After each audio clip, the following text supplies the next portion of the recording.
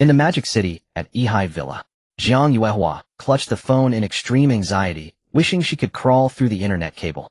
Son, where are you? Come home quickly. There's an abandoned baby at our doorstep. Meanwhile, Lin Yi, who had been partying all night at the nightclub, was stunned upon hearing his mother's call. Abandoned baby? How heartless. Got it, Mom. They'll be right back. After calming his mother down, Lin Yi rushed home without delay. Jiang Yuehua hung up the phone and frowned slightly as she looked at the sleeping infant lying on a half-sized suitcase by her son's door. Such a fair and clean little baby. Which parents could be so cruel? If that rascal Lin Yi had given me such an adorable child, I'd be overjoyed.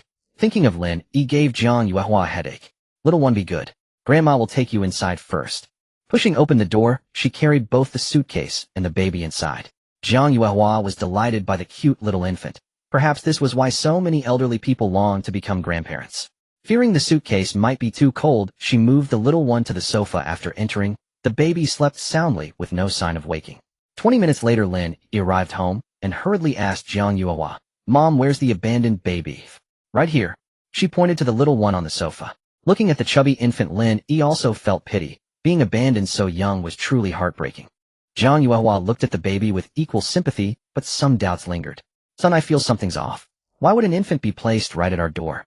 And this little one looks a lot like you did when you were small, fair and clean. But come to think of it, if this child were yours, I'd be dreaming and laughing." Jiang Yuehua rambled on, completely missing her son's helpless expression. How could the baby be his? "Mom, don't spout nonsense. Maybe the baby has some physical defect that the parents couldn't afford. Have you checked?" To Lin Yi, this seemed the most logical explanation. Without another word, he approached the little one and unwrapped the swaddling cloth. Gently checking the baby's limbs and temperature, he found everything normal and discovered the baby was a girl.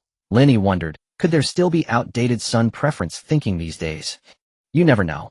Jiang Yuehua suddenly added, the idea of bearing sons to carry on the family line still exists, especially in big families. But don't worry, son. Whatever children you have, whether boy or girl, will love them. She never missed a chance to urge Lin Yi to marry and have kids. Lin Yi grimaced when suddenly a mechanical beep sounded in his mind. Ding. Father-daughter reunion blood bond detected. Dad system successfully activated. Host Lin Yi gift pack photographic memory. Hearing this, Lin Yi froze. Dad system? Wait, is this baby my child? Lin Yi stared at the sleeping infant, puzzled. Ding. System senses the host's disbelief. Issuing quest. Quest complete, a DNA test. Reward temperature perception. How thoughtful. Even requiring a paternity test. Wah. Wah. The baby's cries suddenly filled the room as Lin Yi was mentally planning the DNA test. Mom, the baby's crying. What do I do? Having never raised a child, he was at a loss. Come, let me teach you. You'll need this later. Jiang Yuehua checked the baby's diaper and found it wet. Son, find a cloth diaper. She instructed Lin Yi. Okay. Lin Yi nodded lightly, then realized they had no cloth diapers at home. But the baby's cries were ear-piercing, so he quickly cut a clean, unworn Chanel white short-sleeved shirt into pieces and handed them to his mother. The little one was well-behaved, no longer crying after being changed into dry diapers. She just stared at Lin Yi and Jiang Yuehua with big round eyes. Coo. The baby waved her little hands and feet, making babbling sounds that directly touched their hearts. If only she were my granddaughter. Son, what should we do about this little one? Should we call the police? Well, Mom, she might actually be my child. What? Are you serious? Jiang Yuehua's eyes widened as she grabbed her son's arm. Lin Yi couldn't help but chuckle at his mother's obsession with having a granddaughter. Mom, it's just a possibility. We need a DNA test.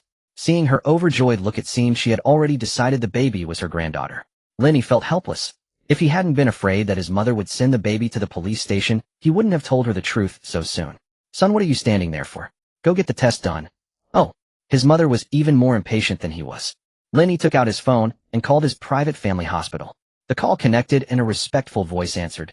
Young master, what are your orders? Dean Zhang, can you do a paternity test?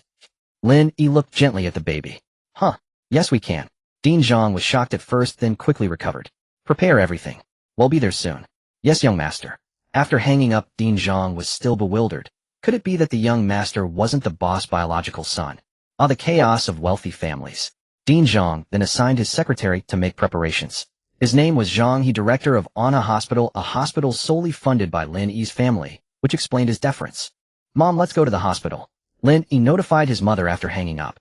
Jiang Yuehua carefully wrapped the baby in her arms, meanwhile teaching Lin Yi the do's and don'ts. Thanks to the system's gift, Lin Yi remembered everything clearly and learned quickly. Mom, let me hold her. Lin Yi humbly requested for the soft little baby. No, you're still a novice. You need to watch and learn more. What if you hurt her? Jiang Yuehua looked at the baby in her arms with a benevolent smile. Lin Yi grimaced helplessly. They hadn't even confirmed it yet, but his mother was already in full grandma mode. In the car he could only watch, but not hold. The feeling was unbearable. During the ride his mother kept telling the driver to drive slowly. Looking at his mother Lin Yi felt as if the baby in her arms was a precious treasure while he was just a weed growing outside. It usually took only 10 minutes to drive from home to the hospital, but today it took a full 30. In front of the hospital the driver carefully parked the car. Before getting out Jiang Yuehua wrapped the little one in a blanket. After all the baby was still very young and couldn't be exposed to the wind. Even though Lin Yi was eager to hold his daughter, Jiang Yuehua instructed him at length. However, upon seeing that Lin Yi's holding posture was correct, she felt quite relieved. At least her teaching hadn't been in vain. In the hospital lobby Dean Zhang, he and a group of medical staff were already waiting on standby. When he saw Jiang Yuehua and Lin Yi getting out of the car he hurried out to greet them. Madam Young Master. The hospital staff behind Zhang, he were astonished to see the dean so respectful. Even a VIP customer who was paying at the counter was taken aback. That VIP had never seen the dean so polite when he had consulted him before. For a moment, everyone in the lobby was curious about the identity of the two. Old Zhang, take us to the lab for a paternity test, Lin Yi said looking at the little one in his arms. Zhang, he was stunned at first, but when he saw the baby in Lin Yi's arms his eyes widened. A baby? Paternity test? Could it be? Yes, young master. This way please. And so the dignified dean bustled about like an obedient servant. When they reached the lab Lin Yi looked at the various instruments and couldn't help but twitch the corner of his mouth. He could accept all this, but he felt a little sorry for the little one in his arms. Even though the paternity test hadn't been done yet Lin Yi had already stepped into the role of a doting father. Old Zhang, what do we need for the paternity test? Blood hair with follicles or nail clippings? All work. Zhang, he answered immediately. As dean his professional knowledge was quite solid. Lin Yi thought for a moment among these only nail clippings would not harm the little one. Let's do nail clippings. Alright, I'll prepare it right away. With that Zhang he walked into the testing room and sterilized the nail clippers. After a moment he came out with disposable gauze and the clippers. The little one was playing in Lin Yi's arms. Even the young nurse nearby was charmed by the adorable scene, secretly thinking the baby's mother must be beautiful. Good baby, don't move, it'll be quick. Lin Yi wiped the little one's hand with a wet wipe. Old Zhang, make sure to go slowly. Don't hurt the baby. Jiang Yuehua instructed from the side, afraid the little one might get hurt. Yes, madam. Zhang, he nodded, his concentration deepening. Meanwhile Lin Yi held the baby's tiny fist and extended her index finger. He had expected the little one to resist, but she was surprisingly cooperative. Not only did she extend her finger, but she even considerately placed it in front of Zhang, he as if to say, hurry up, I've handed it to you. Zhang, he was a father too. Looking at someone else's child, and then thinking of his own, he couldn't help but sigh, my own kid was born to collect debts. Even Lin Yi was charmed by the little one's cuteness. Soon the nail of her index finger was clipped. He was about to take the clipping into the testing room, when as he stood up the little one suddenly burst into loud cries. Wah! Wah! Baby, what's wrong? Lin Yi was frantic, and even Zhang, he broke out in a cold sweat. The two carefully inspected the baby's fingers and found no cuts. The baby didn't seem hungry either. During this time Jiang Yuehua also checked the baby's diaper. It was dry. Even she who had raised a child before was baffled. Looking at the slow-witted adults, the baby kept crying while reaching her little hand again toward Zhang He. Only then did Lin Yi understand. The little one had gotten addicted to nail clipping. Old Zhang, the baby wants you to clip her nails, Lin Yi said with a helpless smile. As if understanding Lin Yi's words, the little one nodded, her eyes still brimming with tears. Zhang He was skeptical. A baby with such a request.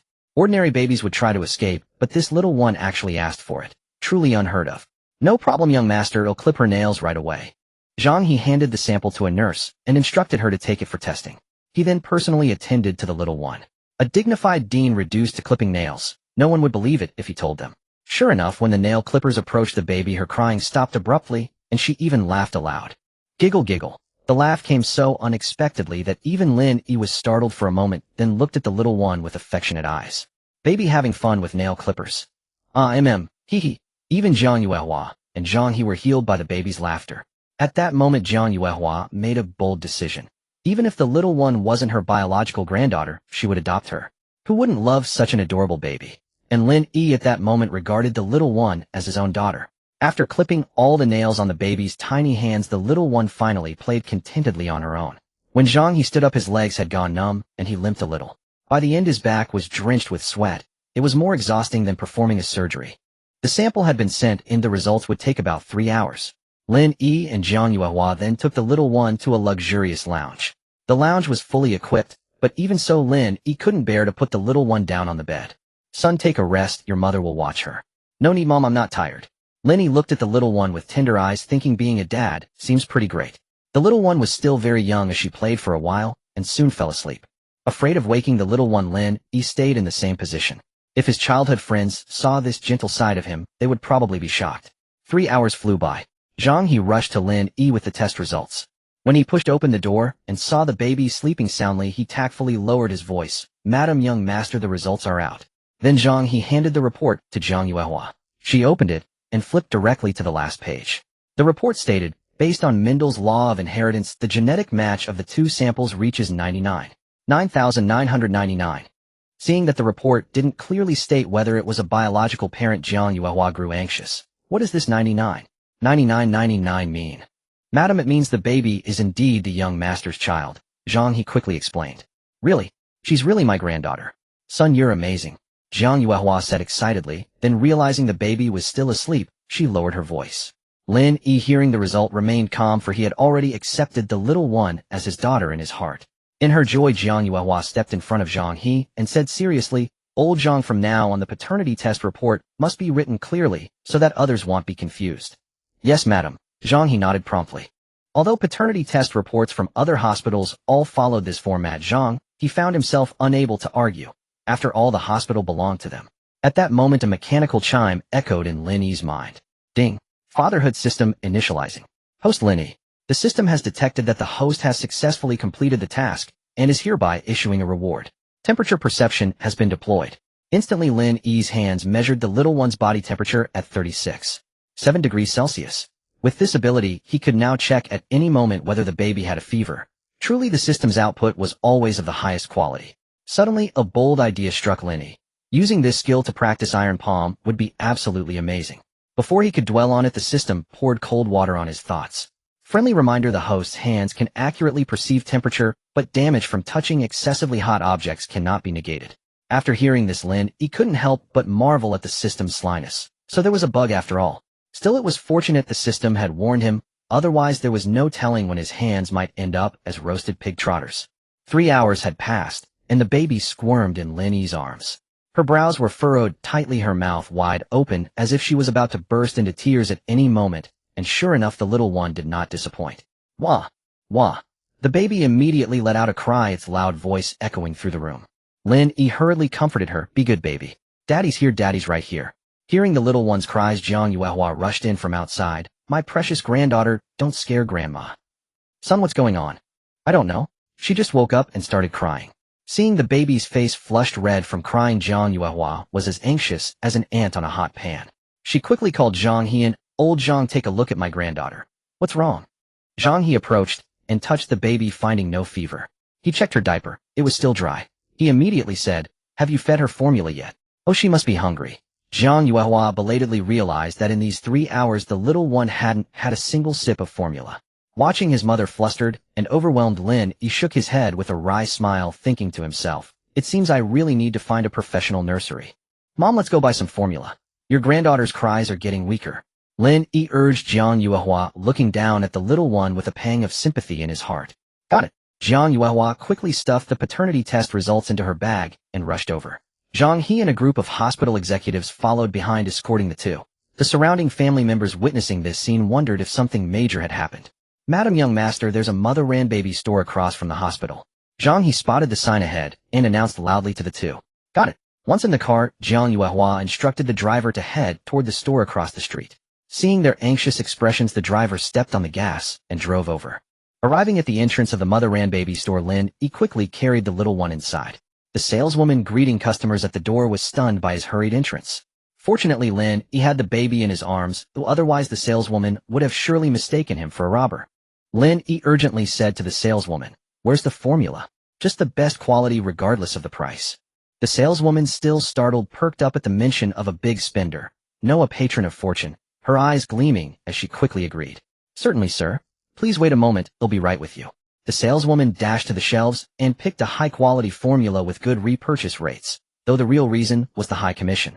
The store had a water dispenser, so Zhang Yuehua grabbed the most expensive bottle, scalded it with boiling water, and prepared some warm water. The baby was now crying weakly, and Lin Yi could only fret helplessly on the sidelines. Hang in there, little one. Your meal is almost ready. The saleswoman brought over the formula, but the pull ring on the lid was stubborn. In the end, Zhang Yuehua had to tear it open by force.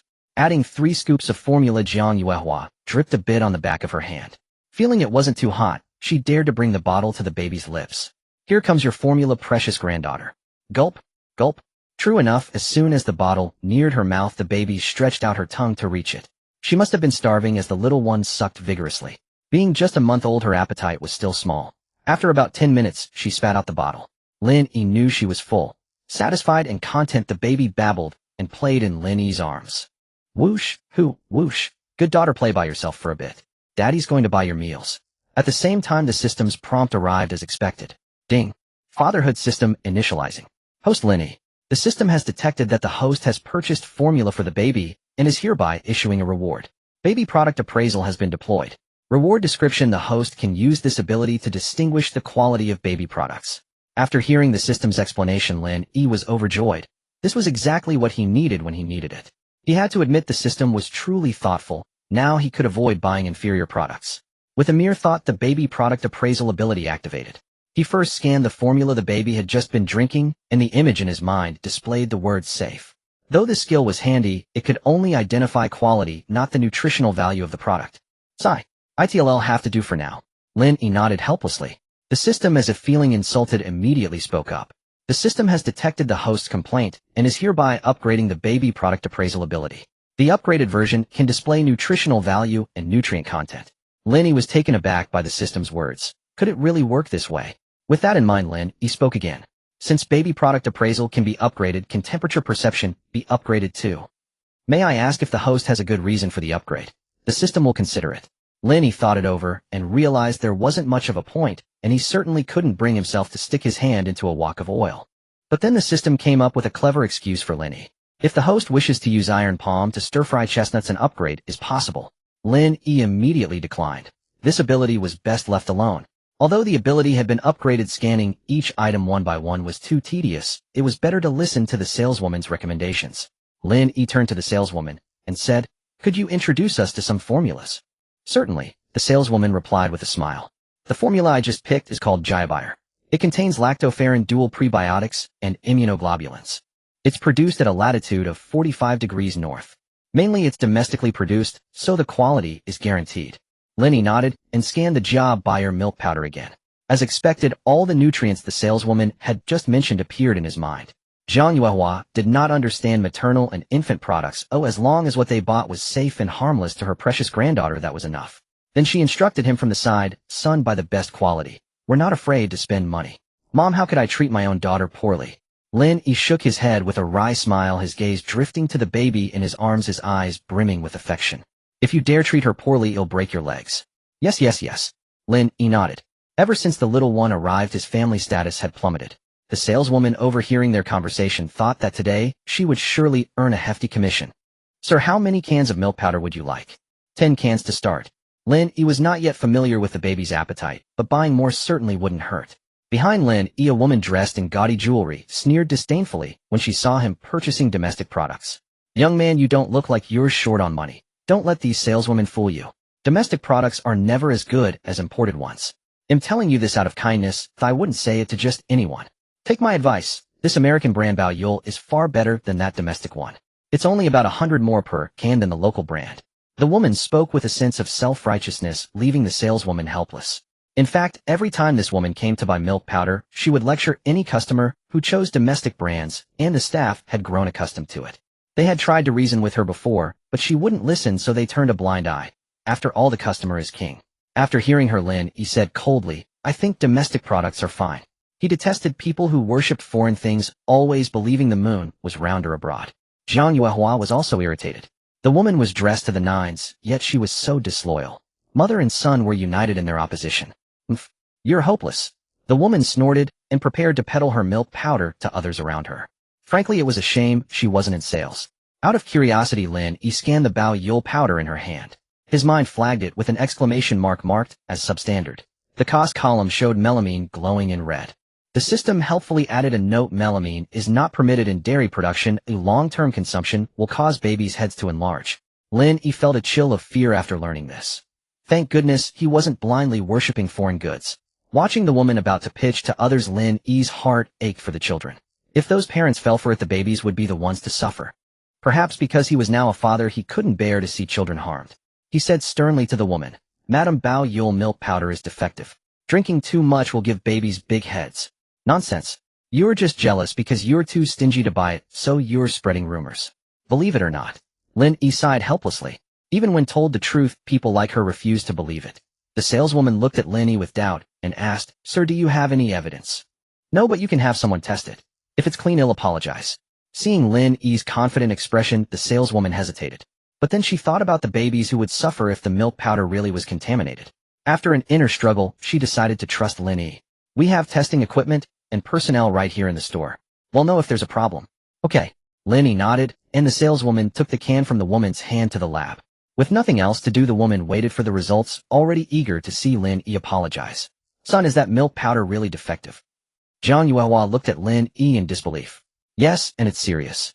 Lin Yi frowned and spoke slowly. 20 minutes later, the saleswoman came running back with the test results. Her face was full of worry. The woman felt a sinking feeling in her heart, but she kept telling herself that Bao Yule couldn't possibly be tainted. The saleswoman reached Lin Yi and announced the results. "Everyone, Bao Yule milk powder contains melamine and at dangerously high levels. We've called the police. They'll be here soon. Please remain calm." "Impossible, impossible, how could it be?"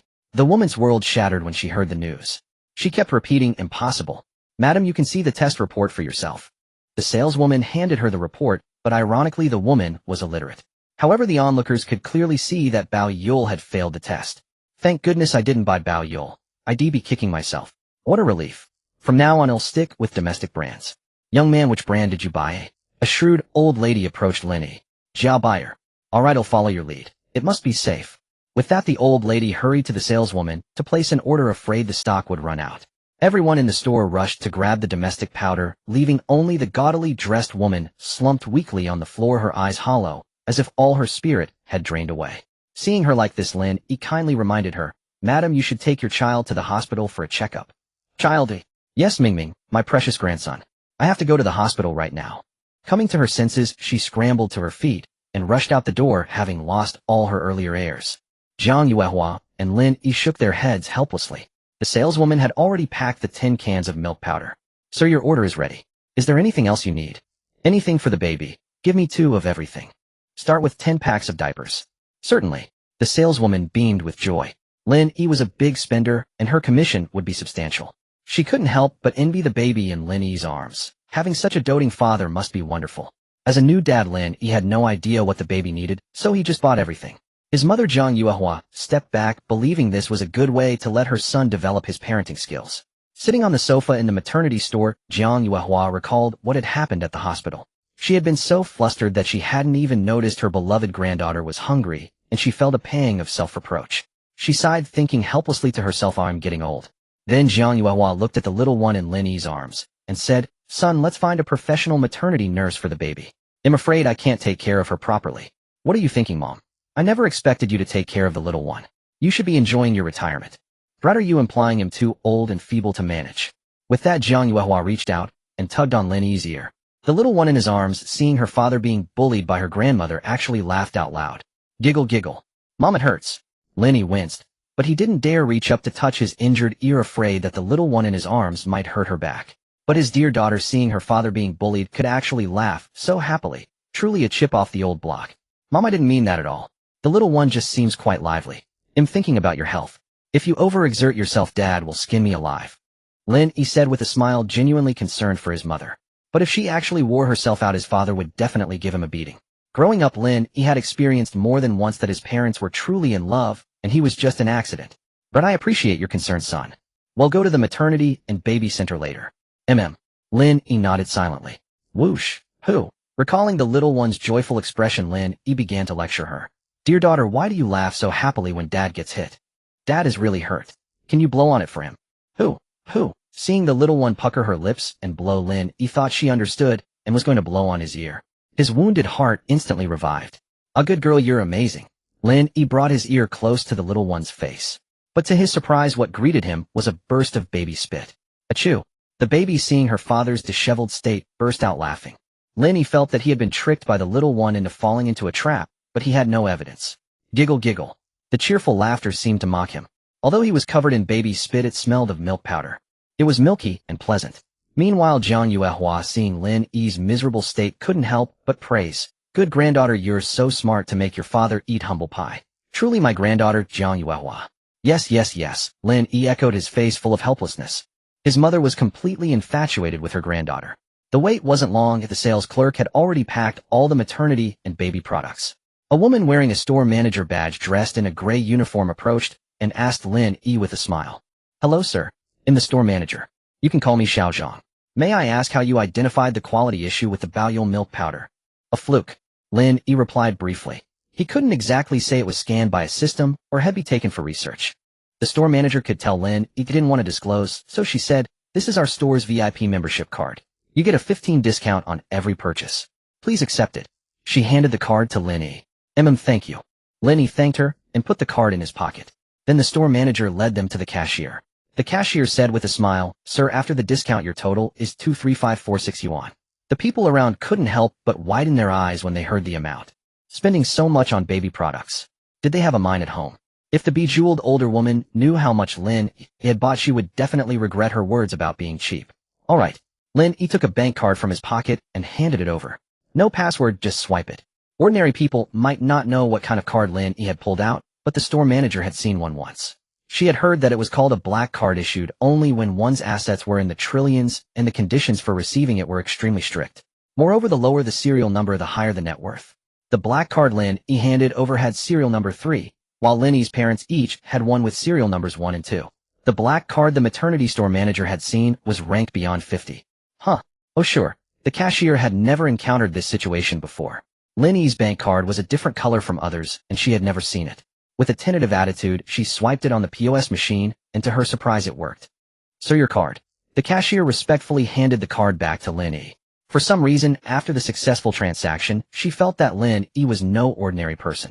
Lin Yi put the card in his pocket and looked at the large pile of bags below, feeling a bit troubled. There were over a dozen shopping bags in total which wouldn't fit in the trunk. Do you offer delivery service? Well, yes. Originally they didn't, but the store manager, knowing Lin Yi's status, agreed without hesitation. Alright, I'll give you an address. Deliver it within 2 hours. Very well, sir. After seeing Lin Yi off, the store clerk asked in confusion, Manager, why did you agree to deliver for him? Let me ask you a question first. Do you know what kind of card he used to pay? Isn't it just an ordinary bank card? Maybe it's a black sticker on a regular card. Hearing their answers, the store manager shook her head. He used a black card? You can only apply for one if you're worth billions, and even then approval isn't guaranteed. We can't afford to offend someone like that. The crowd was stunned to learn that Lin Yi was so formidable. Young as he was, possessing a black card meant he was no ordinary person. The customers waiting in line to pay had heard the manager's explanation clearly. They never imagined that such a peculiar card had such a prestigious background. Their only thought was regret at not having taken a closer look. They might never see one again in their lives. After Lin Yi left, the police arrived at the store to conduct tests, as the brand was American, and without solid evidence it could easily lead to international disputes. However, the product issue was already confirmed. It was just a matter of verifying once more. Barring any surprises, Baoyou milk powder would be making headlines within the next couple of days. Boarding the car, Lin Yi said to the driver, Old Wang. Uncle Wang to the Huangjia Maternal and Infant Center. Very well, young master. Old Wang operated the gear shift, and the car headed toward the city center. The little one lay in Lin Yi's arms, and soon fell asleep again. Worried that the baby might be ill, Lin Yi felt a bit anxious. Mom, could my daughter be sick from sleeping so much? This is normal. When you were little you slept even more than my precious granddaughter. As the baby grows older, her daytime sleep duration will gradually decrease. Oh, Lin Yi nodded, the anxiety in his heart easing. Meanwhile, Jiang Yuehua suddenly recalled when Lin Yi was just born. She was a first-time mother with little experience in raising a child, and the internet was underdeveloped back then, making it impossible to look up anything. It was precisely because Lin Yi slept so much as a child that Jiang Yuehua and Lin Hongji took him to the hospital for a checkup. When the doctor learned that they were concerned about their child's excessive sleep, he took the time to educate them, and Jiang Yuehua remembered it clearly. Jiang Yuehua turned her head to look at Lin Yi holding the baby, and suddenly sighed with emotion. She never expected her son to be so grown up. Time really flies. Then she looked at the little one in her arms with her long eyelashes, fair skin, and soft chubby form truly adorable. Suddenly Jiang Yuehua realized a major issue had been overlooked. She asked Lin Yi son who is the baby's mother. Huh. Lin Yi had been immersed in the joy of having a daughter, and his mother's sudden question caught him off guard. Yes, who exactly is the baby's mother? Although Lin Yi frequented bars and nightclubs, he had always maintained self-discipline. After all, the question of whether there was any illness was a serious one. Calculating back in time, Lin Yi recalled what happened 11 months ago. Suddenly he remembered a day when he got drunk. When he woke up the next morning, he found himself lying naked on the large bed in a hotel room with a trace of blood on the white sheets. At the time he was puzzled and had a vague image of a beautiful girl in his mind. Thinking it was just because he had seen too many pretty girls, he dismissed it. Now he realized that the girl was real. Could she be the baby's mother? Lin Yi couldn't help but wonder, since she chose to give birth to the child alone, why is she sending her to me now? Unable to find an answer, it seemed he would have to find the baby's mother to clear up these doubts. Nevertheless, Lin Yi was deeply grateful to her for giving birth to such a beautiful daughter. Seeing Lin Yi silent, Jiang Yuehua called softly, Son, speak up, who is the baby's mother? Well, Mom, when I tell you, please don't be angry. Lin Yi tried to prepare Jiang Yuehua in advance. Actually, I don't know who the baby's mother is. Lin Yi frowned awkwardly. Although it might sound hard to believe, that was the truth. What? Jiang Yuehua exclaimed in shock, but quickly lowered her voice when she realized the baby was sleeping. What did you just say? Thinking she hadn't heard clearly, she asked again in disbelief. I don't know who the baby's mother is. Lin Yi pursed his lips and said better to rip off the bandage quickly.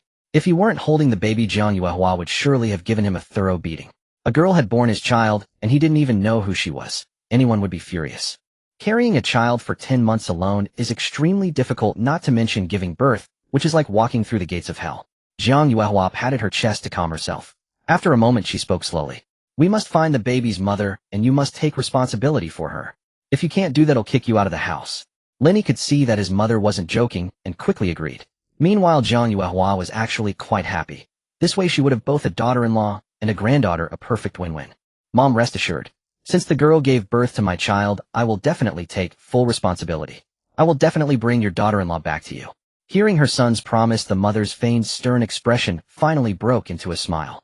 And that smile in Lin Yi's eyes seemed to carry a hint of triumph. Regardless, Lin Yi was serious. He would fulfill his responsibility to the baby's mother.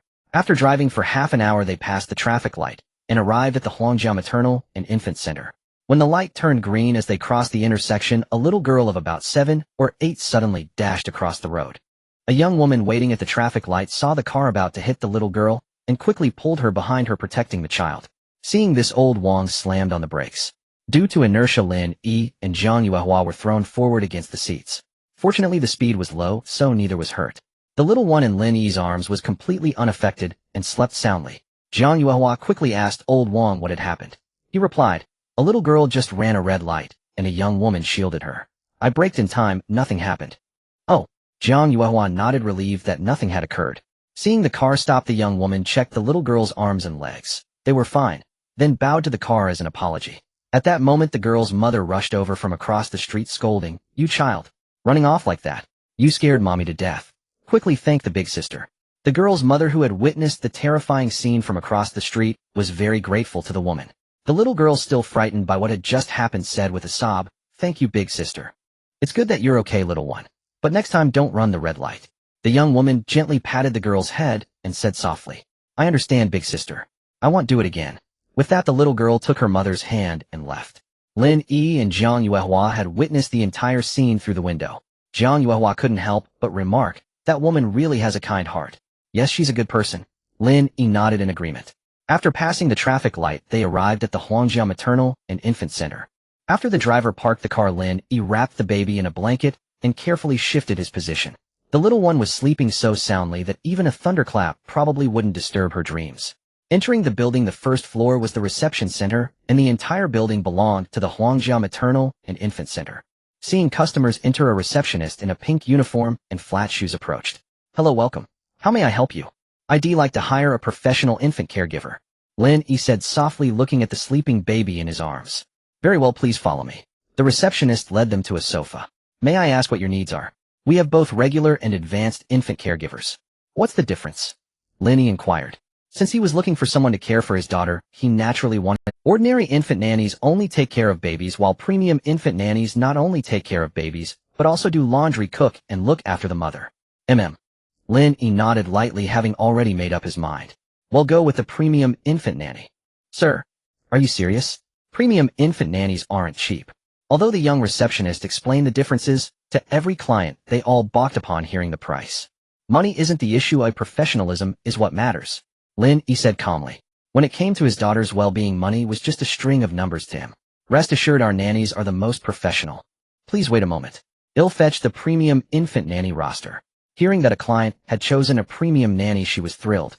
After all, with such a high price tag, closing this deal would mean a substantial commission. The young girl then hurried off, returning promptly with the roster, which she handed to Jiang Yuehua and Lin Yi. Sir, madam, here is the roster. See if anyone catches your fancy. The two nodded and began flipping through it. There was something magical about first impressions. If you didn't like someone at first glance, you probably never would. Opening the first page, the woman listed at the top seemed familiar to Lin Yi and Jiang Yuehua.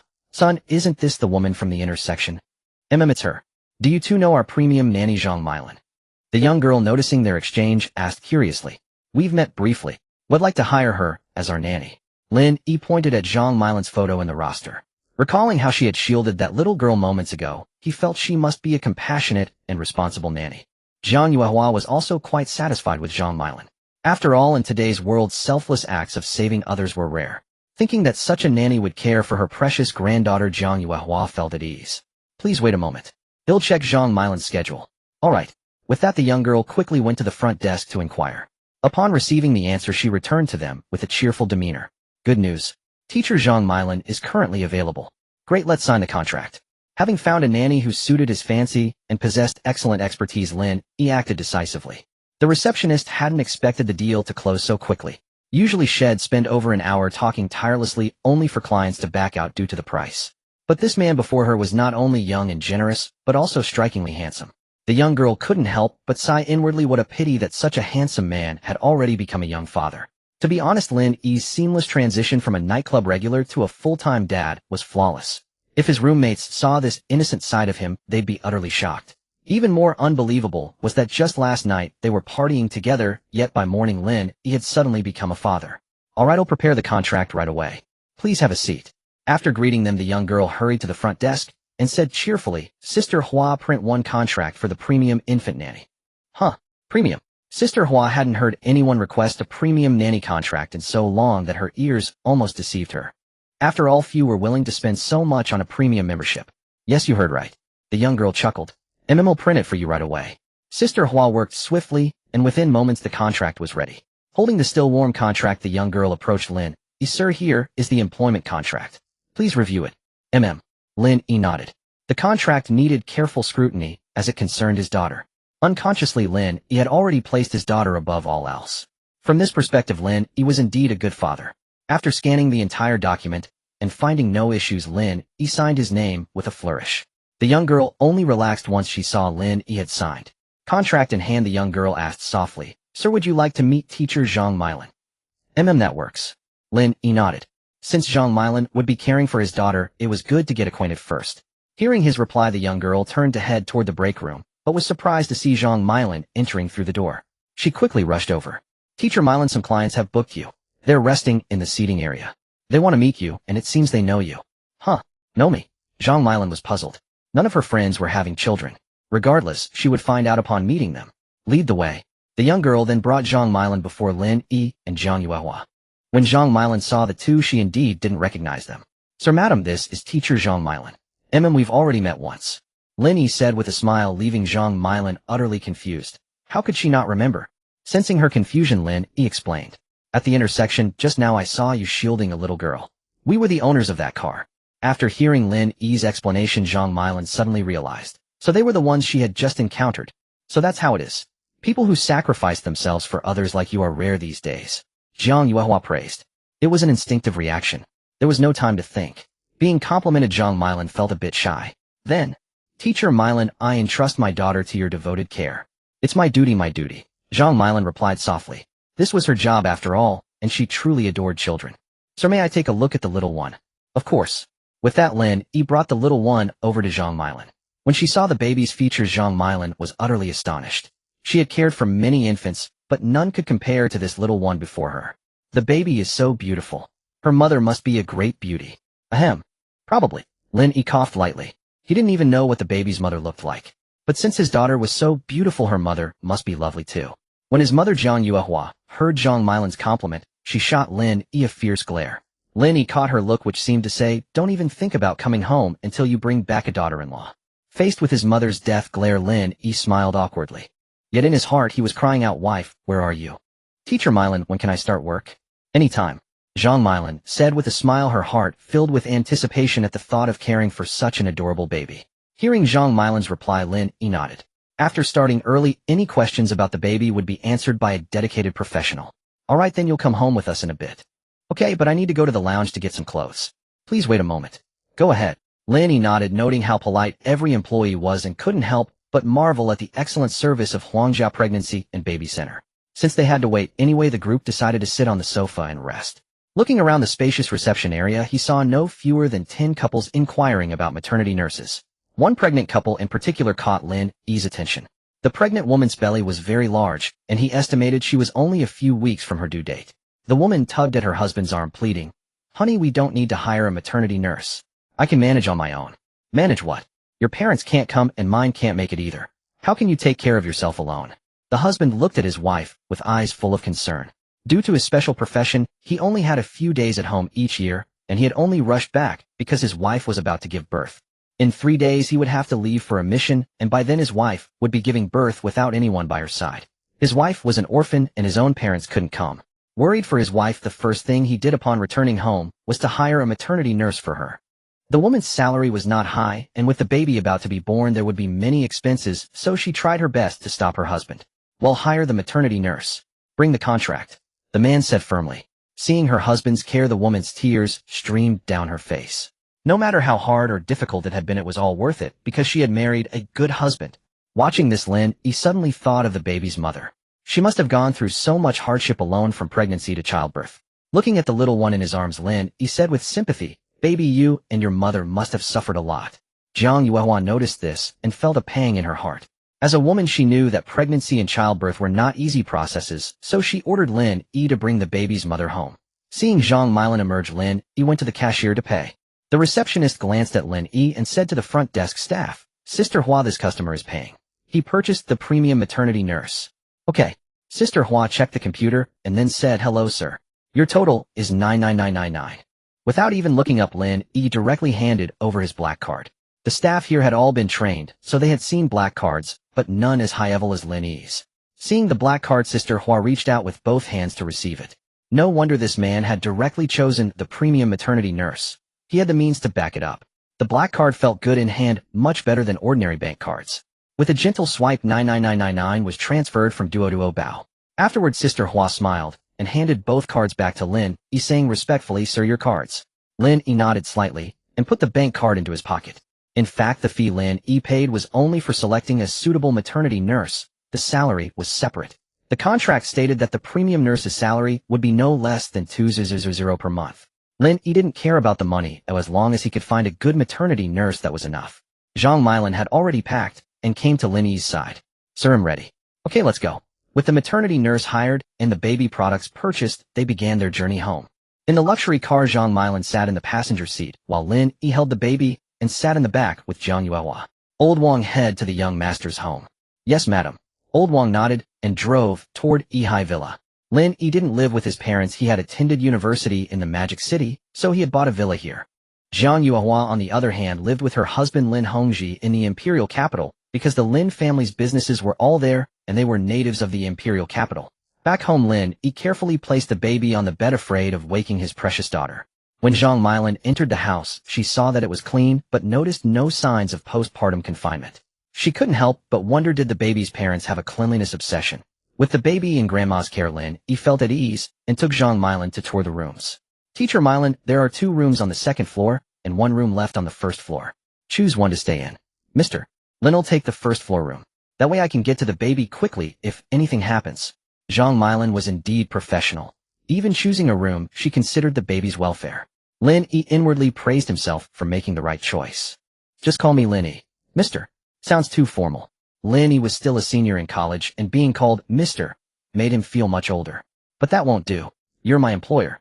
Since you know I'm the employer, just do as I say," Lin Yi said assertively. He didn't believe in many rules. Alright, then I'll call you Brother Lin. Okay. Lin Yi thought that at least it sounded younger than Mr. Lin, but Zhang Milan was probably older than him. Was he taking advantage? There's nothing in the first floor room. Go ahead and put your things away first. Okay, Mr. Lin. Brother Lin. With that, Zhang Milan took her bag and went into the room on the right side of the first floor. Ding dong, ding dong. The doorbell rang. Lin Yi looked through the peephole and saw the store manager from the baby store, then opened the door. Sir, the items you purchased have been delivered. We'll bring them in for you. Okay. Lin Yi nodded, and the store employees picked up the bags, put on shoe covers at the door, and entered. Although it was a small detail, Lin Yi was very pleased. Sir, where would you like us to put these? Seeing so many packages, Lin Yi remembered that there was an empty storage room in the house. He could put the items there. Then Lin Yi led the workers to the storage room. With the workers, the store manager, and Lin Yi, it took 3 trips to move everything. It was clear that Lin Yi had bought a lot, and the Jaya Bayer formula milk powder in their store had been sold out because of Lin Yi.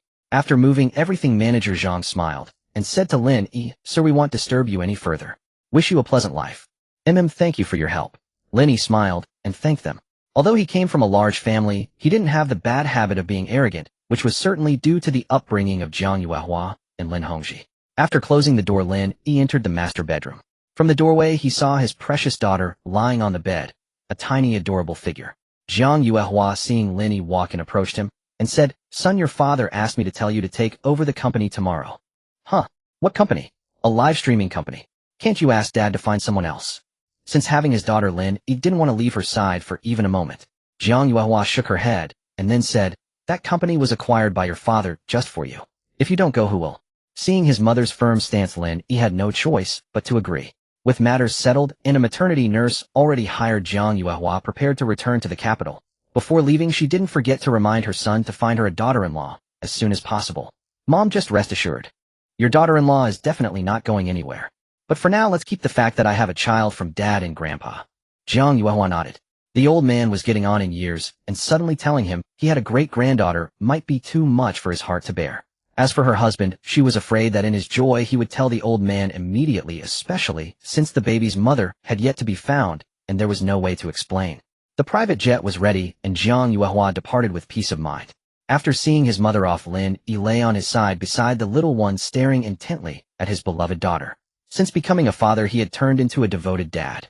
Maya, whoosh, the baby's eyelids suddenly fluttered open, her dark eyes rolling around.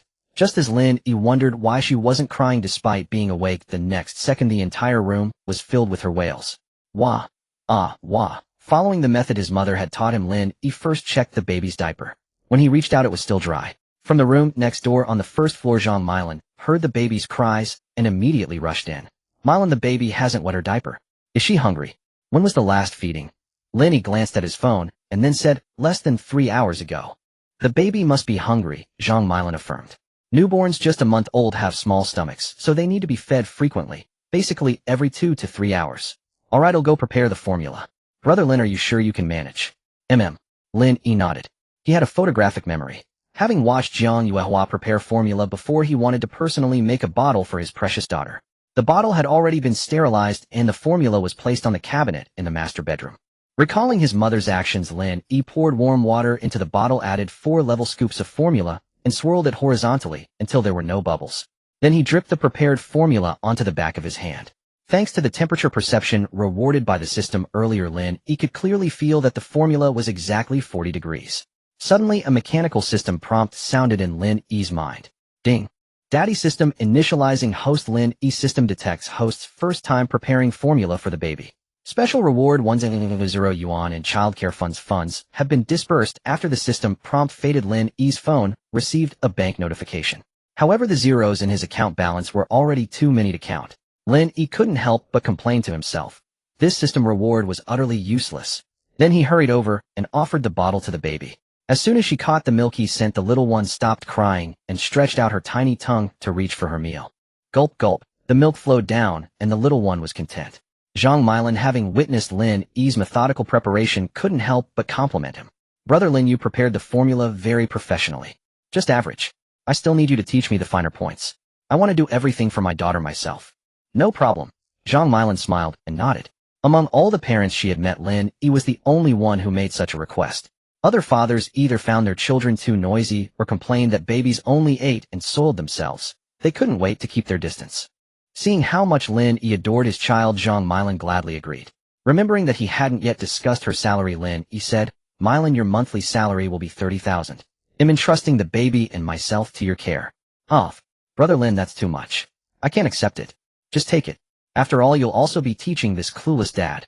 Sweetheart, does the milk taste good? Afraid that Zhang Milan would refuse, Lin Yi turned to chat with his little one. Maternity nurses' salaries were usually based on the minimum standard in the contract, 20,000 per month. Lin Yi suddenly offering her 30,000 made Zhang Milan feel undeserving. She was a simple girl, others would have been thrilled to earn more. Nevertheless, Zhang Milan had no choice but to accept, though she felt an added sense of responsibility. Soon the baby was full and contentedly spat out the nipple. Then Zhang Milan began teaching Lin Yi the essentials of childcare. Brother Lin, every time the baby finishes feeding you need to burp her. Some babies like to keep a little milk in their mouths after drinking. First bring your body close to the baby, then lean back against the bed and let the baby lie on your chest. Use a cupped palm to pat. Don't apply too much force. Just a few minutes of patting each time is enough. Got it. Lin Yi remembered every detail carefully as it concerned his own daughter. Since the arrival of his daughter Lin, he felt time slip by with astonishing swiftness. Without any significant endeavor, the afternoon had quietly arrived. The infant, after finishing her milk, remained nestled in Lin Yi's arms, leaving Zhang Milan, who stood by feeling utterly superfluous for the first time. Cough, cough, cough, cough.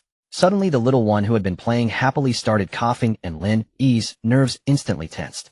Milan, why is my daughter suddenly coughing? Brother Lin, let me examine the little one first.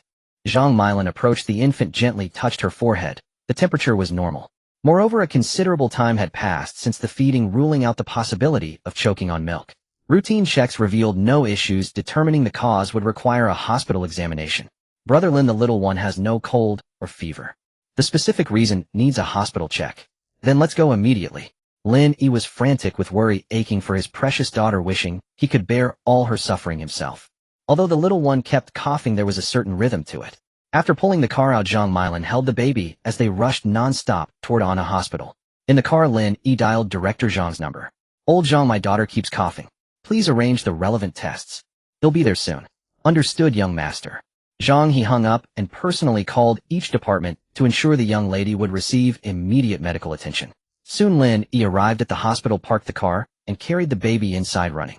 At that moment, the director, along with a team of medical staff, was waiting in the hospital lobby. Upon seeing Lin Yi, Zhang he hurried over and said, Young master, please follow me.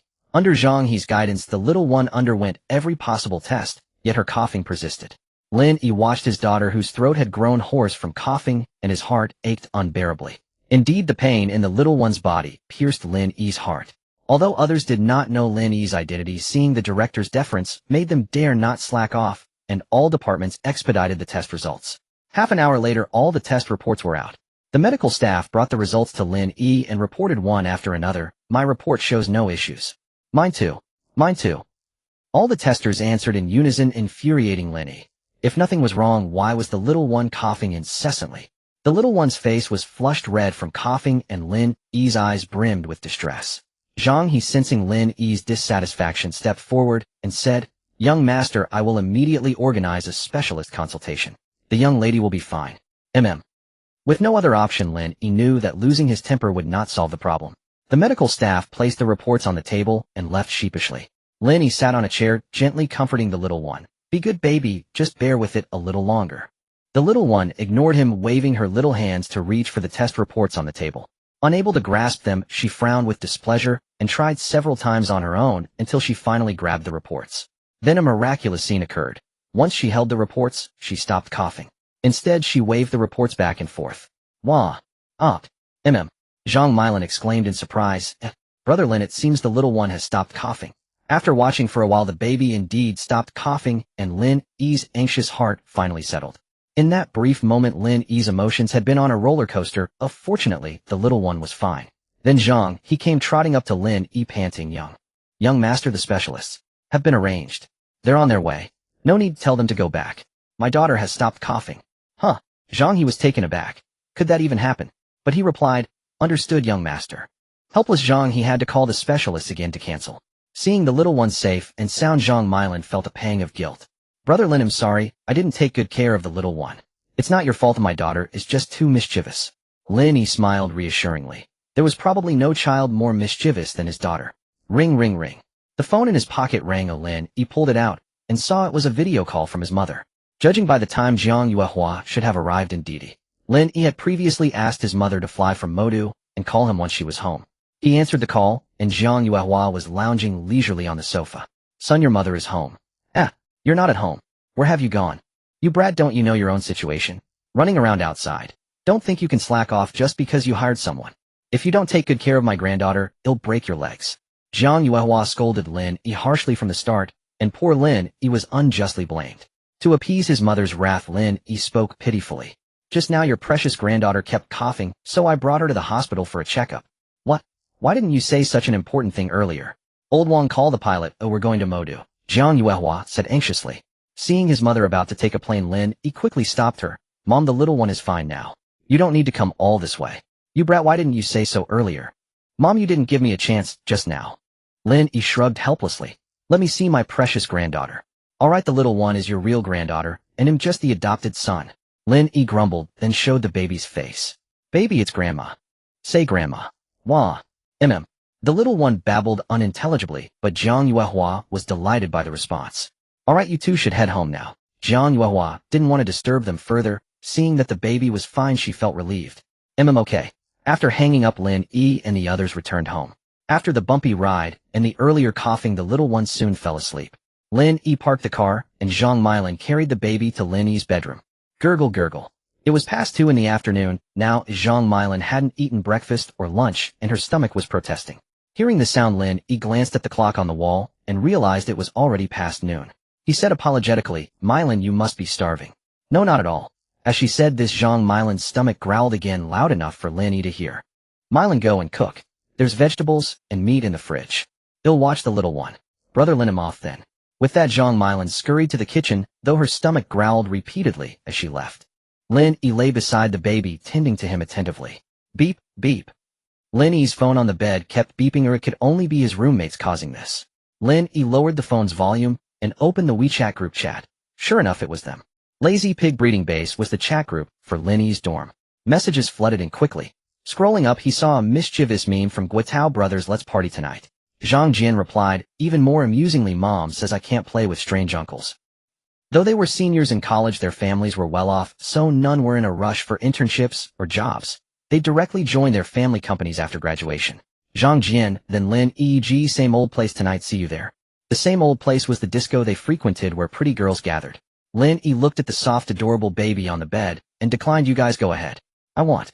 The others were puzzled. They couldn't believe those words came from Lin Yi. What's up, e.g.? Busy with something that you can't come out and have fun. Busy raising a kid. I think you're just making excuses. What kid? Not busy making one, are you? Lin Yi glanced at the phone and turned it off, ignoring them. Those plastic faces couldn't compare to even a fraction of his daughter's beauty. After a while, a fragrance drifted into the bedroom, and Zhang Milin entered. Brother Lin, the meal is ready. Please go eat. All right. Milin, let's eat together. Since it was just the two of them, Lin Yi wasn't bothered by formalities. No, Brother Lin. You go ahead. I'll watch the baby. The baby's asleep. Let's both go eat. Absolutely not. Hearing Lin Yi's words, Zhang Milin refused sternly. Lin Yi was puzzled. Why would she get upset over an invitation to eat? Realizing she had spoken too harshly, Zhang Milin quickly apologized. Brother Lin, I'm sorry. I was too anxious. It's like this, even if the baby is sleeping, someone needs to be by their side. While sleeping, the baby's position might change. An improper position can cause choking on milk, and if an adult doesn't notice in time, the baby could be in danger. So whether asleep or not, someone must always be there.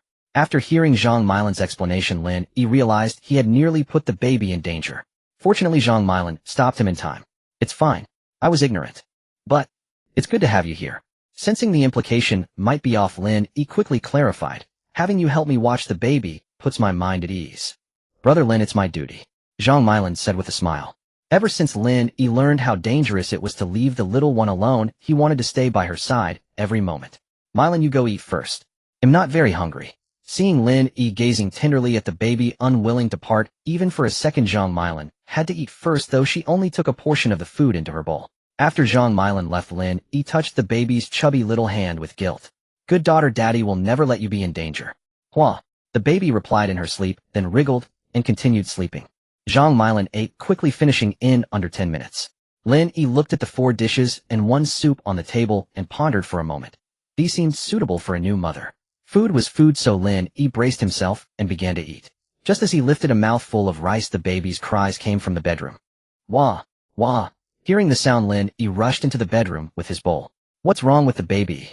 She's pooped. Zhang Milan checked the diaper and found the baby had delivered gold. Upon hearing this, Lin Yi put down his bowl and grabbed a new diaper from the table. Zhang Milan smiled and said, Brother Lin, I'll change it. No, you can teach me. Lin Yi had never changed a diaper for the baby before, so this was a chance to learn. Being a qualified dad meant mastering diaper changes. Seeing Lin Yi's insistence, Zhang Milan agreed. Brother Lin first removed the old diaper. When taking it off, folded upward to prevent the feces from touching the baby's bottom again. Lin Yi thought changing a diaper would be easy, but it turned out to be far from simple. Soon Lin Yi's forehead was covered in sweat, and even his back was damp. Fortunately, he was quick to understand and didn't panic. After removing the old diaper, Zhang Milan said, take a soft wet wipe and clean the baby. Be sure to use gentle pressure. Always wipe from front to back to prevent bacteria from entering the baby's genitals. Alright. Lin Yi followed every step Zhang Milan instructed. The baby seemed to feel her bottom becoming dry and immediately started kicking her little legs. Hua, Inya, who good daughter be good. Daddy will put on a new diaper. No matter what Lin Yi said, the little one kept squirming. Once the diaper is changed, you'll get some milk. The baby seemed to respond, and her little legs stopped flailing. Seeing his daughter calm down, Lin Yi quickly opened the new diaper package, and Zhang Milan explained, pull the front of the new diaper up to cover the baby's belly. Make sure the diaper is as flat as possible between the baby's legs for maximum comfort. If it bunches up or wrinkles, the baby will be uncomfortable and the skin might get chafed. Finally, fasten the tapes on both sides of the diaper securely. But be careful not to make it too tight so it doesn't squeeze the baby. Also avoid letting the tapes stick to the baby's skin. Lin Yi silently memorized everything Zhang Milan said. Next time, changing a diaper would be familiar. After finishing, Lin Yi collapsed weakly beside the baby. Changing a diaper was more exhausting than dancing at a club. At the same time, a mechanical prompt sounded in Lin Yi's mind. No need to ask. It was the system delivering rewards. Ding. Fatherhood system initializing host. Lin Yi system detected host's first diaper change for the baby. Reward: a luxury baby stroller deployed. As the system finished, a baby stroller appeared in the living room, but Lin Yi was too tired to look. With Lin Yi watching the baby, Zhang Milan thoughtfully brought the meal to him. Brother Lin, please eat before it gets cold. Alright. Looking at the trotters on the table, Lin Yi lost his appetite, though the stir-fried vegetables were decent. Seeing Lin Yi only picking at the vegetables, Zhang Milan said considerately, Brother Lin, eat more trotters. They help with lactation. Zhang Milan realized she had misspoken as soon as the words left her lips. How could Brother Lin produce milk when he was a man? Flustered, she blushed and stammered, Brother Lin, I'm sorry. I'm just so used to doing things that way. Lin Yi understood perfectly, knowing that Zhang Milan was unaware of his situation. He waved his hand and said, it's fine. If the baby's mother isn't here, there's no need for all that. Zhang Milan nodded, sensing the sorrow in Lin Yi's voice. Looking at the delicate cherubic infant in his arms, her heart ached. It was such a pity that the little one's mother had passed away so young. With her pure-hearted simplicity, she tried to comfort Lin Yi. Brother Lin, you have to stay strong. You still have your daughter. Don't grieve. Look forward. Lin Yi was puzzled. Zhang Milan must have misunderstood. He quickly tried to explain, actually it's not. Before he could finish, Zhang Milan interrupted, Brother Lin, I understand. Don't worry, I'll help you take good care of the baby. Well then, it seemed the misunderstanding had only deepened. Seeing this, Lin Yi decided not to bother explaining anymore. Heaven knew what other strange ideas Zhang Milan might come up with. Whoosh, After the diaper change, the little one lay on the bed, but her tiny hands kept flailing about. It seemed she was reaching for Lin Yi's bowl. The little one's eyes were wide open, as if she wouldn't stop until she got what she wanted. Sweetheart, you want to eat this? Whoosh. The baby seemed to be answering Lin Yi, even drooling a little. Seeing that, Lin Yi wouldn't give, and the baby's brow furrowed. Though logic told Lin Yi that the infant was too young for solid food, seeing her pitiful expression softened his heart. Milan, can I feed the baby some of this food? Absolutely not. The baby's organs aren't fully developed yet, she can't digest that food. And you can't start introducing complementary foods until she's 6 months old. Oh, Lin Yi nodded lightly, confirming his own suspicions. He said apologetically to the baby, Sweetheart, did you hear what Annie said? It's not that Daddy won't feed you. The little one seemed to sense her plea had failed and turned her head away in a huff of pride. Seizing the moment, Lin Yi quickly wolfed down a few mouthfuls of rice.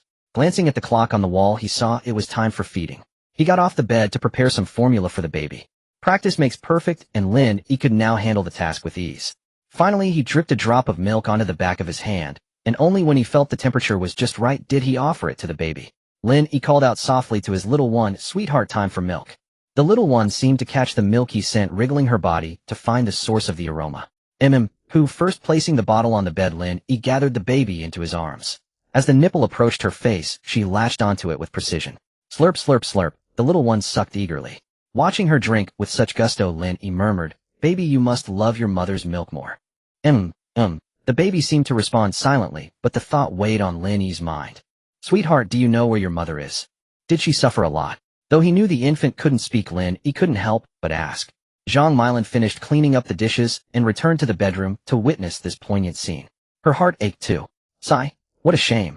Lin Yi saw Zhang Milan standing dumbfounded at the door and knew she was letting her imagination run wild again.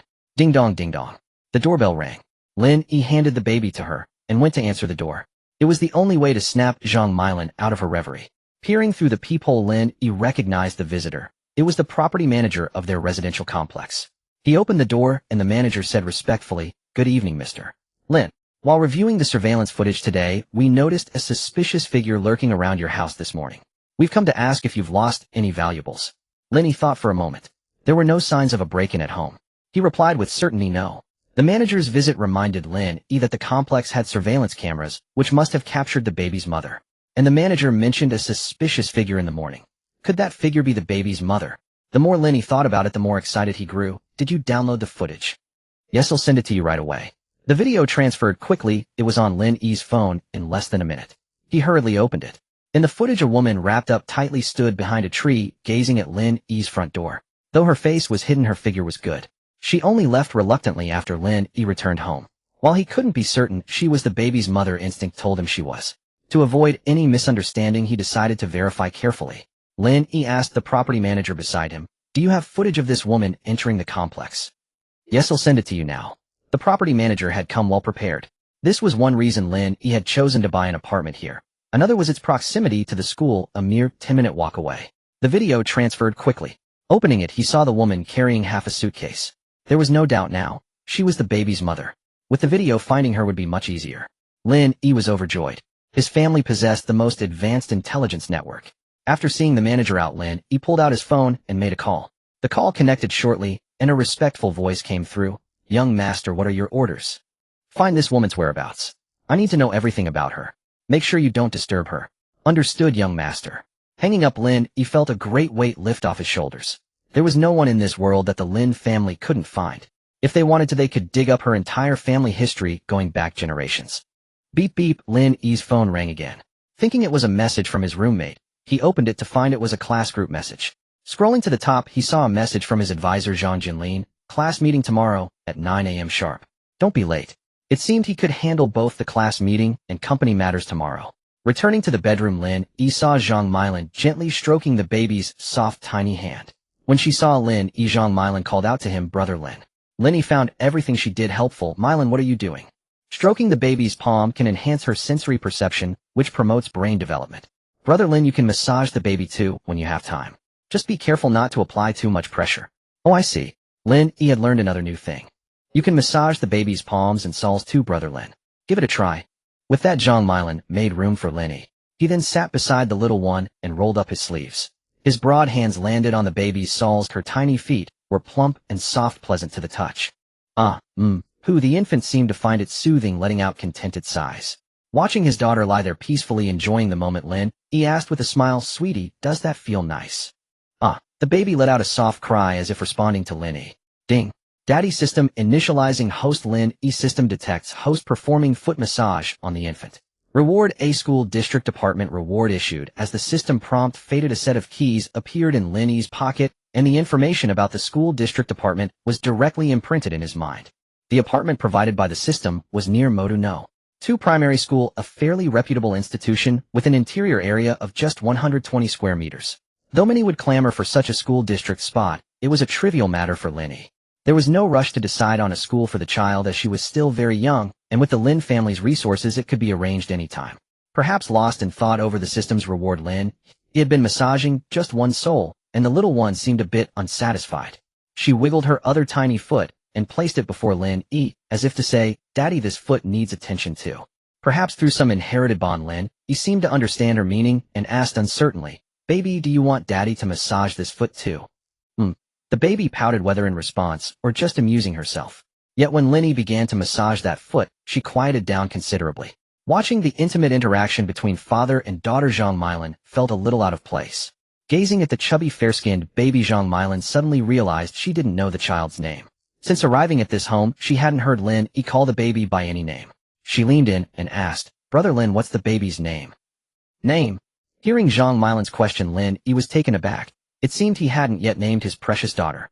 After a moment seeing Lin Yi still silent, Zhang Milin wondered, could it be the baby still has no name? Surely not. As far as she knew, other babies had both nicknames and formal names chosen before birth. Giggle. Lin Yi heard his daughter's chuckling and suddenly thought of a nickname. He slapped his thigh and declared contentedly, "My daughter's nickname is Tang Tang."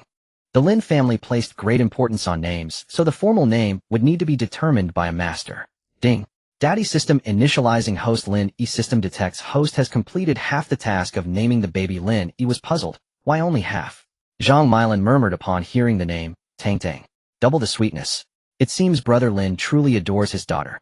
After playing with the little one a while longer, she quickly fell asleep. Seeing it was getting late, Zhang Milin urged Lin Yi to rest. New to fatherhood, Lin Yi was reluctant to part from his precious daughter and volunteered for the heavy task of nighttime care. "Milin, you go to sleep. He'll watch the baby tonight." Brother Lin, are you sure? Babies can be very fussy at night. To be honest, Lin Yi was the first parent in all her years of work to volunteer so eagerly. Others often dreaded even nighttime feedings. She couldn't help but marvel why such a difference among parents. "I'm sure. If anything comes up, I'll call you." Lin Yi looked at the little one on the bed with satisfaction. He knew how to change diapers, prepare formula, and burp her. It should be fine. Seeing Lin Yi insistent, Zhang Milin didn't press further and advised, "Brother Lin, if you can't manage, just call me." Lin Yi nodded. Thinking about his plans for the next day, he said, "Milin, I need to go out tomorrow morning. The baby will be in your care. Don't worry, I'll take good care of Tang Tang." "Good, then you go get some rest." After these instructions, Zhang Milin returned to her room, yet her heart felt strangely empty. Once she was gone, Lin Yi turned off the lights, leaving only a small lamp. He lay beside the little one, reflecting on the day's events, which felt surreal. Just yesterday he was alone, and today he was suddenly a father. Even a TV drama wouldn't dare such a plot. Yet Lin Yi was genuinely happy. Having such a soft, adorable daughter made him smile, even in his dreams. If only Tang Tang's mother were here too. In a daze, a beautiful woman's silhouette appeared in Lin Yi's mind.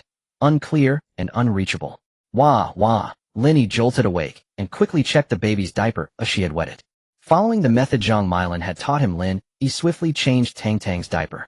Once done, the little one stopped crying and stared at him with big round eyes, showing no signs of sleepiness. Who, seeing her playing happily on her own, Lin Yi asked gently, "Tang Tang, how about Daddy pats you to sleep?" As if she understood, the little one shook her head. Lin Yi let out a helpless laugh at this. Naughty Tang Tang, already disobeying. "Will you pull Daddy's oxygen tube when I'm old?" Little rascal, you're answering me." Lin Yi felt his little cotton-padded jacket was letting in a draft.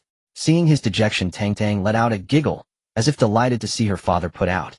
Others might trick their daughters, but she was tricking her dad. In the next room, Zhang Milin instinctively sat up at the baby's cry. She slipped on her slippers to check, but before she could take a few steps, the crying stopped. It seemed brother Lin was handling things well, so she went back to sleep reassured. At 1:30 a.m. the little one was still wide awake. No matter how Lin Yi patted her, she wouldn't sleep. He had only managed a brief rest before dawn the previous night, only to be woken by his mother's call. Now his eyelids were heavy, barely able to stay open. Tang Tang considerately flapped her tiny hand, and with a smack hit Lin Yi's face, jolting him awake. Giggle. The little one wore a mischievous grin, quite pleased with herself. Her tiny hand had surprising strength.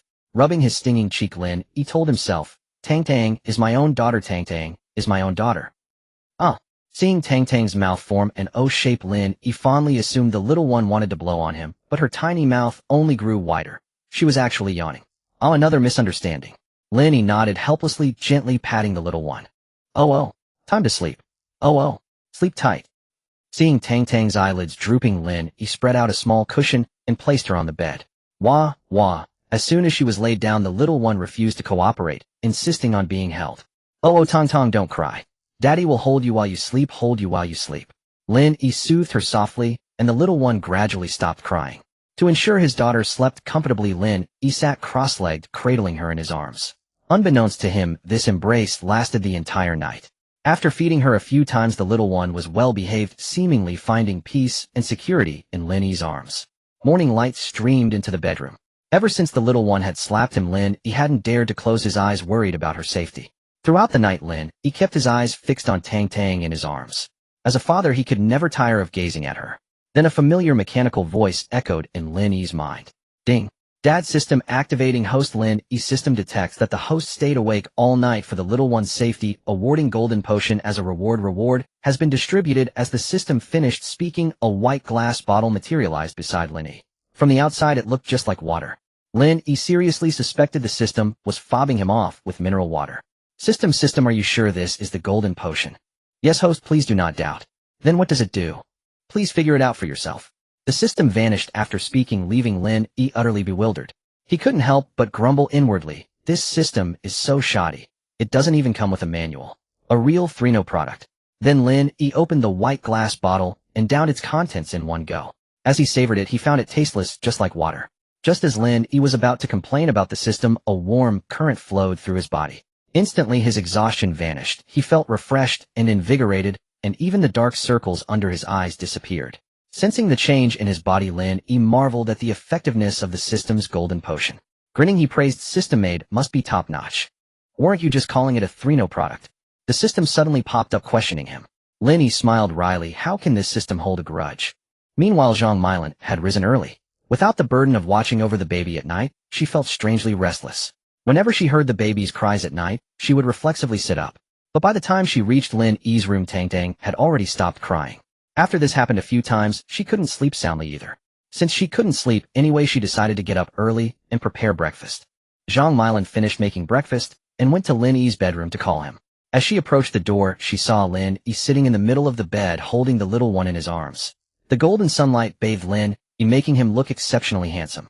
Zhang Milan couldn't tear her eyes away. Lin Yi noticed someone at the door and looked up only to see Zhang Milan staring intently at him. Milan, what's wrong? Hearing his voice, Zhang Milan snapped back to reality. Brother Lin, you didn't hold Tang Tang all night, did you? No, of course not. I just started this morning, Lin Yi quickly explained. If he told Zhang Milan that he had indeed held Tang Tang all night, she would probably think he was crazy. Oh, I see. Did Tang Tang cry a lot last night? Lin Yi recalled patting the little one for ages and said helplessly, not too bad. She just wouldn't sleep for a while. She was very energetic. All babies are like that. They sleep 20 hours out of 24. Maybe she slept too much during the day and wasn't tired at night, Zhang Milan explained earnestly. Lin Yi nodded. Despite the minor scare last night, Tang Tang had been cooperative. Having watched over the little one for just one night, Lin Yi believed he would become more adept with each passing experience. Just now when Lin Yi looked up, Zhang Milan felt puzzled. How could he who had watched Tang Tang all night look even more energetic than she did who hadn't? Unable to figure it out, she dismissed the thought and said, Brother Lin, breakfast is ready. Please go ahead and eat. Okay. Lin Yi nodded. After sitting up all night, he was indeed hungry. He laid the little one on the bed and was surprised to find that Tang Tang didn't cry. She was fast asleep.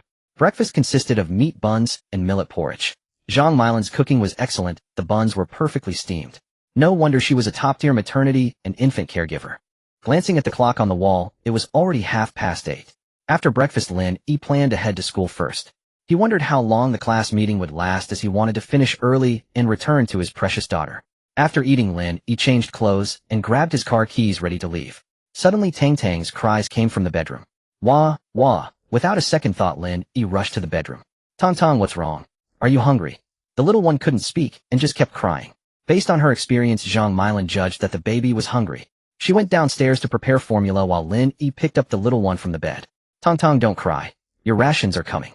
Sure enough, as soon as the pacifier touched her lips, she stopped crying and began drinking greedily, gulping down the milk. Soon the bottle was nearly empty. After eating her fill, Tang Tang spat out the pacifier. Seeing that the baby was full and no longer fussing, Lin Yi said reluctantly, Tang Tang, Daddy has to go out for a bit. He'll be right back. Be good and wait for Daddy at home. Listen to Annie Milan, okay? With that, Lin Yi handed Tang Tang over to Zhang Milan. But strangely, the moment the little one was in Zhang Milan's arms, she started crying. Lin Yi smiled wryly. His precious daughter had become attached to him. Though he was delighted, he wished he could take Tang Tang along if she weren't so small. Then Lin Yi gently coaxed her, be good, baby. Daddy will bring you something delicious when he comes back. It smells really nice, you know. Mia Mia. Tang Tang seemed to understand and obediently lay in Zhang Milan's arms. Her chubby little hands flailed about, as if shooing Lin Yi out. Lin Yi hadn't expected that his little bluff would actually work on Tang Tang, but seeing her shoo him away left him with mixed feelings. He felt like a mere tool. It seemed that in Tang Tang's heart tasty treats mattered more than daddy. Leaving home, Lin Yi selected the most understated car from the garage, a customized Maybach. When he parked at the base of the teaching building, he spotted 3 colorful sports cars in front, unmistakably belonging to his 3 roommates. The lecture hall was on the 3rd floor. As Lin Yi ascended the stairs, a girl with a delicate face dressed in a white dress came down. She seemed to be in a hurry, so much so that the documents in her arms scattered all over the floor. She quickly crouched down to pick them up. Seeing this, Lin Yi stepped forward to help. He handed the papers he had gathered to the girl. "These are yours too." Thank you, thank you." The girl looked up to express her gratitude hastily, but when she saw Lin Yi's face, she froze. Recovering, she quickly used the documents to cover her face and fled in panic. Puzzled by the girl's strange behavior, Lin Yi wondered if she was afraid he would recognize her. Unable to recall where he had met her, he decided to put her out of his mind. Although the girl appealed to his aesthetic, he was already a father. Entering the classroom, many classmates had already arrived. Despite 3 years of study together, he couldn't put names to most faces and felt more familiar with his roommates. Zhang Jian, seeing Lin Yi enter, stood up and waved his hands. "Brother Yi, over here." Lin Yi sat down beside them, and noticing the dark circles under their eyes, asked, "Had a wild night, huh?" Sun Chaoqiang excitedly said, "Brother, you have no idea how many beautiful girls were there last night." Lin Yi curled his lips, unimpressed by his roommate's taste. Meanwhile, the girl ran out, relieved to see no one following her. But then anxiety struck the child. What is he doing here? Could he have sent her away? As the girl was lost in thought, the screech of brakes jolted her back to reality. When she came to, a black car was right in front of her. Realizing her mistake, she quickly bowed and apologized. "I'm sorry, I'm so sorry." Though initially furious, the man's anger dissipated when he saw the girl was more beautiful than any actress. He waved his hand with a smile. "It's fine, it's fine." After crossing the street, the girl checked the time on her phone, and fearing she would be late, anxiously hailed a taxi. "Driver to Chinmay building, please hurry." Meanwhile, in the classroom, Zhang Jianlin entered with a roster. The once noisy room fell silent, so quiet that a pin drop could be heard. Zhang Jianlin looked at the students below and cleared his throat. "I've called you here today to discuss your graduation theses. I'll post 5 topics in the class group later. You can choose among yourselves. Does anyone have anything else?" He scanned the students, and seeing no one speak up, he dismissed them. After the advisor left, the students grumbled in annoyance. This could have been handled with a simple message in the group chat. Why drag everyone to school? Even Zhang Jian and the others cursed under their breath. The advisor's insane, just wasting our time. Looking for trouble. If it weren't for graduation, I wouldn't have bothered coming. Exactly, always making a mountain out of a molehill. Lin Yi shared their sentiment. If he had known, he wouldn't have come either. Staying home with Tang Tang was far better. With school matters concluded, Lin Yi had to head to the company. His roommates, having pulled an all-nighter, were ready to go back and sleep. After bidding farewell, Lin Yi looked at the address his mother had sent, Chinmay Building 28F. Getting into the car, Lin Yi drove towards Chinmay Building. The company was quite a distance away, a 40-minute drive. Soon he arrived at the building, parked, and entered the elevator, pressing the button for the 28th floor. With a ding, the elevator doors opened, revealing the words "Bullfight Live." The entire floor was vast, occupied solely by this company. The receptionist, a young woman of about 25, smiled and asked as Lin Yi approached, "Sir, how may I help you?" "I'm looking for the person in charge of your company." "Are you here to see President Hu? Do you have an appointment?" the young woman asked hesitantly, as the man before her seemed too young. She needed to be sure. Letting an unsavory character in would cost her job. "No, just tell him I'm Lin Yi." "All right, please wait a moment." Seeing Lin Yi's serious tone, the young woman called the president's office. After a few rings, Hu Hailin's voice came through. "This is Hu Hailin." "President Hu, there's a Lin Yi here to see you." Upon hearing the receptionist's words, Hu Hailin jumped up from his chair in excitement. Bring him in. No, I'll come to greet him myself." Realizing it was inappropriate to let Lin Yi come in alone, he quickly corrected himself. After hanging up, the young woman was stunned. Her company's CEO was personally coming to greet this man. She couldn't help but wonder who Lin Yi was. With newfound respect, she said to Lin Yi, "Sir, please wait a moment. President Hu will be here shortly." Lin Yi nodded, though inwardly he was somewhat displeased. Not with the reception, but with the time wasted. He wanted to get back to his precious daughter as soon as possible. Soon Hu Hailin led a group of executives to the entrance. Upon seeing Lin Yi, he warmly approached. "President Lin Im, Hu Hailin. Just call me Old Hu." Seeing Lin Yi standing, Hu Hailin barked at the young receptionist. "Why is President Lin standing? Don't you know to get a chair and brew some tea?" The receptionist felt wronged. This wasn't part of her job description when she was hired. Then with a smile, Hu Hailin turned to Lin Yi. "President Lin, my subordinate was remiss in her duties. Please forgive us. It's fine. The onlookers were astonished. This was their boss, and even he was bowing and scraping before this man. They grew even more curious about Lin Yi's identity. Lin Yi said calmly, "Old Lin, let's just sign the contract directly." They hadn't expected Lin Yi to be so straightforward. They hadn't even brought the contract. Hu Hailin awkwardly said, "President Lin, why not have some tea in my office before signing?" Lin Yi understood from this that they hadn't prepared the contract. Hu Hailin was indeed shrewd. No wonder he had built Bullfight Live into the country's top streaming company. Lin Yi decided to give him face, and said with a slight curl of his lips, "All right. This way, President Lin." Hu Hailin gestured, and a large crowd followed behind the two, ready to serve at a moment's notice. The employees working inside saw this, and assumed some high-ranking official was on an inspection tour. Lin Yi settled into the chair behind his desk, as Hu Hailin placed a freshly brewed cup of tea before him. "President Lin, this is some puer from my personal collection. Would you care to try it?" Lin Yi nodded. Having grown up watching his grandfather savor tea, he possessed a modicum of knowledge on the subject. He lifted the teacup to his lips, and took a sip, then praised, "This tea is quite good." "They'll gift you a packet," Hu Hailin said obsequiously. Though the tea was worth 1,000,000 yuan per jean, it paled in comparison to winning Lin Yi's favor. "No need. Let's just sign the contract quickly," Lin Yi replied, raising an eyebrow. He had already drunk the tea, and he was eager to return home to see his daughter. Seeing that his flattery had failed, Hu Hailin gave an embarrassed smile, before swiftly placing the contract on Lin Yi's desk. As for the tea Hu Hailin had offered Lin Yi was hardly lacking. His home was stocked with vast quantities of tea leaves worth 1,000,000 yuan per gram, though he was simply not accustomed to drinking them. After graduating high school, Lin Yi had interned at his own family's company, climbing from an ordinary employee to general manager through sheer competence. Had his father not been the chairman, the company might well have changed hands by now. He flipped through the contract, and upon confirming there were no issues, signed his name with a flourish. "President Lin, allow me to show you around the company," Hu Hailin said, bowing and scraping before Lin Yi after the contract was signed. This was also requested by the senior President Lin. Hearing that it was his father's instruction, Lin Yi decided to take a brief tour to appease the old man. "In that case, lead the way." "Certainly, President Lin," Hu Hailin replied with a smile. The senior executives behind him, observing Hu's humble demeanor, silently admired him. Brilliant. No wonder President Hu has achieved such success. To accomplish great things, one must first learn to play the fool. President Hu is a role model for us all. Meanwhile, in the selection area, a gaudily dressed woman in her 30s was spouting off. "Su Wanqing, open your innocent wide eyes and take a good look at what you've written in your proposal. The Arai refrigerator and the polar mattifying cream. Didn't I say they were of poor quality? So why do they still appear in your planning document?" "Director Jiang, it wasn't me." Su Wanqing felt deeply wronged. She had only included those two items after consulting Jiang Lan. What you? You're so pretty, but what's the use of that brain of yours? It's filled with paste. You need to understand, in this team I call the shots. If I say you're wrong, then you're wrong. If you don't want to work, then get the hell out." Hu Hailin, who had just suggested the tour, witnessed this scene, and his face turned ashen. It reflected poorly on his management. Lin Yi noticed that the scolded girl was the same one he had encountered on the school stairs that morning. For some reason, seeing her being berated stirred a pang of sympathy in him. Perhaps it was just an illusion. He then shot a glance at Hu Hailin. The old fox Hu Hailin immediately understood. He walked over to the two women. Jiang Lan, seeing the company's president, instantly became deferential. "President Hu, a subordinate was underperforming, so I was just reprimanding her. Is there anything you need? Interns lack experience. As a superior, you should guide them, not shout like a fishwife.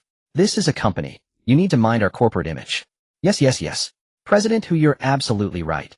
Jiang Lan quickly replied with a smile, then turned and shot Su Wanqing a glare. Fearing that Jiang Lan would make trouble for her and prevent her from leaving on time, Su Wanqing thought of her family situation and decided to endure. She stepped forward and apologized. "President Hu, it was my lack of diligence. Sister Lan was right to scold me. Since you both understand each other, I won't say more. Everyone get back to work." After handling the matter, Hu Hailin quickly returned to Lin Yi's side and said with a grin, "President Lin, how about we go check out the live streaming backend?" "No need. You manage the company for now. Contact me if anything comes up." With that, Lin Yi headed for the company entrance, followed by a crowd of senior executives who saw him to the elevator. "Take care, President Lin." Lin Yi nodded as the elevator doors closed. Watching the floor numbers descend, he grew increasingly anxious. Damn company. Why rent such a high floor? A single story would have been much easier. Lin Yi grumbled, his mind consumed with the desire to see his daughter soon. Once in his car, driven by his longing for Tong Tong, he sped all the way home. It was nearly noon by the time he arrived. Opening the door, he rushed straight to the bedroom. Seeing the little one sound asleep, he tiptoed inside. "Mylan, how long has my daughter been sleeping?" "The little one has been asleep for a while." She'll probably wake up soon. Oh, I'll watch over Tang Tang. You go rest for a bit. Zhang Milan responded softly. With Lin Yi back, she could start preparing lunch. Brother Lin, what would you like for lunch? He'll cook it for you. Whatever you decide. I'm fine with anything. Zhang Milan, seeing this, decided not to disturb them. Besides postpartum meals, she was also skilled in home cooking. She quietly withdrew from the room. Lin Yi's gaze was fixed entirely on his precious daughter. He gently laid down on the bed, propped his head on his hand, and watched the little one. Oh, the little one squirmed, knitting her brows. Lin Yi thought she was about to wake up, but Tang Tang was merely stretching. Watching the little one so exquisitely cute, Lin Yi's heart melted. He wished he could give her the very best of everything. Wah, wah, wah, a sudden cry pierced the room. Zhang Milan heard it, even from the kitchen. With flowers still on her hands, she rushed over. Brother Lin, what's wrong with the baby? She's wet. Lin Yi checked the baby's diaper and found it damp. Suddenly his expression shifted. It seemed something had gotten on his hand as well. Upon inspection it was gold. Though Lin Yi had once had a mild case of mysophobia, he felt no disgust toward Tang Tang now. After all, she was his own flesh and blood. Zhang Milan saw this and told him with a mix of laughter and exasperation, Brother Lin, next time you check the diaper, remember to open the side tabs first. That way you won't. I was careless, Lin Yi said with a wry smile, chagrined at being caught off guard by a professional. He then went through the entire process, changing Tang Tang into a fresh diaper. With her bottom now dry and comfortable, Tang Tang wriggled happily. Hua, hu woo. The little one's eyes were wide and bright, her dark pupils gleaming. She was sure to grow into a beauty, Lin Yi mused. His precious daughter probably took after her mother. As if summoned by his thoughts, Lin Yi's phone buzzed on the bed. It was news from a subordinate he had tasked with an inquiry. Opening the photos and documents, he muttered in surprise, so it's her. The photo on the phone was unmistakably the girl Lin Yi had encountered that morning, named Su Wanqing, and he had just seen her at the company as well. Yet recalling how Su Wanqing had evaded him earlier, he was riddled with confusion. She seems reluctant to be recognized by me. If that's the case, why did she bear my child? Unable to fathom it, Lin Yi decided he would ask her when they met. Whoosh, Tong Tong, how about daddy brings mommy back to you? Whoosh, the little one wiggled even more joyfully, as if eagerly anticipating her mother's arrival. With the little one awake, Lin Yi planned to lull her to sleep before seeking Su Wanqing. All right, my dear, you've played enough, time to sleep now. When you wake up, mommy will be back. As if playing along, the little one let out a yawn and slowly closed her eyes. Sensing a hint of theatricality in his daughter's performance, Lin Yi chuckled softly, but he was deeply gratified by her obedience. Little baby, go to sleep. Sleep, sleep, have a big sleep. Soon the little one drifted off, and Lin Yi gently laid her on the bed. To his surprise, Tang Tang did not stir. Just then Zhang Milan appeared at the bedroom door. As she was about to speak, she saw Lin Yi gesture a shush. She then stepped in quietly, astonished, and said, Tang Tang fell asleep that quickly. Yes, Milan, go ahead and eat first. I need to step out for a while. All right, Brother Lin. With that, Zhang Milan hurried to the dining room. Fearing Lin Yi had urgent matters, she wolfed down a few dumplings, and while chewing made her way to the bedroom. Brother Lin, I'm done eating. Please go ahead. Why not have a few dumplings before you leave? Zhang Milan urged warmly. Lin Yi responded outwardly, but in truth he grabbed the car keys and headed out the door, driven by an urgent desire to bring Su Wanqing back. Sitting in the car, he stepped on the accelerator and sped toward Chenmei Tower. Traffic was heavy at noon. By the time Lin Yi arrived at Bullfight Company, it was already 1:30 and the employees had started work. The receptionist, seeing Lin Yi stride in quickly, immediately called, Hu Hailin. President, who that mister? Lin Yi is here again. What? I see. Hanging up, Hu Hailin quickly emerged from his office, though he was puzzled. Why didn't President Lin inform me of his visit? I should have been there to welcome him. Meanwhile, Lin Yi didn't spot Su Wanqing in the office area, but heard the female supervisor from that morning scolding someone. Drawing closer, he realized the voice came from the conference room ahead. Su Wanqing, is this all you've done for the proposal I assigned? Are you taking my words as mere background noise? No. Su Wanqing spoke timidly, her head bowed. This was all she had managed to finish skipping lunch. Look at you, all pitiful and helpless. It makes me sick. What use are you besides being pretty? Let me tell you, as long as you're in this team, you'll follow my orders. If I say east, you don't go west. Su Wanqing replied reluctantly. For the sake of her family, she endured. Thinking of all the hardships she had already faced, she believed better days would come. You might as well handle the proposal President Yang assigned this morning too. Don't even think about leaving until it's done. Sister Long, could I finish it at home after work? I promise to bring it to you tomorrow. No. If you can't do it in the office, you might as well pack up and leave tomorrow. I really have something important.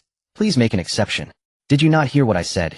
Jiang Lan, seeing the defiance in Su Wanqing's eyes, flew into a rage and raised her hand to strike. Bang! Having overheard everything clearly from outside, Lin Yi was already seething with anger. The moment he saw Jiang Lan about to hit her, he kicked the office door open in fury, daring to lay a hand on his woman. She ought to consider her own weight. Entering the room, Lin Yi kicked Jiang Lan squarely in the stomach, sending her sprawling to the floor. Then he pulled Su Wanqing into his embrace. How dare you strike my woman? You? Who are you? They'll sue you. Jiang Lan gnashed her teeth. Her husband was a lawyer, and she would sue Lin Yi until he was bankrupt. Just then Hu Hailan arrived. Seeing Lin Yi with his arm around the female employee who had been scolded earlier, he immediately understood. Jiang Lan, seeing a lifeline, crawled to Hu Hailan's feet and snarled, "President Hu, you must do me justice. This man kicked me without any reason. As of this morning, you are no longer an employee of this company. Why are you still lingering here?" Hu Hailan spoke coldly, displaying his seasoned ruthlessness. "President Lin, it was my fault for allowing workplace bullying in the company. Please punish me. This is the only time. Don't let it happen again," Lin Yi said sternly. Jiang Lan, still on the floor, was shocked to see Hu Hailan so deferential to this man. Realizing the company intended to fire her, she resolved to bleed them dry. "You're all in cahoots.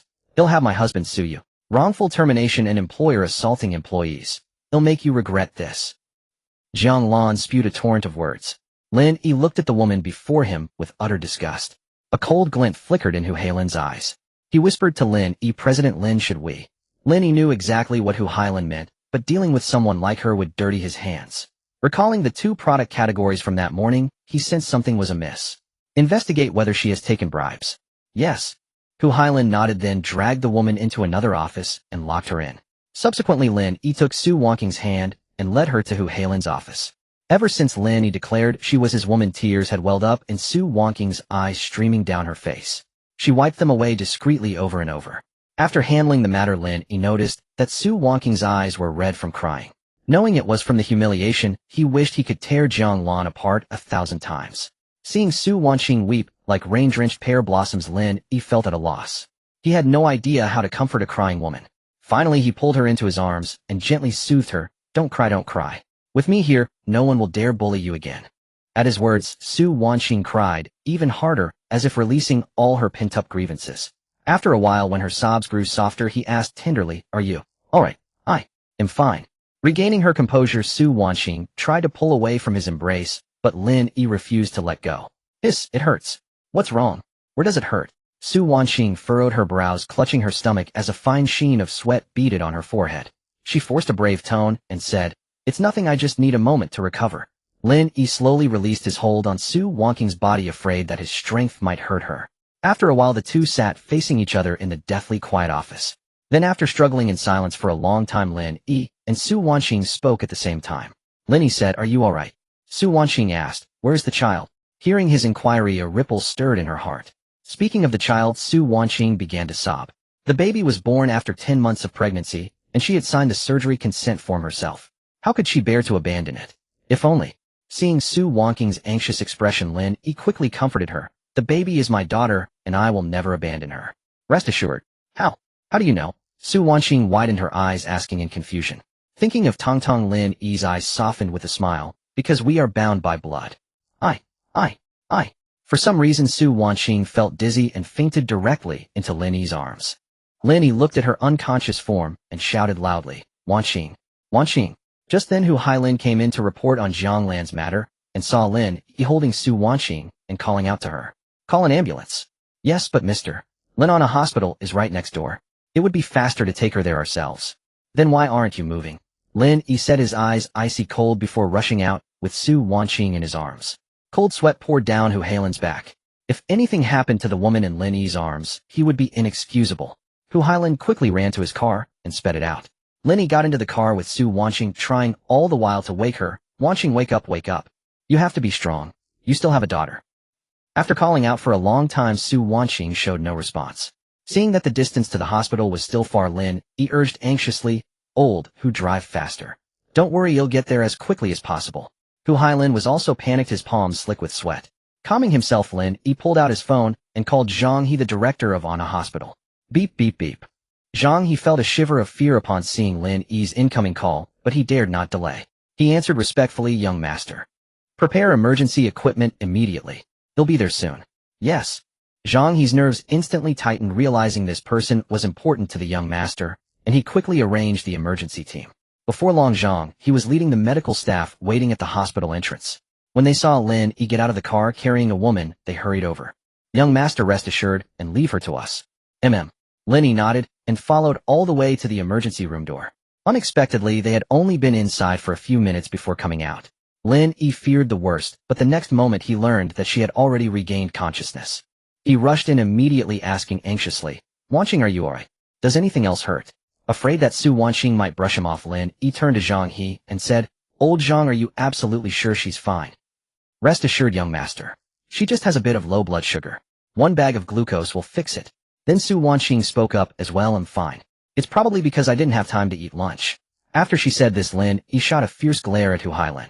For Su Wanqing's health, Lin Yi still thought it best to give her a full body checkup. He then said, "Old Zhang, give her a complete physical examination." "Yes, I'll prepare it right away." Zhang He then exited the room, and Hu Hailin tactfully went out to wait as well. Seeing that everyone had left, Su Wanqing felt a bit at a loss, unsure of what to say to Lin Yi. After a long pause, she stammered, "Actually, there's no need for the checkup.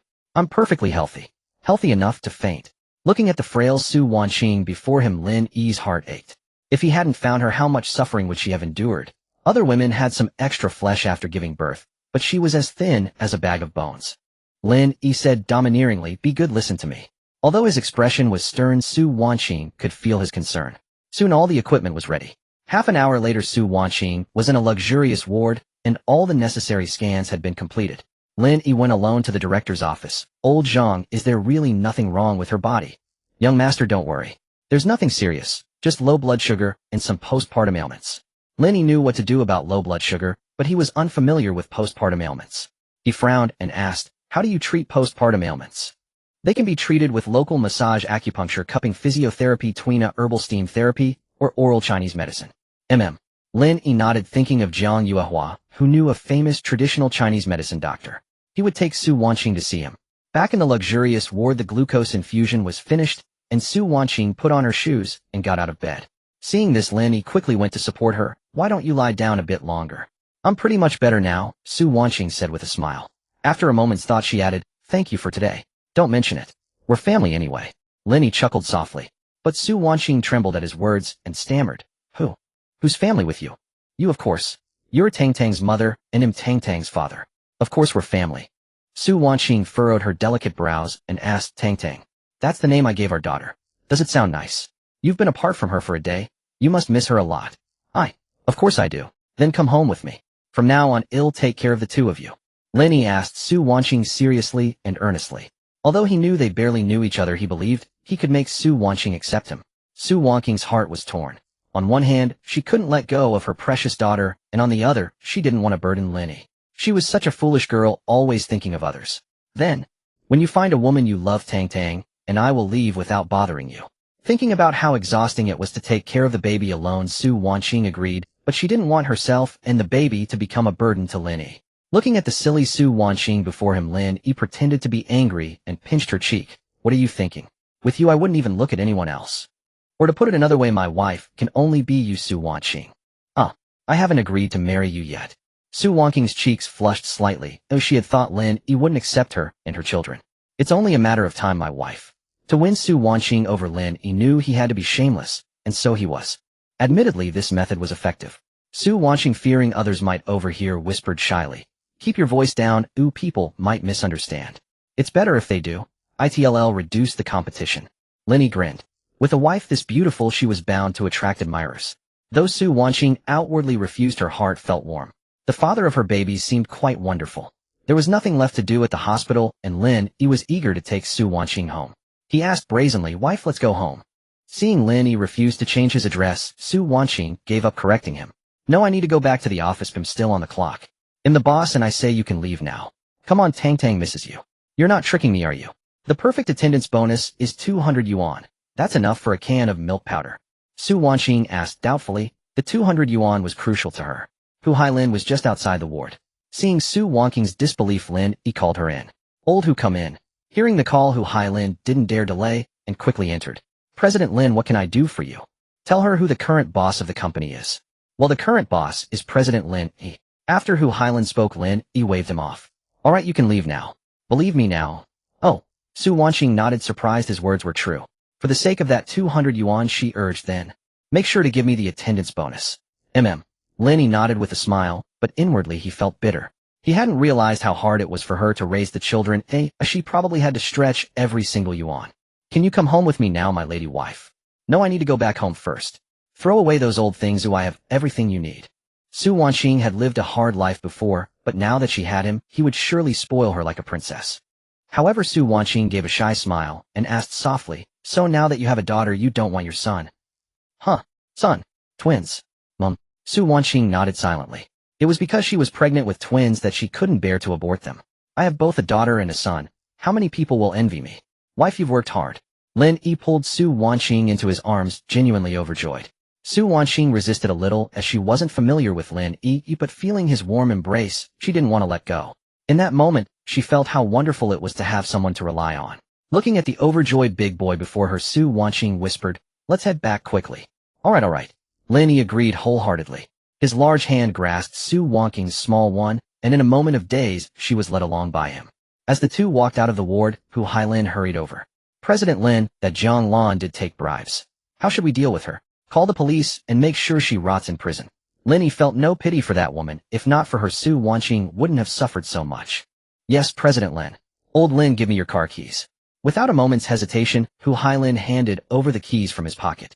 Then Lin Yi pulled Su Wanqing away. Left alone in the corridor, it wasn't until the two had disappeared from sight that Hu Hailin realized. Without his car, how was he supposed to get back? It was clear now he was the unimportant one, summoned at will and dismissed just as easily. So I'll take a cab. Hu Hailin sighed and walked out of the hospital. Meanwhile, Lin Yi and Su Wanqing drove toward her home. Su Wanqing's rented room was just across from the school, convenient for her to go back for school matters, and the rent was cheap. Soon they arrived at the school gate, and Su Wanqing began directing the car. Take this alley, turn left, third house on the right. We're here. Getting out of the car, Lin Yi's heart ached even more for Su Wanqing as he looked at the rental building before him. It was a rural residential building 4 stories high, with many windows on each floor, each window likely belonging to a single room. Sensing the pity in Lin Yi's eyes, Su Wanqing joked, the rent here is a real bargain. Let's go. Lin Yi nodded and followed her up. The hallway was narrow, too cramped for them to walk side by side, so Su Wanqing led the way with Lin Yi behind. Su Wanqing's room was on the 4th floor. The higher floor meant a slightly cheaper rent. Reaching the middle room, Su Wanqing inserted the key and pushed open the door to see a middle-aged woman tending to a baby on the bed. Who is it? Wanqing, why are you off work so early today?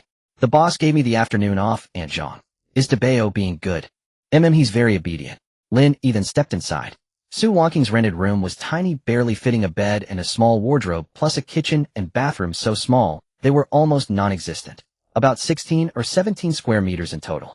Seeing Lin Yi enter, Aunt Zhang smiled and asked, is this the children's father? Su Wanqing nodded and Lin Yi quickly added, Aunt Zhang and the father Lin Yi. Thank you for taking care of them all this time. I didn't do much. The babies are good-natured and I enjoy being with them. Since you two are back, I won't intrude. Aunt Zhang tactfully left with a smile. Ooh, the baby smiled sweetly in its sleep. Su Wanqing made room for Lin Yi and said softly, Debao is smiling. Come take a look. Mom. Lin Yi quickly walked over and saw Debao smiling blissfully. Son, I'm your dad. Gah, wife, look, he's responding to me. Lin Yi was as happy as a child. Su Wanqing covered her mouth and giggled. He's too young to understand you. He's just amusing himself. My child is smarter than others, he understands. Lin Yi said proudly. Su Wanqing smiled without a word, amused by how narcissistic Lin Yi was about the children. She trusted Lin Yi to take care of the baby. Although his place had everything, seeing so many usable items here, Su Wanqing couldn't bear to throw them away. Husband. Lin. Lin Yi, you look after Debao first. He'll pack up. Wife calling me Lin Yi is too formal. Husband sounds much more intimate. Su Wanqing's delicate brows furrowed slightly. She hadn't expected the father of her child to be so thick-skinned. Yet recalling that she had just called him husband, her cheeks flushed crimson. She had been a bit too forward just now. She shook her head, dispelling the stray thoughts, and began to pack her belongings. The rented room held few possessions. Su Wanqing's clothes were sparse. Since becoming pregnant, she had scrimped and saved, so most of the items were baby supplies. Meanwhile, Lin Yi stood by watching the little one. In an instant, the baby's mood shifted. His tiny brows knitted together, and he burst into loud wails. Wah wah wah. Wah. Wah. Hearing the cries, Su Wanqing quickly set down the clothes in her hands and hurried to the baby's side. Debao, don't be scared. Mommy's here. Old. Ahem, Lin Yi, give the baby to me. She felt Lin Yi couldn't handle the infant well and wanted to take over, but Lin Yi refused. He skillfully checked the baby's diaper and found it wet. Wife, grab a diaper and some soft wet wipes. Huh. Oh. Watching Lin Yi's deft movements, Su Wanqing was momentarily stunned before placing the items he needed beside him. Lin Yi worked with great care, gently wiping the baby's bottom before putting on a fresh diaper. The entire process was smooth, and Su Wanqing hadn't expected Lin Yi to handle it so well, which added a touch of fondness in her heart. After the change, the baby's cries softened and his tiny lips moved. He was likely hungry. Lin Yi assumed Su Wanqing was breastfeeding, so he smiled at her, then his gaze settled on her chest. The baby seems hungry. How about you feed him? Give him to me. Su Wanqing, blushing deeply, took Dabao into her arms. She swore that if Lin Yi had hesitated a moment longer, she would have snatched the baby herself. Seeing Lin Yi staring at her, Su Wanqing felt shy. She lowered her head and muttered, I need to nurse. Go ahead, Lin Yi said matter-of-factly, seeing nothing wrong. Su Wanqing puffed out her cheeks in irritation. Turn around. Lin Yi finally understood. She was shy about being watched. He chuckled wryly. We already have a child together, what's there to be shy about? Besides, you're my wife, there's no need for secrets between us. You? I'm ignoring you. Su Wanqing, fuming, turned her back. Since Lin Yi wouldn't move, she would. Seeing her bashful demeanor, Lin Yi stopped teasing her. Alright, I won't look. I'll help you pack the clothes. Yet inwardly, Lin Yi felt a pang of bitterness. When would Su Wanqing finally accept him? He walked over to the cabinet and began stuffing clothes into a large bag. Su Wanqing secretly glanced back, relieved to see he was indeed tidying up. Su Wanqing was a woman easily moved. Dabao, isn't daddy wonderful at? Swoosh. Meanwhile, Lin Yi packed quickly, eager to bring mother and child home early. When he reached the last cabinet, he pulled out a black plastic bag and asked curiously, Wife, what's in here? Do you still need it? Yes. Seeing the black bag, Su Wanqing's expression tensed. She snatched it from him when he wasn't looking. I'll handle this bag myself. What's inside? Let me see. No. Su Wanqing refused sternly because what was inside was. Worried he might be hiding something, Lin Yi grabbed it when she was off guard. But in their struggle, the black plastic bag tore. The contents tumbled out. Seeing the colorful little garments, Lin Yi finally understood why Su Wanqing had been so tense. They were lingerie. Sorry, I was worried you were hiding something, so Su Wanqing remained silent with anger, but her eyes told Lin Yi she was furious, the kind that's hard to soothe. I'll help you pick them up. As he gathered the small clothes, Lin Yi accidentally glimpsed the label. It read 36D. Out of curiosity, he glanced up. They did seem quite large. In that instant, their eyes met. Lin Yi quickly explained, I was looking at the little one, not at you there. Don't misunderstand. I'm not that kind of person. Su Wanqing's brows furrowed, and she hastily tugged her clothes down a bit. But the little one wasn't pleased. He pushed against her clothes, his tiny feet kicking restlessly. Seeing this, Lin Yi quickly looked down. Though his precious son had granted him this benefit, seeing, but not touching, only fueled his frustration. Lingering with the lingerie in hand, Lin Yi frowned and asked, Wife, do you have another bag? Su Wanqing held her forehead, suppressing her anger as she replied, There's one right by your feet. Oh, my wife's eyes are sharp as always. Lin Yi quickly flattered his wife, fearing she might lose her temper and send him to the heavens. Watching his antics, Su Wanqing wanted to teach him a lesson, but reason told her not to. So she repeated in her mind, Lin Yi is the baby's biological father. Lin Yi is the baby's biological father. If not for Su Wanqing nursing Lin Yi, wouldn't have gotten such a treat. Seeing the room was mostly packed, Lin Yi carried the belongings downstairs. After 2 trips, only the baby and Su Wanqing remained. Thoughtfully, Lin Yi had left a small blanket to wrap the little one. Wife, everything's loaded. Let's go. Su Wanqing wrapped up the baby and gazed at the empty room, a wave of melancholy washing over her. This room held so many memories, though humble it had been their little family's home. Seeing tears welling in Su Wanqing's eyes, Lin Yi pulled her into his arms and comforted her. They'll take good care of you and the babies from now on. Su Wanqing nodded firmly, believing he would keep his promise. Locking the door, she carried Dabao downstairs and knocked on Aunt Zhang's door. Aunt Zhang knew Lin Yi had come to take mother and child away. Seeing such a good girl like Su Wanqing find a happy ending, she felt at ease. Aunt Zhang raced the key to the upstairs room. Thank you for all your care over these days. Silly girl, I adore you. Taking care of you was my pleasure. Then Lin Yi took a thick stack of cash from the car and handed it to Aunt Zhang. Aunt Zhang, this is a token of our appreciation. Please accept it. Seeing the thick wad of bills, Aunt Zhang refused. I don't want it. Keep the money. Raising 2 children won't be easy. Aunt Zhang, please take it. Aunt Zhang hastily declined. No, I did it willingly. If I took your money, what kind of person would that make me? Seeing Aunt Zhang's firm refusal, Lin Yi had to look for another opportunity. The little one was still young, and Aunt Zhang worried he might catch a chill urged, watching take Debeo into the car quickly. Aunt Zhang'll get in the car now. Aunt Zhang waved her hand then pulled Lin Yi aside, and spoke earnestly. Xiaoyi Wanqing has had a hard time from pregnancy to childbirth all alone. I can see you're a good lad, and am sure you'll take good care of them. Aunt Zhang, rest assured I definitely will. Alright, don't keep Wanqing waiting too long. You should head back now. I'm old and can't bear farewells, so I won't see you out.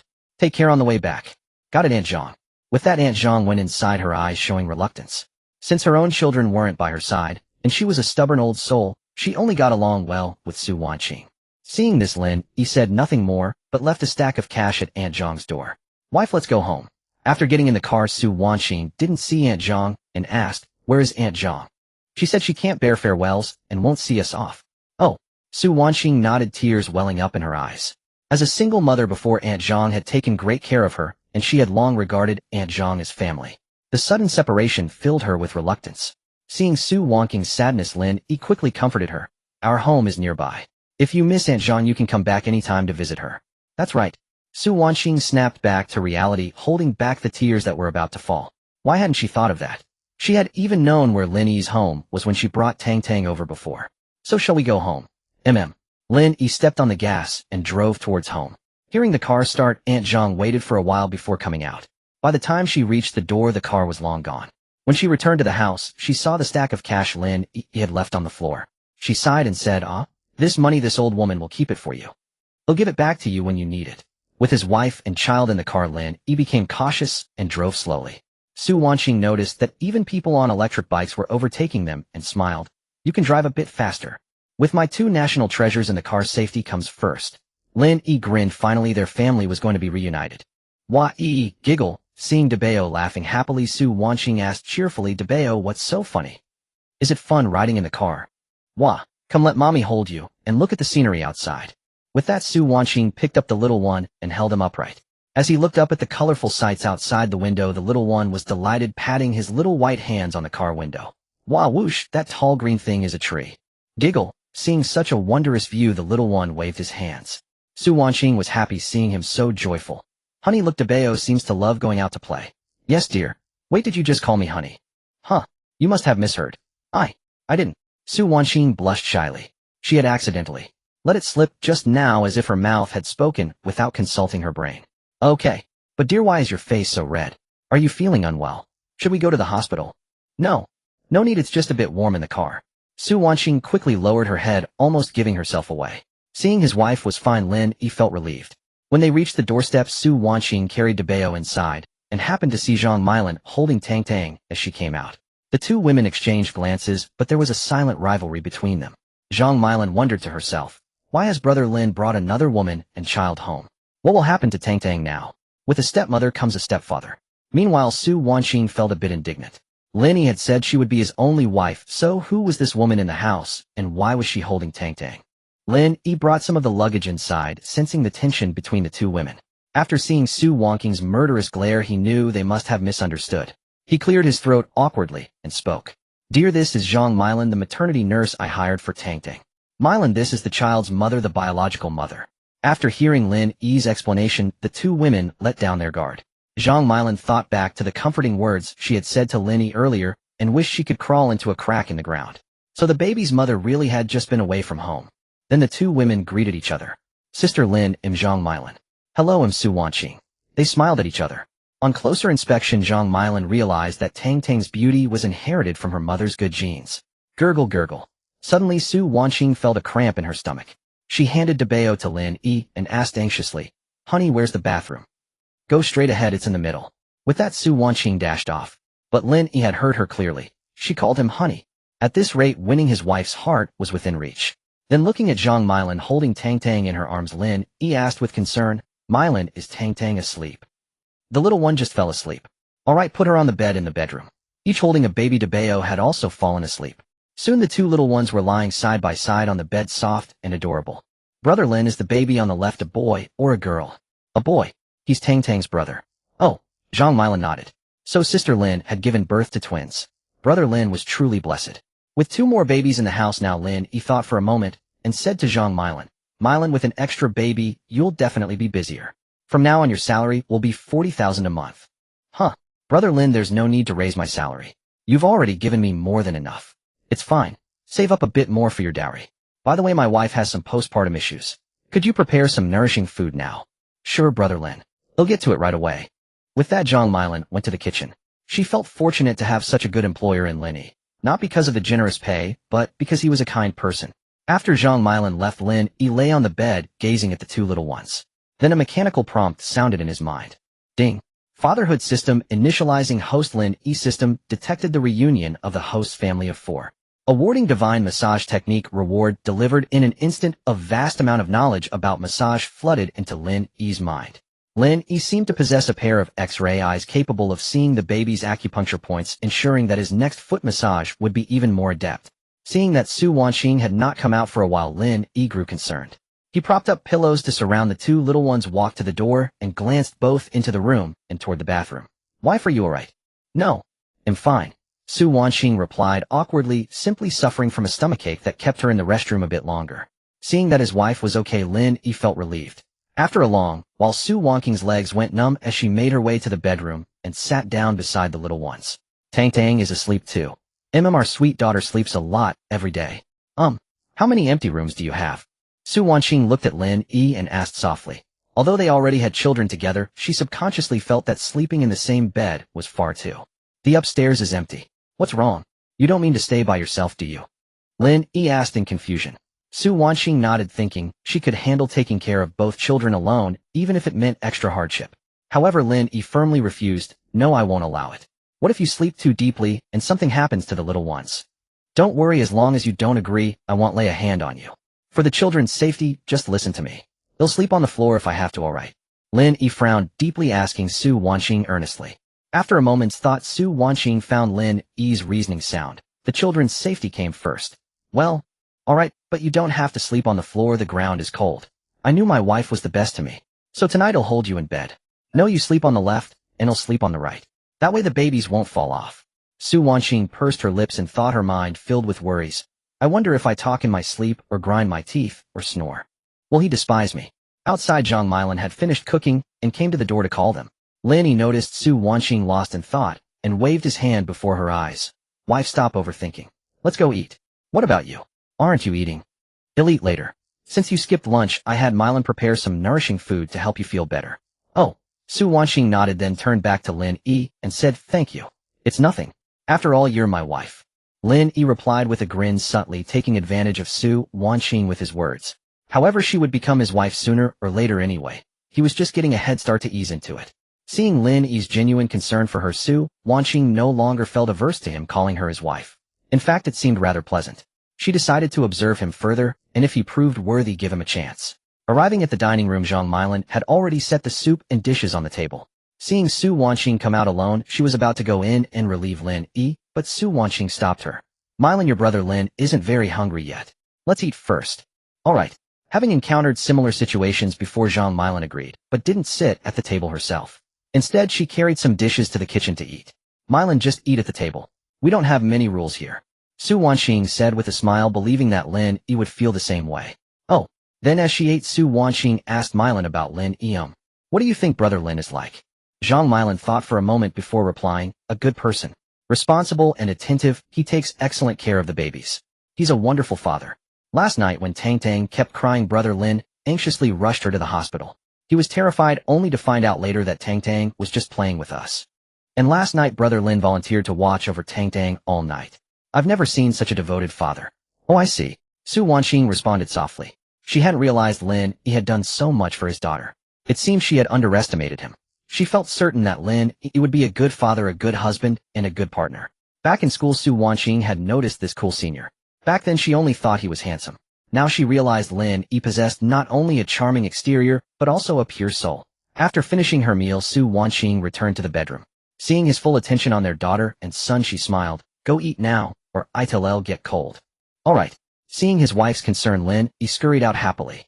Somehow he felt a shift in Su Wanxing's attitude toward him. He would have to keep working hard. Late at night, sharing a roof with a man made Su Wanxing too embarrassed to sleep. She shook her head, telling herself not to drift off. Lin Yi saw that Su Wanxing was already struggling to keep her eyes open and comforted her. Wife, rest assured and sleep. He'll take care of the babies. Then, thank you for your hard work. having stayed up all night before she was now utterly exhausted. The moment she lay down, she fell asleep instantly. Lin Yi considerately turned off the bedroom light, approached Su Wanqing, and tucked her in. Then he heard her murmuring. Leaning in, he made out, "Darling, mommy pats you to sleep. Sweetie, don't cry. Here, have some milk." With that, Su Wanqing pulled down the blanket, lifted her clothes, and exposed her breast. At the sight of this intimate scene, Lin Yi froze. His wife was surely testing him. Fortunately, he had enough self-control not to make a mistake. Afraid that his wife would feel too embarrassed upon waking, he tried to cover her breast back up, but found himself at a loss. In the end, he simply pulled her clothes down and covered her with the blanket. Gazing at the sleeping Su Wanqing, Lin Yi smiled helplessly. "Little ones, when you grow up, you must be filial to your mother. Even in her dreams, she's thinking of you. Whoosh, whoosh. And remember to think of your father too. Don't even think about pulling out my oxygen tube, alright?" Whoosh, giggle, eep. Tang Tang waved her little arms, perhaps moving too vigorously and bumping into Debeo. But Debeo slept soundly and didn't wake up. Watching the one adult and two little ones on the bed, Lin Yi finally grasped the true essence of life. A wife, children, and a warm hearth. In the opposite bedroom on the first floor, without the task of watching the babies at night, Zhang Milin couldn't sleep from boredom. She felt useless for the first time. In sheer tedium, she resorted to the most primitive method, counting sheep. 1 sheep, 2 sheep, 3 sheep. In the dead of night, a torrential rain pattered against the window, punctuated by the occasional muffled thunderclap. Lin Yi, a light sleeper, worried the little ones might catch a chill, so he sat up to tuck their blankets securely. At the other end of the bed, Su Wanqing had already kicked her blanket to the floor. Noticing this, Lin Yi gently picked it up and covered her with it. This silly wife of mine, such a restless sleeper. Whether from a nightmare or the thunder, Su Wanqing jolted upright in fright, accidentally knocking Lin Yi over. "Hiss, that hurts." Lin Yi winced in pain. The force from Su Wanqing was no small matter. By the dim light, Su Wanqing finally saw Lin Yi. Her heart tightened instantly, and her mind began to race with anxious thoughts. Why is he here? Is he going to make a move on me? Gazing at Lin Yi rubbing his forehead, she fidgeted with the blanket and stammered out a question. You, why are you beside me in the middle of the night? It's raining outside. Oh, I was afraid you'd catch cold. I didn't expect you to sit up so suddenly." "Oh, I see." Listening to the heavy rain outside, Su Wanqing realized she had misjudged Lin Yi. Thinking of how considerate he was while she had doubted him, Su Wanqing felt a pang of guilt. Are you alright? Maybe I can rub it for you. No need, give me a kiss, and it'll be fine in a flash." Seeing her concern, Lin Yi's shameless side emerged. The pain from the collision had faded almost instantly, though it no longer hurt. Seeing Lin Yi still able to joke, Su Wanqing knew he was fine. Rumble, rumble, a flash of light illuminated the room, followed by a deep, oppressive thunder. Terrified by the thunder, Su Wanqing immediately burrowed into Lin Yi's arms, clutching him tightly. Since childhood, thunder had been her greatest fear. Lin Yi covered her ears, shielding her from the sound as much as possible. "Wife, don't be afraid. I'm here." Su Wanqing nodded, nestled in Lin Yi's embrace. In that moment, she found his arms incredibly warm, and she was reluctant to let go. After a long while, the thunder ceased. By then, Lin Yi was struggling to breathe, held so tightly by Su Wanqing. His initial joy had turned into a flushed face, mostly from suffocation. Finally, unable to bear it any longer, he frowned and reminded her. "Wife, you're holding so tight. Could you loosen up a bit? Sorry, did I hurt you? Thank you for just now." Hearing Lin Yi's words, Su Wanqing quickly let go. Recalling her greedy behavior, her cheeks burned with embarrassment. She could hardly believe that was her. Far too forward, just a little bit. Lin Yi chuckled at her coy yet wanting expression, acting magnanimously. "Wife, if you want to keep hugging, go ahead. I'm yours anyway. If you think my clothes are in the way, I can take them off too." "Pervert, I don't want to hug you at all." Shyly, Su Wanqing snatched the blanket from Lin Yi's hands and covered herself entirely, her heart racing like a startled deer. Being caught like this was far too embarrassing. Watching her bashful demeanor, Lin Yi shook his head with a wry smile. Clearly she wants it, but she has to be stubborn. "Nonsense, I don't." Su Wanqing pouted, then pulled the blanket over her head again, thinking, if I can't see him, he won't know my little thoughts. Women are often contradictory, and Lin Yi chose not to argue with his wife. He then went to the other side of the bed, relieved to see Tang Tang and Debeo sleeping soundly. Before turning in, he checked the babies' diapers. They were dry, and gently stroked their soft, adorable little faces. "Good night, little ones." Mwah, mwah. Just as he was about to sleep, Lin Yi heard Su Wanqing tossing and turning. Remembering what old Zhang had said about postpartum ailments flaring up on rainy days, he rushed anxiously to her side. According to Zhang, postpartum ailments are most painful during rainy or overcast weather. Lin Yi felt Su Wanqing's forehead. It was beaded with fine sweat, yet her hands were icy cold. He then placed his own blanket over her. "Wife, feeling any better now?" "Emma, much better." Seeing her in such discomfort, Lin Yi's heart ached. He wished he could bear all her suffering himself. Remembering the divine massage technique gifted by the system, he called upon it. System can massage reduce the pain from postpartum ailments. Yes, the soles of the feet correspond to many acupoints. The host can perform a foot massage. Good. Reassured by the system, Lin Yi sat at the foot of the bed and gently took Su Wanqing's delicate feet. Feeling the contact, Su Wanqing yanked her feet back as if shocked, curling up like a frightened bird. Seeing this, Lin Yi explained his intention. Wife, don't overthink it. I want to massage the soles of your feet. It might help you feel better.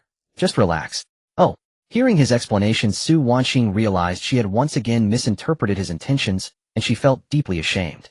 After these hours together, she could see that Lin Yi was a good man worthy of a lifetime commitment. She pondered whether to reveal the secret in her heart. After a moment, she made up her mind. Lin Yi, I have a secret hidden in my heart. He'll tell you, but you mustn't laugh at me. Go ahead, I promise I won't laugh. It's just, I fell in love with you at first sight when I was a freshman. You were the senior welcoming us, and you carried my luggage. The next time I saw you was that one night. Silly girl, why didn't you ask for my contact info back then? I didn't dare. Su Wanqing was thin-skinned, as she had kept all her feelings buried deep. Confessing to Lin Yi had taken immense courage. Indeed, speaking it out made her feel much lighter. Hearing this, a memory surfaced for Lin Yi. During the orientation, a girl in a hat kept stealing glances at him. Her figure matched Su Wanqing's. No wonder he had no memory of his wife's stunning face. She had been wearing a hat. When Lin Yi remained silent for a while, Su Wanqing feared he might think her a scheming woman. After a moment's thought, she felt she had to tell him about the accident that day. Though I liked you, what happened between us was an accident. You were drunk that day. I found you by the roadside on your way back to school. Your phone was dead, and I couldn't reach your roommates or family. After much deliberation, I dragged you to a hotel to get you a room. But when I tried to leave, you grabbed my hand and wouldn't let go. Then you pinned me down and...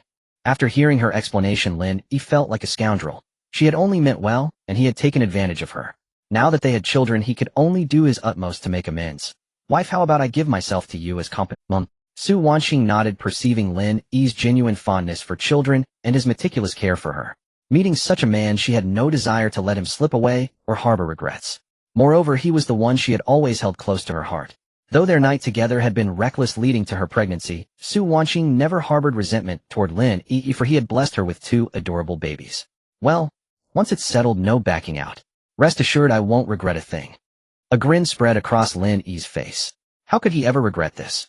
It must be a blessing earned over countless lifetimes. Perhaps emboldened by Su Wanqing's acceptance, he approached her, brimming with concern. Honey, how are you feeling? Much better, thank you. Don't be so polite. You're my wife. Who else would I dote on if not you? Oh, Su Wanqing replied softly, a surge of joy welling within her. She silently rejoiced that she had chosen the right person. Seeing Su Wanqing curl up shyly in bed, Lin Yi tucked the blanket around her. All right, silly goose, go to sleep now. He'll rub your feet a bit longer. Oh, thank you, Lin Yi. Still calling me Lin Yi. Call me husband. At Lin Yi's request, Su Wanqing's cheeks flushed with heat. Lin Yi was just teasing, not intending to pressure her, but to his surprise, her hesitant voice soon emerged. Husband. He'll sleep now. With that, Su Wanqing burrowed her head under the covers. Hearing her address him, so Lin Yi froze for a few seconds before his heart soared with joy. Did this mean his wife had truly accepted him? He felt like leaping with elation, but restrained himself, determined to be a mature father and husband.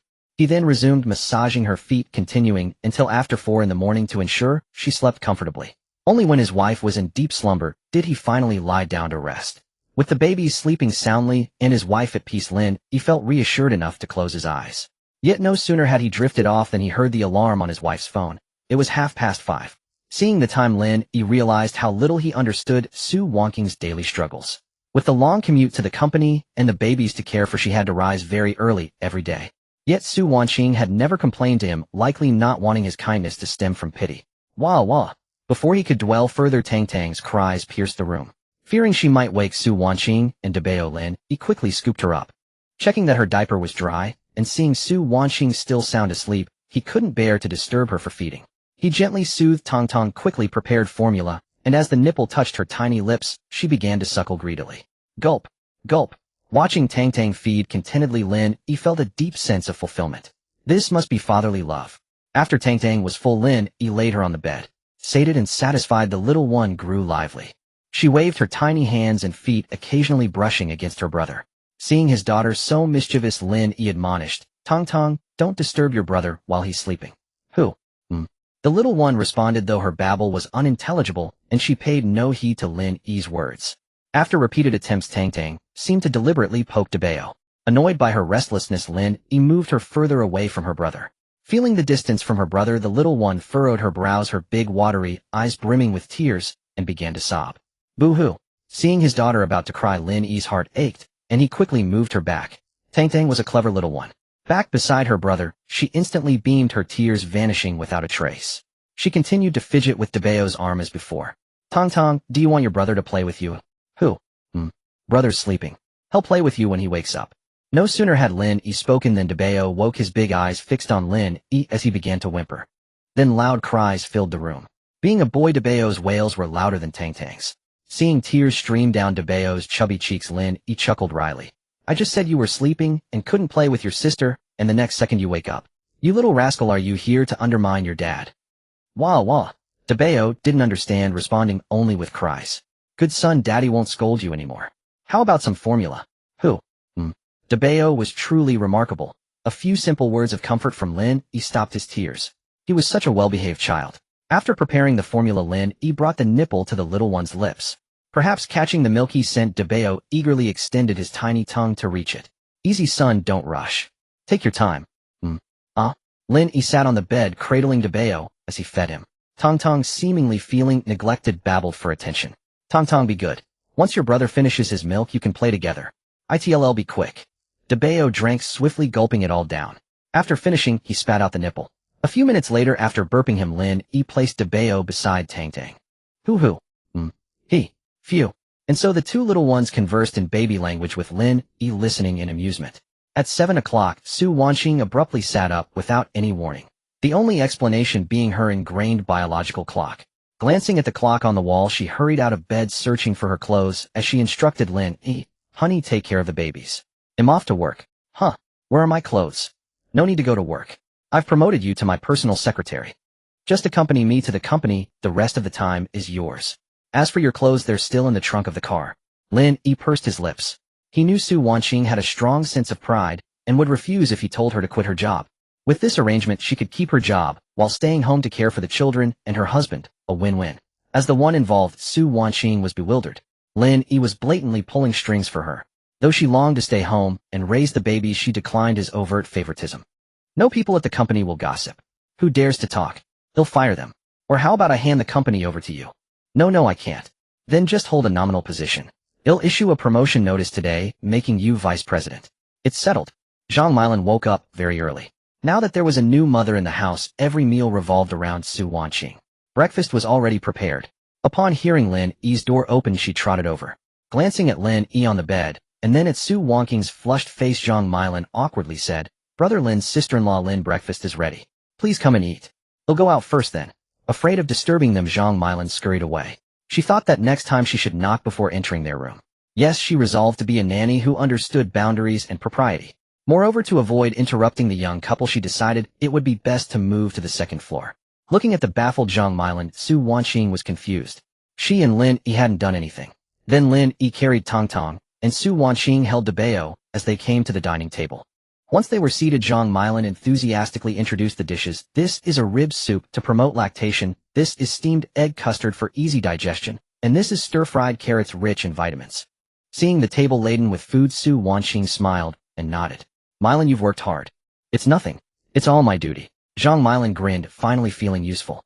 Seeing how professional Zhang Milan was, Lin Yi nodded in satisfaction. Choosing her had undoubtedly been the right decision. Honey, eat more. You're so thin. Lin Yi said as he piled vegetables and meat into Su Wanqing's bowl until it was overflowing. I know. I can do it myself. Su Wanqing blushed and nodded, then took a sip of soup. The system-gifted stroller was enormous, so they placed the babies inside while they ate. Tempted by the aroma, Tang Tang waved her little hands and feet, babbling in the hope that her parents would share a bite. Though refused each time, the food smelled so delicious that Tang Tang even drooled. Compared to the lively Tong Tong, Debeo was as serene as a handsome young man staring blankly at the ceiling with wide eyes. In the stroller, he occasionally endured his sister's tiny fists without a sound, instead turning his little head to look at Tang Tang. Debeo would surely be a doting older brother when he grew up. The stroller was placed closer to Lin Yi. Seeing Tang Tang drool with longing, Lin Yi remained resolute. After all, Zhang Milan had told him before that feeding babies too early would be hard for them to digest. Tong Tong, be good. When you're 6 months old you can start eating solids. Then daddy will make you delicious food.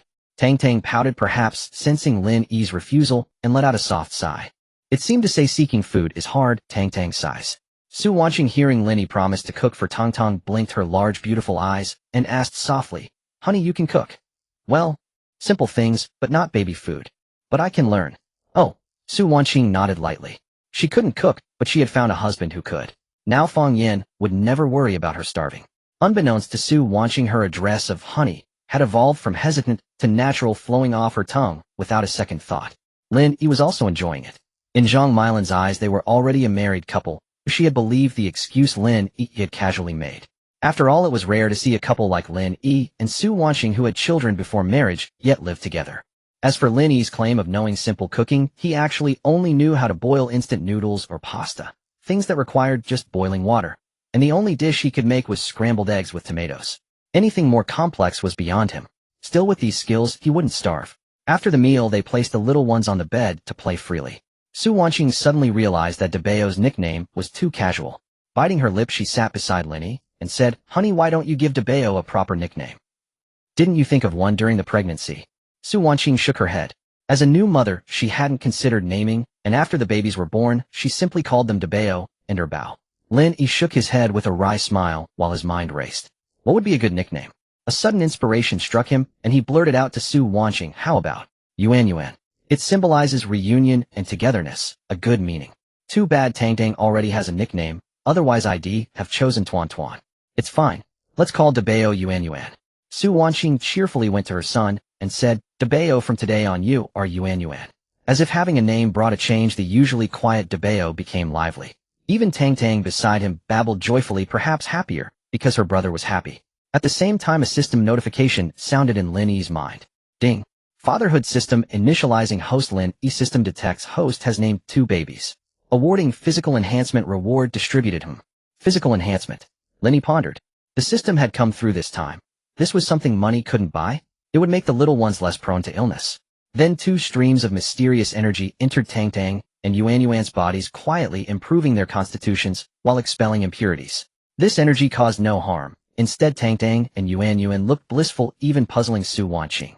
"Honey, look, Tang Tang and Yuan Yuan have suddenly become so calm, as if they're enjoying themselves. They're just playing happily and resting now." Lin Yi could only explain it that way, but seeing the baby's contented expressions reassured him. Soon the system's physical enhancement was complete. Tang Tang became lively while Yuan Yuan maintained a mature demeanor that seemed out of place for his age. Lin Yi frowned in confusion. "Honey, our good son is too quiet. Yuan Yuan has always been like this. He only cries when he's hungry or sleepy, otherwise he rarely fusses. Maybe he knows he's the older brother, so he's more sensible. Or perhaps he doesn't want to tire me out, so he's not very active." "Oh." Lin Yi nodded. So the little one had always known how to care for his mother. He would surely be a filial child when he grew up. Then he said cheerfully, "Our Yuan Yuan won't pull the plug on mom and dad when we're old, right?" Yuan Yuan moved his little mouth as if in response. Beside him, Tang Tang waved her hands and feet noisily, trying to catch Lin Yi's attention, as if saying, "Daddy, ask me, ask me." Seeing Tang Tang bouncing with vitality, Lin Yi smiled indulgently. "What, my precious daughter, do you want to pull the plug on dad and mom?" The little one pouted her pink lips, seemingly angry that her father had wronged her. Tang Tang kicked her little legs and turned her head away, her sulky expression resembling Su Wanqing's. Lin Yi pointed at Tang Tang and grinned. "Honey, you look just like this when you're angry." "Oh, is that so?" Su Wanqing rolled her eyes. She was nothing like that, it was clearly shyness. But now Lin Yi had offended both women in the house. After the meal, Lin Yi tried to lift Tang Tang from the stroller, but the little one refused. Every time he picked her up, she cried. A truly stubborn little princess. Tong Tong, daddy was wrong. My little princess would never pull the plug on dad and mom. At worst, she'd send us to a nursing home when we're old. Giggle. Tang Tang burst out laughing at Lin Yi's words. Though she didn't understand, she laughed along when she saw him smile. What mischief could a child harbor? She was easily appeased. Back in the bedroom, the daughter was pacified, but the wife was still sulking.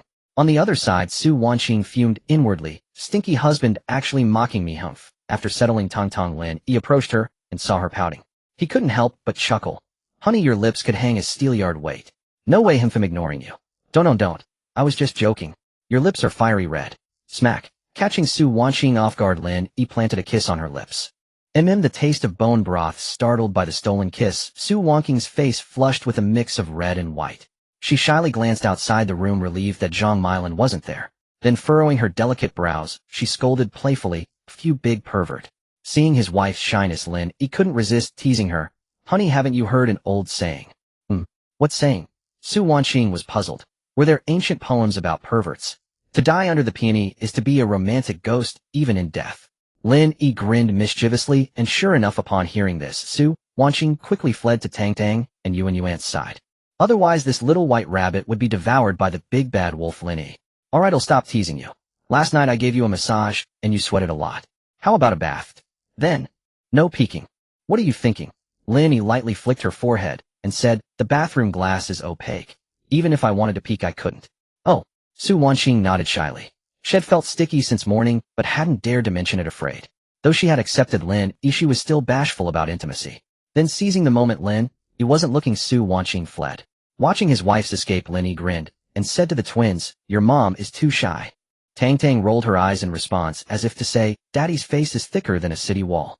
Even the usually quiet Yuan couldn't bear to look at Lin Yi. Buzz, the phone on the bed rang. Lin Yi picked it up and saw it was a WeChat call from his mom. Pressing the answer button, he greeted with a smile, "Mom, good morning. I have good news for you. You rascal, how's my precious granddaughter? If I find she's lost weight, I'll hold you accountable. Move your big face, I want to see my real granddaughter." "Oh, indeed, love fades." Lin Yi nodded reluctantly and turned the camera to Tang Tang. "Here, your real granddaughter is playing happily. Baby, do you miss Grandma? Oh my, so fair and adorable. In a while Grandma will come see you." Whoosh, my granddaughter is truly lovely. Far away in Nantian Manor in the capital, Zhang Yuehua gazed at the pink tender little one on the screen, longing to reach in and kiss her. What could she do? Her real granddaughter was just too adorable. Suddenly recalling the stern order shed given Lin Yi, Zhang Yuehua frowned. "Son, how's the search for the child's mother going? Have you not been taking the matter seriously? I'm telling you, if you don't bring a daughter-in-law home, don't you dare step through this door." Lin Yi's face was bitter. Had planned to share the great news when he first answered the call, but his mom hadn't given him a chance. He pursed his lips and said, "Mom, hey, race a surprise. Guess who this is?" Then Lin Yi raised the phone higher, revealing both Tang Tang and Yuan. Zhang Yuehua was puzzled, seeing two babies on the screen, thinking her eyes were playing tricks. She rubbed her eyes and then the screen. But no, there were indeed two little ones before her. She raised an eyebrow, almost ready to reach through the internet and grab Lin Yi by the ear. "You rascal, what's going on? How did another child appear?" "Mom, the one on the right is your grandson. He's Tang Tang's brother." "Wait." Zhang Yuehua held her forehead, slowly digesting the information Lin Yi conveyed. Coming to her senses, she scolded him. "Both are your children. What about the two mothers? Our family doesn't allow polygamy, not even keeping a mistress." Lin Yi laughed wryly at his mother's outburst. If he didn't explain, clearly she'd think he was a scumbag. "Mom, you're overthinking it. Your grandson and granddaughter are twins." "Oh, I thought. Wait, does that mean the baby's mother has been found too?" She's in the shower now." Lin Yi nodded, glancing toward the bathroom. I'd have to ask Su Wangqing's opinion before meeting Zhang Yuehua. After all, his wife was extremely shy.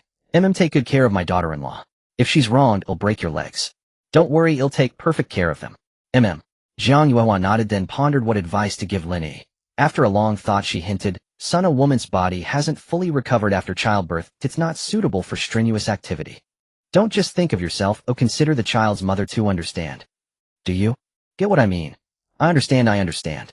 Mom, rest assured, Wangqing is very slim. She doesn't need exercise to lose weight." If not for the internet barrier, Zhang Yuehua would have given Lin Yi a good smack.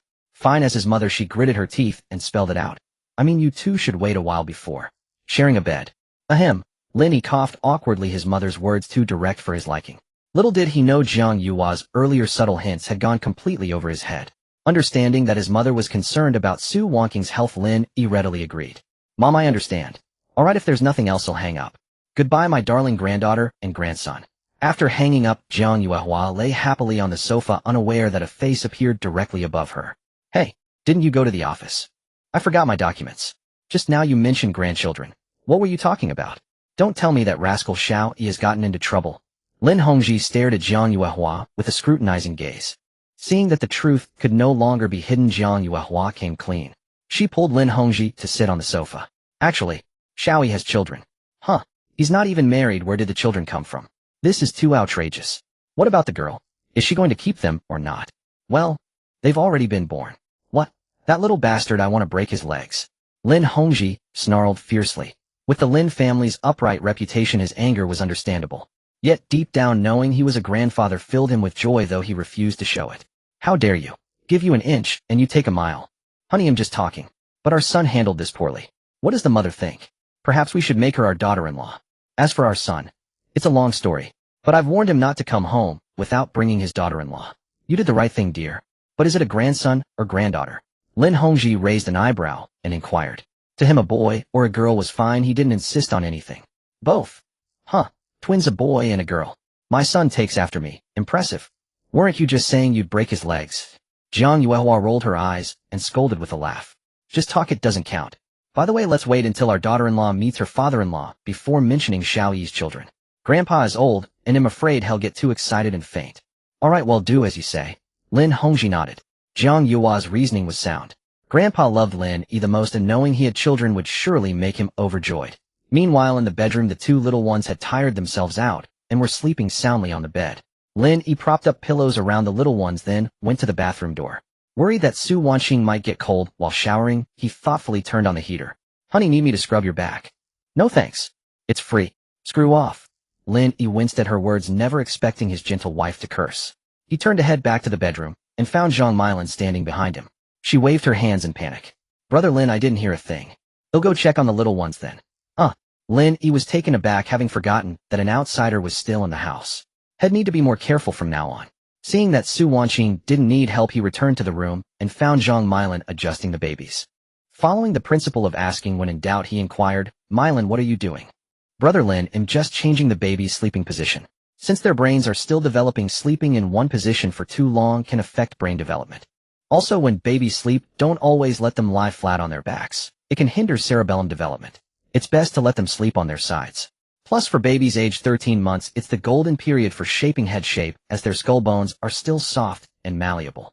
Oh, Lin Yi nodded silently, realizing he'd need to frequently adjust the baby's sleeping positions. But curiosity struck, and he asked, what kind of head shapes result if they're not shaped well?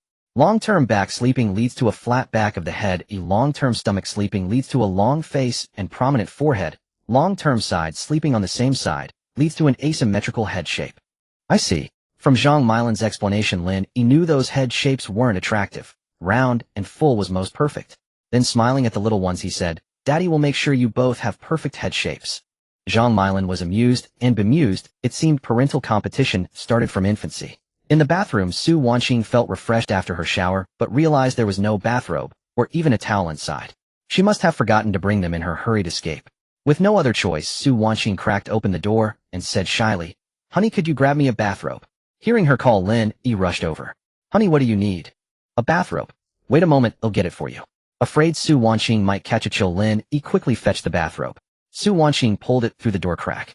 Lin Yi was about to ask if she needed anything else, but the next second he heard a bang followed by the click of a lock. Lin Yi smiled wryly. His wife was guarding against him. After putting on the bathrobe, Su Wanqing rolled up her dirty clothes and carried them into the room. Seeing Su Wanqing return, Zhang Milan quickly made an excuse to leave. She knew when to give them space. Then she thoughtfully closed the bedroom door. Honey, are you cold? Should I turn on the AC? No, it's warm enough. Alone together in the room, Su Wanqing replied shyly. The water droplets on her body had dried, and she looked around, but couldn't find what she was looking for. Where did you put my clothes and the things in that small black bag? They're probably still in the car. They'll go get them for you. Do you know how to use the washing machine? I can wash your dirty clothes for you. Afraid Su Wanqing might catch cold doing laundry, Lin Yi quickly snatched her dirty clothes away. Not realizing they were rolled up, when he took them, a small garment fell to the floor. Hey, black lace. A set. Seeing her lingerie fall, Su Wanqing blushed, picked it up, and hid it behind her back. Her bashful expression showed she was afraid Lin Yi would see. Then her face flushed. She said this. I'll wash this myself. Just take care of the dress, please. Honey, don't be polite. Use me as you need. We're family, no need to be shy. Lin Yi was thick-skinned, mainly worried that Su Wanqing might touch cold water and trigger her postpartum issues. Forget it, never mind. If you don't let me, I won't get your clothes. Lin Yi raised his chin arrogantly.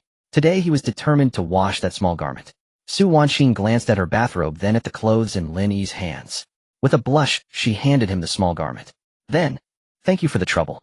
No trouble is what a husband should do. Lin Yi took the small garment and walked out of the room with the dirty clothes.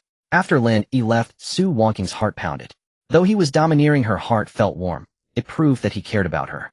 Then Lin Yi carried the many bags from the car into the house. There weren't many items, but they were miscellaneous. Zhang Milin, who was in the living room, hurried over to help.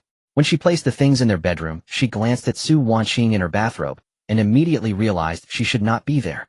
After moving everything, Zhang Milin began cleaning the house. Though it wasn't dirty, it was better than being a third wheel in the bedroom. Lin Yi found Zhang Milin's puzzling behavior amusing and chuckled. After moving the things into the bedroom, Su Wanqing began looking for her clothes, including her panties and bra. Although she found them, seeing Lin Yi beside her made her blush. Go wash the clothes. They'll take care of the babies. Okay. Lin Yi agreed, quickly knowing that his wife was too embarrassed to change clothes with him present. He hadn't expected her to use a diversionary tactic, and even use the babies as an excuse. But Lin Yi didn't call her out. He knew the difference between a one-time meal and regular meals. In the bathroom, Lin Yi began washing Su Wanqing's small garments. As a husband, he felt no embarrassment. He just hadn't expected Su Wanqing to prefer matching sets. A smile curled at the corners of his mouth. It seemed he would have to buy her matching sets from now on. However, when he finished washing and was about to hang the clothes in the bedroom, Zhang Milin bumped into him. I didn't see anything, nothing at all. Not saying that would have been better, her explanation immediately gave her away. She quickly turned around, but she didn't think Lin Yi was a pervert for being a man doing laundry. On the contrary, she thought he was a good man. She wished the heavens would send her a man like that. Then Lin Yi walked into the bedroom with a matching set of clothes. His neck was red, spreading all the way to his ears. This was entirely because of what Zhang Milin had said. Back in the bedroom, Lin Yi hung the small garments on hangers. But Su Wanqing blushed deeply when she saw it. He had hung the bra by its straps and stretched the panties out. Although there was nothing wrong with it, she couldn't help but blush at the sight. After everything was tidied up, Lin Yi lay down beside Su Wanqing, exhausted. His restless hands snaked around her waist. Hey, how can you? Keep your hands to yourself. Heaven knows I'm only using my hands, not my feet. It's just a figure of speech. Take your hand away. No way. Instead of letting go, Lin Yi pulled her even closer. The sudden force made Su Wanqing frown and let out a pained sound. What's wrong? Did I squeeze too hard? You're pressing on my wound. Lin Yi quickly sat up, puzzled. How could his wife have a wound? Had someone abused her? His eyes turned cold. The only person who could have done this was that bitch Jiang Lan. But the priority was to check on Su Wanqing's body. Let me see the wound. Don't. You'd better not. Su Wanqing bit her lip. She didn't want Lin Yi to see the ugly scar. She pulled at her clothes, trying to stop him, but Lin Yi was much stronger. In the end, he lifted the fabric. What met his eyes was a long knife scar. Su Wanqing quickly covered it, afraid it would scare him. I'm fine, don't worry. Wife, this wound. Is it from a section? Su Wanqing nodded. At that time, the baby was in a breech position, so a section was the only option. When Lin Yi saw the shocking surgical scar, his heart ached. So his wife had suffered so much back then, and he only now knew. Little fool, why didn't you tell me earlier about the pregnancy? Then you wouldn't have had to endure so much pain. Su Wanqing didn't want her actions to become a burden to Lin Yi, so she comforted him. It's all in the past. Besides, a section is better for later life. Huh. Achoo. Achoo. Lin Yi was stunned for a moment, then sneezed twice. He only understood the implication of his wife's words later. Achoo. Achoo. Honey, are you catching a cold? Let me feel your forehead. Su Wanqing was worried. She touched Lin Yi's forehead, then her own. It was indeed a bit hot. She suddenly remembered that last night Lin Yi had covered her with his own blanket, and it had rained. Thinking that Lin Yi had caught a cold because of her, Su Wanqing felt guilty. Honey, I'm sorry. It's all my fault. Silly wife, don't say that. As long as you're okay. Achoo. Lin Yi comforted her, then sneezed again. He knew that children have weaker immune systems, so he instructed Su Wanqing. Wife, you and Milin take care of the babies first. I'm afraid it'll pass the cold to them. What about you? They'll take a pill and be fine. Lin Yi gave a warm smile, also to reassure Su Wanqing. Oh, if it gets worse, you must go to the hospital. I know, but if my wife gives me a kiss, he'll be full of energy. Pervert. Moi, Su Wanqing scolded him playfully, but thinking of his health, she shyly kissed his cheek. Kissed Lin Yi was as happy as a child. He then walked out of the room. Outside the bedroom, Zhang Milin had nothing to do and was preparing lunch early. Seeing Lin Yi's pale face, she hurried over. Brother Lin, you don't look well. Just a cold. They'll take some medicine and sleep it off. Then go to the bedroom and help my wife look after the babies. Zhang Milin nodded and headed to the bedroom. Then Lin Yi sat on the sofa and took out his phone to make a call. Meanwhile, in the director's office of Anna Hospital, Zhang Yi's phone rang. Seeing it was Lin Yi calling, a chill ran down his spine. He was afraid something major had happened. Hello, young master. Old Zhang brings some cold-specific medicine to my home. Okay, I'll be right there. After hanging up Zhang, he hurried to the precious medicine storage area and took out a few special pills. The cold-specific medicine was independently developed by Anna Hospital, but due to the expensive materials, it was not mass-produced. After taking the special medicine, he woke up from a nap feeling as if nothing had happened. Soon Zhang, he delivered the cold medicine to Lin Yi. Young master, this is the medicine you requested. Thank you for your trouble, old Zhang. After seeing Zhang, Lin Yi placed a pill into his mouth, and then reclined on the sofa. When he awoke again, he no longer had a fever or felt unwell. At the same time, a system prompt sounded in Lin Yi's mind. Ding. Fatherhood system initializing. Host Lin Yi. System has detected the host's efforts for the baby's mother, and thus rewards the invulnerability pill. Reward has been dispensed. As soon as the system finished speaking, an antique wooden box materialized beside Lin Yi, occasionally emitting a faint medicinal fragrance. Opening it, he saw a pill the size of a longan lying inside. Lin Yi placed it in his mouth, and soon a warm current flowed through his body. The absorption is quite fast. When his body felt normal again, the medicinal properties had been fully absorbed. Adhering to the principle that anything from the system was of premium quality, Lin Yi had no doubts. But what did the system mean by invulnerability? System, what poisons does invulnerability protect against? Invulnerability is just a term. After taking the pill, you will no longer suffer from major or minor illnesses. Oh, so that means I can live to be 99. That depends entirely on the host's fate. The system was left speechless by the question, thinking, I was just giving an example, and you're pushing your luck. Fully recovered Lin Yi couldn't wait to return to the room to see his wife and child. Pushing open the door, he saw Su Wanqing holding Tang Tang in her arms, seemingly feeding her. Zhang Milan saw Lin Yi enter, and said with a smile, Brother Lin, I'll go prepare the meal. Lin Yi nodded, then sat down beside Su Wanqing. Seeing him approach, she quickly turned her body away to prevent him from peeking. Seeing Su Wanqing's shy demeanor, Lin Yi longed to tell her, no need to hide, I saw everything last night, and it was you who lifted it. Afraid that Su Wanqing would be too embarrassed to face him, Lin Yi refrained from saying it. Before Tang Tang had finished feeding, Yuan on the bed began to cry from hunger. Seeing Yuan crying so hard, Su Wanqing had to feed him first. Indeed, as soon as the milk entered his mouth, he began to drink greedily. Yuan was a boy with a big appetite. Feeling that the left breast was empty, Su Wanqing switched to the right. After more than 10 minutes, Yuan was full and spat out the nipple. Honey, please soothe Yuan for a moment. I need to feed Tang Tang again. Alright. Lin Yi took Yuan into his arms. The little one was very quiet, as serene as a handsome youth likely to grow up into a man of few words. Then Su Wanqing put the nipple back into Tang Tang's mouth. After a few sucks, she felt the milk was gone. Moreover, Tang Tang's sucking was causing some pain, making Su Wanqing frown. Hiss. Dear daughter, you're sucking so hard. What's wrong? Lin Yi heard Su Wanqing's soft complaint and asked with concern. Unexpectedly, Su Wanqing put Tang Tang down and began to beat her chest in frustration, startling Lin Yi into stopping her. Wife, what's the matter? Honey, I'm so mad. Tell me, why is there no milk when they're so big? It's infuriating. Su Wanqing squinted, her eyes pouted and her cheeks puffed out. She was genuinely angry. But after hearing her answer, Lin Yi couldn't help but chuckle. He pinched her fair cheeks and said gently, Wife, the amount of milk has nothing to do with breast size. Then what does it depend on? Just eat more nutritious lactogenic foods. It might be because you often skipped meals at the company before, which is why your milk supply is low. Oh honey, I'm sorry, it's all my fault for not eating properly, for not being able to feed the babies better. Silly girl, what are you saying? I cherish you too much to blame you. It's fine, Milan, we'll prepare your meals. Just eat well, okay? Don't put pressure on yourself. Lin Yi comforted Su Wanqing, tenderly looking at the foolish girl before him with immense affection. Wah? Ooh. Hey ya. The little ones lying on the bed babbled to each other in baby talk, watching their parents interact, as if sighing, Dad and Mom are true love, and we are just the accidents. Giggle. Giggle. Even Yuan, who was usually serious, opened his mouth wide and laughed heartily. Wife, don't be sad. Look how adorable Yuan is when he laughs. Feeling that Dad hadn't praised her, Tang Tang also laughed earnestly, giggle, hoping for a compliment from Lin Yi. Tang Tang's laugh is also very cute. You two should cheer up your mom. Wah? Ya? See, your precious daughter and son want you to be happy too. Thank you, Yuan and Tang Tang. Mommy is very happy. Seeing the two little ones trying so hard to cheer her up, Su Wanqing laughed joyfully. With two well-behaved babies and a loving husband, she felt truly fortunate. Outside lunch was ready. Zhang Milan had learned her lesson this time. She knocked on Lin Yi's door and then said, Brother Lin's sister-in-law Lin, lunch is ready. After these 2 days of being addressed this way, Su Wanqing couldn't help but say to Lin Yi, Honey, I find Milan's address strange. I think sister-in-law Lin doesn't sound good. Alright, then have Milan change how she addresses you. Just tell her. It was a trivial matter, as long as Su Wanqing remained happy, that was all that mattered.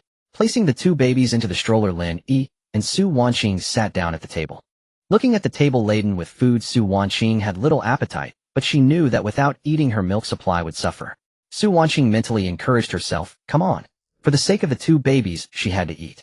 Sister-in-law Lin, is this flavor to your liking? It's fine, Mylin, you've worked hard. Just call me Wanqing. Sister-in-law Lin is too formal. How can I do that? How about I call you Sister Qing? Air. Alright. Su Wanqing nodded. At least Sister Qing sounded better than sister-in-law Lin. As they were eating, Su Wanqing's phone rang from the bedroom. She hurried over and saw it was a call from the hospital. Hello? Is this Miss Su Wanqing? Yes. This is a nurse from Shanghai First Maternity and Infant Hospital. I'm calling to inform you that your baby needs to come in for a hepatitis B vaccination tomorrow. Alright, thank you for letting me know. You're welcome. After hanging up, Su Wanqing walked over with a worried expression. Honey, the hospital called. We need to go for the vaccination tomorrow. We'll go tomorrow. But wife, why do you look so pale? I'm a bit worried about the injection tomorrow. Lin Yi looked at Su Wanqing with confusion and asked, are you worried about the two little ones? Su Wanqing nodded, recalling how when Yuan was just born he had wailed during his vaccination, a detail the nurse had shared with her. It had taken a full half-day of comforting to calm the little one down. Now just over a month later, Su Wanqing feared her baby might be afraid of pain, and her heart ached at the thought. Seeing her furrowed brows, Lin Yi tried to reassure her. Honey, vaccinations are necessary. Besides, I believe Tang Tang and Yuan are brave children, even if they still cry. Puff, darling, don't you think that's contradictory? I may promise, but the babies might not cooperate. Lin Yi grinned, and under his gentle persuasion, Su Wanqing's mood lifted. Suddenly, two loud sounds rang out from the stroller. Naturally, Yuan, being the boy, became the prime suspect. Su Wanqing frowned and pretended to scold. Did you let one out, little troublemaker? No sooner had she spoken than another sound echoed, this time from Tang Tang. Honey, Tang Tang keeps passing gas. Is she catching a cold? Su Wanqing asked worriedly, her jade hand instinctively reaching out to feel Tang Tang's little belly. Her maternal anxiety made her feel something was wrong with every touch. Sure enough, a trace of concern had already crept into her beautiful eyes. Lin Yi furrowed his brow slightly, then felt the baby's belly himself, but sensed nothing amiss. Don't worry, you're overthinking it. It might just be the draft. We'll be more careful when opening the windows from now on. Hearing this, Su Wanqing felt somewhat relieved, yet she still wanted to massage Tang Tang. So as Su Wanqing's jade hand gently brushed over Tang Tang's little tummy, the baby burst into laughter. Giggle, giggle, a clear bell-like laughter rang out. The little one giggled so hard her tiny waist arched slightly. Her little hands stretched out eagerly as if trying to reach for her mother's face. Be good, Tang Tang. Mommy will rub your tummy, and you won't pass gas anymore. Yeah, watching the tender interaction between mother and daughter, Lin Yi couldn't help but feel a warm sense of contentment. Wasn't this the life every man dreamed of? With that thought, he stepped forward gently and embraced them both. However, Yuan, feeling neglected, began to fidget and let out unhappy squeaks while clawing at the air. I haven't forgotten you, my little Yuan. Come, daddy will hold you too. And so the family of four spent the afternoon filled with laughter. Having played to their heart's content, Tang Tang and Yuan hadn't napped at all that afternoon, their dark sparkling eyes full of energy. But as night just began to fall, the two little ones grew sleepy, yawning repeatedly. Tang Tang even had a tear slip from the corner of her eye during a yawn, making it seem as though she were crying. Mommy will nurse you so you can eat your fill and sleep well, Su Wanqing said with a helpless smile, surprised that her son and daughter were so exhausted. She kept softly calling their names, hoping they would take a few more sips before falling asleep, lest they wake up hungry in the middle of the night. Finally, Tang Tang could hold on no longer. With her tiny mouth still latched onto her food source, she closed her eyes, her breathing growing steady. On Lin Yi's side, Yuan was also biting the bottle's nipple, without letting go, clearly on the verge of sleep. When the couple laid Tang Tang and Yuan on the bed, they fell into a deep, peaceful slumber, without any fuss, looking utterly adorable. Our son and daughter are so easy to care for. By the bedside, Lin Yi couldn't help but remark. He had seen other babies who, when they cried, could nearly drive their parents to their wits' end. But Tang Tang and Yuan were so quiet, neither crying nor fussing. Hearing his words, Su Wanqing let out a chuckle, then patted the bed and called Lin Yi over to sit beside her. Darling, you probably haven't seen how our Tang Tang cries when she really lets go. She's the type who never cries unless it's something serious. But when she does, it'll definitely startle you. As she spoke, Su Wanqing began to reminisce. During my postpartum confinement, there was a time when Tang Tang started crying for no reason. I was so panicked. I took her to the hospital that very night, but after a full checkup, they found nothing wrong. I had no idea what to do. Later, when we got home, I paced around frantically holding her, and then I started crying too. It sounds funny, After the two of us cried together for a while, I actually scared Tang Tang into stopping. Her big eyes blinked, and in the end she even reached out and hugged my head, staring at me with those pitiful eyes, her little pout, so exaggerated it could have hung a weight. Su Wanqing finished with a smile, but Lin Yi felt a lump in his throat. He couldn't laugh, though instead he felt a pang of sorrow. Yes, back then he hadn't been by her side, and she had to handle everything on her own. You've worked so hard. Hearing this, Su Wanqing's delicate frame trembled. She looked up, her bright eyes sparkling as she smiled gently. It's not hard at all, because she's my precious treasure. The night passed swiftly, and in the morning Lin Yi was awakened by a clattering noise. He assumed it was Tang Tang and Yuan causing a ruckus, but upon closer listening the sound came from outside the house. Glancing at the peacefully sleeping babies, Lin Yi propped a pillow around them before heading out to investigate. If he didn't go out soon, he feared the roof might be torn off. Entering the living room, Lin Yi saw Su Wanqing fully armed, wielding a spatula as she stirred a pan. Meanwhile, Zhang Milan stood nearby in panic, terrified of being caught in the crossfire. Witnessing the scene, Lin Yi chuckled in disbelief. Honey, are you cooking? I saw how hard you've been working these past 2 days, so I wanted to contribute too, Su Wanqing replied with a sweet smile. Unexpectedly, the kitchen flames surged higher and higher, even forming a mushroom cloud. That cloud resembled a blazing sun, dazzling and brilliant. As the fire suddenly flared up, Su Wanqing stumbled backward in fright. Silly girl, come here quickly. Fearing she might get hurt, Lin Yi swiftly pulled her behind him, while seizing the chance to turn off the gas stove. He had worried earlier whether his wife would set the kitchen ablaze, and now he realized his concern was justified. Spinning Su Wanqing around to check if she was unharmed, he sighed in relief. Honey, maybe you should stay out of the kitchen from now on. You've even conjured a mushroom cloud. That's not true. The fire was just a little bigger than usual. Right. Just enough to blacken the ceiling. Gazing at the patch of soot in the middle of the pristine white ceiling, Lin Yi couldn't help but laugh. Only Su Wanqing could pull off something like this. Anyone else would never achieve such an effect. At Lin Yi's words, Su Wanqing looked up in confusion and saw the ceiling exactly as he described. She lowered her head, shyly feeling embarrassed. Sorry, honey, I didn't mean to make such a mess. I really just wanted to help. Pouting, Su Wanqing wondered why her attempt had gone so wrong. She had watched Zhang Milan demonstrate the same steps, so what had she done differently? Even now she couldn't pinpoint where she had gone wrong. Not only was Su Wanqing baffled, but Zhang Milan, standing nearby, was equally stunned. It was her first time witnessing such a disaster. Su Wanqing truly had no talent for cooking. Seeing her distressed expression, Lin Yi gently patted her head and said affectionately, "It's fine. The roof is just a little blackened. It adds an artistic touch. But don't go into the kitchen anymore, okay?" "Okay." Su Wanqing nodded, secretly relieved that she wouldn't have to step foot in there again. The experience had left her traumatized. She had wanted to show off, but instead she had made a mess. Looking at the chaotic kitchen, Lin Yi turned to Zhang Milan apologetically. "Milan, could you handle breakfast?" "Sorry for the trouble." "Brother Lin, it's no trouble at all." Zhang Milan waved her hand dismissively. After Lin Yi left, she peered into the pan and saw that everything had burned to charcoal. Shocked, she couldn't help but marvel. Sister Qing is truly something. Meanwhile, in the bedroom, Tang Tang sniffled and slowly opened her eyes.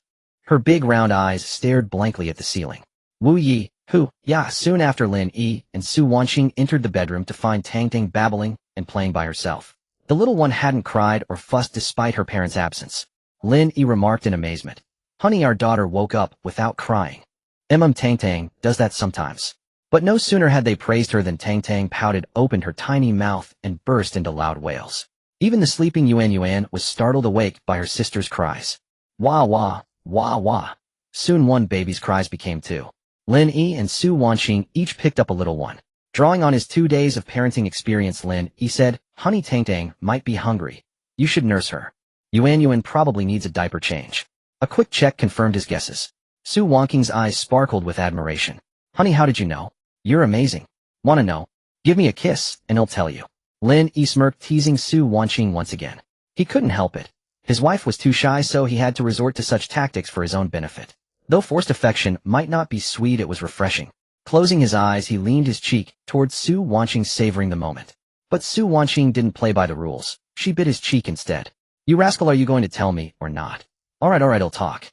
Wincing, Lin Yi explained, "This morning I fed Yuan and changed Tang Tang's diaper." "Oh, that explains it." Su Wanqing nodded. Last night, she had fallen asleep and never gotten up, leaving Lin Yi to care for the babies the entire time. So he knew their routines inside out. Feeling a pang of guilt, she wondered why her alarm hadn't gone off. She had said it, hadn't she? If she had woken up, Lin Yi would have had an easier time. "Honey, did you hear my alarm last night?" I did. I turned it off. Why did you do that? Let me take care of the babies tonight, or you'll be too exhausted. Lin Yi had been watching over the little ones every night, and Su Wanqing worried he might not handle the strain. Since she was a heavy sleeper, she always set alarms to remind herself. As their mother, she wanted to do her part. I'm not tired at all. In fact, I'm really happy. No sooner had Lin Yi spoken than a mechanical chime echoed in his mind. Ding. Fatherhood system initializing host. Lin Yi system detects host sleep deprivation from caring for babies. Granting golden sleep reward. Issued reward description. Golden sleep. Only 3 hours of sleep per day needed to feel refreshed and energetic. After hearing the explanation, Lin Yi couldn't help but give the system a thumbs up. The rewards from the system had been hitting the mark perfectly. With this ability, Lin Yi was even more reluctant to let Su Wanqing take the night shift. Firmly and authoritatively he told her, "Honey, rest assured. Your husband is in great shape. Don't believe me. Want to test it? Uff, you pervert." Blushing, Su Wanqing turned away, flustered by his boldness. Even though they already had children, she still felt shy hearing such risque remarks. Seeing his wife's embarrassed blush, Lin Yi couldn't resist teasing her further. "Honey, I was just offering to show you my abs. Why is your face so red?" It's not. It must be because the room is too hot. We'll go check if Mylan has breakfast ready." After breakfast, Lin Yi and his group set off for the first maternity and children's hospital of Magic City. Since the birth records of the two little ones were registered at this hospital, they did not go to their own hospital. Upon arriving, led by Su Wanqing, they made their way to the vaccination area.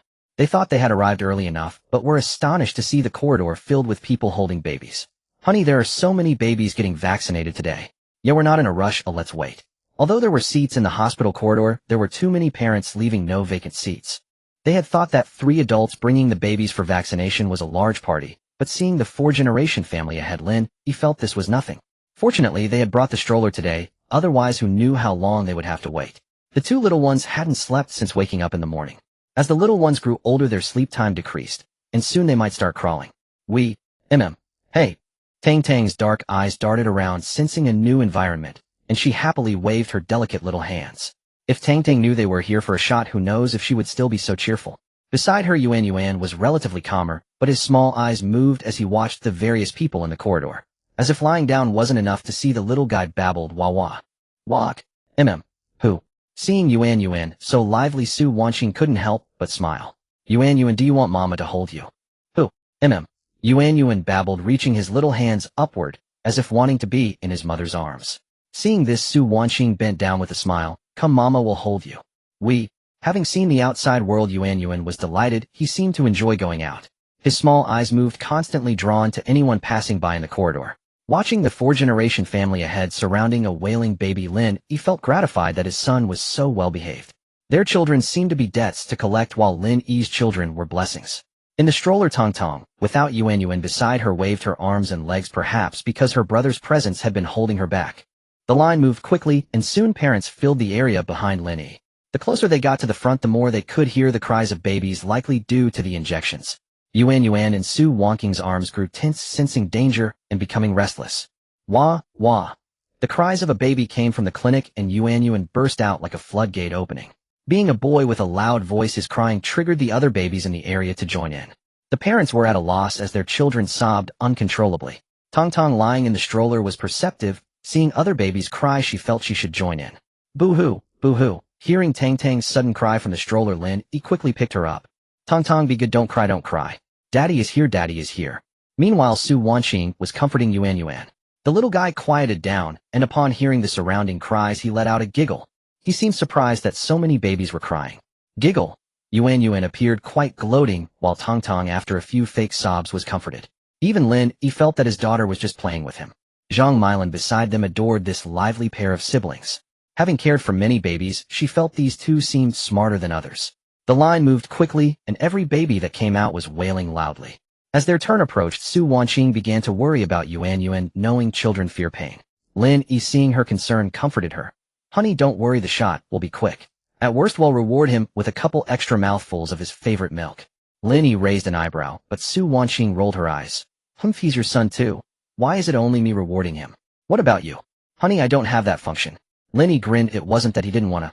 Hearing Lin Yi's reply, Su Wanqing laughed joyfully, her worries fading. She decided to follow Lin Yi's suggestion and reward Yuan with more milk. Tong, a little clever one, seemed to sense that Mama was going to reward her brother and felt a bit jealous. Her little hands flailed towards Su Wanqing, and even Lin Yi struggled to hold her. Precious daughter, do you want to go to mama? Then daddy will be sad. Tang ignored Lin Yi entirely, still reaching her hands towards Su Wanqing. The innocent little one thought that being held by Su Wanqing meant getting milk, so she became even more eager. Su Wanqing was especially delighted seeing this. Tang had come to her willingly. As parents, they cared deeply about which child preferred whom. Su Wanqing was triumphant, saying cheerfully, honey, see, your precious daughter and son like me more. Tang, if you leave, daddy will be very sad. Lin Yi put on a sorrowful expression, but you can't wake someone who's pretending to sleep, and those who leave can't be kept, especially since he was at a biological disadvantage. Helpless Su Wanqing and Lin Yi swapped. Tang finally got to be in Su Wanqing's arms, likely thinking she could get more milk tonight. The little one was happy, but Lin Yi was not. His little padded jacket had a leak. Already in a bad mood, Lin Yi was blown on by Yuan in his arms. His jacket was already leaking, and Yuan rubbed salt in the wound. His heart felt heavy while Su Wanqing was overjoyed. Indeed, human joys and sorrows are not shared. Meanwhile, the vaccination clinic announced, baby number 66 entered the hepatitis B vaccination room. Hearing the call, Su Wanqing went in with Tang. Lin Yi was anxious, craning his neck at the door, thinking only one baby could enter at a time. The young nurse, seeing Lin Yi looking around, said, Dad, your turn will come later. Don't crowd around other babies getting shots. Lin Yi frowned and said with a wry smile, that's my daughter. The nurse felt embarrassed, realizing there were two babies. She smiled and said, then come on in. Su Wanqing sat in the chair. Though it was not she who received the injection, she was even more nervous than Tang at that moment. The nurse was a middle-aged woman. The hospital had thoughtfully arranged that no intern would be assigned to the vaccination ward for infants. Infants nowadays were precious. A single successful needle stick was acceptable, but multiple failed attempts would surely incur the wrath of the parents. All parents hoped to shield their children from harm. Tang, unaware of the impending danger, gazed intently at the syringe in the nurse's hand. A newborn calf fears no tiger. The little one even reached out to grab the syringe. The nurse, seeing Tang, spoke gently, little one, this is not for touching. Even the nurses adored the soft, chubby baby, though they knew their work would inevitably incur the baby's displeasure. Seeing how unafraid and adorable Tang was, the nurse felt a surge of fondness. But the joyful moment was fleeting. The nurse had already drawn the vaccine into the syringe and instructed, roll up the sleeve. Su Wanqing, in her nervousness, rolled up her own sleeve. The nurse, both amused and exasperated, said, I meant the baby's sleeve. Oh, Su Wanqing nodded, then gently exposed Tang's fair, delicate little arm. Fearing Tang would flinch in pain the moment the needle pierced her skin, Su Wanqing secured the baby's tiny hand and soothed her. Tang, be good. It will be quick, just a moment. Tang wobbled her little head, not understanding a word Su Wanqing said. Her round little eyes fixed on the syringe until she saw it pierce her own arm. Just as Su Wanqing and Lin Yi held their breath, they were surprised to hear no cries from Tang. Even the nurse was puzzled. Tang was the first baby she had seen who did not cry during an injection. Unbeknownst to them, Tang was so captivated by the syringe that she had simply forgotten to cry. The injection was swift, completed in seconds. Faced with the puzzled gazes of the nurse, Su Wanqing and Lin Yi, the little one seemed at a loss. In the very next second, Tang let out a giggle. Su Wanqing grew worried. Other babies cried during shots, but her own baby laughed. Was this the effect of forgetting the Mengpa soup? Nurse, why isn't my baby crying? Perhaps the little one isn't afraid of pain, the nurse replied with a smile, offering the only explanation she could think of. Su Wanqing nodded, then motioned for Lin Yi to sit on the bench. Compared to Tang, they were more worried about Yuan. Though he wasn't crying now, he was extremely restless. His chubby little hands kept flailing as if he believed this motion would exempt him from the needle. The nurse, observing the starkly contrasting attitudes of the two little ones, found it both amusing and exasperating. Indeed, most babies feared pain. Ones like Tang were 1 in 10,000. Lin Yi secured Yuan's arm in advance. The nurse seized the opportunity and swiftly inserted the needle. Immediately, Yuan's robust cries echoed from the vaccination room into the hallway. Unsurprisingly, the other babies outside began to cry in unison. At that moment, Lin Yi felt the injection time stretch into an eternity. Though it lasted only seconds, it felt like centuries. Seeing the nurse withdraw the needle, Lin Yi quickly picked Yuan up and comforted him. Yuan, be good. Yuan is a little man. Your little sister didn't cry during her shot. Yuan, as the older brother, should set a good example. But Lin Yi's words and Yuan's cries continued in parallel, neither disturbing the other. Finally, Lin Yi played his trump card. If Yuan isn't good, no milk for you. True enough, upon hearing Lin Yi's words, Yuan's cries subsided. Lin Yi realized that threatening a baby's food supply was the most effective tactic. After his shot, Yuan seemed eager to flee the place, his little hand pointing persistently towards the exit. The vaccination room was a place of sorrow for Yuan. Tong, however, was the opposite. Her eyes remained glued to the syringe, and when she saw the nurse slowly drawing liquid into it, she let out a giggle. Even as they were leaving, Tang babbled incessantly, seemingly trying to capture the nurse's attention. Then Tang even patted her own little arm, as if to say to the nurse, "Annie, how about another one?" After the vaccinations, Lin Yi and his family returned home. By the time they arrived, the babies were already fast asleep, perhaps because they had been awake all morning. After placing the two babies on the bed, Lin Yi recalled Zhang Milan's previous instructions on adjusting their sleeping posture. To ensure the babies developed a perfect head shape, varying their sleeping positions was essential. The babies were sound asleep. Lin Yi adjusted them to lie on their sides and propped a small pillow behind each to fix their position. Su Wanqing sat nearby, marveling at Lin Yi's superior knowledge. "Husband, you're so amazing," she couldn't help but praise. "I have even more amazing things you could try." As expected, once the babies were asleep, Lin Yi began to get mischievous. The little baby grew rapidly day by day. After the system-enhanced physique, in this period of care the infant's constitution was far superior to that of other babies of the same age. That evening, Lin Yi was folding the little one's clothes at home. Yuan, who was lying on the bed, suddenly rolled over, staring at Lin Yi with her big round eyes. "Whoosh, Yuan, Daddy is folding your little clothes. Be good." When Lin Yi looked up to speak to Yuan, he saw her lying on her stomach on the bed. He was startled at first, then marveled in surprise. The baby could actually roll over. To share this joy with his wife, he immediately called out to Su Wanqing, "Honey, quickly come here." Su Wanqing, who was hanging clothes on the balcony, heard Lin Yi's urgent call and rushed over, asking anxiously, "What is it, darling?" Seeing the two little ones safely on the bed, Su Wanqing didn't notice that Yuan had rolled over. She pouted and said, "Aren't the little ones being good? Honey, why did you call me?" Realizing his wife hadn't noticed Yuan's change, Lin Yi raised the corner of his mouth and said, "Honey, don't you see anything different about Yuan?" "Huh? What could be different?" She had just complained when she exclaimed in surprise, "Hey, that's not right. Our precious son can actually roll over." Only then did she understand why her husband had urgently called her over to witness this moment. Seeing Yuan perform so wonderfully, Su Wanqing beamed with joy, then pinched Yuan's chubby little cheek and praised, Yuan is so amazing. You must keep it up. Try to call mommy tomorrow and run the day after." Hearing Su Wanqing's encouragement, Lin Yi was caught between laughter and tears. "Honey, you're too impatient. Do you really think our son is Neza?" "Hee, I just want the baby to call me mommy." Su Wanqing giggled, as if she couldn't wait for the babies to grow up. Although Lin Yi said Su Wanqing was too impatient, he shared the same thought. He planned to ask Zhang Milan later how to get the baby to speak quickly. Yuan was thrilled to receive her parents' praise for rolling over, but Tang, lying beside her on the bed, looked notably dejected. She seemed to want to show her parents she could roll over too, wriggling her tiny body, but she couldn't manage it. Seeing Tang's efforts, Lin Yi felt deeply satisfied and encouraged her, "Come on, Tang. Come on, Tang." Seeing their precious daughter's determined efforts, Su Wanqing's heart also warmed. Perhaps because Tang was a girl with a softer body, she always failed to roll over. When Su Wanqing saw her daughter's repeated failures, she wanted to help, but Lin Yi stopped her. "Honey, you can't do that." "Oh." She pouted, nodded, and then called Zhang Milan into the room. She believed that Zhang Milan, who had cared for many babies, would know how to help Tang. As a maternity and infant nurse, Zhang Milan was especially sensitive to changes in babies. Upon entering the room, she was surprised to find Yuan lying on her stomach on the bed. "Brother Lin, Sister Qing, did Yuan roll over by herself, or did you place her like that?" "She rolled over on her own," Lin Yi said proudly, having witnessed Yuan's roll.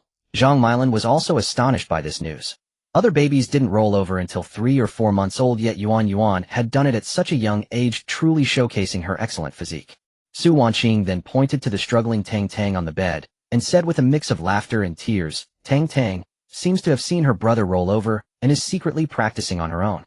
Milan, is there any way to help a baby roll over?" "Yes, there is." Zhang Milan smiled and approached Tang. She first felt the little one's arms and legs, gauging the baby's strength, and then said, "Brother Lin, Sister Qing, first lay the baby down, then turn her to the side. Raise the arm on the side, touching the bed, and cross the upper leg over the bed, pressing against the little bottom." After Zhang Milan demonstrated in the next second, using the strength of her arms, Tang actually rolled over. "Whoosh, giggle." Tang was delighted, her beautiful eyes blinking. Lin Yi and Su Wanqing saw this and gave Zhang Milan a thumbs up. "Milan, you're amazing." "Not at all. By the way, Sister Qing, you can help the little ones practice more. It can strengthen their neck muscles. Also, you can prop up the baby's little hands so they can lift their heads. That way they won't have to stare at the ceiling all day." Su Wanqing and Lin Yi nodded, their hearts filled with contentment as they watched Yuan and Tang Tang lying on the bed. Meanwhile, Jiang Yuehua and Lin Hongji were sitting on the sofa watching the news. A news report caught their attention. Wang, 36, has never had a household registration. For years he has lived off undefeatable jobs. Without an ID card, Wang cannot be hospitalized when ill and can only do the hardest, most menial labor. Without an ID card, Wang cannot use public transportation. After hearing the news, Jiang Yuehua felt great sympathy for Wang. However, Lin Hongji began to ponder and then asked Jiang Yuehua, "Hasn't our Xiao Yi gotten a marriage certificate with our daughter-in-law yet?" Hearing this, Jiang Yuehua suddenly realized, "Oh dear, with a daughter-in-law and grandchildren, I was so happy I forgot they haven't registered their marriage. Without a marriage certificate, the babies can't get household registration. We need to tell our son about this immediately." Jiang Yuehua and Lin Hongji felt a wave of relief, thankful they had watched that news. Then, turning off the TV, Jiang Yuehua hurriedly made a video call to Lin Yi. Moments later, Lin Yi answered. He was about to tell them about the baby's role when he was interrupted. Jiang Yuehua said urgently and seriously, "Son, you need to get the marriage certificate with my daughter-in-law right away, or else the babies will have no household registration. In the future, they won't be able to take buses or trains. Even though we have a private plane, without an ID, they won't be able to get married later. I'm still looking forward to holding great-grandchildren." Seeing Jiang Yuehua digressing, Lin Hongji quickly cut in, "Son, your mother is right. Go get the certificate now. Why not go right this moment?" Seeing the elder's anxiety, Lin Yi glanced out the window. It was pitch black outside. Even if they went to register, the office would have closed long ago. Besides, Su Wanqing hadn't said she wanted to. To calm the elders, Lin Yi could only agree. "I understand, Mom. We'll go as soon as possible. If you can't get the certificate, don't bother coming home." Then, leaving that threat, Jiang Yuehua hung up. In the bedroom, Lin Yi listened to the beep beep beep tone and looked at Su Wanqing with a wry smile. "Honey, how about? Let's go to the Civil Affairs Bureau tomorrow." Lin Yi was still pondering how to persuade Su Wanqing, never expecting her to agree directly, leaving him both astonished and delighted. "Wife, are you serious?" Unless you want to back out." Su Wanqing nodded shyly. During this time, Lin Yi had not only taken meticulous care of the baby, but had also been exceptionally attentive to her. Unbeknownst to her, she had gradually grown accustomed to Lin Yi's presence. When she heard Jiang Yuehua's description of unregistered children, something stirred within her heart. Tang Tang and Yuan certainly couldn't be left without legal status. So before Lin Yi could even ask, Su Wanqing had already agreed to his proposal. When he saw Lin Yi's uncertain expression, his face suddenly changed. Could it be that Lin Yi hadn't been thinking that way? Lin Yi, seeing Su Wanqing's look as if she might kill him at any moment, quickly spoke his mind. "I'm overjoyed. How could I possibly back out? My main concern is that our marriage registration was too rushed, and I'm afraid you might feel wronged."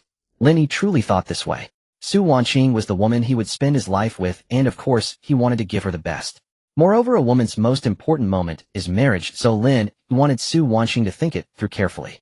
However, Su Wanqing shook her head and said with a smile, "I don't feel wronged at all. As long as our family of 4 is together, that's enough. If you think you're letting me down, then you'll have to treat me better from now on." Of course. Lin Yi smiled confidently. Spoiling his wife and babies was something he took seriously. The little ones had witnessed the entire exchange clearly. Indeed, lying on the bed allowed them to see much more. "Whoa, yay, poo." Tang Tang and Yuan babbled to each other, seemingly expressing their joy that Mommy and Daddy were getting their marriage certificate tomorrow. Outside the window, the night sky was studded with stars. Tomorrow was sure to be a sunny day. The next morning, having discussed the plan to get their marriage certificate today, Su Wanqing woke up early to prepare. As a woman, she wanted to look beautiful for the marriage photo. However, many of her cosmetic bottles and jars couldn't be found in the bags. Lin Yi had been coaxing the little ones to sleep until the early hours. Waking to the sound of clattering and rummaging, he saw Su Wanqing sitting on the floor searching through her large bags. "Wife, what are you looking for?" "My makeup bag, the blue one. Have you seen it?" I thought it was useless and threw it away." Lin Yi gave an awkward smile. Inside were some pens which he had mistaken for writing instruments and discarded. Seeing Su Wanqing's disappointed expression, Lin Yi tried to make amends. "What did you need the blue bag for?" "I wanted to put on some makeup. Since it's for the wedding photo, I want to look beautiful." "Oh." Lin Yi nodded, and then said, "Before we go to the Civil Affairs Bureau, let me take you to get your makeup done. It'll make sure you look absolutely stunning." "No, that's not right. My wife is already beautiful. Even without makeup, your natural beauty outshines all the top actresses." "TSK, such a smooth talker. Go wash up now," Su Wanqing said with mock reproach, though she felt secretly pleased. Women always enjoy being complimented. Lin Yi replied with a smile, and quickly got up. Zhang Milan was already accustomed to rising early, and by the time Lin Yi and Su Wanqing emerged from the bedroom, breakfast was ready. After a simple meal, Lin Yi went to the garage and selected a Topophthalene family van, ensuring Su Wanqing and the babies could travel comfortably. As Lin Yi gently pressed the accelerator, the car slowly drove out of the neighborhood.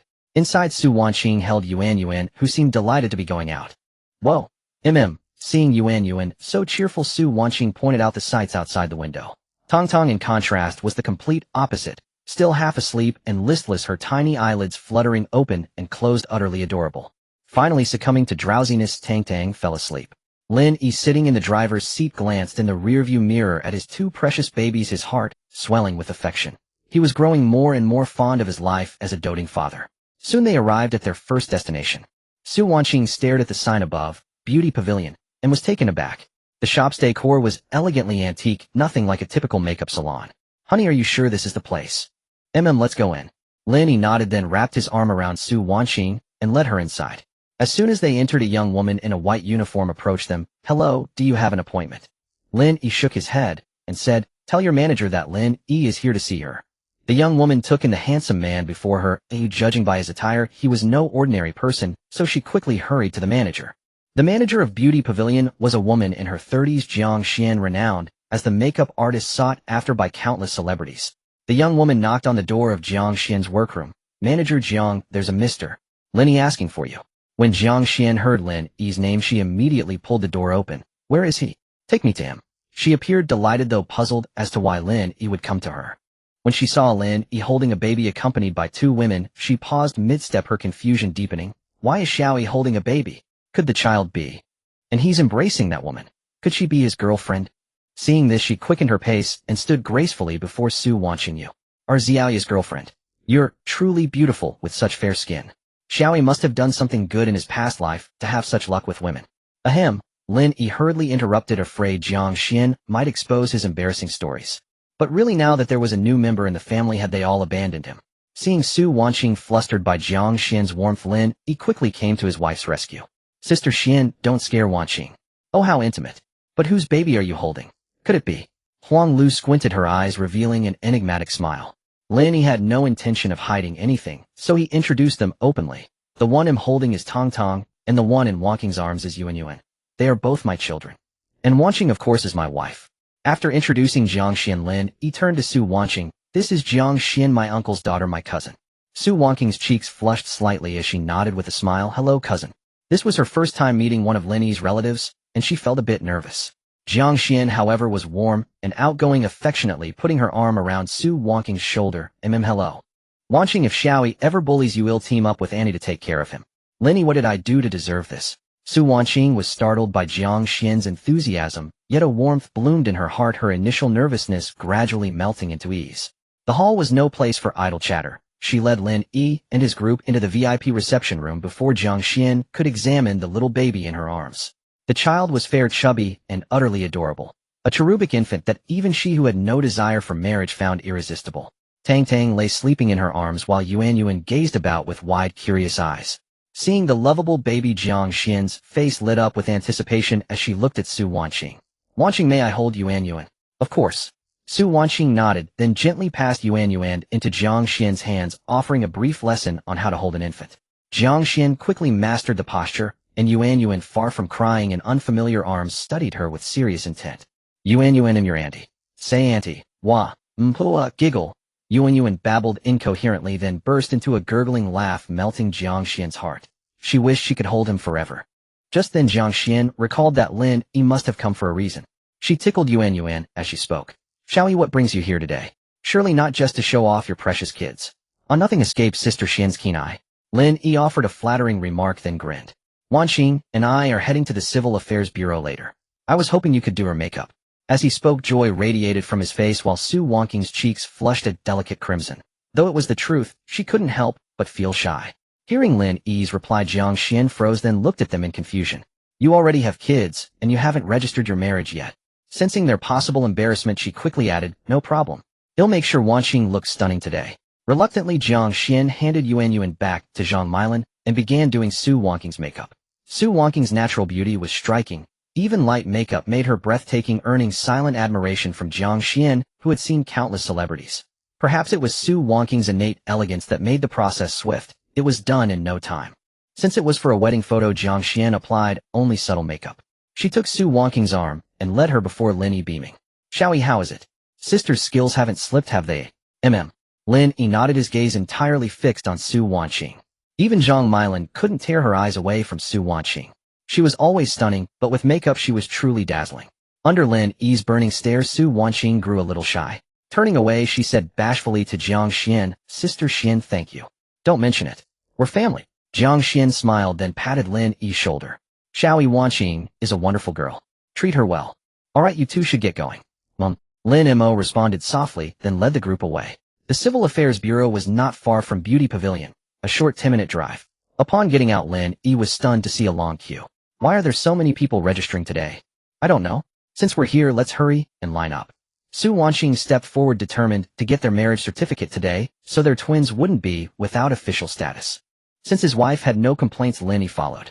Having learned the day before about the wedding photo, Su Wanqing had found a pure white short-sleeved shirt overnight.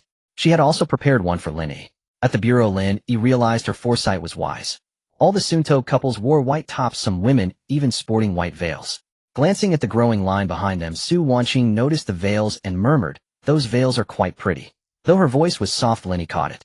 The registration was rushed, but he still wanted to give Su Wanqing the best. Buying a veil at a high price from someone might have been possible, but Lin Yi refused. He checked his phone for nearby bridal shops. None were close. After a moment's thought, he messaged Hu Hailin, and a reply soon put him at ease. Thankfully, trees lined both sides of the bureau, shielding them from the scorching sun that could have baked them alive. Tang Tang slept soundly in the stroller, but Yuan, having glimpsed the outside world, refused to return to it. Hey. Once Su Wanqing and Lin Yi thought Yuan was a quiet little gentleman. Clearly, it was the setting. Outdoors, he was a lively, mischievous baby. Standing near a willow tree with drooping branches, Yuan's dark eyes sparkled. Though nestled in Lin Yi's arms, he was restless, his tiny body squirming as if reaching for the willow leaves above. Yuan babbled, stretching his little hand upward, but the leaves were just out of reach. His patience wore thin and frustration set in. Wah, his lips quivered, his brow furrowed, and tears glistened in his big eyes, a pitiful sight. Hearing his sobs, Zhang Milin and Su Wanqing turned their attention to him. Yuan, what's wrong? Be good. He was just fed. Maybe he's wet. Zhang Milin wondered as Lin Yi checked his diaper. It was still dry. Realizing everyone's focus was on him, Yuan, with tears still on his lashes, glanced upward. Fearing they wouldn't understand, his chubby little hand gestured toward the willow tree.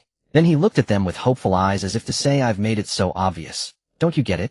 Zhang Milin and Su Wanqing were baffled, unable to grasp his intent. Lin Yi, however, looked up and chuckled. Good son, do you want to leave? As if understanding, Yuan's sullen face broke into a smile. Giggle, yeah. Seeing her son so delighted, Su Wanqing plucked a clean leaf from the willow and held it before Yuan. True enough, the little one snatched it with a swift grab, as if afraid she might tease him. Wow, who? Yuan clutched the leaf joyfully, his tiny fist clenched tight, as though fearing it might be taken away. While the brother played happily outside, the sister slept peacefully in the stroller.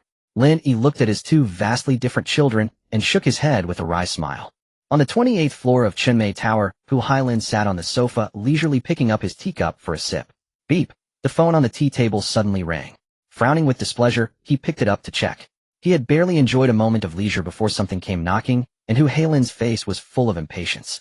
When he saw the message was from Lin Yi, the curse words on the tip of his tongue were forced back down. After reading the content clearly, Hu Hailin quickly replied. However, he was puzzled by the message. Lin Yi had asked him to deliver a veil, and the location was the Civil Affairs Bureau. Could it be that he was getting his marriage certificate? Without time to overthink, Hu Hailin searched for a bridal shop near the company. Fortunately, one was located about a kilometer away. After confirming the address, he rushed over without a moment's delay. Hu Hailin never dreamed that he would end up being an errand runner. Though the weather in Magic City was scorching hot that day, it could not melt the resolve of the Soontobe spouses to join hands. Watching the increasing number of young couples getting their certificates, Lin Yi couldn't help but grumble. What kind of day is today? Could it be a once-in-a-century good day? Just as they were wondering, a couple ahead turned back to explain. Young man, today is May 20th. Huh, what's special about May 20th? Lin Yi was puzzled. Wasn't it just an ordinary day? Did it have some significance? The bespectacled brother ahead, seeing Lin Yi's ignorance, began to elaborate. May 20th sounds like I love you in Chinese. What a beautiful day this is. My girlfriend and I specially chose today to get our marriage certificate. Oh, Lin Yi nodded, looking somewhat ignorant. It seemed he knew too little. The brother, seeing Lin Yi as a bit of a blockhead, whispered in his ear, "Brother, I've been through this. Women love romance, you need to create surprises." Mum, Lin Yi replied softly. He and Su Wanqing had never experienced a courtship, they had started directly with the babies. The bespectacled brother was a chatterbox. He pulled Lin Yi aside to talk about romantic things. Meanwhile, his fiancée noticed the baby carriage with Tang Tang. The little one lay quietly in the stroller, tiny and delicate, like a sleeping beauty. "The baby is so beautiful. Is it a girl?" "Yes, and the one in my husband's arms is a boy." "Ah, twins. How wonderful." After hearing Su Wanqing's answer, the woman's face was filled with envy. Seeing the woman gently caressing her belly, Su Wanqing noticed her slightly rounded abdomen and deduced she was pregnant. "Congratulations, you're going to be a mother too." "Huh, thank you." The woman was curious how she knew without being told. Afraid of being misunderstood, Su Wanqing quickly explained, "Seeing you gently touch your belly, I guessed you're an expectant mother." "Yes, just 3 months. My husband doesn't know yet. I plan to tell him the good news after we get the certificate. I'm sure the father will be overjoyed," Su Wanqing said with a smile, genuinely happy for the soon-to-be mother. The Civil Affairs Bureau seemed to anticipate the high number of marriage registrations these days, so every counter had staff on duty. The long line moved quickly. As they drew closer to the counter, Lin Yi worried that Hu Hailin wouldn't deliver the veil in time. Just as his anxiety peaked, Hu Hailin came running over with a clatter. Upon seeing Lin Yi, he was overjoyed. "President Lin, this is the veil you requested." "Old Hu, thanks for making the trip." Lin Yi took the veil, looking at him with satisfaction. It had arrived just in time. "No trouble at all. I'm glad I didn't delay your important matter."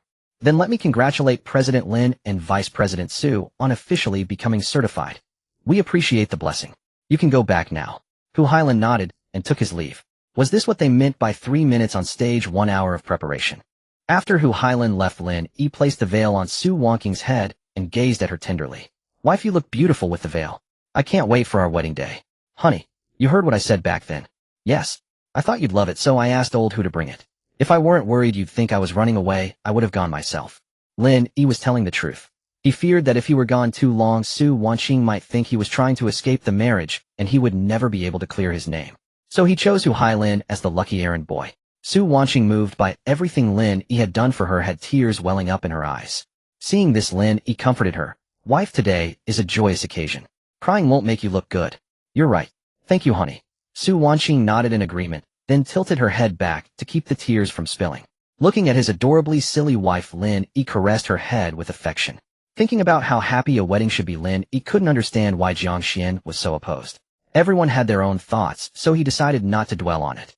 The bespectacled brother ahead, who had seen Hu Hailin address Lin Yi as President Lin when delivering the veil, suddenly understood why Lin Yi was oblivious to romance. After all, his financial power could conquer everything. The civil affairs staff were highly efficient, and soon it was Lin Yi and Su Wanqing's turn. A young girl handling their documents smiled and said, "Please present your ID cards and household registration booklets." Su Wanqing nodded and handed over both their documents. The staff then passed them the forms to fill out.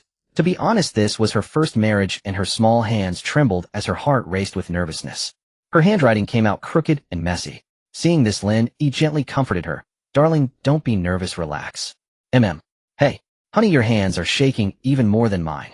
Su Wanqing noticed they were equally nervous and let out a chuckle, thinking how adorable her husband was, yet feeling a warmth in her heart.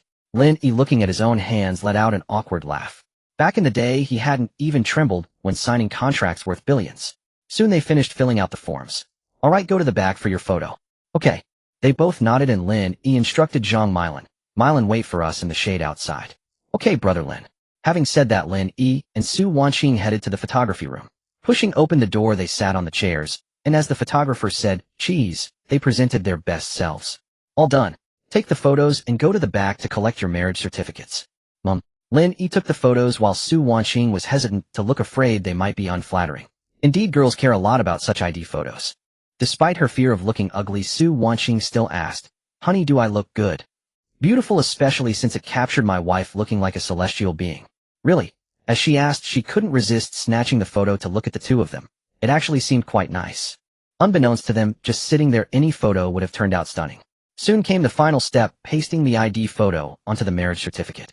As the steel seal stamped down, Su Wanqing and Lin Yi became legally wed. Holding the little red booklet, Su Wanqing felt as if she were dreaming, while Lin Yi experienced a unique emotion.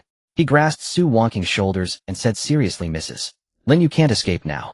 "Mr. Lin, I look forward to your guidance for the rest of my life. Su Wanqing replied warmly. Now she wouldn't dream of escaping. Thus they were now legally married, certified, and official. At that moment a system prompt echoed in Lin Yi's mind. Ding.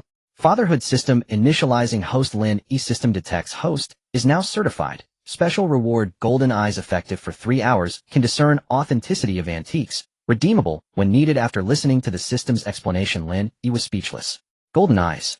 With an expiration date. The system was truly stingy. Since he had no use for it now, Lin Yi dismissed the thought.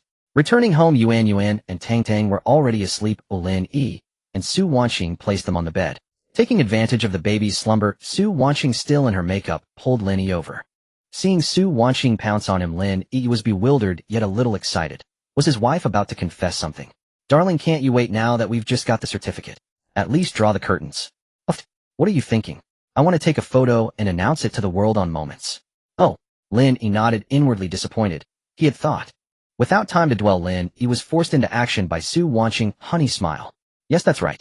Geez. After taking many photos, Su Wanqing finally relented, selecting 3 best ones from dozens and insisting on retouching them.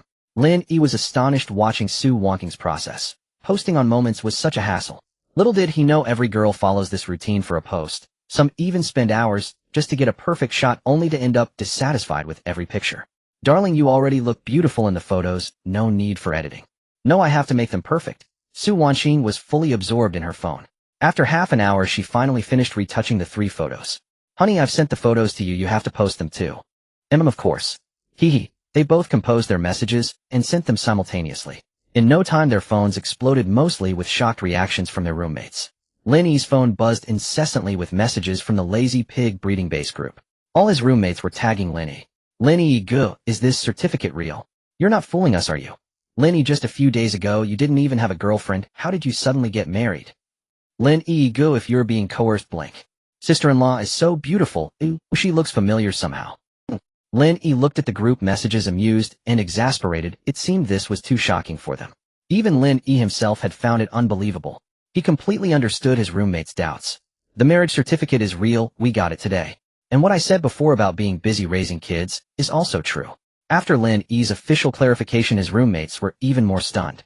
The news was simply too explosive, his words hit them like an atomic bomb.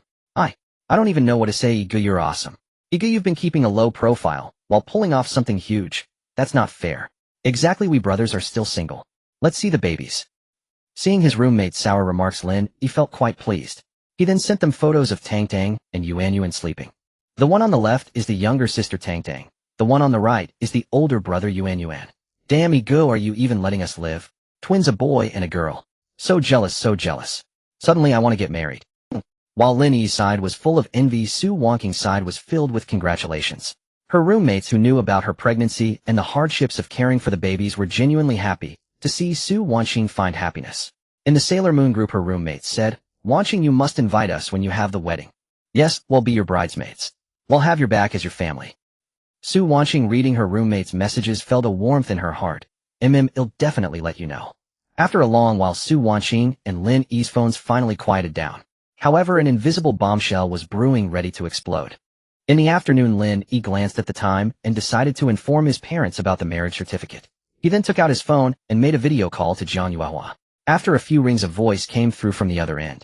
Jiang Yuehua, seeing Lin Yi initiate the call, suspected good news, for he rarely called unless something positive happened, fearing her scolding. Son, is there good news? I'm your daughter-in-law, and I got the certificate. Lin Yi said proudly, showing the marriage certificate. Jiang Yuehua, noticing the official stamp, nodded approvingly.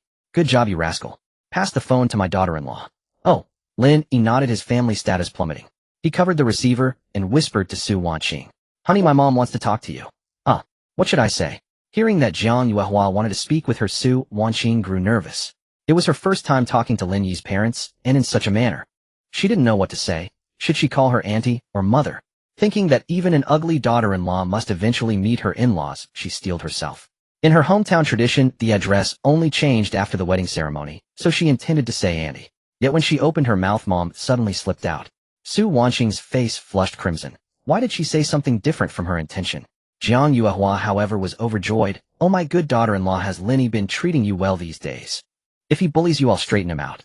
Wanqing, big or small, just tell Lin Yi to do it, don't tire yourself. Jiang Yuehua rambled on, all of it favoring her precious daughter-in-law.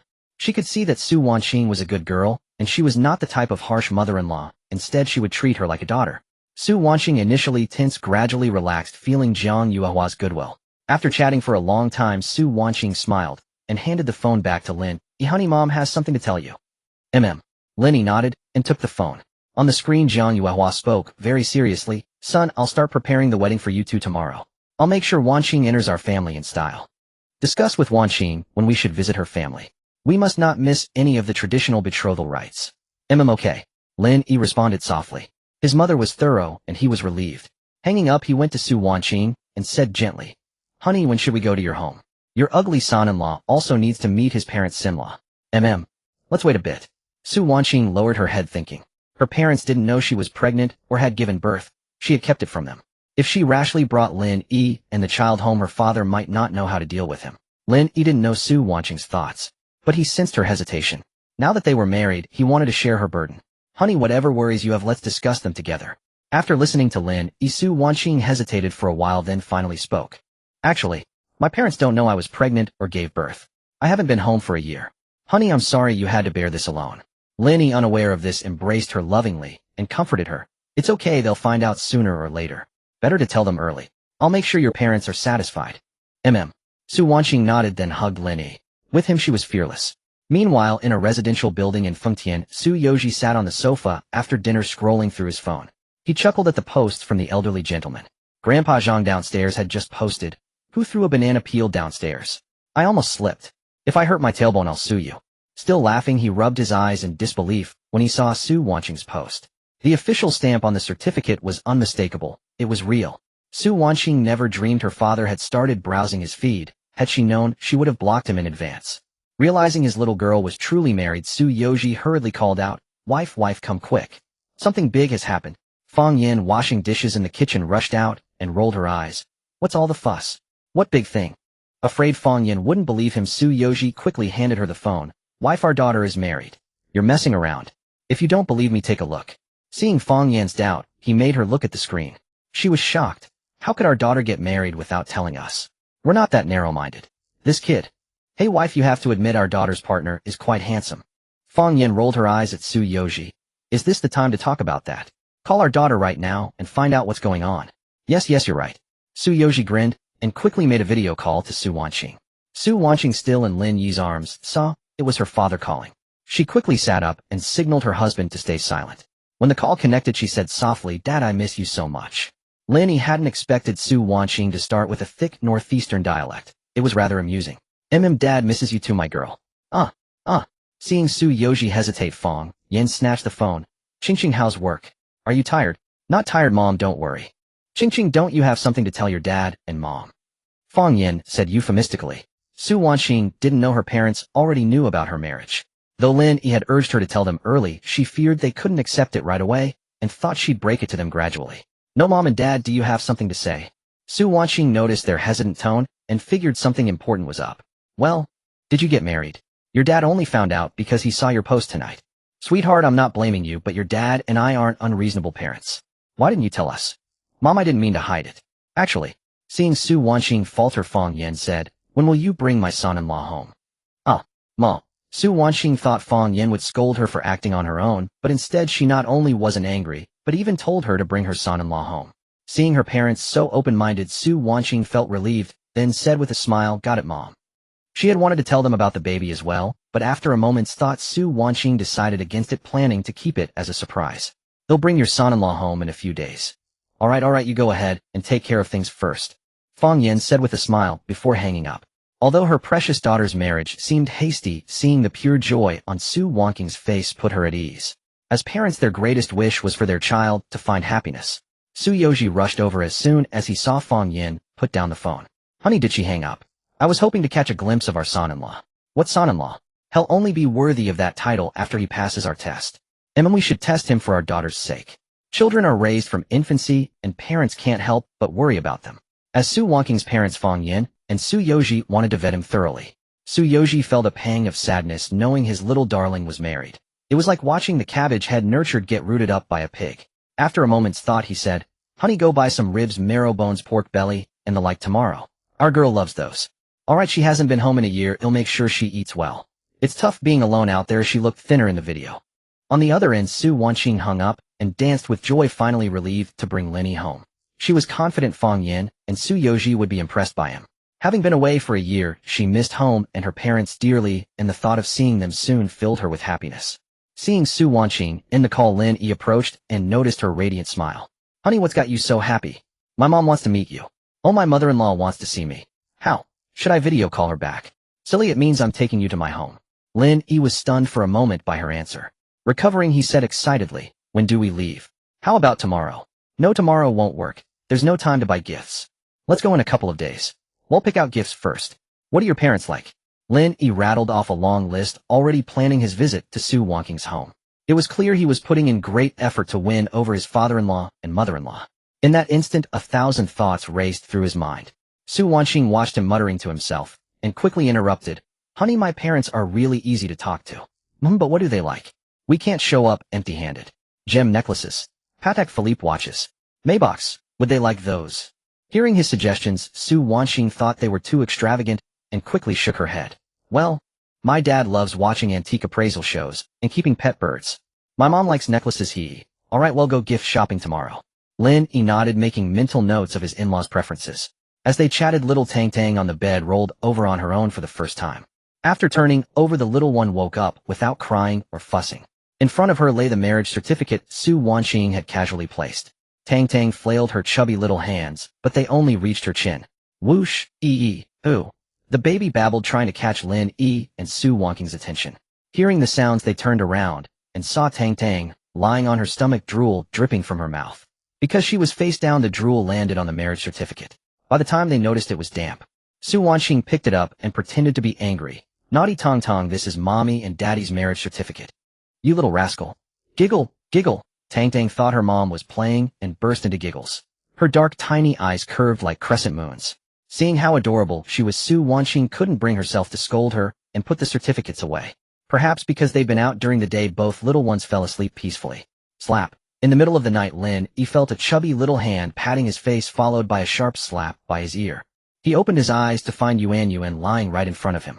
Good son, that was quite a slap. Why aren't you sleeping? Come on, let daddy check if you've peed. Lin Yi undid Yuan's diaper and found it wet. He grabbed a fresh one from the bedside table and changed him. After the change, the little one settled down. Looking at the baby in his arms, Lin Yi was amused. Yuan was smart enough to know to find daddy for a diaper change, or even when hungry, because mommy might not wake up. If Su Wanqing knew, she'd definitely give Yuan a thumbs up. Smart boy, you know to bother daddy with everything. At first, Su Wanqing felt guilty that Lin Yi always took care of the babies at night. But after days of living together, she'd long forgotten that guilt.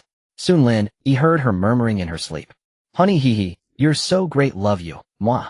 These were words Su Wanqing only uttered in her dreams, too shy to say during the day. Perhaps she thought anything was fair game in dreams, not realizing Lin Yi caught every word. Hearing her sweet nothings, Lin Yi felt overjoyed. Seeing her kicking off the blanket, he gently pulled it back over her. Little did he know, as she turned over, slap. She hit him in the face again. That night, he was truly put upon. Watching her sleep so soundly after hitting him, Lin Yi could only console himself. She's my dear wife, she's my dear wife. Back on his side, Yuan was wide awake and playing with no sign of sleepiness. Whoosh, ugh, the little one babbled and rolled over repeatedly, having fully mastered the skill of uggy, yeah. To catch Lin Yi's attention, Yuan pulled out all the stops, as if to say, Daddy, look at me roll over. Lin Yi lightly clapped, responding, Great job, Yuan. Great job. After a long time, the little one still wouldn't sleep, so Lin Yi had to resort to his secret weapon. He cradled Yuan in his arms and whispered, Yuan, how about Daddy tells you a story? Once upon a time, there was a mountain, and on that mountain was a temple, and in that temple, an old monk was telling a story. The next day, just as dawn broke, Lin Yi felt a wet sensation on his fingers, and the air around him was filled with the scent of milk. My. He looked down in confusion and saw Tang Tang sucking on his finger.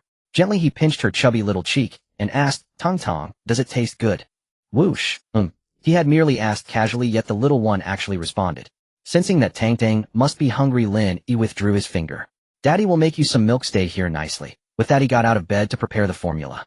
After preparing it, he dripped a bit of milk onto the back of his hand to ensure it wasn't too hot before placing the bottle into Tang Tang's mouth. Gulp, gulp, wah, oh. Tang Tang sucked vigorously, clearly famished. Nearby Yuan seemed to catch the scent of milk, his plump little lips twitching. Yuan moved his lips for a while, but couldn't get any milk, and the little one burst into aggrieved wails. Seeing that Yuan was also crying from hunger, Lin Yi quickly prepared a bottle for him as well. Since Yuan had a bigger appetite, Lin Yi added an extra 2 scoops of formula. Yuan milk's here. Oh, don't cry. He placed the nipple to Yuan's lips, and the baby stopped crying as soon as he started drinking. On the other side, hearing Yuan's cries, Su Wanqing rushed out of the bathroom, clutching her stomach in anxiety. Honey, what's wrong with Yuan? The little one's fine, just hungry. Lin Yi glanced at Yuan, who was drinking contentedly. Both little ones were ravenous. They finished their milk quickly and spat out the nipples. Lin Yi packed away the bottles and noticed Su Wanqing holding her stomach, looking as if she were in pain. Fearing she might be suffering in silence, he asked urgently, "Wife, what's wrong? Is your stomach upset? Maybe I caught a chill last night, or I keep having diarrhea?" Lin Yi shook his head with a wry smile after hearing this. His wife slept too restlessly. Every time he changed the baby's diapers or fed them, he had to cover her with a blanket. Diarrhea was only to be expected. You often kick off the blanket while sleeping. You must have gotten cold. I'll get you a warm pack. I need to go to the bathroom first. With that, Su Wanqing hurried off, holding her stomach. She knew she slept restlessly, but once asleep, she was oblivious. Watching her retreating figure, Lin Yi thoughtfully filled a warm pack with hot water, ready to give it to her later. At the same time, a system notification sounded in Lin Yi's mind. Ding. Dad's system initializing host. Lin Yi system detects host has met the time requirement for accompanying the babies. Reward childcare funds 500 funds have been disbursed. No sooner had the system spoken than Lin Yi's phone received a bank transfer notification. However, Lin Yi cared little about the money. Frowning with displeasure, he called out to the system. System, can you not send money? Send something useful instead. Isn't money useful? The system's soul-searching question left Lin Yi momentarily speechless. Then he continued, you could send pills that improve health. Preferably ones that can cure postpartum ailments and boost immunity. This is a reasonable request. Exchange successful. As soon as the system finished, Lin Yi received a notification of a 5 million deduction from his bank account, and a colorful pill materialized before him. Lin Yi felt like giving the system a big thumbs up for its considerate service. This pill looked different from the invulnerability pill, likely due to its different effects. Before long, Su Wanqing dragged her weak body back to the bedroom, and Lin Yi quickly handed her the warm pack. Wife, hold this warm pack. The heat will make you feel better. Thank you, honey, you're welcome. Hey, race a candy, eating it will help you feel better. Without any suspicion, Su Wanqing assumed Lin Yi wanted her to have something sweet to lift her spirits, so she swallowed the candy. Once the candy was consumed, its effects quickly took hold. Beads of sweat appeared on Su Wanqing's forehead, and both she and Lin Yi attributed it to the warm pack. Little did they know it was the pill at work. Before long, her pale complexion gradually flushed with color, and her vitality improved. After some time, when he felt the pill's effects had been absorbed, Lin Yi asked, "Wife, do you feel any better now?" Much better. My stomach doesn't hurt as much. This warm pack is really effective. I'm glad you're not uncomfortable anymore." Lin Yi gently stroked Su Wanqing's head, speaking with concern. Her postpartum ailments were finally alleviated, and Lin Yi no longer had to worry about them flaring up in damp or rainy weather. Soon a knock came from the door. Zhang Milin. Knock, knock. Brother Lin's sister Qing, breakfast is ready. Zhang Milin had heard the commotion and came to call them to eat. Lin Yi responded and placed Tang and Yuan into the stroller. Wife, let's go eat.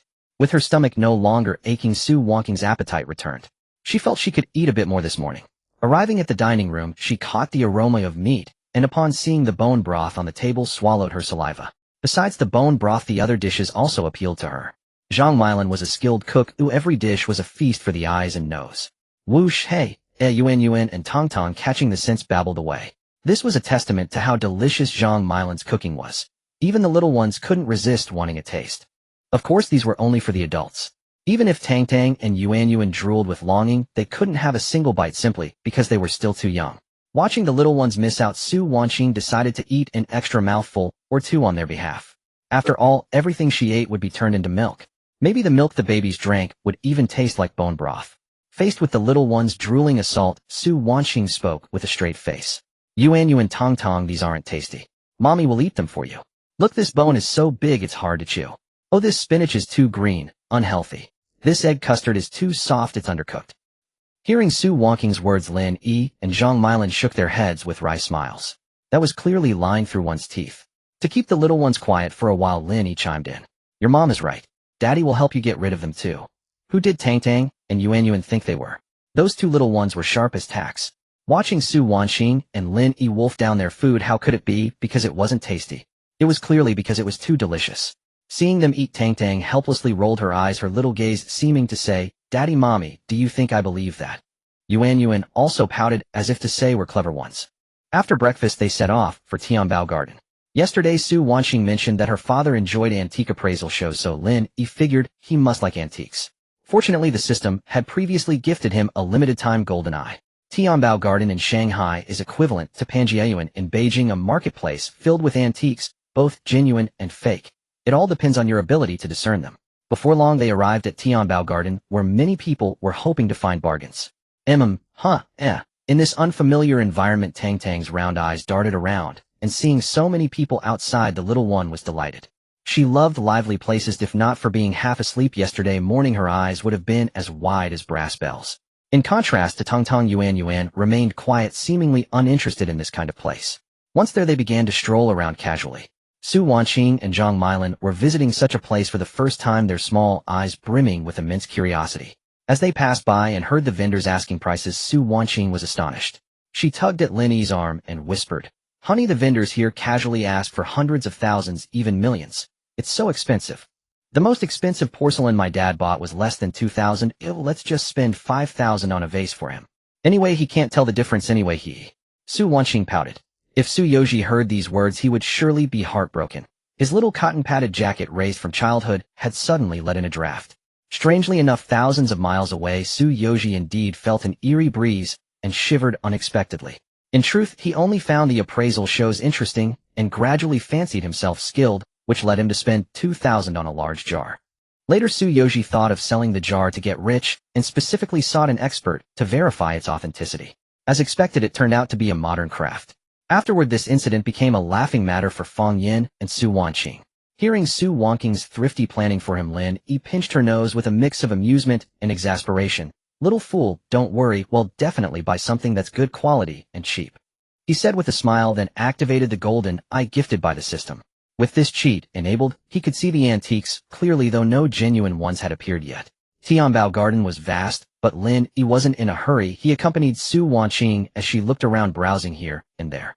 However, when Su Wanxing crouched by a street stall and picked up a piece of porcelain, the system's notification sound nearly deafened Lin Yi. Ding, ding, ding.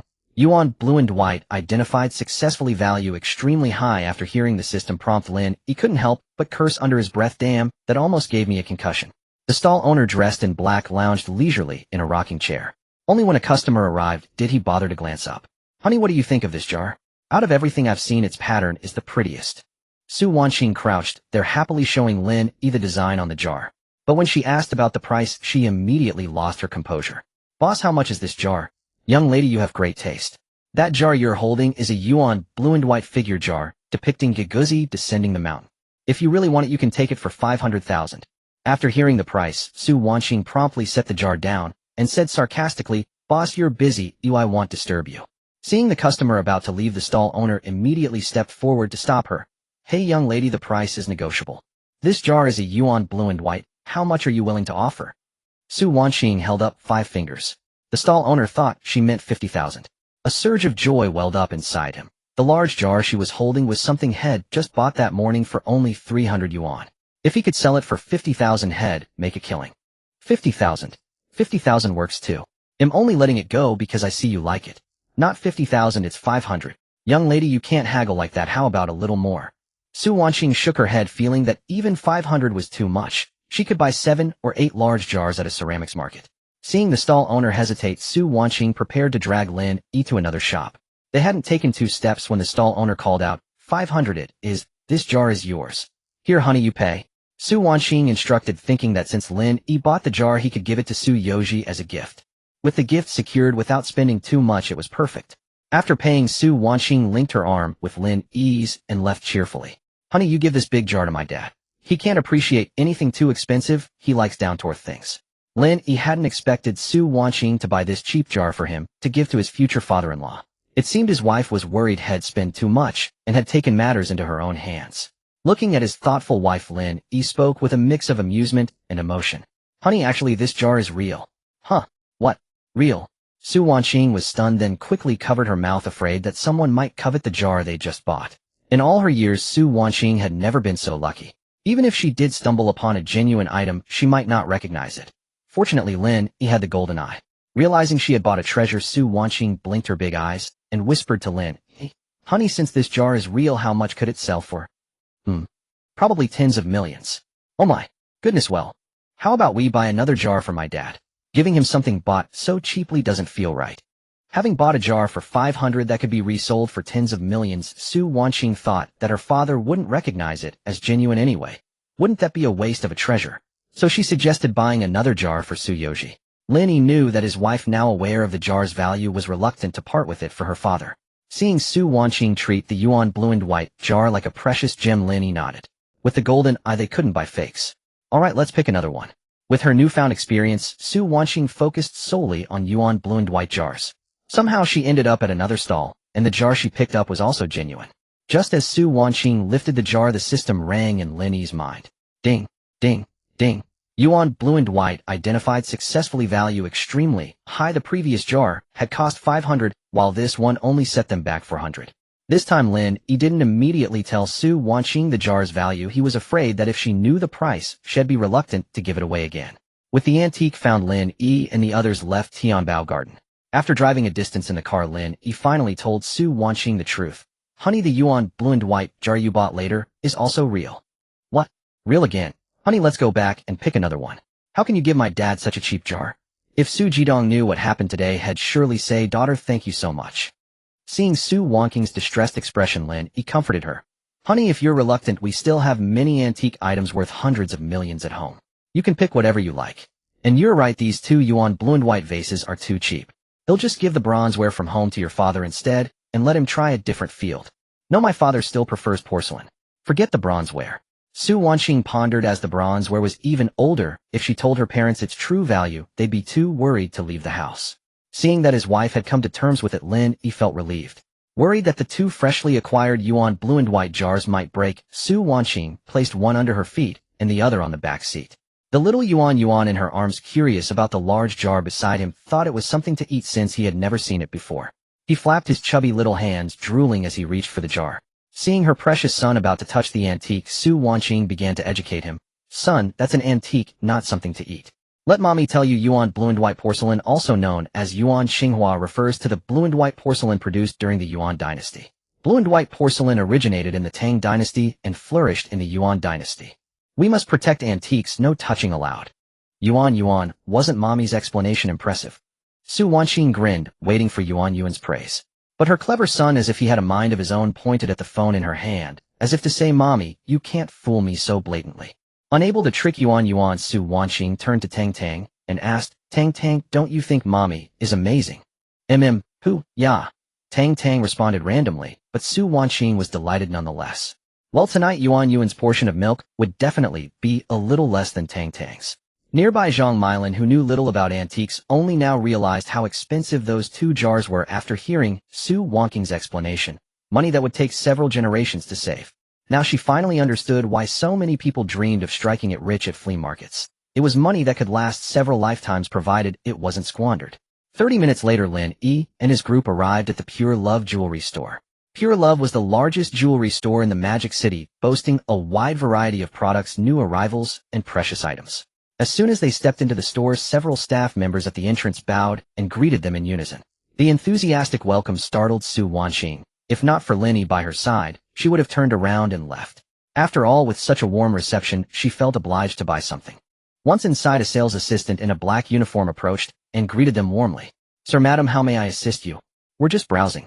Su Wanqing replied, politely disliking being followed around, as if under constant surveillance. The sales assistant immediately understood many customers preferred to browse on their own and would call for assistance when they found something they liked, so she was used to it. Lin Yi didn't know much about jewelry, only that expensive meant good, so he simply followed along. However, as they passed a display counter, a pair of sparkling earrings caught Lin Yi's attention. Thinking that he hadn't given Su Wanqing a proper gift in all this time, he said, Honey, what do you think of these earrings? Do you like them? Su Wanqing followed his gaze and was immediately captivated by the exquisite design of the earrings. But after checking the price, she shook her head. Such a small pair cost 23,800, enough to buy dozens of cans of formula milk.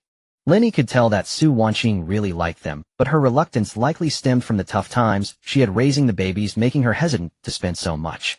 To help his wife accept the gift, he acted first and asked the sales assistant, "Please wrap up these earrings for me." "Actually, forget it. Wrap up all the latest earring styles for me." Lin Yi thought it wouldn't be right to give his wife only one pair of earrings, so he generously bought a few more. When the sales assistant who had hurried over after hearing Lin Yi whisper heard his final words, she was stunned. The man before her wanted to buy all the latest earring styles, over 300 varieties. The sales assistant asked in disbelief, "Sir, are you sure?" "Yes." Lin Yi nodded. He wasn't joking about such things. Upon receiving confirmation, the delighted sales assistant went to select the new items, calling over all the interns at the entrance to help with packaging. Seeing Lin Yi return, Su Wanqing tugged at him, wanting to leave. "Honey, let's go check out other stores. This place is too expensive. The cheapest silver necklaces are several thousand." "Honey, I'm afraid we can't leave." "Huh, are they forcing us to buy?" Su Wanqing's temper flared. She couldn't believe there were still such overbearing merchants these days, and she was determined to demand an explanation. Seeing his wife about to confront them, Lin Yi quickly stopped her, wondering inwardly, is this still the same gentle wife from before? Could it be the awakening of her Fengtian northeastern bloodline? Little did he know that Su Wanqing's transformation was all thanks to him. Freed from Jianglan's workplace manipulation and the burden of raising the children, she had become much more lively. Afraid that Su Wanqing would act impulsively, Lin Yi quickly said, "I just bought you some earrings, and they're packaging them now. I've already paid, so you can't return them. This is a gift from your husband. If you don't accept them, he'll throw them away." Seeing that Su Wanqing wouldn't yield to gentleness, Lin Yi took a firm stance. As expected, his words convinced Su Wanqing. However, when she saw the packaging bags the sales assistant brought out, she was stunned. The bags were huge, 7 or 8 of them. How big were the earrings that they needed assembly? While Su Wanqing was puzzled, the sales assistant approached with a smile and said, "Sir, the 358 pairs of earrings are all packed. Would you like to count them?"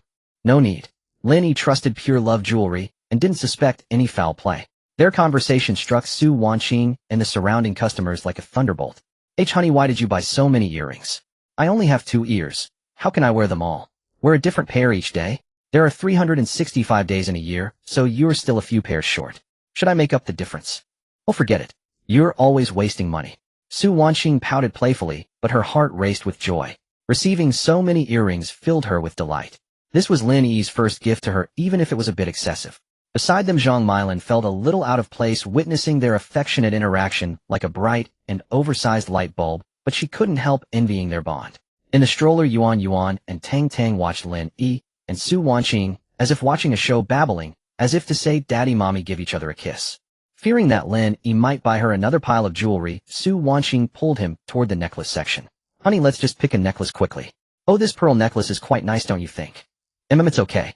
Lin Yi nodded, then said to the sales assistant, "Please take this necklace out for us to see." "Sir, this necklace is a store treasure. Only the store manager has the key, and it's quite expensive. Are you sure you want to see it?" The assistant wasn't being condescending. She was merely offering a kind reminder, as this necklace had been in the store for a long time. "Yes, let's see it. Please wait a moment. They'll go get the store manager." Seeing Lin Yi's agreement, the assistant trotted off to the office. She knocked, waited for a response, and then entered. "Manager, a customer wants to see the pearl ruby necklace." "Oh, all right." Manager, was taken aback. Since she had started at this store, no customer had ever shown interest in purchasing that pearl ruby necklace. It wasn't because it was unattractive, but precisely because it was too beautiful and too expensive, deterring other customers. As she pondered, she quickened her pace. Upon arriving at the hall and seeing Lin Yi, she froze, for she recognized him.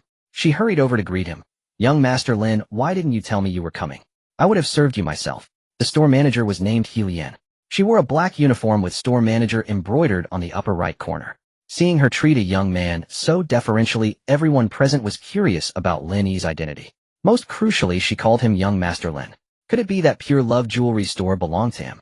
Seeing that Lin Yi didn't recognize her, Lian explained awkwardly, "Young Master Lin, I saw you at the year-end gala. You even presented me with an award." "Oh." Lin Yi nodded, a vague image forming in his mind. It was from his freshman year, when he had presented awards to employees on behalf of Lin Hongji. He had thought he wouldn't be recognized in his own family's store, but it seemed he had been careless. "Young Master Lin, you want to see the pearl ruby necklace, right? They'll get it for you right away." With that, Lian went to the counter, unlocked it with her key, and placed the necklace before them. "What do you think, honey? It's not bad, but is it very expensive?" Su Wanqing nodded, thinking that since it required the store manager's key to be taken out, this necklace must be pricey. And from their conversation, was this store really Lin Yi's family's? Just as Su Wanqing was puzzling over this, Lin Yi said with a smile, "It's fine. Think of it as boosting sales for our own store." Lin Yi mused that he wasn't wrong. Buying from his own store was better than buying from others. Without waiting for Su Wanqing to think further, Lin Yi gave the order, "Pack up this necklace, and also those pure gemstone necklaces over there." The pearl ruby necklace was suitable for a middle-aged woman, so he bought it for Fang Yan. Su Wanqing, being much younger, was better suited for the pure gemstone necklaces, which looked more elegant. Since Su Wanqing had already discovered his identity, Lin Yi dropped the pretense and swept the store's treasures clean. Seeing Lin Yi waving his hand again, Su Wanqing quickly stopped him. "Honey, why buy so many necklaces? One is enough. The rest are for you. I bought one for your mother so I can't miss out on my wife's. You've suffered before, from now on I'll spoil you." With that, Lin Yi affectionately pinched Su Wanqing's blushing cheek. If she refused, he would have used his previous argument. Fortunately, Su Wanqing said nothing because she knew it was useless to argue, and she didn't want to disappoint Lin Yi's thoughtful gesture. Heeding Lin Yi's instructions, Lin hurried to pack the items, also keen to avoid being a third wheel. The onlookers dispersed. There was nothing to see when a man was just taking things from his own store. Soon everything was packed, and Lin instructed the staff to load the jewelry into the car. Even though it was from his own store, to keep the account straight, Lin Yi handed over his black card. "Don't charge the store's account. Use my card." "Very well, young Master Lin." Since the entire store belonged to him anyway, Lin had no objections. After swiping the card, she respectfully returned it. "Your card, young Master Lin." With the purchases complete, Lin Yi and his group took their leave. Back in the car, Su Wanqing suddenly realized something and said to Lin Yi, "Honey, doesn't this count as just moving money from your left hand to your right?" You could say that." Lin Yi smiled faintly. What could he do when his family had so many businesses? After shopping, they prepared to head home. They had already been out for quite a while, and both Tang Tang and Tian Tian had fallen asleep. 30 minutes later, they arrived home. Su Wanqing and Zhang Milin carried Tang Tang and Tian Tian to their bedrooms while Lin Yi moved the day's purchases inside. When he opened the trunk, it was completely full. One might have thought they had gone on a shopping spree for supplies. Not seeing the antique, Su Wanqing asked, "Honey, where did you put the yuan blue and white jar?" "It's at your feet." "Oh my, this is an antique. We need to put it on a pedestal." Hearing Su Wanqing's words, Lin Yi somewhat regretted going to Sanbeiwen. He had brought back 2 ancestors to serve. In an independent courtyard near the Hohai Lake in the imperial capital, a family of 3 was having dinner. Seated in the middle was Lin Jingtai, a spirited and robust elder, who was Lin Yi's grandfather, while the other 2 were Lin Yi's parents. Thinking of his grandson, whom he hadn't contacted for a long time, Lin Jingtai asked them about his recent activities. "What has Xiao Yi been busy with lately? Isn't he about to graduate? Once he does, let him come to the company for some experience. He can't just focus on work all the time. When will he bring a granddaughter-in-law home? Both of you should urge him. I still hope to hold a great-grandchild before I pass. I wonder if that will ever come true." "Dad, don't say that. You'll definitely hold one." Seeing Lin Jingtai sigh, Jiang Yuehua quickly comforted him. She shot Lin Hongji a meaningful glance, as if to ask, "Should we tell him about Xiao Yi now?" Lin Jingtai noticed their exchanged looks, put down his chopsticks, and said sternly, "If there's something to say, just say it. I'm not senile yet." Seeing her father-in-law speak up, Jiang Yuehua tentatively inquired, "Dad, what kind of granddaughter-in-law do you hope for? As long as Xiao Yi likes her, he'll like her." "Why the sudden question?" Lin Jingtai, a man who had weathered many storms, sensed something amiss from his daughter-in-law's question. He knew they were hiding something from him. It seemed like no small matter. "What's wrong with Xiao Yi? Has something happened to him?" "Dad, don't worry. Xiao Yi is fine." Lin Jingtai had doted on Lin Yi the most since childhood, the charm of generational affection. Feeling their words were off, he grew anxious about his beloved grandson. Fearing Lin Zhengtai's worry, Lin Hongji quickly reassured him, as the elder was advanced in years and couldn't handle shocks. "Actually, Xiao Yi has a girlfriend." "Huh, really? That's great news. Have them marry right away." Lin Zhengtai's brows lifted with joy upon hearing Jiang Yua's words. This was wonderful news. Why had they been keeping it hidden? Eager to hold a great-grandchild, he urged them on. Though old, he held no preference for boys over girls. In fact, a great-granddaughter would be even better. Girls were more endearing. Tong Tong, feeling slightly offended. Seeing Lin Zhengtai so delighted, Jiang Yuehua gave him a heads-up. "Dad, Xiao Yi has already completed the task ahead of time." "What do you mean? Don't get too excited when I tell you." Jiang Yuehua cautioned, afraid that Lin Zhengtai might faint from joy, which would be troublesome. "Congratulations, Dad.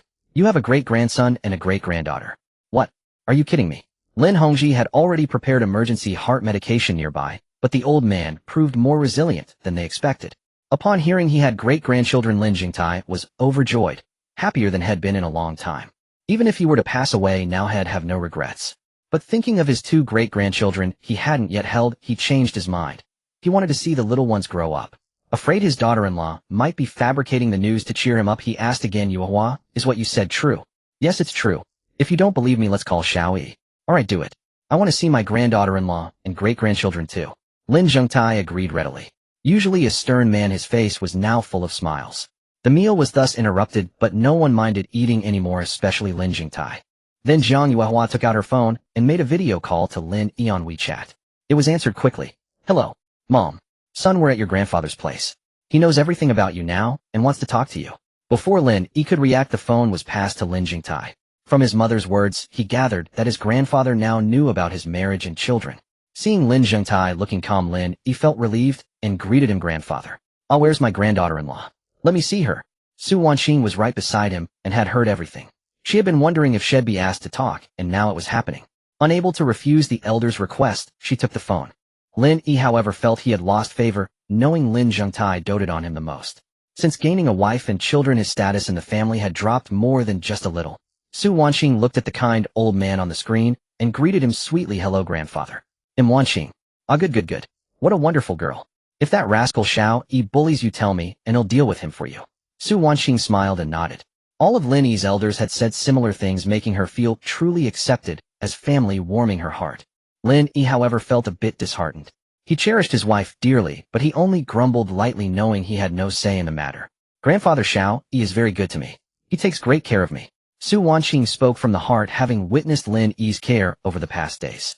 He had also given her many valuable gifts today, showing he held her dear. That's why she defended him so warmly in front of his family. Good, then I'm relieved.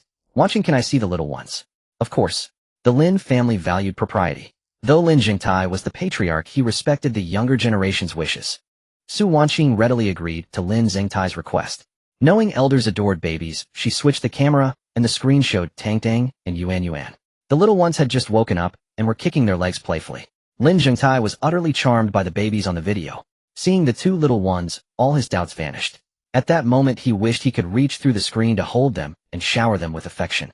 Seeing how much Lin Zhengtai adored Tang Tang and Yuan, Su Wanqing introduced them sweetly. Grandfather, the one on the left is the elder brother Yuan, and the one on the right is the younger sister Tang Tang. Good names. Tong Tong Yuan, am your great-grandfather. Hey, giggle, the two little ones babbled, and Lin Zhengtai believed they were responding to him. When he saw them giggle, his heart nearly melted. Even Lin Yi had never seen Lin Zhengtai smile so contentedly. Though his grandfather was good to him, he rarely smiled. Today he was truly happy. If he had known Lin Zhengtai could handle it so well, he would have told him earlier. When Zhang Yuehua had called earlier, the babies were asleep, so they didn't disturb them. This time Tang Tang and Yuan were awake, and Lin Hongji and Zhang Yuehua craned their necks to see. Annoyed at being blocked, Lin Zhengtai complained, "Don't block my view of my great-grandchildren." Lin Hongji indeed loved fades. Lin Yi, that damned generational favoritism. Gurgle. Lin Zhengtai looked at the video of Yuan rolling over on his phone, rubbing his eyes in disbelief. What is this? Hongji, did you see Yuan roll over just now? Dad, you just drove us both away, have you forgotten? Lin Hongji forced a bitter smile. He had wanted to see his grandchildren too, but was driven away by his father for blocking the light. After hearing his son's complaint, Lin Zhengtai grinned. Who told you to block the sunlight? Over there, Lin Yi secretly laughed at the sight of his father being put in his place. It seemed that in front of the great-grandchildren, no one else mattered. Now he finally felt a little more balanced. Lin Yi saw that Lin Zhengtai was cherishing the little ones, so he said to him, "Grandfather, you didn't see wrong just now. Yuan can roll over. Tang Tang can too. I said I wasn't mistaken. Tang Tang and Yuan are really something." Lin Zhengtai looked proud, happier than if he had earned billions. Seeing the two little ones so adorable, he thought for a moment, and said, "If you and Wanqing have no classes at school, come to the capital for a few days. Your mother and father all miss you." Okay. Lin Yi readily agreed. He knew his grandfather wanted to hold the little ones, so he used Lin Hongji and Zhang Yuehua as an excuse. Seeing Lin Zhengtai's stubbornness, Lin Yi didn't call him out. Zhang Yuehua and Lin Hongji, on the other hand, were both amused and exasperated. The old man was a master at shifting blame. After chatting a while longer, Lin Zhengtai reluctantly hung up the phone. He was already looking forward to the arrival of his great-grandchildren. "You two must be full by now, so go back. I'm going to my room." Handing the phone to Zhang Yuehua, Lin Zhengtai said. After all, they had barely eaten a few bites of dinner before calling Lin Yi. Wasn't this burning the bridge after crossing it? Since they had been given the order to leave, they departed. As they were leaving, Zhang Yuehua noticed Lin Zhengtai seemed a bit melancholic and frowned. "Dad probably wants to talk to Mom." "Yes, Xiaoyi has children, and he wants to share with Mom." Back in the room, Lin Zhengtai picked up the black and white photo frame on the table and wiped it. Old lady, today, I saw our grandson's wife. The young girl is very pretty, and she's a perfect match for our grandson. And they have children now, a pair of twins, a boy and a girl. The two little ones are soft and adorable, especially endearing. When they come someday, they'll take you to see them. Yihai Villa. Lin Yi hung up the phone. Seeing that Lin Zhengtai really liked Tang Tang and Yuan Yuan, he discussed with Su Wanqing, "Honey, how about we go to the capital first these days, and then to your home?" "Sure, it's on the way. What do uncle and aunt and grandpa like? Let's prepare some gifts. I think you and Tang Tang and Yuan Yuan are the best gifts." Lin Yi wasn't joking, he was serious. The love his parents and grandfather had for Su Wanqing and the babies was genuine. Although Su Wanqing thought her husband made sense, she firmly refused to go empty-handed. "Honey, in our Fengtian, it's embarrassing to visit relatives without gifts." All right, well, prepare in the next couple of days." Seeing that Su Wanqing had even spoken in her hometown dialect, Lin Yi quickly agreed. He had to admit that the Fengtian dialect was quite infectious. Having grown up in the capital, Lin Yi knew a bit of northeastern dialect, so he said dotingly, "Then where do we go to buy gifts?" Hearing Lin Yi's question, Su Wanqing realized she had accidentally spoken in her hometown dialect. Seeing Lin Yi imitate her, she said coyly, "Honey, you're not allowed to imitate me." "All right, I won't say that place anymore." "You're annoying, why are you still saying it?" On the bed, Tang Tang and Yuan Yuan saw Lin Yi and Su Wanqing flirting and felt embarrassed. Yuan Yuan's fair little hands vigorously waved her chubby little arms, as if that would make her unable to see her parents. Unfortunately, the little one's arms were too short to cover her eyes. Tang Tang, on the other hand, didn't cover her eyes, as she used both small hands to cover her ears, as if that would make her unable to hear. After flirting for a while, Lin Yi finally noticed the strange behavior of the two little ones. "Hey honey, look at what Yuan Yuan and Tang Tang are doing. Could Yuan Yuan be playing hide and seek?" Su Wanqing shook her head. She didn't think so, but she couldn't explain the little one's behavior either. However, she understood Tang Tang, the little one, seemed to not want to hear something. Connecting it to their behavior just now, Su Wanqing shyly covered her face and said bashfully, "Do the babies think we are flirting?" After hearing this, Lin Yi laughed. He was very satisfied with the two little ones' self-awareness. It seems our daughter and son have known from a young age that something is not suitable for children. "Uff, nonsense, what's not suitable for children? It's all because you imitated me." Su Wanqing rolled her eyes in annoyance. If it weren't for Lin Yi, they wouldn't have been rejected by the two little ones.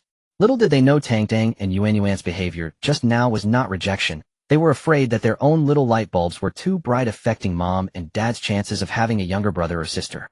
"Tang Tang and Yuan Yuan, my heart is so worried." Woo! Hiss! In the middle of the night, Su Wanqing suddenly woke up due to the discomfort of breast engorgement. Ever since she started complaining about her insufficient breast milk, Zhang Milan had been making her soup every meal. Perhaps due to good absorption, her milk supply had become abundant, leading to an oversupply. Seeing that Tang Tang and Yuan Yuan were both sound asleep, Su Wanqing felt embarrassed to disturb them, though she wished she could have them drink their fill. Having no other choice, she quietly got out of bed, went to Lin Yi's side, and shook his body. "Honey, honey. I feel so uncomfortable." Under the assault of her shaking and voice, Lin Yi slowly opened his eyes and saw Su Wanqing sitting pitifully before him. Seeing his wife awake beside him in the middle of the night, Lin Yi quickly asked, "Honey, what's wrong? Can't sleep?" Su Wanqing shook her head and then said, "No, it's just, I'm so engorged." As she spoke, her face flushed crimson, though it was barely visible in the dim light. Although such matters still embarrassed her, Lin Yi had long been her pillar of support, and she always turned to him when facing problems. Let me think of what to do. It seems we don't have a breast pump at home."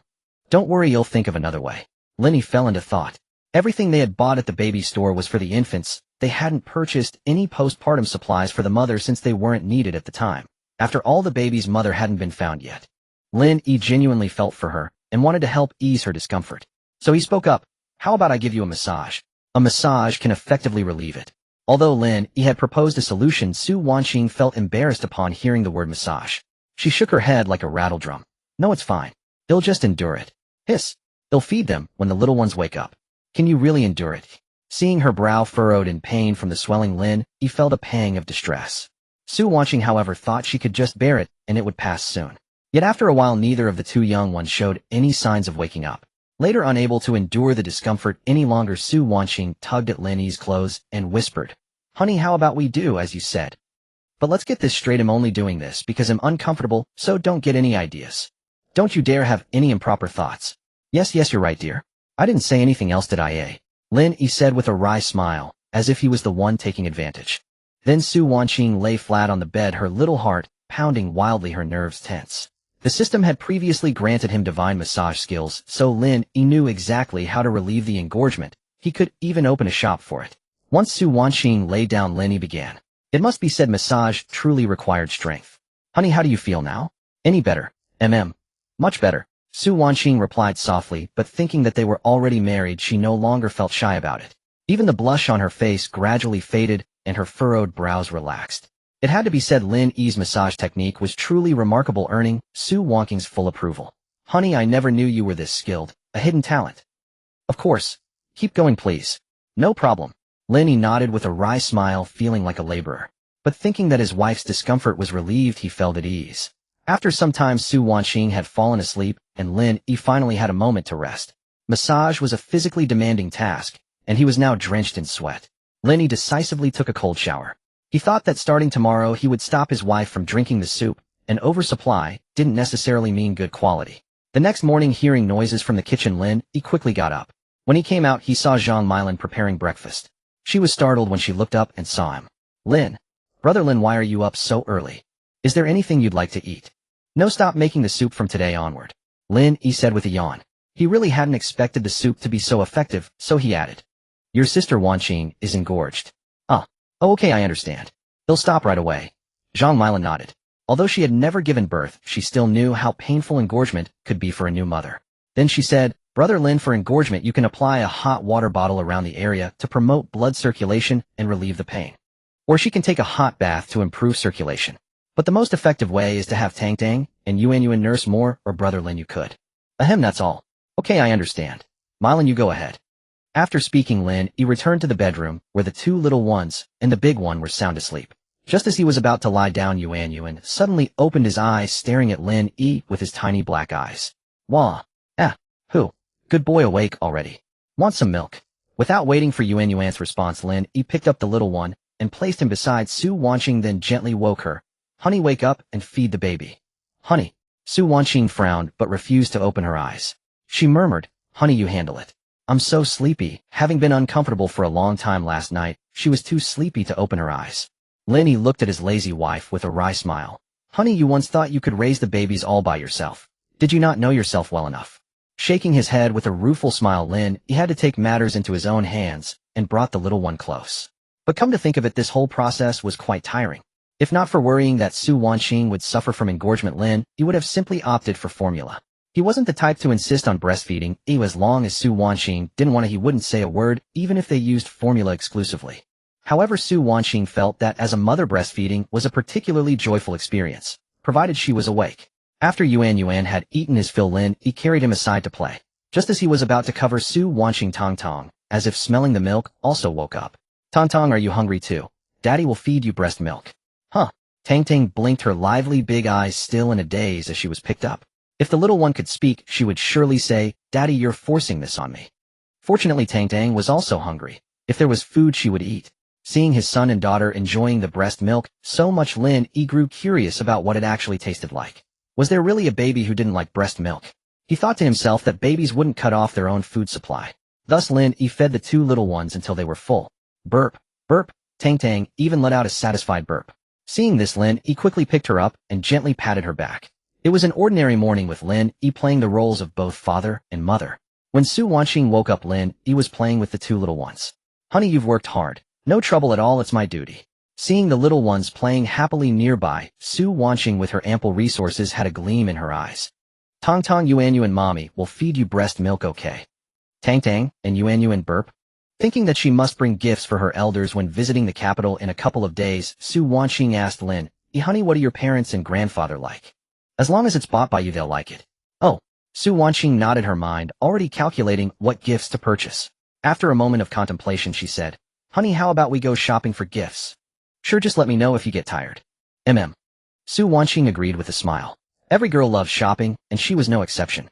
It was a skill unique to women, perhaps, to shop from dawn till dusk without feeling weary.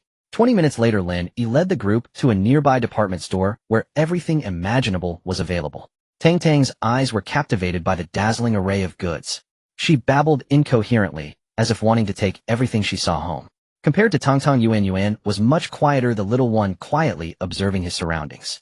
Although Lin Yi said that any gift bought by Su Wanqing would be appreciated by the elders, she still didn't know what to buy. Gazing at the vast mall, she was uncertain which store to enter. Seeing his wife's troubled expression, Lin Yi knew it was about the gifts.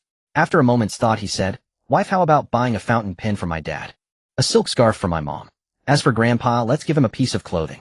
Just as they were leaving, Lin Yi had noticed Su Wanqing secretly taking her bank card out of her wallet.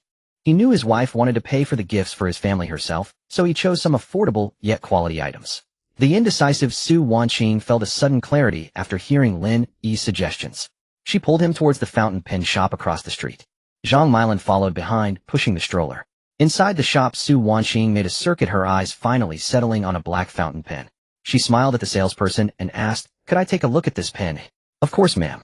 The salesperson took out the pen while introducing it. "This fountain pen has a brass barrel and a gold-plated nib. It has a very nice feel in the hand. Ma'am, you can try it." "Mum." Su Wanqing nodded, then scribbled on a piece of paper. The pen wrote smoothly, and she was very satisfied. She then asked, "How much is this pen?" 238. Su Wanqing had braced herself for a high price, but upon hearing it she was astonished. Such a fine fountain pen was only 238 yuan. It was incredibly cheap. Without hesitation, she placed the order, "Please wrap it up for me." The salesperson responded with a smile, her eyes filled with envy as she looked at Su Wanqing. Little did she know the pen was sold so cheaply because Lin Yi had prearranged it with the salesperson. While browsing the store, Lin Yi had told the salesperson to sell whichever pen Su Wanqing chose at a 90 discount, and he would cover the remaining cost. Thinking she wouldn't lose money, the salesperson readily agreed. Soon she had packed the gift box. Exiting the store, Su Wanqing showed Lin Yi the box in her hand, looking as delighted as if she had found a great bargain. "Honey, this pen was such a steal, and the gift box from the store is exquisite. And they even gave a bottle of ink. Good value." Lin Yi nodded with a smile, relieved that Su Wanqing hadn't noticed anything amiss. Next they visited a silk scarf shop and a clothing store. By the time they came out, Lin Yi's hands were full of shopping bags. As they passed a corner, Tang Tang in her stroller was instantly captivated by the various toys hanging in a glass display. As they moved further away, the little one started crying anxiously. "Wah wah." Hearing the cries, Su Wanqing quickly picked Tang Tang up from the stroller, soothing her gently. "Tang Tang, be good, don't cry, don't cry." Once in Su Wanqing's arms, the little girl's tear-filled eyes still fixed on the toy store at the corner. "Ooh, wow." She stretched out her little hands, flailing them, her tiny body squirming in Su Wanqing's arms as if trying to grab the dolls from the glass. Seeing Tang Tang's restlessness, Su Wanqing pretended to be angry. "Tang Tang, stop moving. Let's go home, okay?" "Wah wah." Unexpectedly, Tang Tang burst into tears upon hearing about going home, big teardrops streaming down her face. The little one seemed to know that going home meant she wouldn't see the dolls anymore and grew sad, also trying to stop Su Wanqing from leaving. Seeing Tang Tang cry so pitifully, Su Wanqing had no idea what was wrong with her baby and could only try her best to comfort her. "Honey, what's wrong with Tang Tang? Why is she crying like this? Could it be that the little one doesn't want to go home?" Lin Yi said in a puzzled tone. Tang Tang seemed to see a glimmer of hope and nodded her little head gently. Then, catching Lin Yi's attention, she stretched out her tiny finger and pointed at the toy store. Seeing his little girl's actions, Lin Yi said with a mix of amusement and exasperation, "Tang Tang, it seems you've seen the dolls and don't want to leave." Hearing this, Su Wanqing noticed Tang Tang's chubby little hand pointing persistently and couldn't help but laugh. "Tang Tang, so you want a doll?" "Ooh, yeah." The little one babbled happily, her face suddenly beaming with joy. Seeing that her darling daughter liked them, and that there were few toys at home, Su Wanqing carried Tang Tang into the toy store. Inside there were all kinds of dolls, mostly cartoon characters, and some small animals. Tang Tang was like Granny Lu entering the Grandview Garden, curious about everything. Hey. The little girl used her chubby hands to touch the fluffy little animals, utterly delighted. However, Tang Tang was a principled baby, as she only liked cute things, not Spider-Man, for instance. While Tang Tang was picking out fluffy toys, Yuan Yuan in his stroller was curious and wanted to get out and look around too. Huff, thump, whoosh.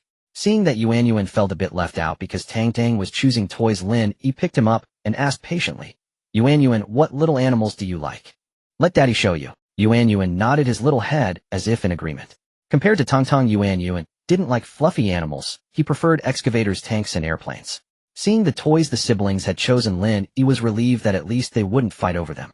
Soon both children's small baskets were full of toys, and they were finally satisfied. After paying, Lin Yi and Su Wanqing walked out carrying bags and bags of toys, asking the two, with a wry smile, "Tang Tang, Yuan Yuan, shall we go home now?" "Wow, yeah." Tang Tang and Yuan Yuan happily agreed. Now that they had their toys, the two little ones couldn't wait to get home. because that meant they could play with their new toys sooner. After returning home, Lin Yi and Su Wanqing placed Yuan Yuan and Tang Tang on the bed. Yuan Yuan flipped over in one swift motion, and Tang Tang was not to be outdone. Both of their gazes were fixed on the toys, as if afraid the playthings would vanish or be hidden away by their parents. On the other side, Su Wanqing packed away the gift she had bought for the elders. Turning around, she saw the two little ones on the bed staring intently at the toys. Watching their fervent expressions, Su Wanqing could not help but smile wryly. Tang Tang, Yuan Yuan, Mama, we'll get your toys for you right now. The two little ones responded eagerly with cheerful coos. Soon Su Wanqing placed a pink piglet and an airplane in front of them. Seeing their beloved toys, Tang Tang and Yuan Yuan kicked their little legs and arms, craning their necks to get a better look. Su Wanqing had heard from Zhang Milan that lying on the stomach was good for practicing headlifting, which would strengthen the baby's spines. So she deliberately placed the toys a bit higher. Unaware of this, the little ones blinked their big eyes, occasionally reaching out their tiny hands in an attempt to touch them. Seeing the two little ones so happy filled Su Wanqing with contentment. After a while, the babies tired from lifting their heads and fell asleep right there on the bed. They had dozed off without needing to be coaxed, and Su Wanqing could not help but marvel at how well-behaved Tang Tang and Yuan Yuan were. In the blink of an eye, several days passed, and today was the day to head to the imperial capital. Wanting to leave a good impression on her parents-in-law and grandfather, Su Wanqing rose early to prepare. Though naturally beautiful, who would ever complain about being even more attractive? Lin Yi was a light sleeper and was woken in the morning by the clatter of bottles and jars. When he got up, he found Su Wanqing sitting at the dressing table in a huff. What's wrong, dear? This eyebrow is so hard to draw. They're not symmetrical. Let me help you. Su Wanqing was incredulous at Lin Yi's offer. Could he really draw eyebrows? Taking a leap of faith, she handed him the eyebrow pencil. To her surprise, with a few gentle strokes, he finished, and the result was excellent. Su Wanqing was quite pleased with the finished brows, but she asked curiously, "Honey, how do you know how to draw eyebrows?" "Don't overthink it. Sister Xian used me as a model since I was young, so I picked it up just by watching." "If I feel like you're implying I'm stupid because I can't learn just by watching." "You're not stupid, your hands just aren't nimble," Lin Yi explained with a wry smile, but Su Wanqing remained skeptical. "It does seem like my hands aren't very dexterous." After getting ready, they loaded all the gifts into the car. Lin Yi, his family of 4, and Zhang Milan set off for the airport. Taking advantage of the trip to the imperial capital and Fengtian, Lin Yi thought to give Zhang Milan some time off, but she refused. Having grown up in an orphanage, her job required her to live in her clients' homes, so she had no place of her own. Even if given leave, she had nowhere to go. Upon learning this, Lin Yi decided to keep her by their side, ensuring a professional was always available for the little ones. Su Wanqing sympathized with Zhang Milan's plight, imagining how lonely it must be without parents. "Milan, just think of us as your family. If anything comes up, just tell us." "Thank you, brother Lin, sister Qing. You are truly kind people." Zhang Milan was deeply moved from that moment on. She had a family. Unknowingly, tears welled up in her eyes. Soon they arrived at the tarmac. They were not taking a commercial flight, but the Lin family's private jet. Zhang Yuehua, knowing they were heading to the imperial capital today, had arranged for the plane to wait at the Magic City tarmac early on. After loading all the gifts, Su Wanqing carried Tang Tang and boarded first.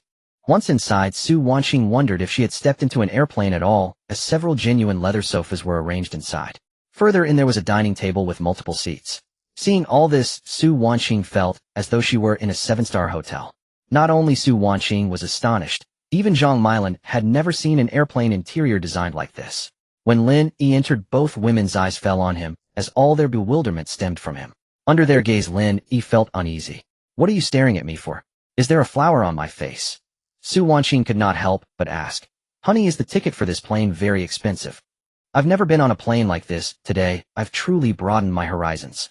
Right now I feel like I'm in a hotel." Just as Lin Yi was about to answer, Su Wanqing, the captain, approached. "Hello, Mr. Lin. When would you like to take off?" "Now." "Very well." The captain gave a slight bow and headed toward the cockpit. Seeing that they were the only passengers on the entire plane, Zhang Milan asked in confusion, "Brother Lin, don't we need to wait for other passengers?" Lin Yi shook his head with a smile. "No need. This is the Lin family's private jet." Su Wanqing, Zhang Milan. After hearing Lin Yi's words, both were stunned into silence. Truly, they could not comprehend the world of the wealthy. They might as well take photos and post them on social media. The private jet's crew included 1 captain, 1 co-pilot, and 2 professional flight attendants. After a while, a flight attendant in a red uniform approached, pushing a cart. "Mr. Lin, ladies, what would you like?" "Orange juice." "Orange juice." Su Wanqing and Zhang Milan both ordered orange juice. Lin Yi did not order anything. He was not thirsty. The private jet had Wi-Fi. Lin Yi glanced at his watch, figuring the plane had established a connection with the satellite, and turned on the data link.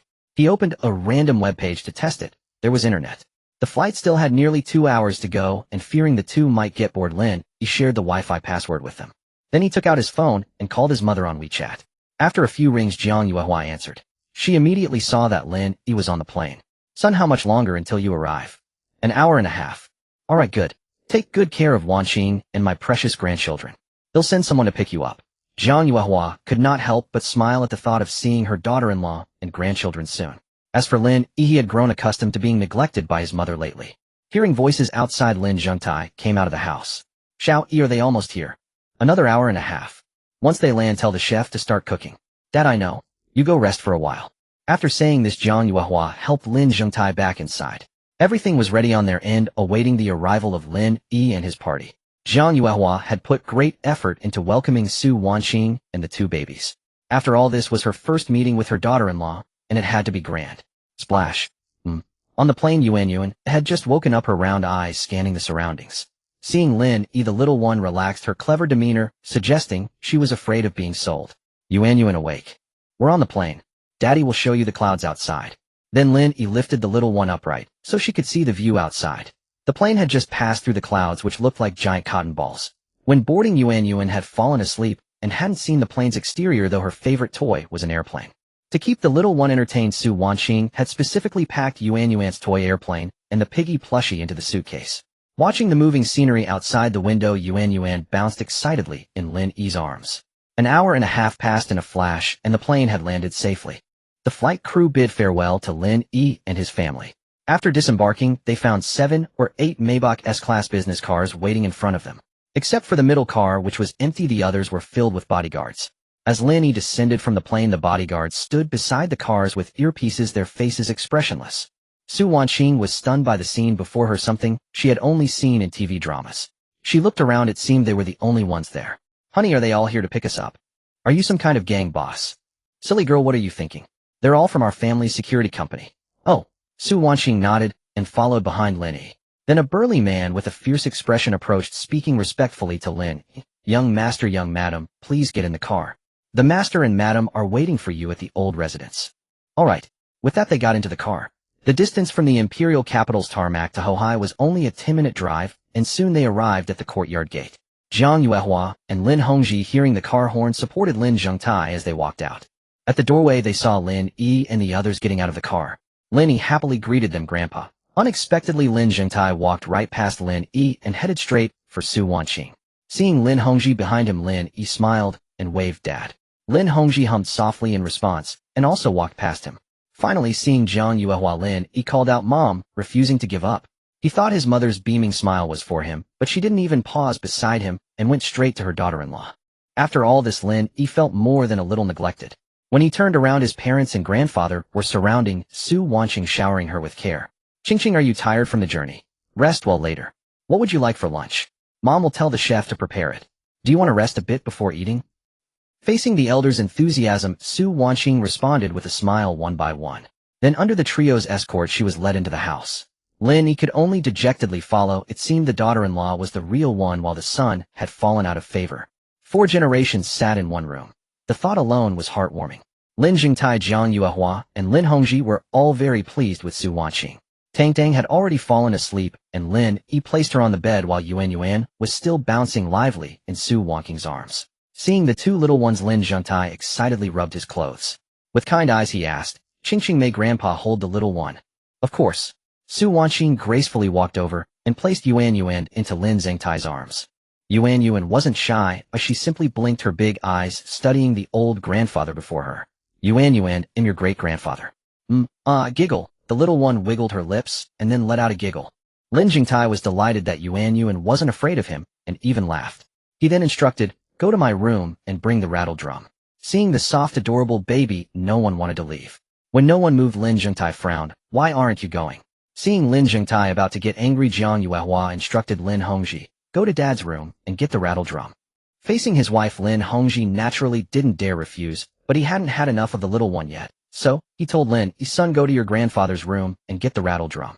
Lin Yi hadn't expected the task of fetching the rattle drum to fall on him. He wanted to delegate, but when he looked back there was no one available. Thus Lin Yi became the lowest on the food chain, and could only obediently go fetch the rattle drum. Entering Lin Zhengtai's room, Lin Yi saw 2 rattle drums on the cabinet, one for Yuan and one for Tang. Picking up one he noticed it was made of Hainan rosewood, and he couldn't help but sigh at how much his grandfather adored the 2 little ones. Returning to the main hall, Lin Yi handed over the rattle drum. Grandpa He raced the rattle drum. Little Yi quickly helped Qingqing sit down, as standing too long will tire her. Grandpa, I'm not tired, Su Wanqing said with a smile, but she wasn't that frail. Lin Zhengtai smiled, and nodded, his eyes showing great satisfaction with his granddaughter-in-law. Seeing the gifts Grandpa had given the 2 little ones, Su Wanqing suddenly remembered the presents she had brought for the elders. She was about to go get them when Jiang Yuehua stopped her. Qingqing, if you need anything, just tell Xiao Yi to do it, you rest. Mom. Su Wanqing nodded, and then whispered to Lin Yi, honey, could you please bring the gifts in for me? Sure. Lin Yi had no complaints. After all, he was at the bottom of the food chain. Soon Lin Yi came in carrying gift bags, and Su Wanqing took them one by one. She spoke gracefully, Grandpa, this is a Tang suit I bought for you. I hope you like it. With that she handed the clothes to him. Seeing that his granddaughter-in-law had prepared a gift for him, Lin Zhengtai accepted it with great joy. Since the younger generation had given gifts, the elder should reciprocate. So Lin Zhengtai instructed, Little Yi, go fetch the pair of bracelets your grandmother treasured most in her lifetime, and give them to Qingqing. Su Wanqing knew that anything Lin Zhengtai gave would be invaluable. She quickly declined, Grandpa, I can't accept this. Giving you clothes is just a token of my respect as the younger generation. How can I take something from you? Lin Zhengtai pretended to be angry. Qingqing, if you don't accept it, Grandpa will be unhappy. The elder was so old, and Su Wanqing didn't want to make him unhappy, so she stopped refusing. Then she handed a pen gift box to Lin Hongji. Uncle, this is a fountain pen for you. There's one for me too. Su Wanqing nodded, then handed a silk scarf to Jiang Yuehua. Mom, this is a scarf for you. Ah, Qingqing is so thoughtful. Mom really likes it. As Lin Hongji was delighted, he muttered, Hey, why did you call me uncle? Upon hearing this, Lin Yi patted his shoulder and grinned. Dad, Qingqing was just too nervous. I'll be fine in a couple of days.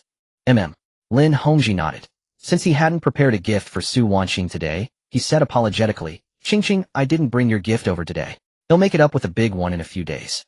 Jiang Yuehua smiled, and took out a black card from her hand, placing it in Su Wanqing's hand. Qingqing, this black card is for you. Seeing that both of them had given gifts, Lin Hongji scratched his head, a bit disgruntled. So you two gave gifts without telling me. Su Wanqing, unable to refuse the gifts from the elders, accepted them one by one. This was her formal meeting with the family, and while she had been somewhat nervous, their overwhelming warmth put her at ease. After chatting for a while, the butler old Zhao entered the main hall. Master, the family banquet is ready. Lin Zhengtai responded softly, then turned to inquire, Qingqing, would you like to rest a little longer? Grandfather, I'm not tired. Good, then let's go eat. As the grandson's wife of the Lin family, Su Wanqing naturally received the elder's affection. With that, Lin Zhengtai carried Yuan toward the dining table, while Tang was placed in the stroller to sleep, ensuring the little one wouldn't be alone when she woke. Everyone had already taken their seats, and Lin Zhengtai was busy amusing Yuan. As the head of the Lin family, no one dared to pick up their chopsticks before him. After sitting for a while, Jiang Yuehua reminded him, Dad. Lin Zhengtai looked up, then understood his daughter-in-law's intent. You all eat. I'll play with the little one first. Qingqing, eat more. As the younger generation, they couldn't let the elder watch the children while they dined alone. After much persuasion, Lin Zhengtai sternly refused, showing how much the old man adored his great-grandchildren. Seeing that he couldn't be swayed, everyone else picked up their chopsticks. Jiang Yuehua and Lin Hongji enthusiastically said, Qingqing, eat more. Don't be shy, Mom. Su Wanqing smiled and nodded, but noticed that most of the dishes on the table were unusual, many she had never seen before. However, she had seen black truffles and caviar online, though not with such generous portions. Curious about the taste, she picked up a bite and found it quite good. Afraid that Su Wanqing might feel embarrassed, Lin Yi piled her bowl with food. Jiang Yuehua nodded approvingly at her son's considerate behavior, thinking, Xiao Yi really is a good kid. If Lin Yi had known, he would have certainly complained. Mom, you finally remember you have a son. The table was large, and the dishes were plentiful. Worried that Su Wanqing couldn't reach the far dishes, Jiang Yuehua frequently added food to her bowl. Qingqing, eat more. Thank you, Mom. Grateful for her mother-in-law's care, Su Wanqing smiled warmly, her heart filled with emotion.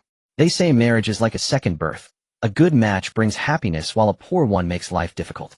Su Wanqing felt fortunate to have chosen the right person and to have trusted her judgment. Wah, wah. Amidst the laughter, Tang's cries came from the stroller. The little one had been awake for a while, and feeling ignored began to cry in grievance. As soon as Tang Tang cried, everyone crowded around worried something was wrong. The stroller was next to Lin Yi, so he picked Tang Tang up first to soothe her. Oh, be good, Tang Tang. Is my good granddaughter hungry? Did Tang Tang wet herself? Lin Yi looked at the concerned faces around him amused. Truly the love skips a generation. Giggle. Seeing everyone's anxious expressions, the little one laughed mischievously as if playing a trick on them. Yeah. Seeing how adorable Tang Tang was, Jiang Yuehua and Lin Hongji forgot about eating. Even Lin Jingtai holding Yuan felt unsatisfied, wishing he could hold both babies at once.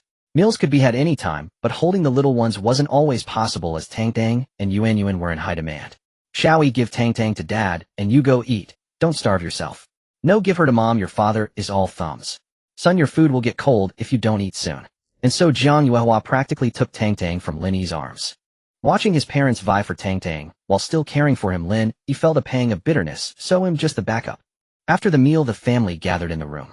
Tang Tang and Yuan lay on the bed surrounded by Lin Jingtai, Jiang Yuehua, and Lin Hongji. Now that Lin Yi and Su Wanqing were full-time freelancers, they felt a bit out of place. The most idle, however, was Zhang Milin, whose skills found no outlet. She felt she was the most useless person. All afternoon except for feeding times, Tang Tang and Yuan were surrounded by people. By evening, Lin Jingtai and the other two reluctantly handed the two little ones back to Lin Yi and Su Wanqing.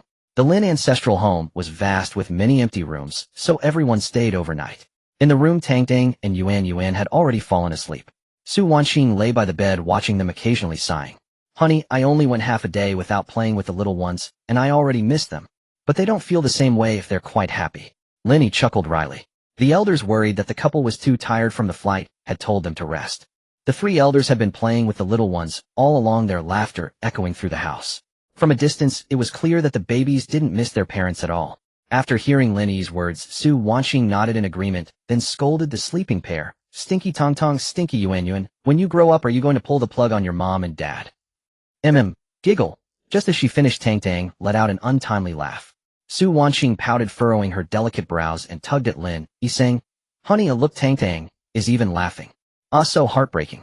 A soft knock echoed at the door. The room fell silent as Lin Yi and Su Wanqing, who were lying on the bed, instinctively quieted down. Su Wanqing lifted her head to look at Lin Yi and whispered, Who is it? Before Lin Yi could answer, Jiang Yuhua's voice came from outside. Shall we? Are you asleep? No, Lin Yi replied, quickly getting up to open the door. He looked at Jiang Yuehua with confusion. Mom, what's wrong? I was worried Qingqing might not have brought pajamas, so I brought you some. I hope I'm not disturbing you too. Jiang Yuehua glanced at Su Wanqing, who was wearing Lin Yi's white shirt on the bed, and spoke with a gentle smile. No thank you, Mom. Under Jiang Yuhua's gaze, Su Wanqing replied shyly. After delivering the items, Jiang Yuehua left. Before departing, she glanced at Su Wanqing on the bed, and whispered in Lin Yi's ear, Son, try to restrain yourself a bit. I won't bother you. Lin Yi closed the door, utterly bewildered. It wasn't until he saw Su Wanqing pick up the black lace pajamas that he understood Jiang Yuhua's thoughtful intention. Not only Lin Yi, but even Su Wanqing blushed deeply at the sight of the pajamas. This was far too low-cut and seductive. Honey, this outfit might be a bit chilly to wear at night. Lin Yi shook his head with a wry smile at Jiang Yuhua's actions. How could anyone restrain themselves? It was already June and the capital was getting hot. Su Wanqing was even sweating in her shirt. Worried that the little ones might catch a cold, Su Wanqing preferred to endure the heat rather than turn on the air conditioner. Blushing deeply, she replied, We can't let Mom's kindness go to waste. Though the pajamas were sexy, they covered everything necessary. Then her face flushed, she said, Honey, turn around. I'm changing. I've seen and touched everything, honey. No need to bother. You pervert. Su Wanqing scolded playfully, but then she thought it was true. She pretended not to care about Lin Yi and started changing clothes on her own. Lin Yi hadn't expected that his casual remark would lead to such a visual feast, though he regretted not getting a longer look. After changing, Su Wanqing lay on the bed, her heart racing with anxiety. She had to admit the pajamas Jiang Yuehua brought were indeed much cooler. Seeing Su Wanqing's flushed cheeks, Lin Yi couldn't resist teasing her. Honey, you look really good in those pajamas. Honey, I'm sleepy. Turn off the light, and let's sleep. Su Wanqing replied softly, quickly changing the subject, afraid Lin Yi might have any improper intentions. Unexpectedly, after Lin Yi turned off the light, he lay down right beside Su Wanqing. Feeling his body heat, she recoiled like a startled rabbit, then stammered. Honey, what are you doing? Go sleep on your side. No, tonight I'm holding you while I sleep. Lin Yi directly wrapped his arm around Su Wanqing's slender waist, speaking with authority. For so many days they had slept on opposite sides of the bed, but today he suddenly wanted to hold her. Lin Yi decided to be assertive for once. Let go of me. No, I want to hold my wife while I sleep. If you don't let me, then ill. With that, Lin Yi rolled over and pinned Su Wanqing beneath him. He thought this would make her yield to his authority. To his surprise, Su Wanqing acted as if a switch had been flipped, directly kissing Lin Yi on the lips. This kiss stunned Lin Yi completely. What was his wife up to? Playing hard to get? Or just giving up entirely? Gurgle, gurgle. Su Wanqing's pretty face flushed slightly as she covered her stomach with her hand. Honey, listen to me, I really didn't mean to. I just couldn't hold it in, but I'm so hungry. Lin Yi couldn't help but smile, patting her delicate shoulder. They'll go out and find you something to eat. Su Wanqing nodded heavily, shaking Lin Yi's arm vigorously, and said with a smile, Honey, you're the best. Honey, you're amazing. Honey, I love you the most. Lin Yi's arm was jostled until his whole body tingled. He immediately got out of bed and said, Wait for me here. They'll be right back. Su Wanqing had eaten too much at lunch and only had a few bites for dinner. When Lin Yi arrived at the kitchen, a chef was still there. Young master, you're still here. It was already very late and the other chefs had left, so Lin Yi asked curiously. The madam was worried the young mistress might get hungry at night, so she kept me here. At dinner, Jiang Yuehua noticed that Su Wanqing had only eaten a few bites and feared she might be hungry later, so she arranged for a chef to stay on duty. After hearing it was his mother's decision, Lin Yi sighed at how thoughtful she was. Since the night was deep, Lin Yi asked the chef to make a bowl of noodles so he could go home early. The noodles cooked quickly and were soon ready. Lin Yi carried the steaming bowl back to the room. Upon entering, he found Su Wanqing already seated at the table prepared.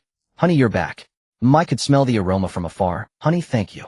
Moi. Su Wanqing planted a kiss on Lin Yi's cheek, picked up the chopsticks, and lifted the noodles to her mouth. Perhaps because she was too hungry, she ate hurriedly and burned her tongue. Phew, so hot. You little fool, eat slowly, don't rush. Seeing Su Wanqing stick out her tongue from the burn, Lin Yi was both amused and exasperated. His wife was too impatient. But her silly look was oddly adorable. Slurp, slurp. Tang Tang, hearing the sharp sounds nearby, suddenly woke up. She sniffed and found the room filled with fragrance. To figure out where the smell and sound were coming from, the little one wobbled her chubby body. Lying down, she couldn't see, so Tang Tang rolled over with a gurgle and then saw Lin Yi and Su Wanqing sitting at the table. Watching Su Wanqing lift noodles into her mouth, Tang Tang drooled with craving. Phew. To get a bite for herself, Tang Tang babbled to attract Su Wanqing's attention. But Su Wanqing was too focused on eating to hear, and it was Lin Yi who finally noticed Tang Tang was awake. Tang Tang, why are you awake? Not sleepy anymore. Whoosh. The little one frowned, staring at Su Wanqing, her expression seeming to say it's mom's slurping that's too loud. Despite her silent complaint, Tang Tang still hoped to get a share. Her big eyes fixed unwaveringly on the noodles in Su Wanqing's bowl. Her longing look made Lin Yi's heart ache. Honey, our daughter is drooling over your noodles. Tang Tang's awake. Su Wanqing was startled for a moment, then looked at the bed. Tang Tang was indeed awake. Seeing that it took Su Wanqing so long to notice their daughter, Lin Yi thought to himself, Honey, you have maternal love, but not much. Then Su Wanqing came over, holding the bowl with noodles still in her mouth. Tang Tang, these noodles are plain and not tasty at all. Mommy will eat them all for you. Hey, humph. Tang Tang was a clever little one, as she didn't believe a word Su Wanqing said. Instead, she waved her tiny hands as if trying to snatch the bowl away. But it was useless. Su Wanqing slurped the last strand of noodles into her mouth, then lifted the bowl to drink the soup. She finished the entire bowl and only then remembered Lin Yi. Then, blinking her big eyes, she handed the bowl to Lin Yi and said with a smile, Honey, the noodle soup is really good. Try some. Come on, try it. Lin Yi was helpless against his wife's coaxing. He took a sip and found it indeed delicious. But he couldn't shake the feeling that his wife had shortchanged herself. Tang Tang watched her parents lovingly sharing bites without any intention of giving her any. Her big dark eyes blinked as if to say, I report that mom and dad are sneaking food. In the morning, as Lin Yi opened his eyes, the first thing he saw was a hint of snowy white at Su Wanqing's chest. A faint, alluring cleavage sparked a cascade of reveries. He had to admit the outfit his mother had gifted was truly something. Well, she was a woman of experience after all. The black lace nightgown felt smooth to the touch, but of course it would be even better without it. Sensing his gaze, Su Wanqing slowly opened her eyes, and what greeted her sight was Lin Yi's straight nose bridge and refined features. Altogether, quite captivating. Seeing his fixed stare drifting downward, utterly absorbed, she wondered inwardly what was her husband looking at. What could be so fascinating down there? Driven by curiosity, she glanced down and saw her own ample cleavage. Now she understood why Lin Yi was so entranced. After yesterday's events, Su Wanqing felt no more shyness. After all, she had already been completely seen by that someone. She blinked her big eyes and asked in a coquettish voice. Husband, is it big? Big. Do you like it, eh? I like it. My. Sensing something amiss, Lin Yi had answered without a moment's guard. A moment later he realized it was Su Wanqing who had spoken to him, and a pair of sharp eyes were fixed on him. Reluctantly he tore his gaze away, then grinned, and said, Wife, you're awake. Well, I didn't mean to stare, but when I opened my eyes they just looked down. And then, I couldn't look away. You big pervert, get up now. Su Wanqing puffed her cheeks, rolled her eyes, and scolded him playfully. But Lin Yi replied with a wry smile, You're hugging me, and your leg is draped over me. I can't move at all. Edge. Su Wanqing looked up in confusion and saw that he was telling the truth. Realizing how forward she had been, she blushed and withdrew her arms and legs, finally allowing them to separate. Watching his wife's bashful demeanor, Lin Yi mused inwardly, Wife, you weren't like this when you hugged me last night. Outside the room, Jiang Yuehua heard movement from Lin Yi's room and knew they were awake. She knocked on the door and called out, Xiao Yi, Qingqing, come out for breakfast. Got it, Mom. Lin Yi replied, then turned to Su Wanqing and teased, Wife, if you keep being shy, well, go hungry. But Su Wanqing's blush only deepened. Breakfast was ready. When Lin Yi and Su Wanqing arrived at the dining table and sat down, dish after dish was served. During the meal, Lin Zhengtai looked at Su Wanqing with kind eyes and said with concern, Qingqing, if you didn't sleep enough, you can rest a bit more after eating. Grandpa, I rested very well. If I sleep any more, I'll turn into a little piggy. Su Wanqing replied playfully. For some reason, she always felt an instinctive closeness to Grandpa, which was why she answered so cheerfully. Ha, good. As long as you're well rested. Lin Zhengtai laughed heartily at her words. This granddaughter-in-law really had a way with words. Splendid, splendid. Qingqing, come here for a moment. Jiang Yua's warm voice came before she appeared. As a woman of experience, she knew that after childbirth visection, one needed proper recuperation, so she had specially instructed the chef to prepare bird's nest soup for Su Wanqing to nourish her. Then she brought the prepared bird's nest soup to Su Wanqing, her face full of care. Qingqing, this is stewed bird's nest for you. You need to take good care of your body, understand? Got it, thank you, Mom. Su Wanqing quickly expressed her gratitude. She had watched many family dramas where to highlight the heroine's plight, they portrayed many cruel mothers-in-law. Initially, she had been a bit worried, but clearly her concerns were unfounded, and she felt fortunate to have such a loving mother-in-law. Seeing Su Wanqing drink the bird's nest soup, Jiang Yuehua nodded in satisfaction. Now she treated her daughter-in-law even better than her own son. Lin Yi was keenly aware of this. With a smile in her eyes, Jiang Yuehua suddenly remembered that the person in charge of Love Vow Bridal had called her that morning to say the wedding dress was ready for a fitting. Jiang Yuehua immediately looked at Lin Yi and Su Wanqing and asked, Xiao Yi, Qingqing, do you have any plans today? The two exchanged glances and Lin Yi shook his head. No plans, Mom. Something up. He thought that since they had already gotten the marriage certificate, there shouldn't be anything urgent for his mother to press. But he had underestimated his mother's thoughtfulness. Since you're free, I do have something. Seeing her son and daughter-in-law had no other commitments, Jiang Yuehua, eager to officially welcome Su Wanqing into the family, continued, the bridal shop called to say we can go for a fitting. How about you go today? Send me the photos from the fitting. I'd love to see them too. Yes, Grandpa also wants to see. Watching you two so lively and young makes me feel younger myself. After Jiang Yuehua spoke, Lin Zhengtai stroked his beard and chimed in with a chuckle.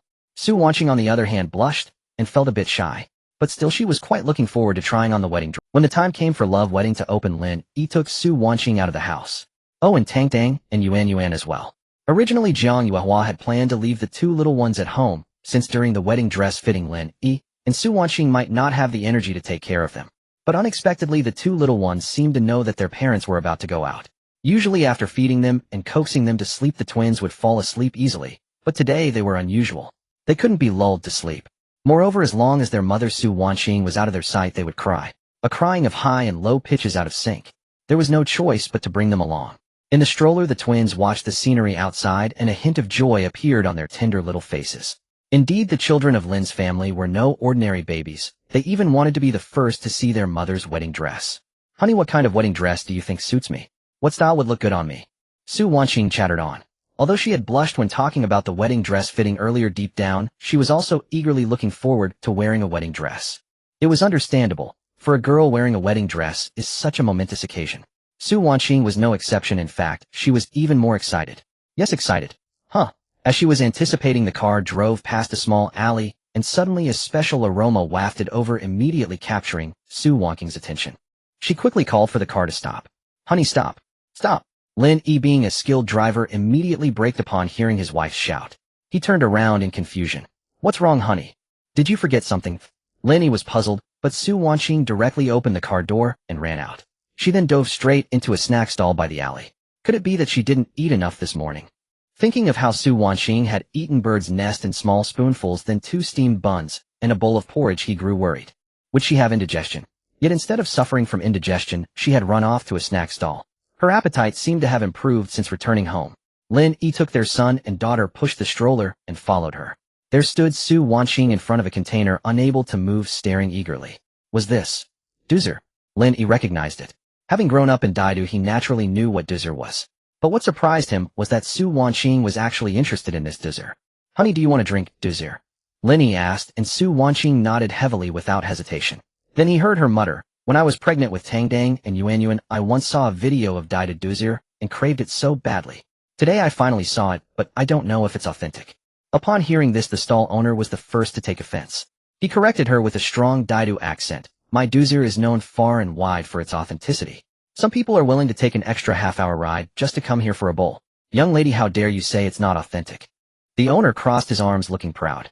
Su Wanqing nodded as if convinced, but then struck back. But boss, there's not much dessert left in your container, right? And the Jiaochuan, there's so much left. Isn't it selling well? The stall owner was flustered, his face turning sour. But he cleared his throat and defended himself. I just opened for business. Unexpectedly, Su Wanqing turned to leave. Just opened? It's almost noon, and you just opened. Must be because you can't sell it, boss. You don't have confidence in your own dessert. Upon hearing Su Wanqing's analysis, the owner's eyes widened. This beauty was totally unpredictable. Seeing Su Wanqing and Lin Yi stop, Yuan in the stroller looked around.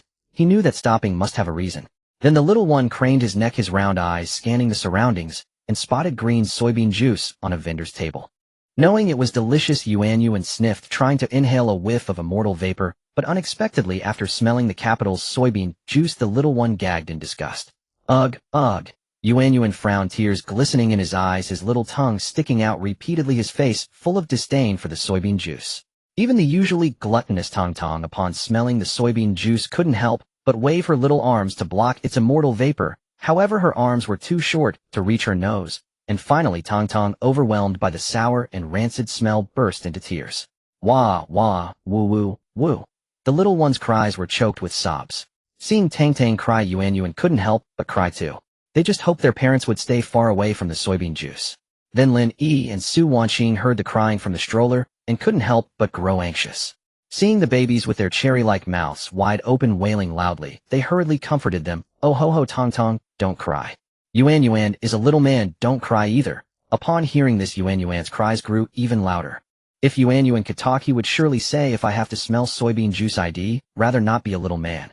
After Lin Yi and Su Wanqing tried to comfort Tang Dang and Yuan for a long time, the little ones showed no signs of stopping. Seeing this, Su Wanqing looked at Lin Yi anxiously. Honey, no matter how we comfort Tang Dang and Yuan, they won't stop. Could the little ones be sick? Feeling the baby's temperature, Lin Yi answered affirmatively. They're not sick.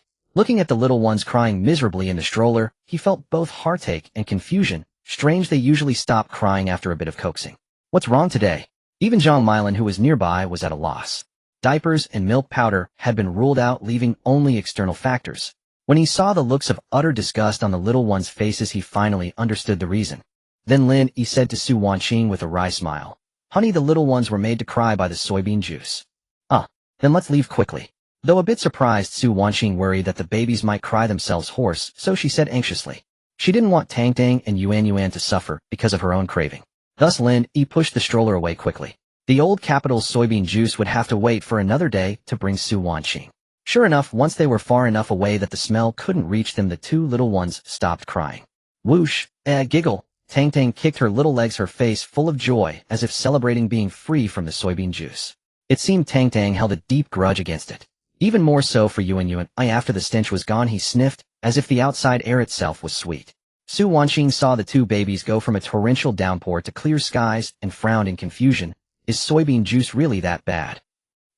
Yeah, Before Lin Yi could answer, the two little ones seemed to respond, practically saying, just kill me now. 15 minutes later, they arrived at Love Wedding.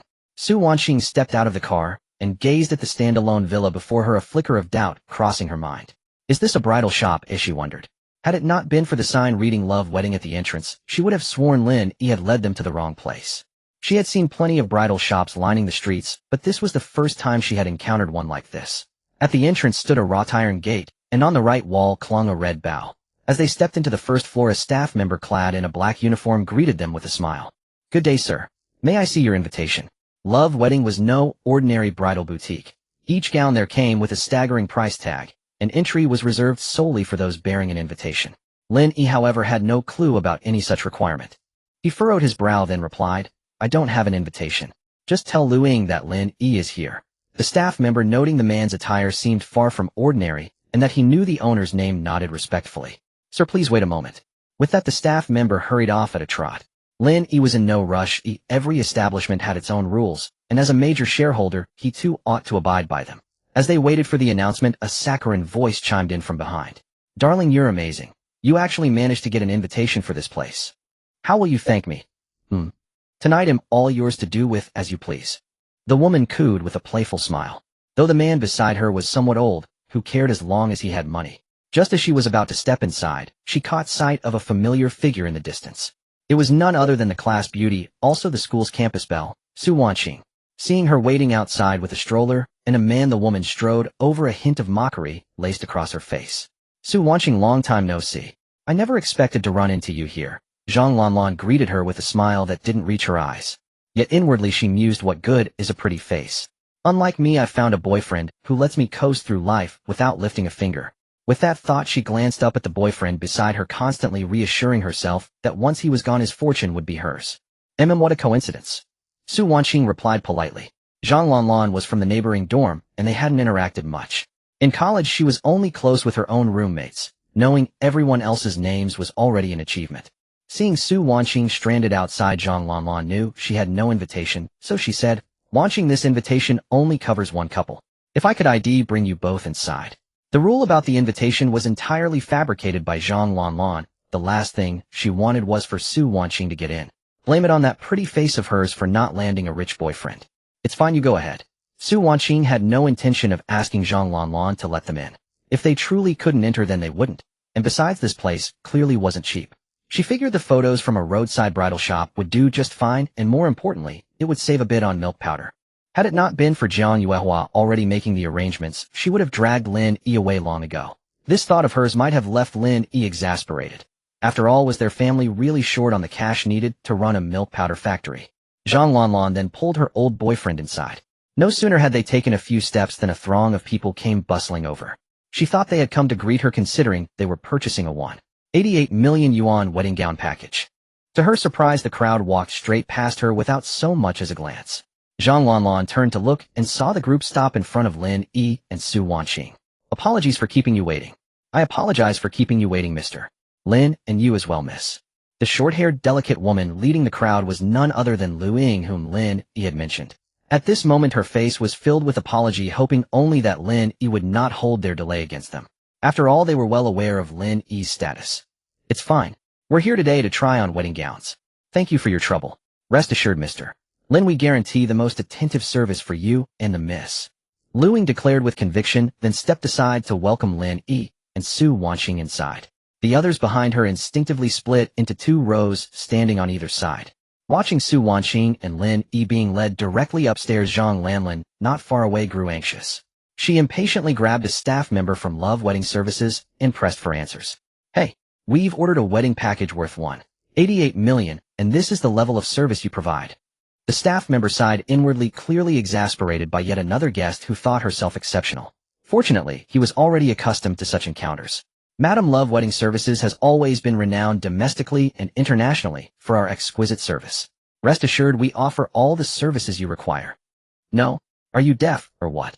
Zhang Lanlan pointed directly at Lin Yi and Su Wanqing, who had just ascended the stairs. "What about them? Why do they get such enthusiastic service from you?" Though Zhang Lanlan appeared immensely arrogant and domineering, she couldn't bring herself to utter the words, "I want that too." Even she could sense that speaking so would be too degrading. "Are you referring to Mr. Lin Yi and Miss Su Wanqing?"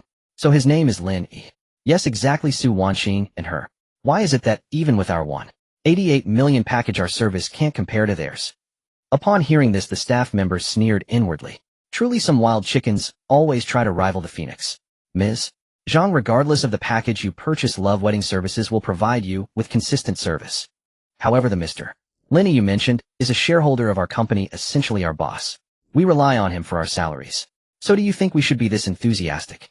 With that, the staff member turned and left, leaving Zhang Lanlan and the old man beside her exchanging bewildered glances. Boss, darling, what does he mean by that? Zhang Lanlan stammered, unable to contain her astonishment. In truth, not only she, but also her boyfriend was utterly shocked. What kind of establishment was Love Wedding Services? Even some prominent celebrities chose this place for their wedding photography. Such was its extraordinary status. Yet to think that the young man they had just seen was a shareholder of this very establishment. This truly astonished him despite his advanced age. After all, in the vast imperial capital, countless individuals were worth millions or tens of millions, and spending 2 million on a wedding was hardly rare. But the owners and shareholders of certain venues were genuinely rare figures. Thinking of how his young girlfriend had just mocked those two, the old man couldn't help but feel a shiver of fear. Yet he soon relaxed. The more prestigious and prominent such individuals were, the less likely they would care about insignificant people like them. Lanlan, keep a low profile from now on. Stop being so arrogant. In the imperial capital we're really nobody. Whether out of decades of accumulated wisdom, or because Zhang Lanlan was his young girlfriend, the old man offered a friendly reminder. Zhang Lanlan, upon hearing this, initially felt indignant, but soon calmed down. After all, the man speaking was her long-term meal ticket, even the source of her happiness for the rest of her life. Ooh, she dared not defy him. I understand, darling. Zhang Lanlan replied in a coquettish tone, but her mindset had already shifted. Why could Su Wanqing meet such a distinguished man? Why did she have to endure an old man panting over her? Unfair, utterly unfair. But as SpongeBob's friend Patrick once said, life is unfair, so get used to it. Meanwhile, Su Wanqing and Lin Yi were led into a VIP exclusive area. There they were greeted with constant care and attention. Tea was served, and even specialized infant caregivers were on hand. The meticulous service was simply unparalleled. Su Wanqing felt somewhat uneasy and took a while to adjust. However, even though she was about to become a member of a wealthy family, she couldn't help but sigh. The world of the rich is truly hard to fathom. Mr. Lin, Ms. Su, are you ready to select the wedding gowns and suits? Lu Ying approached, nervously eager to ensure she hadn't missed anything that might displease Lin Yi. Fortunately, both Lin Yi and Su Wanqing were not the demanding type. Far from being difficult, they were quite amiable. Yes, thank you. We appreciate your efforts. Su Wanqing's words exuded grace and refinement, instantly putting Lu Ying and her team at ease. Honey, you go pick out your suit. They'll take care of the kids. Su Wanqing looked at Lin Yi, considering that both infant caregivers were female, making it more convenient for her to look after Tang Tang and Yuan. Lin Yi understood this and nodded immediately. All right, go ahead. The couple parted ways in different directions. As she ventured deeper, Su Wanqing discovered the vastness of the space. Rooms upon rooms filled with various wedding gowns. Many of them were stunning, filling her with satisfaction. However, the accompanying staff insisted that these ordinary gowns were not worthy of Su Wanqing. Knowing that each gown was priced at 6 figures and still deemed unworthy of her, Su Wanqing couldn't agree with that assessment. After all, she didn't consider herself any better than others. Everyone was equal. Well, she wondered what Zhang Lanlan downstairs would think if she heard this. Sigh. Why is this happening? I'm so frustrated. Keep searching, keep looking. Why can't I find the right person? A sigh suddenly echoed from nearby. Soon a photography team composed entirely of women appeared before her eyes. When the leader turned the corner and saw Su Wanqing, she let out an exclamation of surprise. Huh? You? Huh? Me? Su Wanqing blinked, bewildered about what was happening. The next second she was pulled forward by the lively and spirited young woman. What are you doing? My kids. My kids. Su Wanqing hurriedly looked back, her mind solely on Tang Tang and Yuan, without even considering whether she might be in any danger. Zhang Milan was pushing a stroller when she suddenly witnessed this scene and was utterly stunned. By the time she came to her senses, Su Wanqing had already been pulled away. Panic seized her, and she urgently called out to the staff member beside her, Sister Qing, where are they taking my sister Qing? Watching Su Wanqing disappear around the corner, Zhang Milan's heart leaped with anxiety, and she grew even more frantic. Who are they and where are they taking Sister Qing? Miss, don't worry. They're staff from the nearby production crew. Judging by the direction, they're heading to the studio. Is that so? That's a relief. Let's hurry over there too. With that, Zhang Milan quickly pushed the stroller in that direction. However, to her surprise, when she arrived at the studio, she saw that Su Wanqing was already seated before a dressing table. What was going on? Thus Zhang Milan approached in a daze, her heart filled with confusion. Sister Qing, are you? Milan, don't worry, I'm fine. I'm just helping them shoot a promotional video. Take good care of Tang Tang and Yuan for me, okay? Su Wanqing smiled gently, then turned her gaze to the dressing table before her. In truth, when she was first pulled away by Song Jiro, she was also panicked and worried about Tang Dang and Yuan Yuan. That was until she heard Song Zira's explanation. Beautiful sister, we're filming a cultural program called Zayajan's Departure from the Frontier for non-satellite TV, but we can't find the right person. Could you help us? The moment I saw you, I felt as if you had stepped right out of an inkwash painting. People nowadays pay so little attention to traditional Chinese culture. Sigh. Hearing this, Su Wanqing nodded unexpectedly, perhaps because she herself agreed with Song Zira's words. Mylan, wait for me a moment. It should be quick. Okay, I understand. Zhang Mylan nodded in bewilderment, immediately indicating it was no problem, but inwardly, she wondered, wasn't Sister Qing here to take wedding photos with Brother Lin? How had she ended up filming a promotional video? Yet her doubts were soon dispelled. For no other reason than that Su Wanqing before the dressing table was simply too beautiful. Su Wanqing had always been a woman of considerable beauty, and after giving birth, she had gained an added layer of gentle grace. Now, with the help of the makeup artist, Su Wanqing wore a light layer of makeup. A single glance was enough to leave one breathless. Later, when she changed into the ceremonial robe of the Western Han Dynasty, Wang Zhaojun was brought to life through Su Wanqing.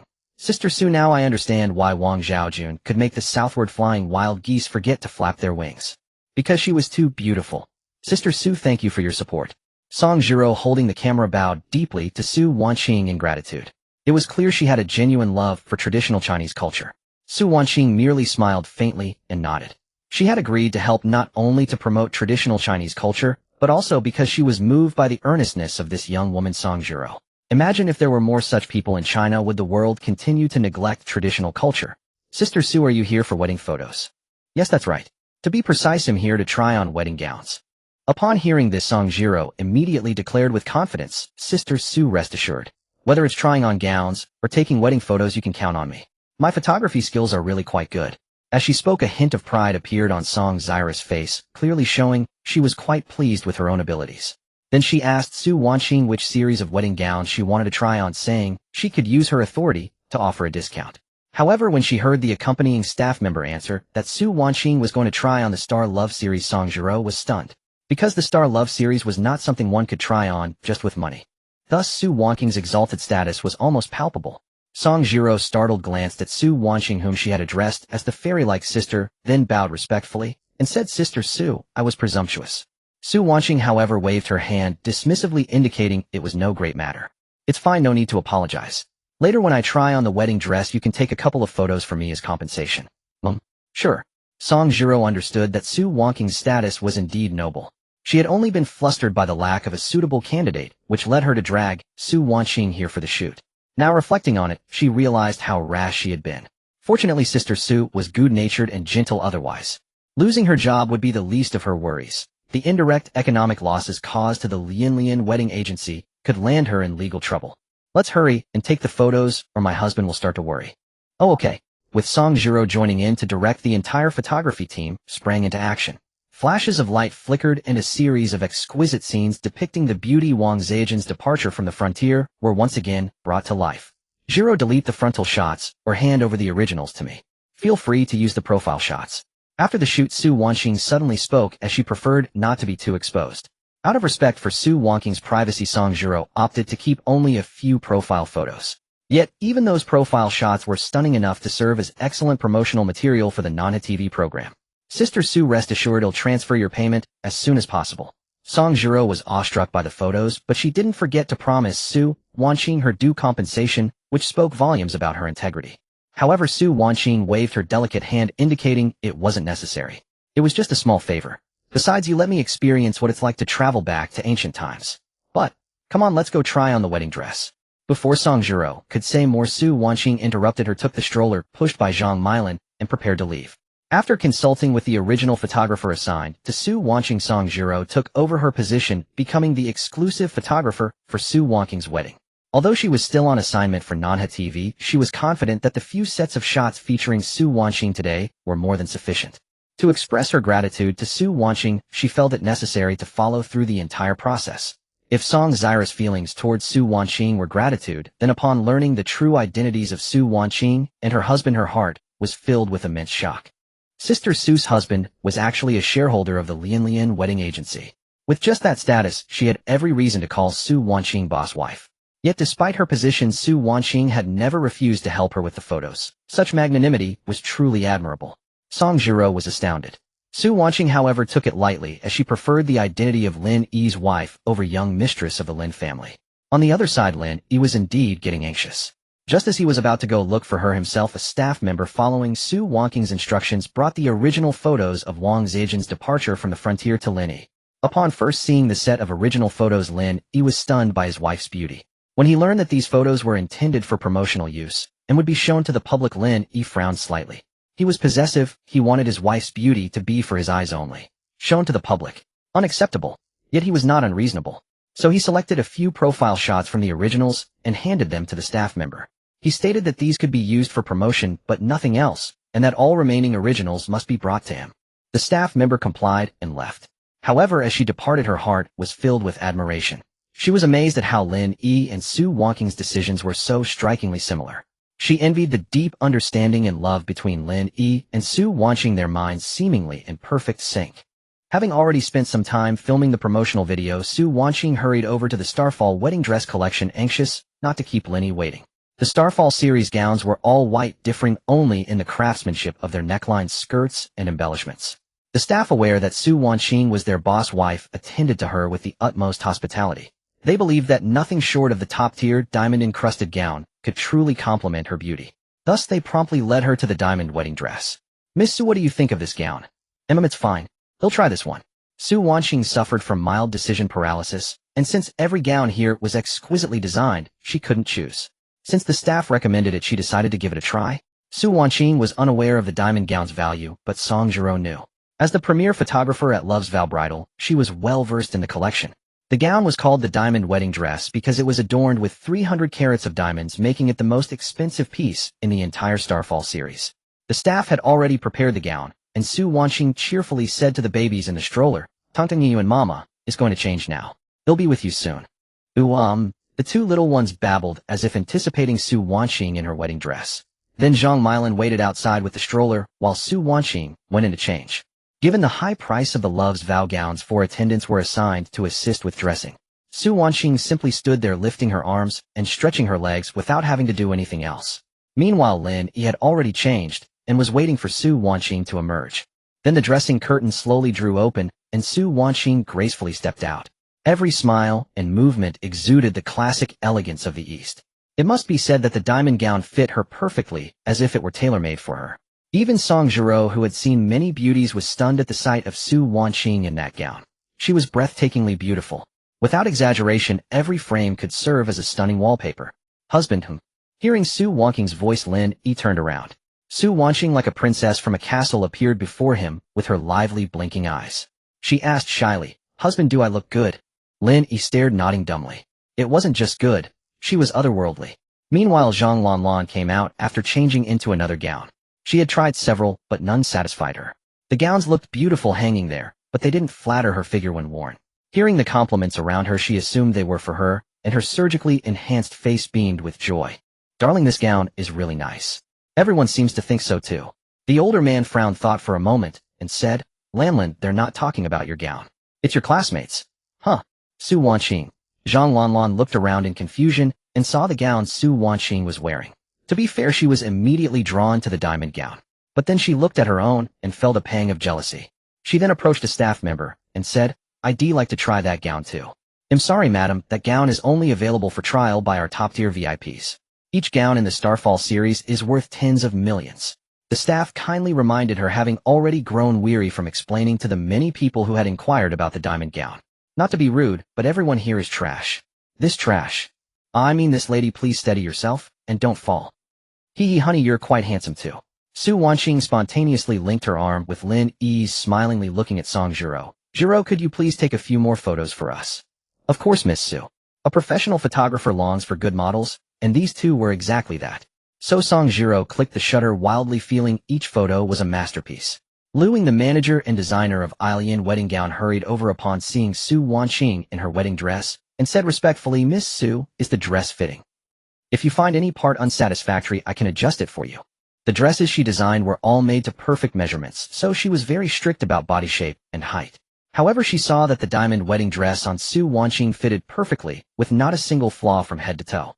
Nevertheless, Lu Ying still felt obligated to ask. After all, Su Wanqing was Lin Yi's wife, and Lu Ying would do everything in her power to satisfy them.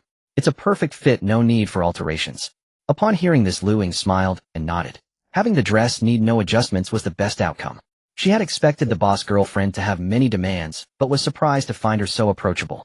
This was probably the smoothest deal Alien wedding had ever handled. Over the course of the afternoon, Su Wanqing tried on every dress from the Xinglian series. Since we're here, might as well try them all. That was Lin Yi's exact words. For every girl, the wedding is the most important moment in life, and Lin Yi wanted to give Su Wanqing an unforgettable one. After the photos were taken, Song Jiro led Lin Yi and Su Wanqing to the photo selection room to see which pictures needed retouching. The selection room was filled with computers where many couples were choosing their photos, all chattering away. This photo makes my face look too fat, please retouch it. This one makes my legs look too short, lengthen them a bit. This one is ugly, everywhere, discard it. This. Make them all smaller. The woman at the computer next to Su Wanqing had the most demands: face, nose, chin, legs. All needed meticulous retouching. Seeing her own photos didn't look good, and noticing Su Wanqing had just arrived, she spoke to her, as a seasoned customer. Little sister, the photography here isn't that great, you'll need to do some heavy editing. We paid so much money just to get beautiful photos right. You're right, sister. Su Wanqing smiled and nodded. Although what she said was true, looking at the plump figure of the woman, she thought even the gods would be powerless. The photographer assigned to the woman was highly experienced. Considering she was a customer, he forced a smile. Then, following her instructions, he meticulously retouched every part and said, please take a look, is this photo acceptable? Not bad, just edit it like this. The plump woman looked at the heavily retouched photo and nodded with satisfaction. Su Wanqing was a bit puzzled. The retouched photo looked like a completely different person. If she were to edit her own photos to that extent, even her parents wouldn't recognize her. At that moment, Song Jiro had opened the album.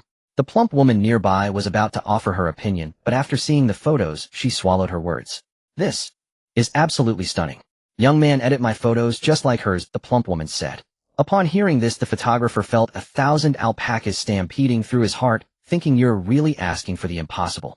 In contrast, the photos taken by Su Wanqing and Lin Yi were already flawless without any retouching. Selecting the pictures was merely a formality for them. Before long, all the photos were developed. Song Jiro handed the photos to Su Wanqing and said, Miss Su, all the photos are here. Su Wanqing smiled faintly and replied, thank you, Jiro. Taking the photos, Su Wanqing and Lin Yi drove home. In the car, Su Wanqing deliberately hid a few unflattering pictures. Little did she know that those very photos were exactly the ones Lin Yi wanted to keep as his wallpaper. Upon arriving home, Su Wanqing found her father-in-law, mother-in-law, and grandfather-in-law all waiting at the door. She instinctively turned to look at Lin Yi, who said, I told them before we came back. As soon as Lin Yi finished speaking, Su Wanqing saw her in-laws come forward to greet her. Seeing Su Wanqing get out of the car, Jiang Yua's face instantly lit up with a smile. She was extremely satisfied with this daughter-in-law and already regarded her as her own daughter. Ching, are you tired? I've made you some black chicken soup. Have plenty later. Su Wanqing felt a warmth in her heart upon hearing this, deeply moved. Her father-in-law even carried the baby stroller down and said bluntly, Lin Yi, how can you be so inconsiderate? Hurry and tell your wife to go rest. This clearly showed that Su Wanqing was truly cherished like a little princess. Back inside, Su Wanqing took the black chicken soup handed to her by the maid and sipped it gently.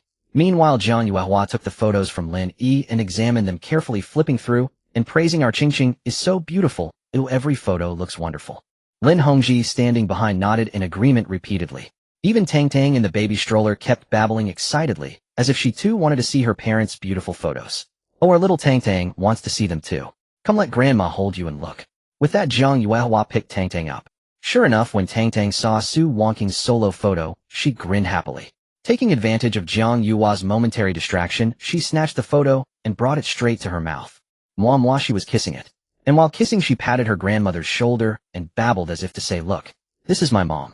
Tang's adorable antics made everyone in the room burst into laughter. Seeing this, Su Wanqing also looked delighted. Apparently her daughter thought her photos were wonderful too. Indeed, women all love beauty, especially being praised by loved ones. Huh, oh. Meanwhile, Yuan in the baby stroller cried out in confusion. Why hadn't his sister come back yet? It seems our little Yuan wants to see his parents' photos too. Jiang Yuehua smiled and nodded to her husband. Lin Hongji understood and stepped forward to pick Yuan out of the stroller.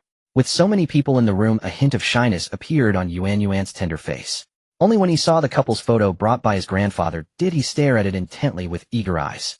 They thought he would adore the picture of his mother like his sister did, but unexpectedly the little one burst into tears. Wah! The sudden crying stunned everyone.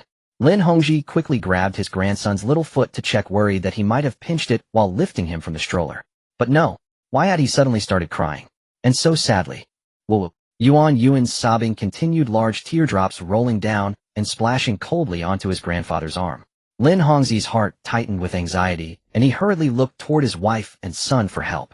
It must be noted that even when surrounded by a pack of Wall Street elites, he had never panicked. Yet now he was startled by his eldest grandson's cry. Lin Yi, what's wrong with Yuan Yuan? Is he feeling unwell? Lin Yi stepped forward and took Yuan Yuan into his arms, checking him over. It wasn't physical discomfort. Moreover, Yuan Yuan kept pointing at the photo as if crying because of it. Crying because of a photo. Lin Yi suddenly had a thought and looked down. When he saw that the photo only showed him and his wife, he vaguely understood. Su Wanqing also drew near at that moment. It was as if there was a telepathic connection between husband and wife. When she saw the photo, she too grasped why Yuan Yuan was crying. Honey, could it be that because the photo only has you and me without Yuan Yuan and Tang Tang, he's crying over that? It must be that reason. Lin Yi nodded with a wry smile. He hadn't expected his son to be so mischievously clever as to cry over this. Once the cause was identified, Lin Yi took out a family portrait of the four of them. When he placed it in front of Yuan Yuan, the little one immediately stopped crying. His big dark eyes blinked as he meticulously checked the new photo. When he saw that everyone was present, father, mother, and little sister, he suddenly broke into a smile. His small lips curved upward with a hint of laughter in his tearful eyes. From this, it seemed Yuan Yuan was truly a master of expression management. After hearing his son's explanation, Lin Hongji understood, and a wave of relief washed over him. It was well known that the Lin family's growing wealth and power were entirely due to the harmony among its members. Whether in novels or reality, some families' descendants are perpetually entangled in disputes over interests. Even though they share the same bloodline, it does nothing to stop their mutual destruction. For such families, decline is inevitable. In contrast, the Lin family had flourished and expanded precisely because generations of descendants adhered to the ancestral precept of family harmony.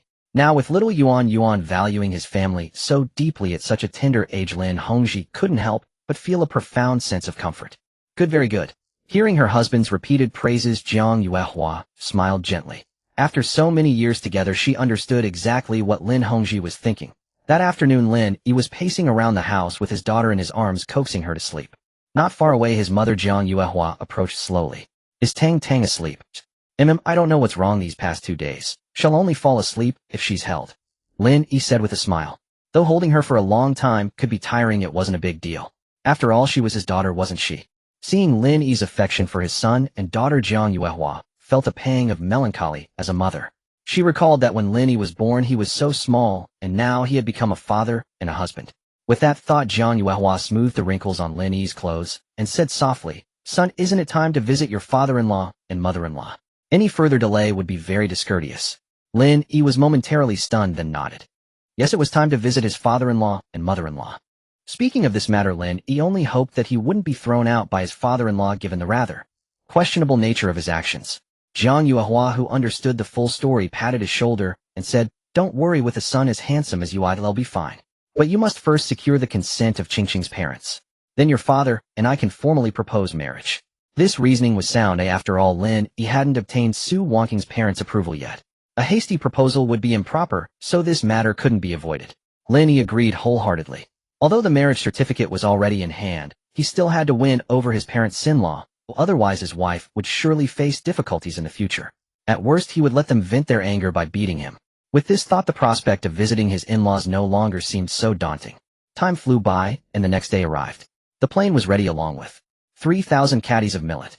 The reason for preparing so much millet was simply that Jiang Yuehua had once heard Su Wanqing mention that her father enjoyed millet rice, and nothing more.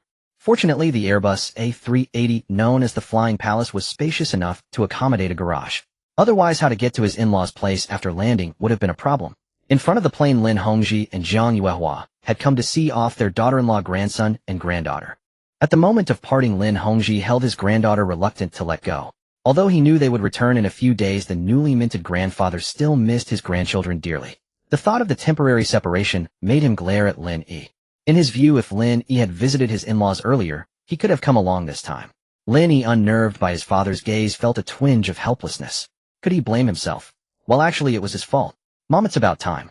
We need to take off. Lin Yi turned to his mother, who was holding Tang Tang and waving her hand. No rush. No rush. If they didn't take off soon, he felt his father might just land a couple of slaps on his back. As they waited, Su Wanqing stood quietly. Although she knew Lin Yi's family was extraordinary, each surprise continued to reshape her worldview. What was this private jet that didn't even appear on Douyin? How could 3,000 caddies of millet and a luxurious minivan fit inside, without any issue? She really was from a small place. Meanwhile, Tong Tong, nestled in her grandfather's arms, pouted. The little one babbled, as if unwilling to part. Yuan, be good. We'll be back in a couple of days. Lin Yi stepped forward to comfort his son. Lin Hongji coaxed the little one with affection. Although he wanted his grandchildren to return soon, he understood the urgency of the situation. Lin Yi's visit to Su Wanqing's home was primarily to mend relations between the two families. Otherwise, everything else would be meaningless. But none of them expected Yuan to be so upset as to cry. He was truly a home-loving child. In contrast, Tang Tang was far less sentimental. Staring at the large plane parked nearby, Tang Tang blinked her big eyes, her chubby face brimming with curiosity. Her plump little hands reached out as if she desperately wanted to board the plane and play. If Yuan was a homebody, then Tang Tang was a curious baby eager to experience anything novel. Out of understanding, Tang Tang let her brother stay in their grandfather's arms a little longer. But that was it. Seeing they still hadn't departed, she grew impatient. Aya. Hey. Huh. She babbled incessantly, pointing at the plane, wanting to get on. At that moment, she must have been frustrated, hating that she couldn't walk, otherwise she would have climbed aboard herself without needing her parents' help. Dad, look, Tang Tang is getting impatient. We're ready to board. It took Tang Tang and Yuan to make the move. Although Lin Hongji wanted to stay longer, seeing his granddaughter's keen interest in the plane, he couldn't delay any further. He nodded and waved his hand. At his signal, the private jet crew responsible for various tasks began boarding in an orderly fashion. This scene was no different from the preparations before passengers board at an airport, even more meticulous. For instance, after each flight, specialized personnel would inspect the plane. If any part showed signs of wear, it would be replaced. The word luxury hardly sufficed to describe it. And mind you, it was inspected after every flight, not every trip. Such extravagance was only possible for the Lin family. Even Jack Ma from Hangzhou might not enjoy such treatment. Once the crew was ready, Lin Yi and his family received the boarding notice. Tang Tang was overjoyed. She happily waved her little hands at her grandparents behind her, her little feet kicking Lin Yi's belly in excitement. Sweetie, take it easy. If you shake Daddy apart, all the family fortune will be yours. Unlike Tong Tong, Yuan wasn't particularly happy. Instead, he looked at his grandparents with tearful eyes. Anyone watching would think he was being abandoned, not just going to visit his maternal grandparents. Zhang Milin tried to cheer him up, but when she reached out her finger, he bit it, baring his teeth. This seemed to happen because she blocked his view of his grandparents. Seeing how much he loved staying with them, Lin Yi even considered leaving him with his parents when they returned to Shanghai. Of course, that was just a joking thought. In truth, Yuan was most inseparable from his mother. After boarding the plane and checking all equipment, it took off. The siblings watched through the window as things below grew smaller, both showing amazement. After all, they were still children. Even if they missed their grandparents, as long as their mother was there, they would soon adjust. Su Wanqing took in the interior layout of the plane. A spacious bedroom, a fully equipped bathroom with a powerful shower. Even entertainment facilities were available, and a large kitchen was a given. If she gave the word, a chef would immediately prepare a gourmet meal for her. Was this the life of the wealthy? At this thought, a resolve grew stronger within Su Wanqing. She wanted to broaden her horizons, enhance her abilities, and cultivate her personal refinement. Because she had no intention of being just a decorative vase by Lin Yi's side. During the flight, Su Wanqing couldn't help but ask Lin Yi, honey, how many planes does your family own? I mean private ones. She distinctly remembered that they had taken a different aircraft when returning to Lin Yi's hometown, and now on their way to her hometown they were aboard yet another one. She felt that even most commercial airlines didn't possess that many planes. Yet Lin Yi's family seemed to casually roll out a new one each time. Could it be that each plane served a different purpose? As expected, she guessed the gist of it, and was likely not far off. Hearing Su Wanqing's confusion, Lin Yi, who was holding Tang Tang's little feet, nodded in acknowledgement. Yeah, the family doesn't have too few planes. Though not as many as cars, they're sufficient. Sufficient? Zhang Milin was stunned upon hearing this. At that moment she felt Lin Yi was blatantly humble bragging. But the key point was, Lin Yi was merely stating the truth. Seeing both women visibly moved, Lin Yi couldn't help but chuckle softly. He raised his hand, gently caressing Su Wanqing's jade-like fingers, and said tenderly, silly, take it slow. You'll get used to it in time. Su Wanqing nodded in response, but she wondered inwardly, was she getting used to Lin Yi's family wealth, or to becoming a wealthy wife herself. It seemed like the same thing. Flying on a plane was a rather tedious affair. But flying on a private jet was a different story. All kinds of entertainment amenities were perfectly arranged. Su Wanxing even found time to take a shower and lie down on the soft warm bed for a quick nap. When Zhang Milan woke her up, they had almost reached their destination.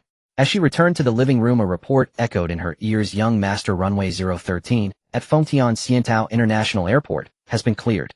May we proceed with landing? Yes, land. With Lin Yi's wave of his hand, the aircraft experienced a slight tremor, and Su Wanxing knew they were about to descend. Honey, what does clearing runway 013 mean? Does the airport clear an entire runway just for us? Su Wanxing was puzzled. Although she vaguely knew that private planes needed agreements with airports for takeoff and landing, did they really offer a runway clearing service? That would require an immense amount of influence. Lin Yi's answer was simple, just 2 sentences. Silly, how can a plane take off or land without a clear runway? Besides, runway 013 is our Lin family's exclusive runway. To be precise, at famous airports, both domestic and international, any runway numbered 013 belongs to our family. Hiss, how is that possible? It's possible as long as you invest a little extra when the airport is being built. Lin Yi said this with a gentle smile. Su Wanxing nodded, numbly, feeling more and more unreal. Moments later, the plane landed smoothly. As everyone disembarked, the rear cargo hold slowly opened, revealing a view filled with various supplies. In the adjacent garage, a light blue car was slowly pushed out along with the rotation of the tracks. Come on, let's go to your place first. Lin Yi pushed the stroller and walked towards the car. Su Wanxing habitually linked her arm with his. Zhang Milan followed closely behind. Little did they know, everything happening here was observed by many passengers in the airport. When someone recognized that Rolls-Royce boat tail, their breathing became rapid. Because to afford that car, an ordinary person would probably have to start earning money from the time of Qin Shi Huang. Lin Yi drove the Rolls-Royce boat tail along the street at a leisurely pace, exuding elegance and opulence. Strangely enough, wherever the Rolls-Royce boat tail passed, it created a vacuum zone. No vehicles dared to approach it from the front, back, or sides. Presumably, getting too close out of nervousness could lead to a collision that would cost more than one's life savings. A car accident occurred on Red Heart Street. The front of a Ferrari worth 25 million yuan was utterly shattered. Fortunately, the angle of the crash was peculiar, leaving the owner unharmed. Even though the multi-million-dollar supercar was totaled, he sat calmly in the back seat, playing on his phone. Suddenly sensing something, he looked up and saw a pale blue Rolls-Royce gracefully appear before him. That car is a Rolls-Royce boat tail? Good heavens, good heavens. Upon recognizing the vehicle, the king of Shanghai gaped in astonishment. Western media estimated this Rolls-Royce boat tail to be worth 180 million yuan, with only one detail revealed: the owner is Chinese. I never expected to encounter it during this trip to Fengtian. Even he, playfully dubbed the king of Shanghai by netizens, couldn't help but feel a pang of dismay. After all, this car wasn't just about wealth, it required a comprehensive evaluation to determine eligibility for ownership. When the Rolls-Royce boat tail passed him, and he spotted the license plate bearing the character Jing, Beijing, a sense of resignation dawned on him. In the imperial capital, there were countless young masters far more powerful than him. The king of Shanghai longed to chase after the car to see which young master it was. But his own vehicle was shattered, making pursuit, or even starting it, impossible. Frustrated at missing even a fleeting encounter with the boat tail's owner, the king of Shanghai kicked the roadside Ferrari in anger. Meanwhile, Zhang Milan, holding little Yuan, turned her head. Seeing the wrecked Ferrari by the roadside, she sighed in regret. That car must have been very expensive, right? Such a pity it's wrecked. Curious, she looked at Lin Yi in the driver's seat. Brother Lin, was that car expensive? Lin Yi recalled the vehicle from memory and pondered. Not cheap, over 20 million yuan. Wrecked like that, it's probably close to being totaled. Over 20 million. So expensive. How does it compare to the one we're in? Zhang Milan pressed on, her eyes wide like a naive, simple girl. Compared to ours? Milan, you're putting me on the spot. They're on different levels, so it's hard to compare. Can't compare. Well, if I had to say, ours could replace his 10 times over.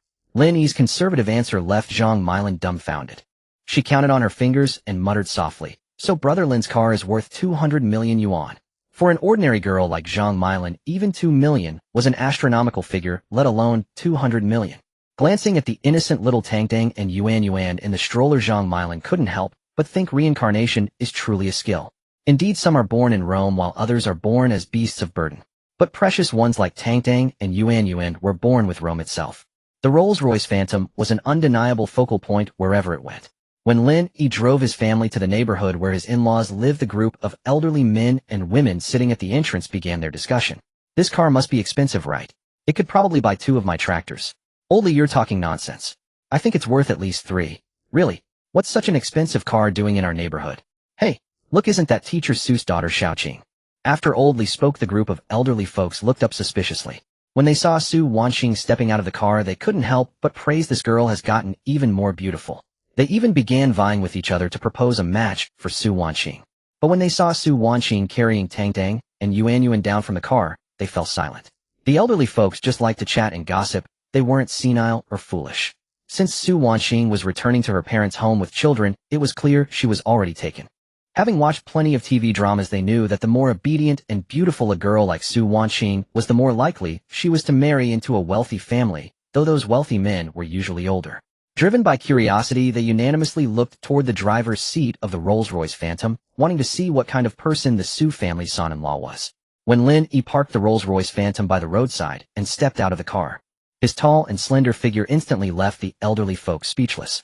With his handsome appearance, noble and restrained temperament, they were at a loss for words, only able to give a thumbs up and exclaim, the Su family's son-in-law is truly impressive.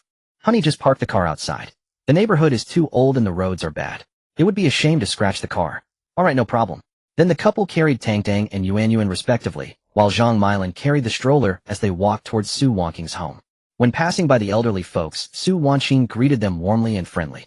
They wanted to respond, but felt a bit restrained, sensing that Lin Yi beside Su Wanqing was extraordinary, his aura like that of a young master. Thus, after Lin Yi and Su Wanqing disappeared around the corner, this special intelligence agency began its operation. The Su family's daughter has truly found a good man. The young man is so handsome, 100 times better than my grandson. No, 10,000 times. Oldly is right. I just asked my granddaughter, and that car they drove back is worth 200 million. 200 million. Do you know what that means? It could buy over 4,000 of my tractors. Saying this, the trendy old man even used a calculator to show Oldly. Upon hearing this, Oldly suddenly felt that the tractor he had been showing off for years was no longer appealing. Oldly stood up and hobbled toward the Rolls-Royce Phantom parked by the roadside, wanting to see up close what made it so expensive. The other elderly folks did the same, although none of them left the news that the Su family's daughter had landed a golden turtle. A golden catch had already spread throughout the neighborhood. But just as they approached, a low engine roar suddenly sounded from the end of the road ahead, and the ground even trembled faintly. When they turned to look, they saw more than 10 completely black sedans escorting a truck slowly approaching. The sheer momentum was astonishing. The 300 gene of millet on the truck probably never imagined it would enjoy such treatment. Exclusive flight transport and special escort. The elderly men and women, supporting one another, tremblingly moved to the inner side of the road, hoping to avoid any collision, for a fall could easily result in severe fractures at their age. Unexpectedly, when they turned their heads at the sound, they saw the brand new large truck and the dozen escort cars come to a steady halt right before them. Whose son-in-law is this again? This aura is no less impressive than that of the Su family's son-in-law. As Oldly spoke, the tall Lin family bodyguards clad in black tailcoats stood orderly around the truck. The leading one, called Lin Yi, then began unloading. Only then did the elders realize that these people were also brought by the Su family's son-in-law. My goodness, who exactly is the Su family's son-in-law? What's loaded on this truck? Millet. I've seen this packaged millet before. My colleague's sister's son's girlfriend brought her a bag, and it said one bag costs 10,000 yuan. 10,000 yuan a bag. So expensive. Are they gold beans inside? This truck must hold several thousand jin. Every elder present had envy written all over their faces. Just as they were marveling, they suddenly saw the Lin family bodyguards carrying the millet and many other items into Building 1 Unit 1. Oldly and the others grew puzzled. Why are they moving the millet into Old Song's house? Didn't Old Song just sell the place? They must have the wrong place. Hey, you've got it wrong. The teacher Sue's home is further inside. An old man kindly reminded them. The leading Lin family bodyguard first bowed slightly in thanks, then explained. Thank you, sir. My young master has bought this house to store grain. With that, he continued directing his men in the moving while he connected the power to the renovated house and checked the security door. Lin Yi had indeed put some thought into keeping his father-in-law's grain safe from thieves. It was his first visit to his in-law's home, and he was unfamiliar with many things. Next time he might realize that even if his father-in-law loved millet rice, he didn't need to bring 3,000 jin. Just a token amount would suffice. Meanwhile, Lin Yi and his party had arrived at the entrance of Su Wanqing's building. Lin Yi was fine, confident he could win over his father-in-law, or rather build a good relationship with his in-laws. But Su Wanqing grew nervous. Honey, my dad is a good person, but he might not give you a warm welcome. Don't worry, he'll put in a good word for you. If he targets you, he'll stand up to him. Su Wanqing was ready to go all out. If her father Su Yoji heard this, he'd likely lament that his little cotton jacket had a hole. It's fine, don't worry. Lin Yi freed one hand to hold Su Wanqing's cold jade-like hand, smiled gently, and felt a warmth in his heart, deeply moved. After all, his wife was so considerate of him. What more could he ask for? Come on, let's go upstairs. Mum. Just as the couple pushed open the unit door to go upstairs, a gentle voice sounded behind them. Ching Ching, my daughter, you're back. The voice was filled with surprise. Su Wanqing felt the same. Turning around and seeing her mother, her eyes grew warm. Mom. Teacher Su, you are truly blessed. Su Yoji was sitting on the sofa watching television when his phone suddenly rang. Opening WeChat, he saw this message. Me. Blessed. How so? Puzzled old Li in the group chat continued sending messages. Teacher Song, your son-in-law is so filial. Knowing you love millet, he specially brought several thousand caddies. We old fellows are all envious. Su Yoji grew even more confused after reading this. Son-in-law. Millet. Several thousand caddies. Each keyword only deepened his bewilderment instead of clarifying what had happened. Meanwhile, outside the apartment door, Su Wanqing happened to run into her mother. Fang Yin looked at her daughter with immense joy and wanted to hold her hand, but noticed Tang Tang in her arms. The little one seemed to sense instinctively that this woman was family and proactively stretched out her arms for a hug. Daughter, the little one in your arms is Tang Tang. Fang Yin recognized her granddaughter. Looking at the exquisitely adorable Tang Tang, she faintly saw traces of Su Wanqing's childhood and was instantly flooded with memories. Yes, Mom, this is Tang Tang, your granddaughter. This is Yuan Yuan, your grandson. And this is Lin Yi, your son-in-law. Drawing on some unknown courage, Su Wanqing felt no nervousness at all and introduced Lin Yi along with the two children in one breath. Lin Yi awkwardly called out Mom. Zhang Milan also smiled and said Annie. Ah, good. Fang Yin responded dully, finally taking a proper look at Lin Yi. Initially, because Su Wanqing had suffered hardships, Fang Yan's impression of this son-in-law was merely average. But seeing his gentle, refined, sunny, and polite demeanor in person, some of her prejudice melted away. Although Fang Yan's temper could be explosive at times, the neighbors all knew she was a reasonable person. Being irrational was not in her nature. Thus, as long as Lin Yi truly treated Su Wanqing well, and Su Wanqing was willing to stay by his side, Fang Yan, as a mother, would not oppose it. Moreover, they already had children. Both the quiet and obedient Yuan Yuan and the lively and clever Tang Tang endeared themselves deeply to Fang Yan. Thus, grandparental affection applies to most elders. In this round, Tang Tang and Yuan Yuan's support was invaluable. Come, let's go inside. Fang Yan snapped out of her daze and quickly took the granddaughter, who was asking for a hug, into her arms. Holding the little one felt so wonderful that a smile involuntarily spread across her face. Su Wanqing was momentarily stunned. She knew her mother's fiery temper well, and had expected that at their first meeting her mother would not give Lin Yi a good reception, perhaps even making things difficult. But surprisingly, she didn't. This set Su Wanqing's anxious heart at ease. Freeing her hand, she quickly took Lin Yi's arm, her breathing slightly relaxed as she followed her mother toward home. Fang Yin, catching a glimpse of her daughter and son-in-law's closeness out of the corner of her eye, felt a bit more favorably toward Lin Yi. This must be love me love my dog. Besides, Fang Yin also believed that a son-in-law is a guest of honor at the doorstep. Otherwise, she would have already put on a stern face like Su Yoji upstairs and pondered how to make things difficult. Oh no. Test the son-in-law. Speaking of Su Yoji, after learning in the group chat that his daughter had returned with her son-in-law, he tidied himself up a bit. He even practiced scowling in front of the mirror.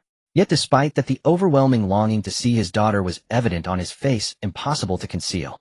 A knock echoed at the door. Su Yoji tensed up immediately, nervous about meeting his son-in-law. Wait, I'm the elder here. Why should I be nervous? Just as this thought crossed his mind, his wife, Fang Yan's booming voice sounded from outside, startling him.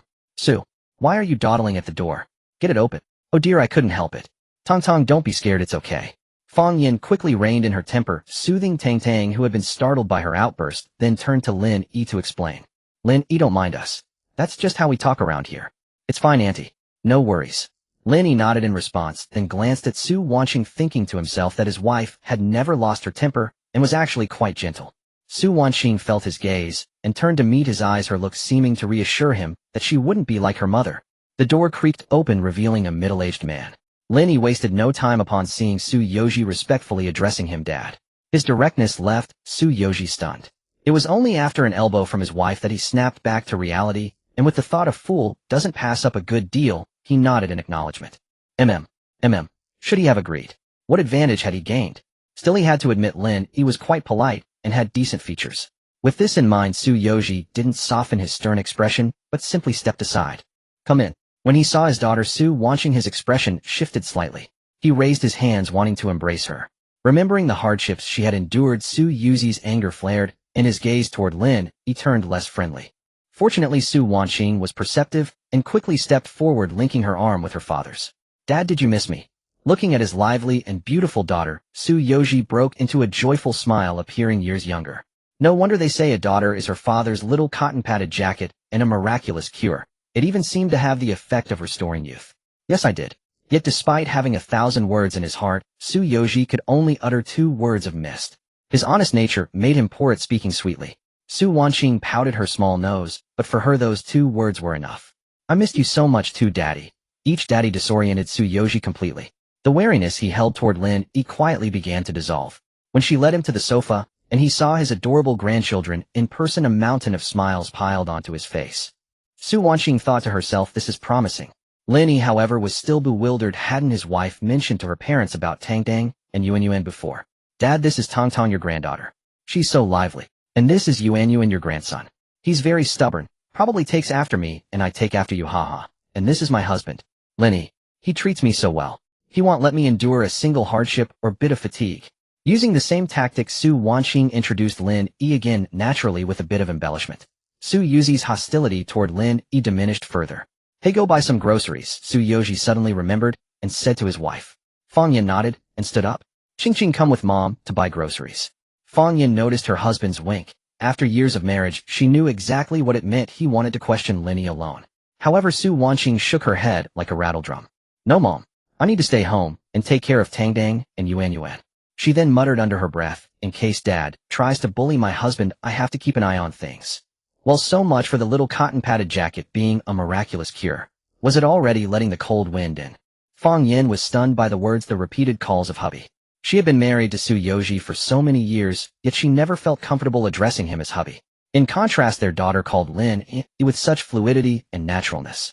At the thought, Fang Yin smiled, realizing that Qingqing and Xiaoyi had a wonderful relationship. Still, she sided with her husband and quickly defended him.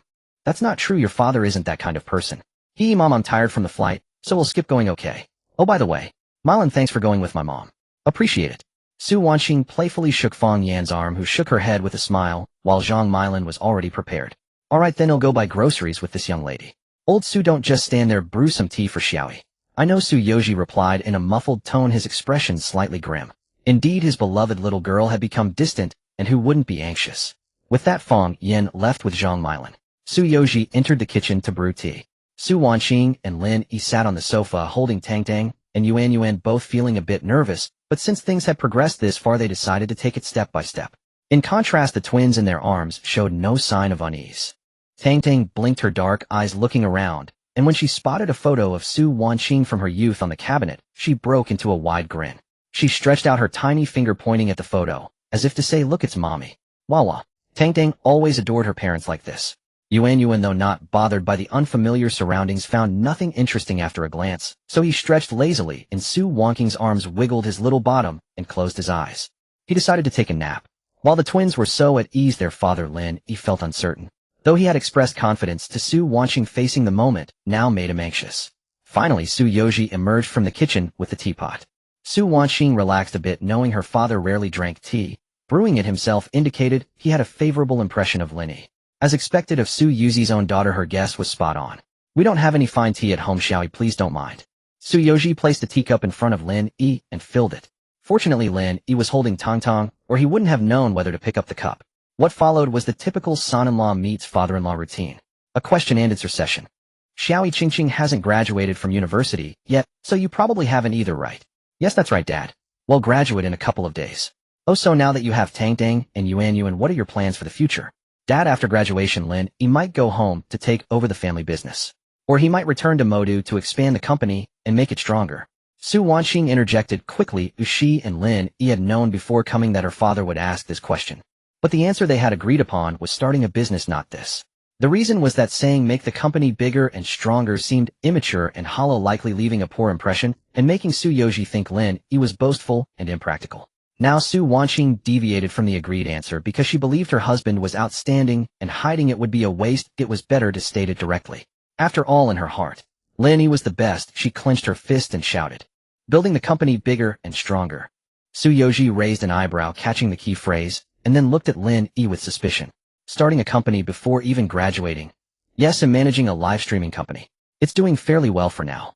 Lin Yi finished speaking, and Su Wanqing puffed out her cheeks. She had the urge to add Donyo Company is the largest live streaming company in the industry. It's admirable for a young man to have ideals, but now you have a child and a wife. You should be more thoughtful in every decision you make. Come have some tea. Suyoji raised his teacup and took a small sip. Although he didn't usually enjoy tea, he still knew what it should taste like. But the flavor of this cup wasn't quite right. Out of politeness, he didn't say a word. Setting down the cup, he continued making idle small talk with Lin Yi. Before long, a knock came at the door. Suyoji muttered, "Did the old lady forget her keys again?" Then he got up to answer it. When he saw the three figures at the doorway, tall, upright, and clad in black tuxedos, his heart skipped a beat in shock. Who are you looking for?" "Dad, they're here for me," Lin Yi replied, rising and walking over. The three Lin family bodyguards, upon seeing Lin Yi, bowed respectfully, making Suyoji feel as though this wasn't real. Bodyguards when going out. This young master, we've brought the items. Leave them there. Yes. Without any unnecessary words, the three men gently placed the gifts Lin Yi had prepared for his father-in-law and mother-in-law to the side, handed a key to Lin Yi with both hands, and then left directly. The entire process was without a single superfluous word, swift and decisive. "What are these?" "Dad, my husband knew you like antiques, so he specially bought them." Suyoji frowned upon hearing this. Perhaps due to his profession as a teacher, he had an innate resistance to accepting gifts. But then, thinking it was a gift from his son-in-law, he decided not to overthink it and accepted. "Stay a bit longer. Your mother and the others should be back soon. How about a drink later?" This last remark was naturally directed at Lin Yi. Lin Yi couldn't help but chuckle upon hearing this. His father-in-law was indeed a true Northeasterner. Though outwardly reserved, he harbored a rough and hearty side within. He nodded in agreement. Drink. And he would make sure to keep his father-in-law happy while drinking. Afterwards, Suyoji pulled Lin Yi into more casual conversation, most of which was filled with earnest advice and entrustments. After all, Su Wanqing was his only daughter. Naturally, he wished for her happiness. Listening to her father's heartfelt exhortations to Lin Yi, Su Wanqing's nose tingled and her eyes reddened, deeply moved. She eventually sat down beside Suyoji, and father and daughter held hands, chatting and laughing together. Yuan meow. Not long after, hurried footsteps echoed in the hallway, accompanied by Zhang Milan's voice urging Fang Yin to watch her step. Bang! The door was pushed open. Su Wanqing's mother, Fang Yin, was seen holding a chicken in her left hand and a duck in her right, looking utterly flustered. "What's the matter?" Suyoji asked, puzzled. If he weren't a staunch materialist, he might have thought his wife had seen a ghost in broad daylight. The car. Xiao Yi, does your car need to be driven into the neighborhood? It's too dangerous parked outside. Suyoji rolled his eyes, thinking his wife was making a fuss over nothing. A car was just a car. What difference did it make where it was parked? Until he heard. A car worth 200 million. Wouldn't repairs be very expensive? 200 million. For a car. Suyoji's eyes widened, and he even dug at his ears, convinced he must have misheard. Only after repeated confirmation did he finally believe that the car his son-in-law drove was worth a staggering 200 million. Ahem. Xiao Yi, how about listening to your aunt? Damn it, just drive the car downstairs. If it somehow gets scratched, it would be such a waste of the car. It's fine, Dad, please have a seat. In contrast to his father-in-law's nervousness, Lin Yi merely smiled faintly and shook his head. It wasn't that Lin Yi didn't cherish this Rolls-Royce boat tail, but rather he knew full well that no one would dare to scratch the vehicle. After all, when driving on the road, a vacuum formed around it. No other vehicle dared to come close, let alone cause a scratch. Milan, you go rest as well. I can manage on my own. Fang Yin took the groceries from Zhang Milan's hands and headed to the kitchen. Suddenly, the corner of her eye caught sight of the yuan blue and white grand jar placed nearby. Her heart stirred with temptation. This jar would be absolutely perfect for pickling vegetables. And so, without Lin Yi or anyone else noticing, one of the yuan blue and white grand jars on the floor had mysteriously vanished. "Shall we have some tea?" Suyoji said as he lifted his teacup, his heart swirling with mixed emotions. Now he could see that Lin Yi came from a very good family. No, an excellent one. Otherwise, how could he afford a luxury car worth 200 million? Yet this was precisely the source of his worry. He was a straightforward man, having worked diligently and tirelessly as a teacher for most of his life. He harbored no grand ambitions or unattainable pursuits, only hoping for a harmonious family and for his wife and daughter to live in peace and health forever. It could be said that his wife and daughter were his entire world. Now that his daughter Wanqing was with a wealthy second-generation heir, he couldn't help but worry. Though his daughter's future livelihood was no longer a concern, how could he truly discern Lin Yi's character in such a short time? As a father, nothing was more unbearable than seeing his daughter bullied, and nothing more unacceptable than her marriage being unhappy. Thus he was torn, troubled, and deep in thought. Lin Yi, seated across from him, watched his father-in-law's furrowed brow and felt a pang of understanding. Picking up the teapot to refill his father-in-law's cup, he spoke outright. Dad, rest assured. Ching is my wife, and I will cherish her for a lifetime, never leaving nor forsaking her. If you still have doubts, I dare to swear. No need, Xiaoyi. Dad trusts you. Just as Lin Yi was about to swear to ease his father-in-law's mind, Su Yoji suddenly spoke. As a seasoned teacher, he was quite experienced in reading people's expressions and emotions. He could tell at a glance whether someone was lying or speaking from the heart. Lin Yi's feelings for Su Wanqing were genuine and deep. Moreover, when Lin Yi was about to swear to reassure him, the anxious look that flashed in Su Wanqing's eyes was so sincere. He desperately did not want his own doubts to cause his daughter pain, nor did he want this matter to create a psychological rift with Lin Yi. Thank you, Dad. We're family, no need for formalities. Have some tea, have some tea. Su Yoji took small sips from his teacup. But why did this tea taste stranger and stranger, with each sip growing more and more numbing? He assumed it must be due to the overly sensitive astringency on his tongue. Su Yoji thought to himself. Unexpectedly in the kitchen, Fang Yin grew so flustered that she shouted out loud. Old Su, the stewing spice packet I use for braising meat. Have you seen it? Uffed. Hearing this, Su Yoji spat out a mouthful of tea. Damn this cursed tongue astringency. No, wait, damn this cursed stewing spice packet. Why the hell does it look exactly like a tea bag? Speak up, Old Su. Did you see the braised pork bun? Hearing no response, Fang Yin asked again. Su Yoji cleared his throat softly and said aloud, It's here. Hurry up and bring it to me. Why are you out there? Upon hearing this, Su Yoji stood up hesitantly, picked up the teapot, and walked into the kitchen. Lin Yi felt a pang of realization and took a small sip from his teacup. The flavor of Sichuan pepper and star anise was overwhelmingly strong, truly intoxicating. Meanwhile, Su Yoji entered the kitchen to find his wife bustling about. Carefully, he placed the teapot on the table and turned to slip away. But Fang Yin turned around, eyeing the teapot with confusion. Old Su, I asked for the braised pork bun. Why are you bringing me a teapot? Su Yoji grinned awkwardly. Dear, I knew you wanted to braise meat, so I pre-soaked the braising spice packet for you. It's been steeping long enough, it'll definitely be flavorful. Su Yoji dared not confess the truth, fearing his wife would laugh her teeth out. He never imagined that the tea packet had been searching for was actually the spice packet for braising meat. After all, both were wrapped in white cloth bags, leaving him unable to tell a tea packet from a braising spice packet. Upon hearing Su Yoji's words, Fang Yin rolled her eyes in exasperation. The spice packet hasn't even been put in the meat. How can it be flavorful? There's only one packet, so we'll have to make do. You're such a nuisance. Fang Yin glanced around, but couldn't see where her husband had soaked the spice packet, until her gaze landed on the teapot. Old Su, don't tell me the braising spice packet is in the teapot. Su Yoji hummed softly. This matter couldn't be hidden forever. Fortunately, Fang Yin was in a good mood because of their son-in-law's visit. Instead of scolding Su Yoji, she burst into laughter. Ha ha, Old Su, you didn't brew it as tea, did you? How could I? Su Yoji argued stubbornly. Admitting it would be mortifying. As long as he didn't tell, and his son-in-law didn't tell, no one would know. Alright, he needed to warn Xiaoyi. Just as Su Yoji was thinking this, the sound of his little cotton-padded jacket, Su Wanqing's hearty laughter, came from outside. Soon the whole family gathered in the small kitchen. Su Wanqing approached Fang Yin with a teacup, sniffing it meaningfully. Mom, have a taste. This is the Sichuan pepper and star anise tea Dad brewed. It's full of flavor and even dispels dampness. Oh really? Then I must have a good taste. Fang Yin laughed, even louder, nearly doubling over. Her husband had mistaken a braising spice packet for tea leaves, and even served it to their son-in-law. No way she'd be laughing about this for the rest of her life. When she went out to buy groceries, Fang Yin clearly remembered placing the braising spice packet on the counter, but it was gone when she returned. If Su Yoji hadn't answered, she'd have thought she misremembered. Nearby, Su Yoji's face darkened. He never expected his little cotton-padded jacket to be the one to expose him. This jacket was definitely made of Blackheart cotton. Mom, let me tell you, Dad was quite the connoisseur when he tasted the tea just now. I got curious, picked it up and sniffed it. It really was fragrant. It had a bit of a braised meat aroma. Seeing his little cotton-padded jacket undermining him like this, Su Yoji felt his face burning, but couldn't argue. All he could do was blush and shake his head. This incident was bound to become a lifelong shadow. From now on, whenever he drank tea, he absolutely had to pick it up and smell it first. Su Yoji thought to himself.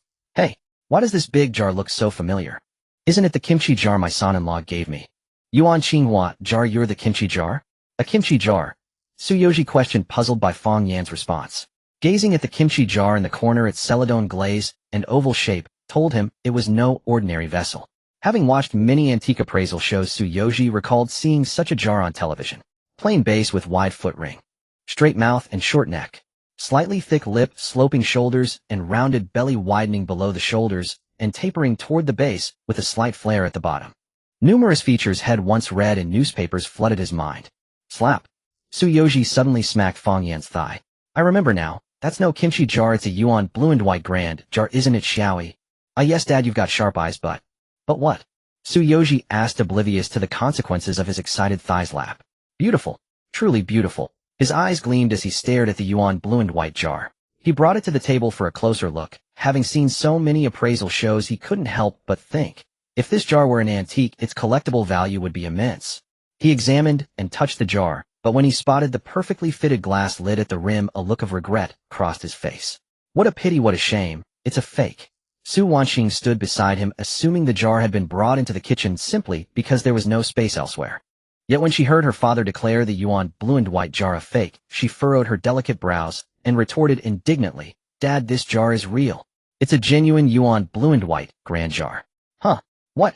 Tsuyoshi was stunned.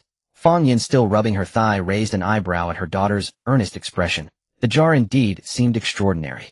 And if she said it was real, could it be an antique? Yet she had just scrubbed the jar and dumped the cabbage into it. Then again, their son-in-law's car was worth 200 million. Knowing his father-in-law loved antiques, buying him 2 antique jars as gifts wouldn't be too difficult, would it? At that thought, Fong Yin shuddered. Could a priceless antique be ruined by her own hands? Meanwhile, Tsuyoshi was frozen by Su Wanxing's solemn demeanor. Having raised her since childhood, he knew his daughter wasn't lying. But how could a young woman discern the authenticity of an antique? Tsuyoshi assumed his daughter had never even watched an appraisal show. When it came to identifying antiques, she was probably far less skilled than he was. The more he thought, the more confident he grew. Eventually, Tsuyoshi laughed smugly. Sweetheart, let Dad tell you. This jar is definitely a modern craft. Don't believe me? Just look at the glass lid. See how perfectly the porcelain body and glass lid fit together. The more Tsuyoshi spoke, the more convinced he became, his voice unconsciously rising. Deep down he sighed. If only it were real, he would treasure it properly. Whoever dared use it for kimchi would get their legs broken. Unexpectedly, Fong Yin moved. Stumbling over to the yuan celadon grand jar, she tremblingly lifted the glass lid and set it aside. Then she turned to Su Wanxing and Lin Yi. Ching Ching Xiaoi, I washed it. How much of its age did I scrub away? How much money did I wash away? As she spoke, Fong Yan's voice trembled slightly. Heartache, regret, and self-blame intertwined in her heart, a mix of bittersweet emotions. Lin Yi smiled faintly at the sight, even cracking a joke, showing not a hint of concern. Mom, if you use this jar to make pickles, can the price of those pickles go up? But wouldn't it damage this antique? Mom, this jar is a gift for you and Dad, one each. Since it's yours, you can do whatever you want with it. Even if you use it to pickle garlic, it's fine. Hearing Lin Yi say this, Fong Yin felt much better. Yet recalling how she had complained about the jar's dirtiness, while scrubbing it, a wave of guilt washed over her. She realized she hadn't washed away dust, but centuries of historical essence. Thinking of this, Fong Yin gently hugged the large jar as if to console it. However, Tsuyoshi couldn't hide his feelings and went still heartbroken, damn heartbroken. Such an antique should have been carefully preserved. Yet it had suffered the baptism of pickles. Seeing her husband's expression, Fong Yin immediately grew displeased and shouted, What's wrong, old Su?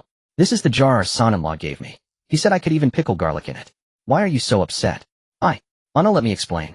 No explanations. I've decided. The jar for pickles is yours, and the untouched one is mine. Don't mix them up. After Fong Yin spoke, Tsuyoshi couldn't help but twitch his lips. How could he mix them up? He could just pick it up and sniff for the smell of pickles. Alright, all of you go out and wait. He'll start cooking now. Xiaoi, if you're hungry, grab some snacks to tide you over. Shoving Tsuyoshi and the others out of the kitchen, an inexplicable smile crept onto Fong Yan's face. She truly adored Lin Yi, her son-in-law, flawless in her eyes. In the living room, Lin Yi chatted cheerfully with his father-in-law, drawing them closer. The clock ticked swiftly. In the midst of their chatter, no one noticed the passage of time. Fong Yin had been alone in the kitchen for over 2 hours. Zhang Meilin and Su Wanxing had both tried to help, but Fong Yin, wielding a spatula in one hand and a ladle in the other, drove them out, as if the kitchen were her sole domain, forbidden to all. Truly a woman from the northeast, bold and unrestrained. Back to Lin Yi and the others. Amid their casual talk, Tong Tong, who had been asleep, suddenly burst into tears, startling Su Wanxing, who was watching over her. Tong Tong, be good, don't cry. Wake up now, come to Mama for a hug. Su Wanxing expertly picked up her daughter, soothing her with gentle pats, and soft rocking, leaving Su Yoji momentarily dazed. Once upon a time Su Wanqing was his precious pearl, and now she had become someone else's wife and mother. Glancing at his own reflection, he realized he had indeed aged. In that instant Su Yoji made up his mind since his daughter was happy he would support her. Why interfere? Qingqing, what's wrong with Tang Tang? Is she hungry? Oh my. Dad, how did you guess so accurately?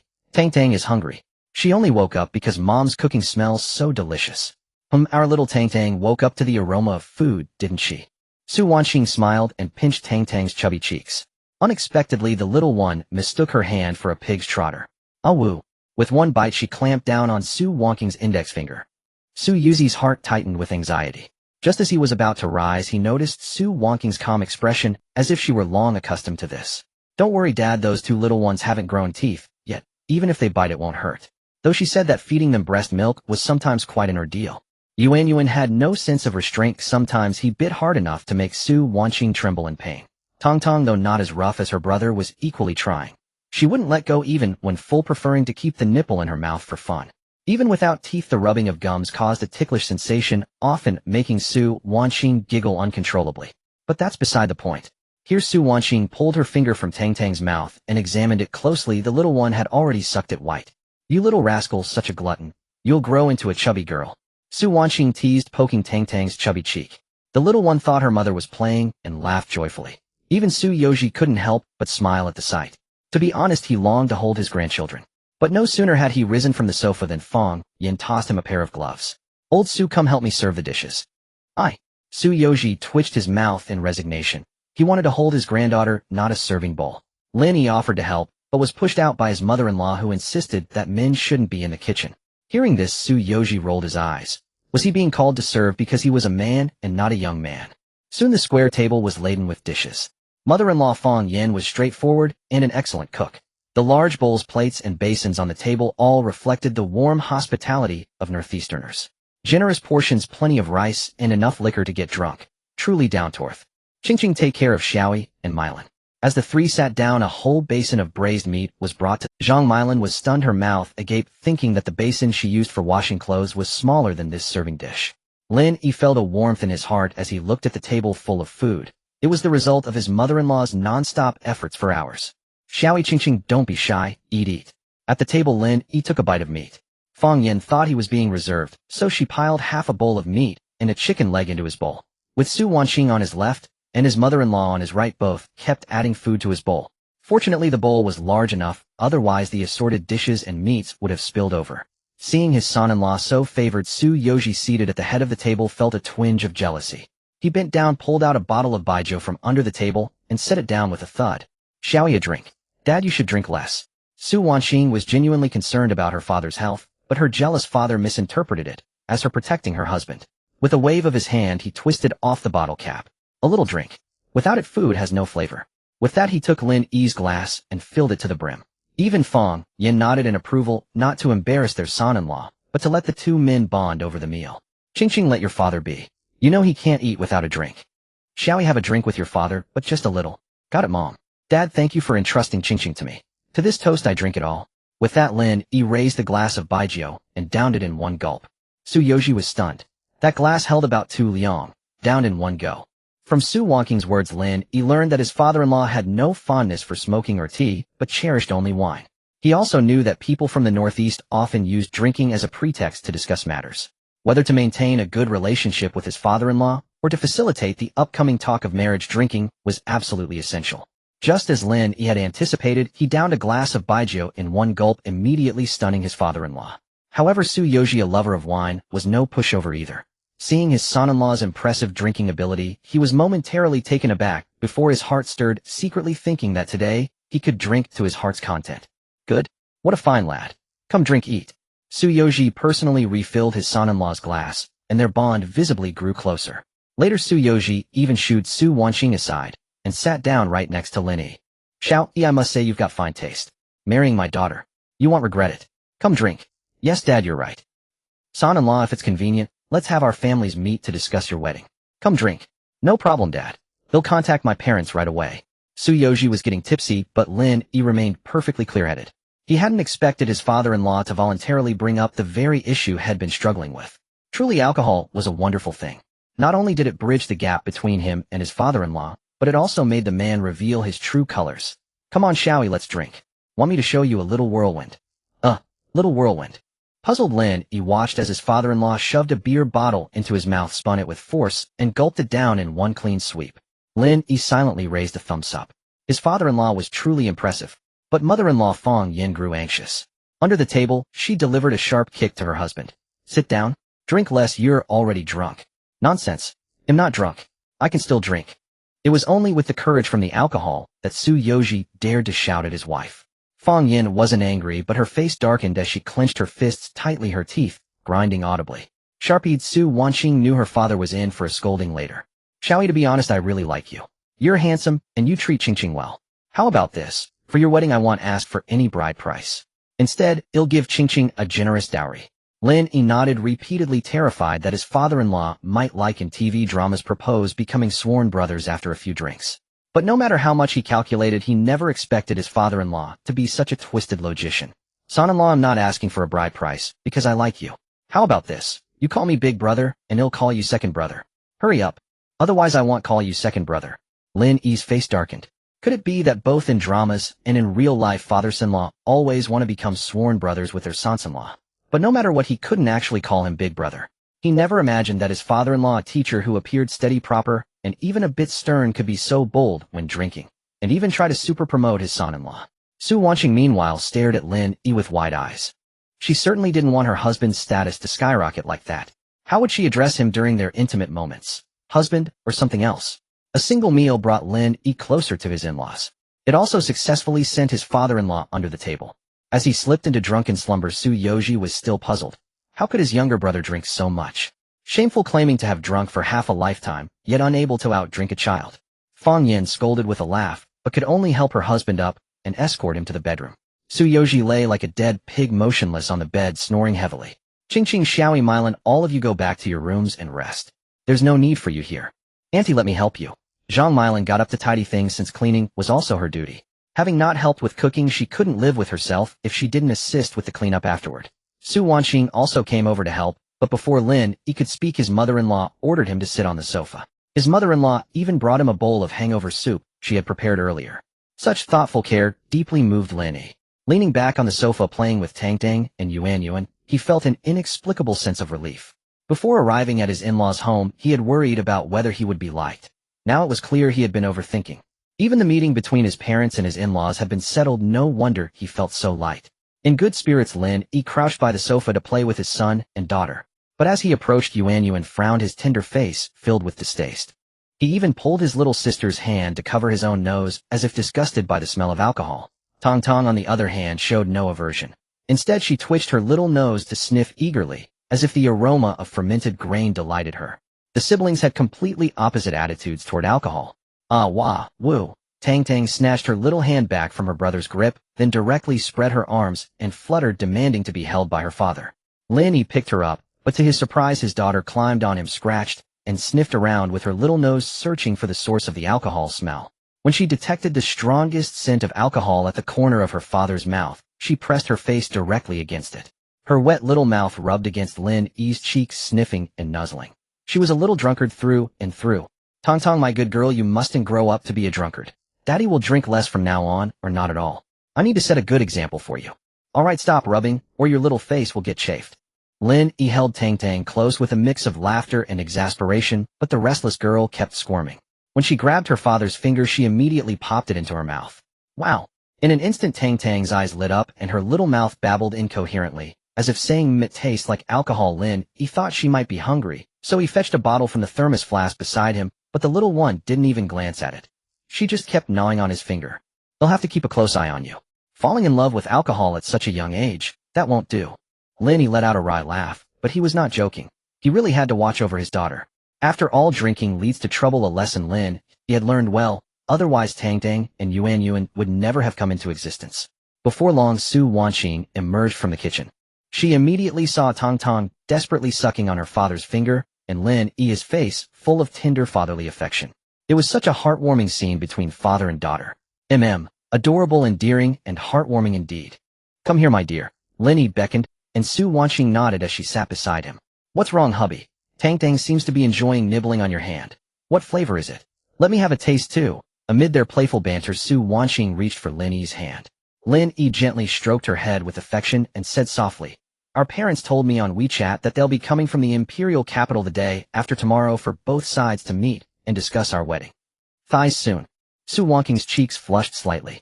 Mentioning the wedding made her both shy and expectant. At the same time, she felt a little worried. What if her in-laws and her own parents didn't get along? Never mind, she thought, I can mediate between them.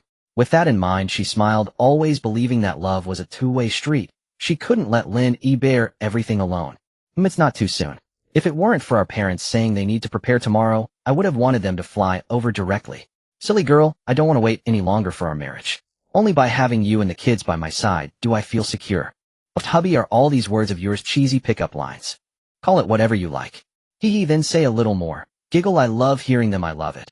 As the young couple flirted oblivious to the world, Zhang Milan and Fang Yin emerged from the kitchen after tidying up. Watching the two laughing and chatting on the sofa, they both wore knowing, affectionate smiles.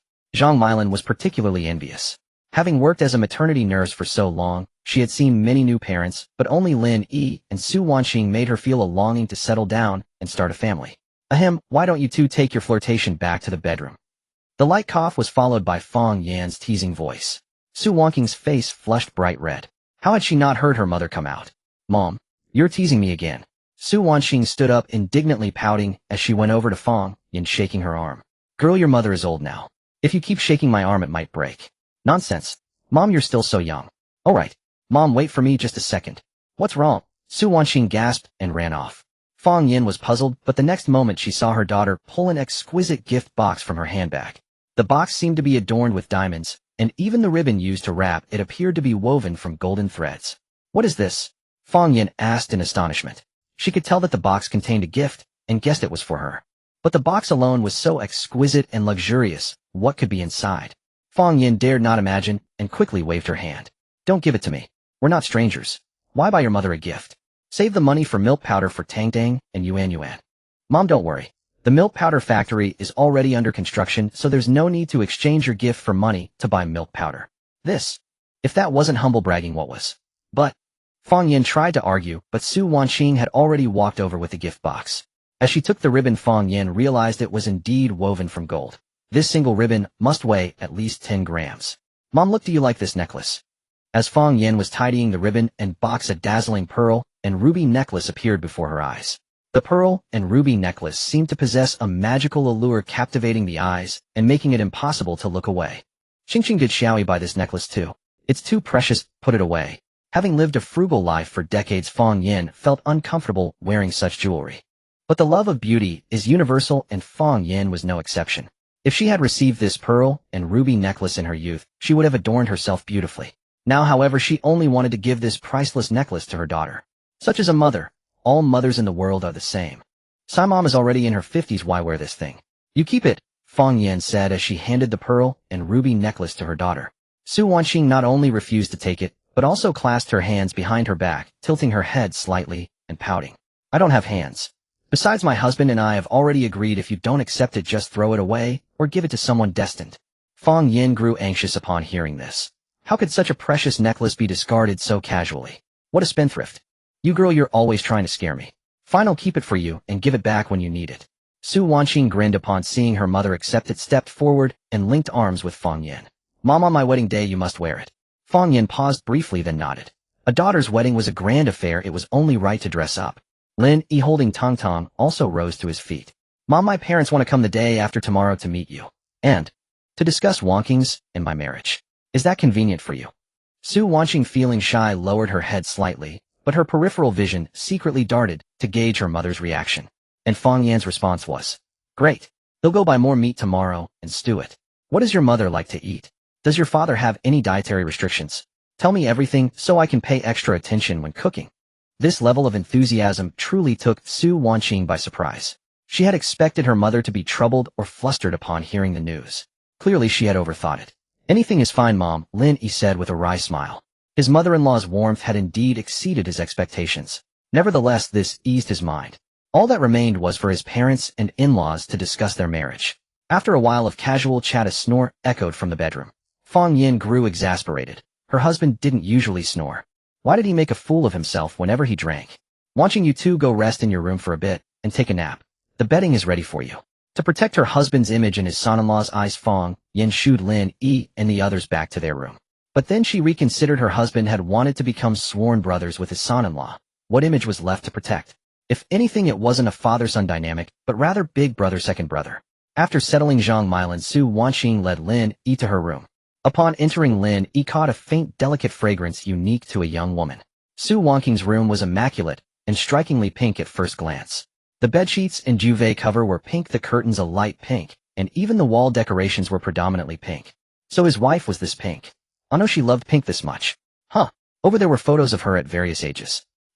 Indeed, a goddess had been captivating since childhood. Noticing the smile in Lin Yi's eyes, Su Wanqing felt her cheeks flush. She turned around and mumbled. What are you staring at? Stop it. Mom told you to rest and sleep a little. Go to sleep. All right, I'll listen to my wife. Lin Yi settled Tang Tang and Yuan onto the bed, then lay down.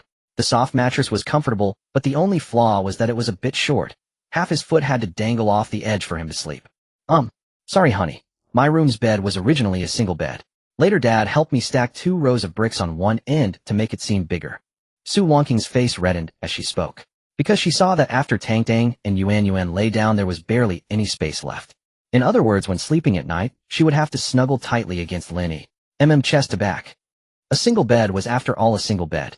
Lin Yi also perceived this issue of insufficient space. He promptly got off the bed and walked over to Su Wanqing, scooping her up in a princess carry. Because Su Wanqing was tall and slender, her figure graceful and beautiful, she rested in Lin Yi's arms, her fair jade-like feet dangling in the air, her feminine allure fully revealed.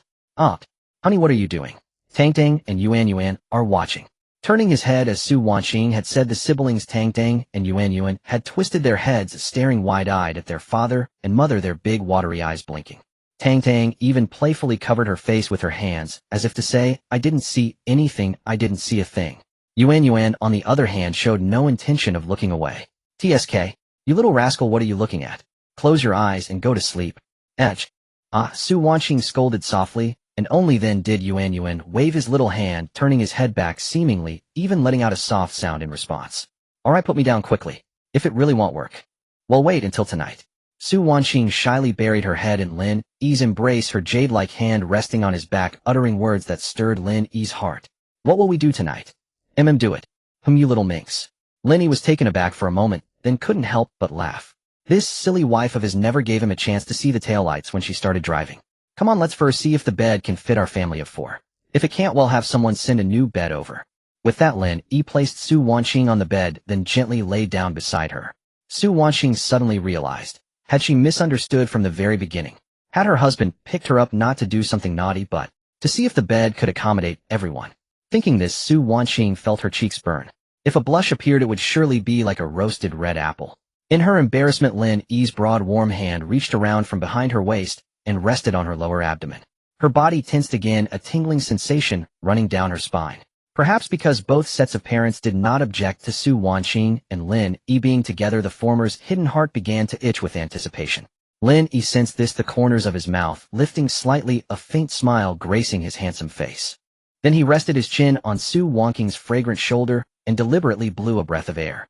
Her loose clothing fluttered slightly, vaguely revealing the black lace-trimmed undergarment clinging to her fair skin. Wife, were you just thinking something naughty? I could see your thoughts wandering all the way to Shanghai. No, not at all. What could I possibly be thinking naughty about? Honey, don't talk nonsense. Oh, Su Wanqing shook her head, repeatedly denying it, but unexpectedly her earlobe became even more translucent from Lin Yi's warm breath. Honey, stop teasing me. If you keep teasing you'll what? Ill want it. As soon as the words left her mouth, Su Wanqing froze, inwardly questioning herself. What kind of wanton words was she saying? But Lin Yi was quite satisfied with this answer. After all, up until now, neither of them had any lingering concerns left, and there was no longer any psychological burden to consummate their marriage. However, come to think of it, in the big room on the luxurious large bed, they had done nothing. How was it that back at Su Wanqing's place, on this cramped little bed, they suddenly wanted to do something? Lin Yi deliberately teased Su Wanqing by breathing warmly on her earlobe. For some reason, Su Wanqing felt as if she were about to ascend. Just as she was on the verge of losing control, wanting to turn around and wrap her long legs tightly around Lin Yi. Unexpectedly, a faint sound of snoring came from beside her ear. "Honey." Su Wanqing called softly but received no response. She gently turned around. Indeed, Lin Yi had fallen asleep. Even in slumber, he was incredibly handsome. Lost in thought, Su Wanqing couldn't resist pouting slightly and quietly leaned in for a kiss. Eep. Wah. Wah. Tang Tang suddenly made a noise startling Su Wanqing. She quickly grabbed the little one's hand to stop her. It seemed that if she delayed any longer, Lin Yi might wake up, and then her secret kiss would be exposed. "Honey, you sleep now. You've worked hard." Su Wanqing moved as quietly as possible, then fetched a thin blanket to cover Lin Yi. She then pretended to be angry and looked at Tang Tang. "Tang Tang, did you do that on purpose?" "Wah. What's wrong with mommy kissing daddy? Mommy and daddy are legally married with a certificate. Do you have a problem with that?" "Wah." Whether Tang Tang understood Su Wanqing's words or not was unclear. But upon hearing that her mother wanted to monopolize her father, Tang Tang grew anxious. If she weren't so small, unable to walk, run, or even crawl, the little one might have already rushed over to hug her father. Seeing this, Su Wanqing couldn't help but shake her head with a sigh. Indeed, a daughter is her father's little lover and little cotton-padded jacket. No one else is allowed to get two clothes right. Humph. I want my husband to hold me while we sleep, and we even share the same blanket. Wah. Who would have thought that in the bedroom on the bed Su Wanqing could have such a lively tussle with a little baby? Fortunately, Lin Yi was in a deep sleep due to the effects of alcohol. Otherwise, with his arm being pulled by his wife and his daughter planting kisses on his cheek, how could he not be woken up? Lin Yi hadn't expected to fall asleep either. It must have been the relief from receiving his in-laws' approval. Otherwise, he wouldn't have slept until sunset. So comfortable. Awakening Lin Yi found the alcohol in his system had mostly dissipated. He wanted to stretch, but unexpectedly touched a chubby little ball. Hiss. Is this Tang Tang or Yuan? Lin Yi carefully reached out to feel. He didn't find Su Wanqing's body on the bed, but instead touched two little plump bundles. It was already dark. To avoid accidentally pressing on his daughter or son, Lin Yi turned on the bedside lamp from memory. The lamp illuminated the room slightly. Looking down in the light, Lin Yi saw that the little bundle next to his arm was none other than Tang Tang. The little one wasn't asleep either. As he looked down, she was blinking her big dark eyes at Lin Yi. After letting out a sweet, soft sound of curiosity, Lin Yi felt as if a candy bomb had struck his heart. "Dear daughter, how long has daddy slept?" 6 hours. "Have you been awake the whole time, keeping daddy company?" Achu. Tang Tang yawned as if to say, "I just woke up too." Such an adorable sight would melt even the most hardened man into molten metal. Lin Yi instinctively wanted to hug his daughter. As he held the little one in his arms, Tang Tang suddenly opened her mouth. He thought she was going to yawn again. But instead, Achu. A sneeze left a milky, fragrant breath on Lin Yi's face. "Good girl, you really aimed before sneezing." Lin Yi freed one hand to wipe his face, the rich scent of milk truly strong. Tang Tang, seeing her father so disheveled, laughed heartlessly. Giggle. Ah. The little one, even while laughing, knew to use her tiny hand to help her father wipe it off. A scene that was utterly endearing. Of course, that was only if one ignored the fact that the saliva on Lin Yi's face was sprayed by Tang Tang. "Where's your mother?" Lin Yi had just asked the question when he laughed. Tang Tang was not yet 4 months old, couldn't even say mom or dad, so how could she tell him where her mother had gone? But then again, Lin Yi deeply wished that the day when Tang Tang and Yuan could speak would arrive sooner. As Lin Yi had said, Tang Tang couldn't understand what he was saying. She was merely interacting with him through the bond of blood. Thus, when her father stopped playing with her, she occupied herself by playing with her own fingers.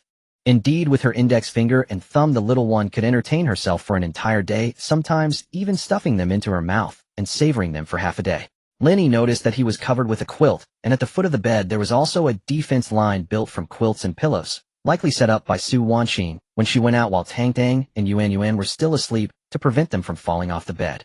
"Your brother is still sleeping. Let's wait a bit before going to find mommy." Lin Yi gently placed his daughter beside his sleeping son. Yuan's chubby face bore a faint smile. Could he be dreaming of getting married? Unexpectedly, Tang Tang raised her little hand and reached for her brother. She lifted it high, then lowered it gently. In this manner, Tang Tang kept nudging her brother as if trying to wake Yuan up. This? Lin Yi was bewildered. Was it still plausible to claim that his daughter couldn't understand him? Otherwise, why would she think to wake her brother first? Poor Yuan, sleeping so soundly, was suddenly awakened by his sister. Thus the awakened Yuan kept blinking, his sleepy, naive demeanor utterly adorable. It was worth noting that Yuan didn't cry or fuss after waking up. He just lay there yawning, rubbing his eyes, and staring at his sister with a resentful look. "Honey, are you awake?"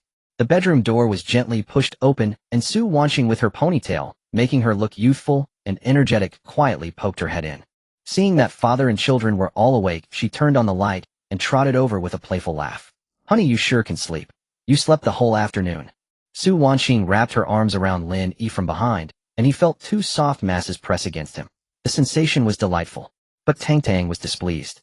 Seeing her mother so affectionately hugging her father, she flailed her arms and legs trying to get up, but she was too small to manage. Still, she restlessly thrashed about hitting her brother more than 10 times. Yuan, what does this have to do with me? Huh.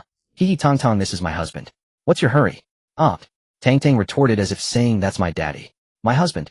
My daddy. The mother and daughter argued endlessly. Lin Yi couldn't help but laugh, but inwardly he felt quite pleased. After all, what man could resist being fought over and adored by his daughter and wife? This warmth that filled his chest was truly worth more than 10,000 pieces of gold. Stepping out of the bedroom into the living room, Lin Yi looked around but didn't see his father-in-law. Where's Dad? Su Wanqing smiled sweetly, puckering her lips toward her parents' bedroom. Dad's still drunk. You two drank so much Mom took care of him for ages, and the vomiting afterward. Ugh, it smelled awful. As she spoke, a hint of helplessness flickered in Su Wanqing's eyes. Just as she was about to say she hoped her husband would go easy on her father next time they drank, the bedroom door opened. It was Fang Yin, who had heard the commotion and come out. Xiaoyi had a good rest. Yes, pretty much. My father-in-law. Lin Yi nodded, inquiring about his condition. Don't worry about him. He doesn't know his limits, gets carried away with drinking, and now he's miserable. Let him suffer. Fang Yin shook her head helplessly. She had been exhausted all afternoon fetching water for him to rinse his mouth, holding a basin for his vomit.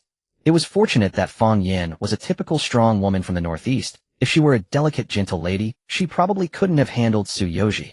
Xing, if your dad still drinks like that at dinner, next time, well, just throw him out on the street. Clearly Fang Yin was upset. Understandably, she had planned to take her son-in-law out for a stroll, but now Su Yoji was dead drunk, still in bed, and they couldn't even leave the house. That's just how my dad is, Mom, don't be mad. Su Wanqing approached Fang Yin and whispered soothingly. The latter smiled and shook her head. You're a mother yourself now. I've lived with your dad for so many years. If I got angry at him, I'd have died of rage long ago. Xiao, there's a night market that opened on the east side of our neighborhood these days. Take Tang Tang and Yuan out for a stroll. I had planned to take you all myself, but your dad. Never mind, the more I talk, the angrier I get. Dinner is ready. You can eat when you get back. Despite her words, Fang Yin still hoped to wait for her husband to sober up and eat together. After all, drinking so much without dinner would be bad for his stomach. Su Wanqing knew her mother had a sharp tongue but a soft heart. The reason she refused to go out with them was to take care of her father. Wasn't this just plain, ordinary love? Mom, what do you want to eat? They'll bring something back for you. Fried skewers, smoked meat pancakes, or big cold noodles. No need, I don't. Actually, you can get a serving of big cold noodles. Go on, take Xiaoyi and Mylin and have fun. Do you have any money? Yes, I do. Don't worry. As she spoke, Fang Yin took out a wallet patched with 2 pieces of cloth, unzipped it, and pulled out several hundred-yuan bills. Despite Su Wanqing and Lin Yi's protests, the enthusiastic Fang Yin stuffed the money into their hands. Afraid it wasn't enough, she even took out all the cash she had.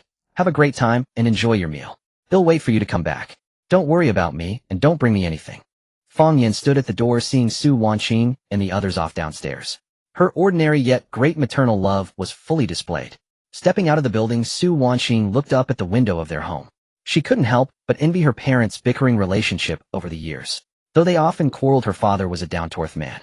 When scolded, he would just listen, never talking back, and if it came to blows, he wouldn't dare retaliate. Honey, let's go?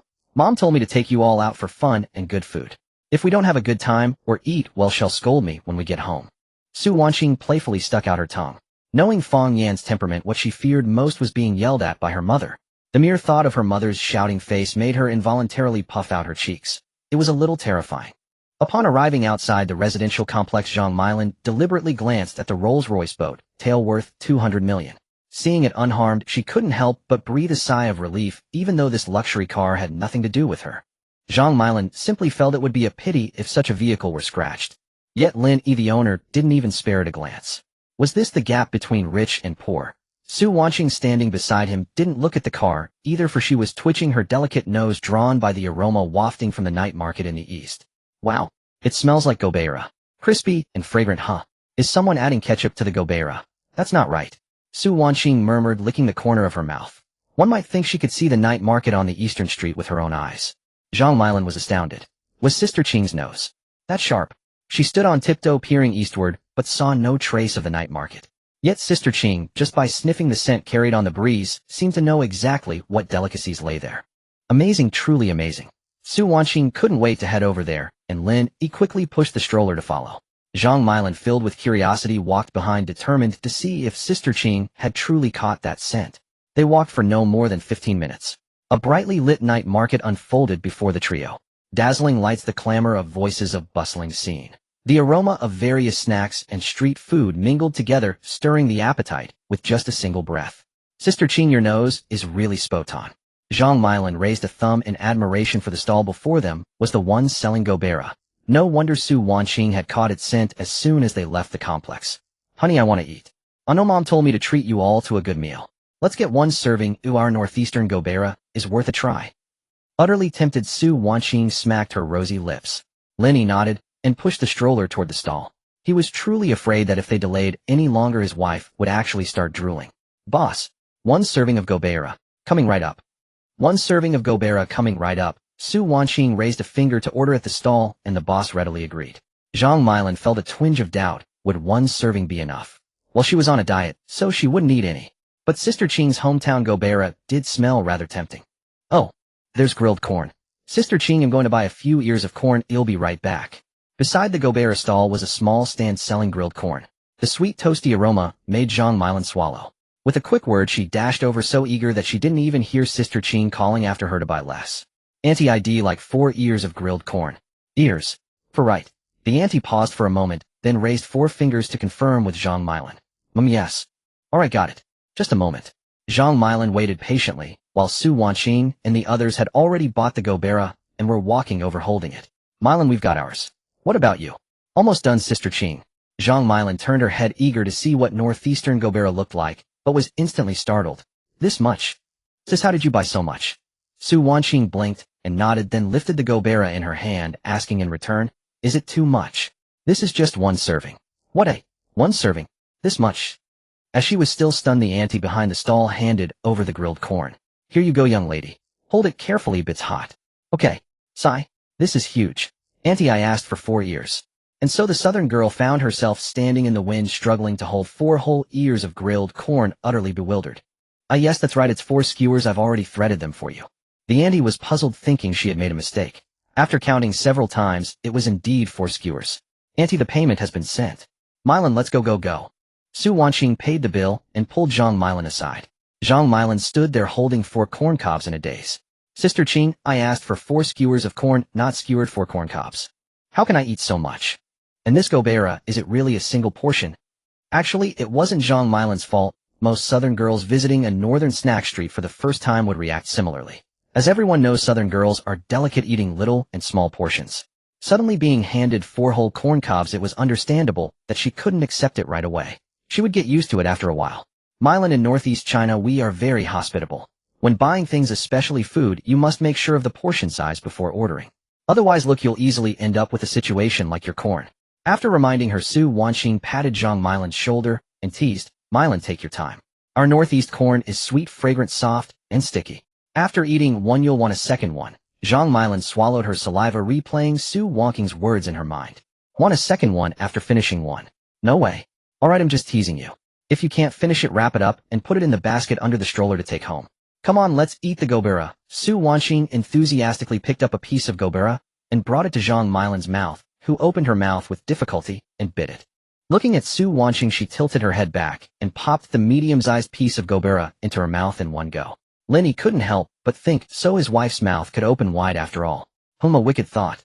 Ahem. The snack street was very long, with hundreds of stalls selling food. All kinds of flavors, different cuisines from all over the country could be found on this street. For example, authentic Shaoshi stinky tofu, Zhejiang-style cat's ear noodles, and the Anhui-style ban noodles from Shijiazhuang. They were all here, not only generous in portion, but also close in flavor. Thus, Su Wanqing's left eye was filled with donkey meat fire cakes, and her right eye took the shape of hot dry noodles. At that moment, the foodie gene within her seemed to awaken. Fang Yan's words about waiting for them to come home for dinner were completely forgotten. Moreover, the street wasn't just about food, there were also many games. Right then, Su Wanqing and Zhang Milan stopped in front of a Ring the Goose stall, unable to move. Honey, Ring the Goose, I want to play. Su Wanqing hooked her arm around Lin Yi's, pointing at the geese in the stall, and swallowed. If someone managed to ring a goose, they would either take it home to raise or return it to the stall owner for cash. But Zhang Milan and Su Wanqing were different. Looking at the plump geese pinned in the stall, the two women were actually contemplating how to cook the goose. As the internet joke goes, in northeast China, no goose lives to see the sun in the second half of the year. A friend gets married. Great, stew the goose. Helping a friend build a house. Great, stew the goose. Feeling down today? Come on, stew the goose. It was precisely for this reason that Su Wanqing harbored an obsession with braised goose. So even though they were girls, they couldn't help but want to join in the activity. However, it was clear that this stall owner was not a local from the northeast. Because the locals had no geese left, they had all been chopped up and thrown into iron pots. Honey, let's get two to take back. One for braising, one for roasting. For the former, add more scallions, for the latter, more cumin. Seeing the eager anticipation in Su Wanqing's beautiful eyes, Lin Yi nodded. As long as his girlfriend liked it, buying the whole street wouldn't be a problem. Lin Yi immediately pulled out a 100 yuan bill and exchanged it for 10 bamboo rings. Handsome, you can step forward. I'm not afraid of you winning. Go ahead and try. The stall owner, a stout bald man, seeing a sucker or a customer approaching, immediately beamed with a bright smile. It was evident that the stall owner had full confidence in his trained geese. Thinking 100 yuan could win one. That was nothing but a fool's dream. To put it bluntly, these geese were no longer just his money-making tools. That would be too vulgar, rather they were his family. Whenever he thought of how easy the money came, the stall owner felt a bit giddy. So it wasn't that he looked down on the customers coveting his geese, he simply didn't regard them at all. Yet, just as he was daydreaming about whether to stay at Xiao Cuisine Place tonight, or go to Tao Hua's to grind soy milk, a bamboo ring floated right past his eyes. Ga. The goose barely had time to cry out before the bamboo ring thrown by Lin Yi had firmly looped around its neck. The goose was clearly clever, shaking its head frantically to shake the ring off, but then another ring sailed over and accurately landed around the same goose's neck. Yay! Honey, am I awesome? Su Wanqing bounced up and down with joy. The first ring was thrown by Lin Yi, and the second was hers. No one had expected that two rings could so steadily hit the same goose one after the other. Seeing this, a passerby who had previously lost at the stall teased Boss. The young couple hit it with two rings. How many geese are you going to give them? I think it should be two, since they did manage to loop it. Agreed. Boss hasn't lost a single goose all day and made a killing, so don't be stingy. Although there were many onlookers, the stall owner remained calm, without a blush.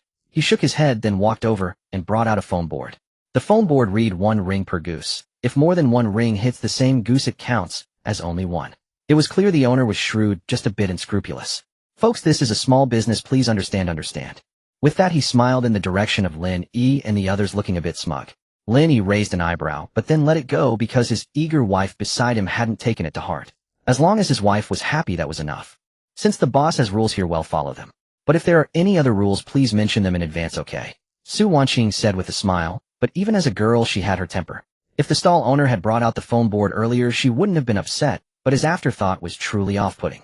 So Su Wanqing turned to look at Lin Yi. Her beautiful eyes were full of expectation. Lin Yi got the message and nodded. These geese. He was going to take them all, every single one. Honey, go for it. Su Wanqing handed all the bamboo rings to Lin Yi. The stall owner sneered, still confident in his trained geese, believing their earlier success was mere luck. Convinced that luck couldn't last forever, he comforted himself, a broader smile spreading across his face. He planned to taunt Lin Yi after a miss, hoping to coax him into spending more. As Lin Yi aimed, the stall owner's thoughts drifted to Xiaocui and Taohua. Honey, throw at that one. The closer one. All right. Lin Yi obediently followed his wife's instructions. With a deft flick of his wrist, the bamboo ring arced gracefully through the air, landing precisely over the head of the goose Su Wanqing had chosen. Unsurprisingly, it hit its mark. Lin Yi's aim was as impeccable as ever. Wow, what a sight. Another hit. Indeed, folks usually pay and miss, but this is a real eye-opener. Boss, don't you dare cheat. We're all watching. Get that goose for the gentleman. The stall owner forced a smile, but had to retrieve the goose with the ring, placing it in a basket. As the goose squawked in protest, his heart bled. Training such a bird was no easy feat. Yage? Huh. Startled by Su Wanqing's cheer, the stall owner turned to see another goose ringed. This one doesn't count. Oh, I didn't see it. But a dozen onlookers raised their phones. Hey boss, we've got it on video. Want to take this to the police station? Fine. It counts. Helpless, he agreed, but moved sluggishly while caging his precious geese, as if stalling for time. Lin Yi paid no heed. Ring after ring flew from his hand, landing unerringly around the necks of the remaining geese. Some tried to dodge, but failed. The crowd erupted in cheers at the spectacle. Bravo. About time someone taught the boss a lesson. Boss packed them all up, they're all hit. Still trying to weasel out. Alas, all those geese given away. They'll end up in a pot. Why not butcher them for the gentleman? Drain the blood properly. Ouch, that's brutal, but I like it. The bystanders were amused, but the stall owner was heartbroken. Losing his moneymakers was already a blow, let alone slaughtering them. The dozen cages before him weren't just geese, they were his ticket to Xiaotsui and Taohua. If earlier had been dreaming of them now, all he wanted was peace and quiet. While the stall owner wished for some peace and quiet, Su Wanqing, elated and cheering, ignored the stares of passers-by and burrowed into Lin Yi's arms. Honey, you're amazing. She wasn't a naive fool. She knew it wasn't easy to ring the geese, so she would have found it reasonable even if he hadn't caught a single one. But she never expected Lin Yi to be so skilled. One bamboo ring, one goose. He had cleaned the owner out. Hearing his wife's praise, a hint of a smile graced Lin Yi's handsome face. He steadied the baby stroller with one hand, wrapped the other around Su Wanqing, and leaned down. Since my wife has spoken, we must take them all. Huh, I said that. No, I didn't. Oh, you mean when I held up one finger? Lin Yi nodded, then realized it had been a misunderstanding. Puffed. Haha. Honey, I was trying to tell you we've already caught one, so even if you missed all the rest, we wouldn't be at a loss. I see.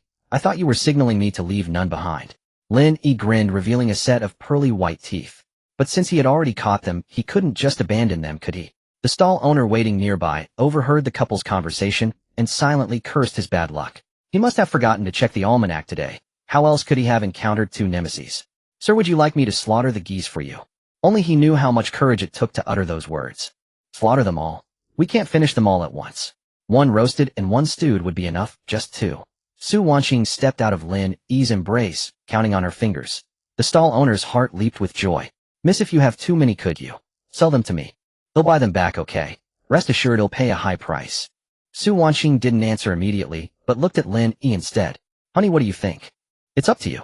All right, boss, we have 9 geese in total. We'll take 2, and you can buy back the rest. Hearing this, the stall owner's woebegone face relaxed a little. After all, the geese were his moneymakers, and starting over would be time-consuming and exhausting. As Su Wanqing negotiated with the owner, Lin Yi realized his wife was quite the bargaining expert. They finally settled on 200 yuan per goose, selling 7 broad and 1400 yuan. After deducting the 200 yuan spent on bamboo rings, they netted 100 yuan. Su Wanqing counted the 14 100 yuan bills with her delicate hands, a look of pure delight on her beautiful face. Boss, it's been a pleasure doing business. Honey, let's go? Let's stroll around a bit, and then head home. The owner didn't reply. How could he possibly feel pleased? Watching Lin Yi and Su Wanqing walk away, the stall owner silently resolved to close up shop early the next time he saw the couple.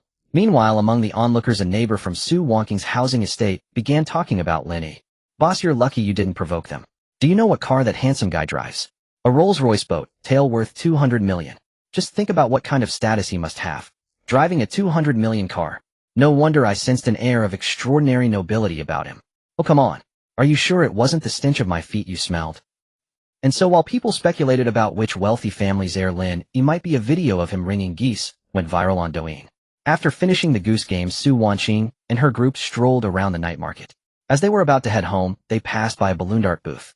With childlike excitement, Su Wanqing pulled out a 100 yuan note and trotted over, eager to give it a try. Unfortunately, her aim was off, and the first dart missed the target. Oh, I'm so clumsy, Su Wanqing chuckled, resting her hand on her forehead, amused by herself. She then handed a bucket of darts to Zhang Milan. Milan, you give it a try too. He'll take care of Yuan Yuan. Sister Qing, I'd rather not. Despite Zhang Milan's refusal, the dart bucket was placed in her hands. It was clear that Lin Yi and Su Wanqing treated her not as a nanny, but more like a friend, a close confidant. Just aim and throw, have fun without worry. Su Wanqing, who couldn't even hit the target herself, was now coaching others. The result was predictable. Clang! A dart flew toward the iron railing above the booth, rebounded, and came straight back at Zhang Milan. Fortunately, Zhang Milan dodged in time, avoiding injury. Seeing this, the booth owner panicked, almost wanting to refund the money on the spot, afraid she'd lose business and end up paying medical bills. Young lady, you're throwing too high. Lower it, lower it. This is just for fun, make sure you don't hurt yourself or others. Hearing this, Zhang Milan blushed with embarrassment. She had only seen the balloon dart game before, never played it. She thought it was simple, never expecting she might end up in the hospital. After that, she didn't dare throw any more darts. It wasn't until Su Wanqing comforted her that she mustered the courage to throw again. Out of 20 darts, she hit half, popping 9 balloons, and won a small prize, a red string bracelet. Looking at the bracelet, the joy she initially felt from popping 9 balloons vanished completely. Though somewhat dissatisfied, the rules were clearly written on the blackboard beside the booth, so she couldn't complain. The owner, however, cheerfully brought over 2 buckets and asked if they wanted to play again. No thanks. Su Wanqing shook her head and walked away decisively, thinking that 20 yuan could buy much better food than wasting it on this. It's a good thing there aren't many people with her clarity, or the owner wouldn't make any money. Mylan, is there anything else you want to eat or do? As Su Wanqing asked Zhang Mylan, who was munching on corn, let out a burp. No answer was needed. It was clear she was full, even stuffed. Sister Qing, the grilled corn here is so generous. I can't eat anymore. Zhang Mylan gave an awkward smile. On her first day, she was already amazed by the hospitality of the Northeast, realizing that grilled corn could be sold whole. That's fine, save it for later. Let's buy some fruit and head home. Mum. Later, Zhang Mylan would learn that her sister Qing's idea of buying a little fruit meant buying boxes of tangerines, 10 pounds of apples, and 3 whole durians in one go. They couldn't carry everything, so they had to take Tang Tang and Yuan out of the strollers and use them to haul the fruit. Tang Tang was confused, wondering why she was lifted out of her comfortable spot. Hey, the street smells so good, drool. Yuan's eyes went wide, staring at a little girl. Lin Yi, being strong, took the initiative to push the stroller.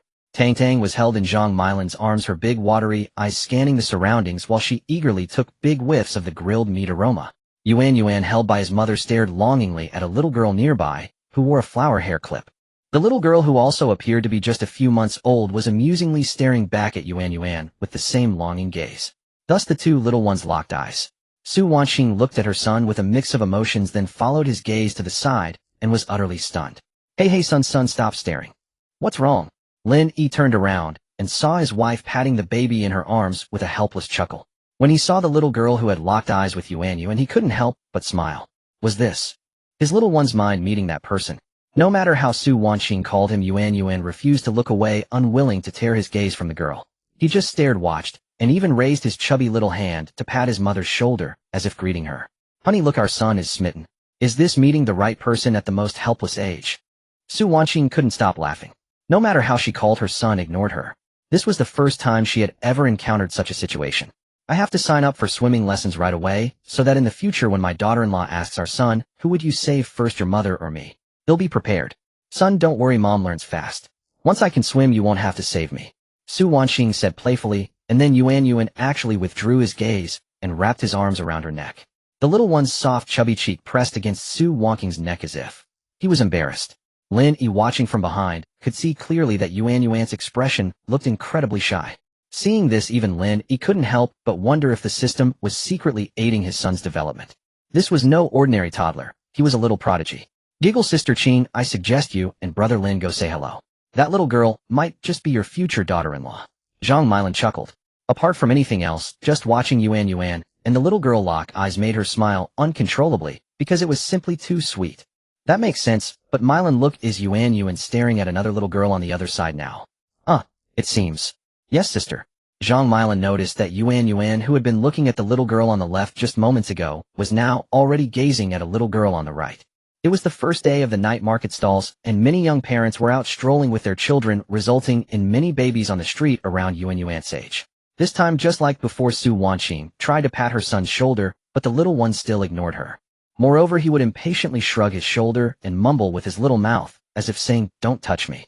Seeing this, it seemed Yuan hadn't locked eyes with that particular little girl after all, but the little rascal just liked looking at girls. Thinking of this, Su Wanqing couldn't help but roll her eyes, wondering to herself who this love for watching little girls' personality was inherited from. Beside her, Lin Yi helplessly reached out to pinch his son's little nose, only to have his son chase after his finger and bite it. In other words, no one was allowed to disturb him while he was checking out the girls. Not even his father and mother. On the way back, his little round head shook like a rattle. It wasn't that he was refusing anything, but rather he was looking left and right at the young ladies. The market street was bustling with people, and there were many little girls his age or slightly older. He glanced at one with a ponytail, then at another with a bun, and after a few looks moved on to the next. If Yuan weren't so young, Su Wanqing would have thought her son was precocious. When they finally got home, even as they entered the neighborhood gate, Yuan was still staring at a little girl being carried behind them. Hey son, we're home. Can you stop looking? Hua. Only then did Yuan smile shyly and burrow back into his mother's arms. Back at home, Lin Yi rang the doorbell, and his father-in-law opened the door. Su Yoji looked at his son-in-law, awkwardly sucking on his teeth. You're back. Come in. He stepped aside to let Lin Yi and the others and then slunk back to the bedroom. Mom, isn't Dad going to eat? Su Wanqing asked suspiciously, then saw her mother Fong Yin glance helplessly toward the bedroom.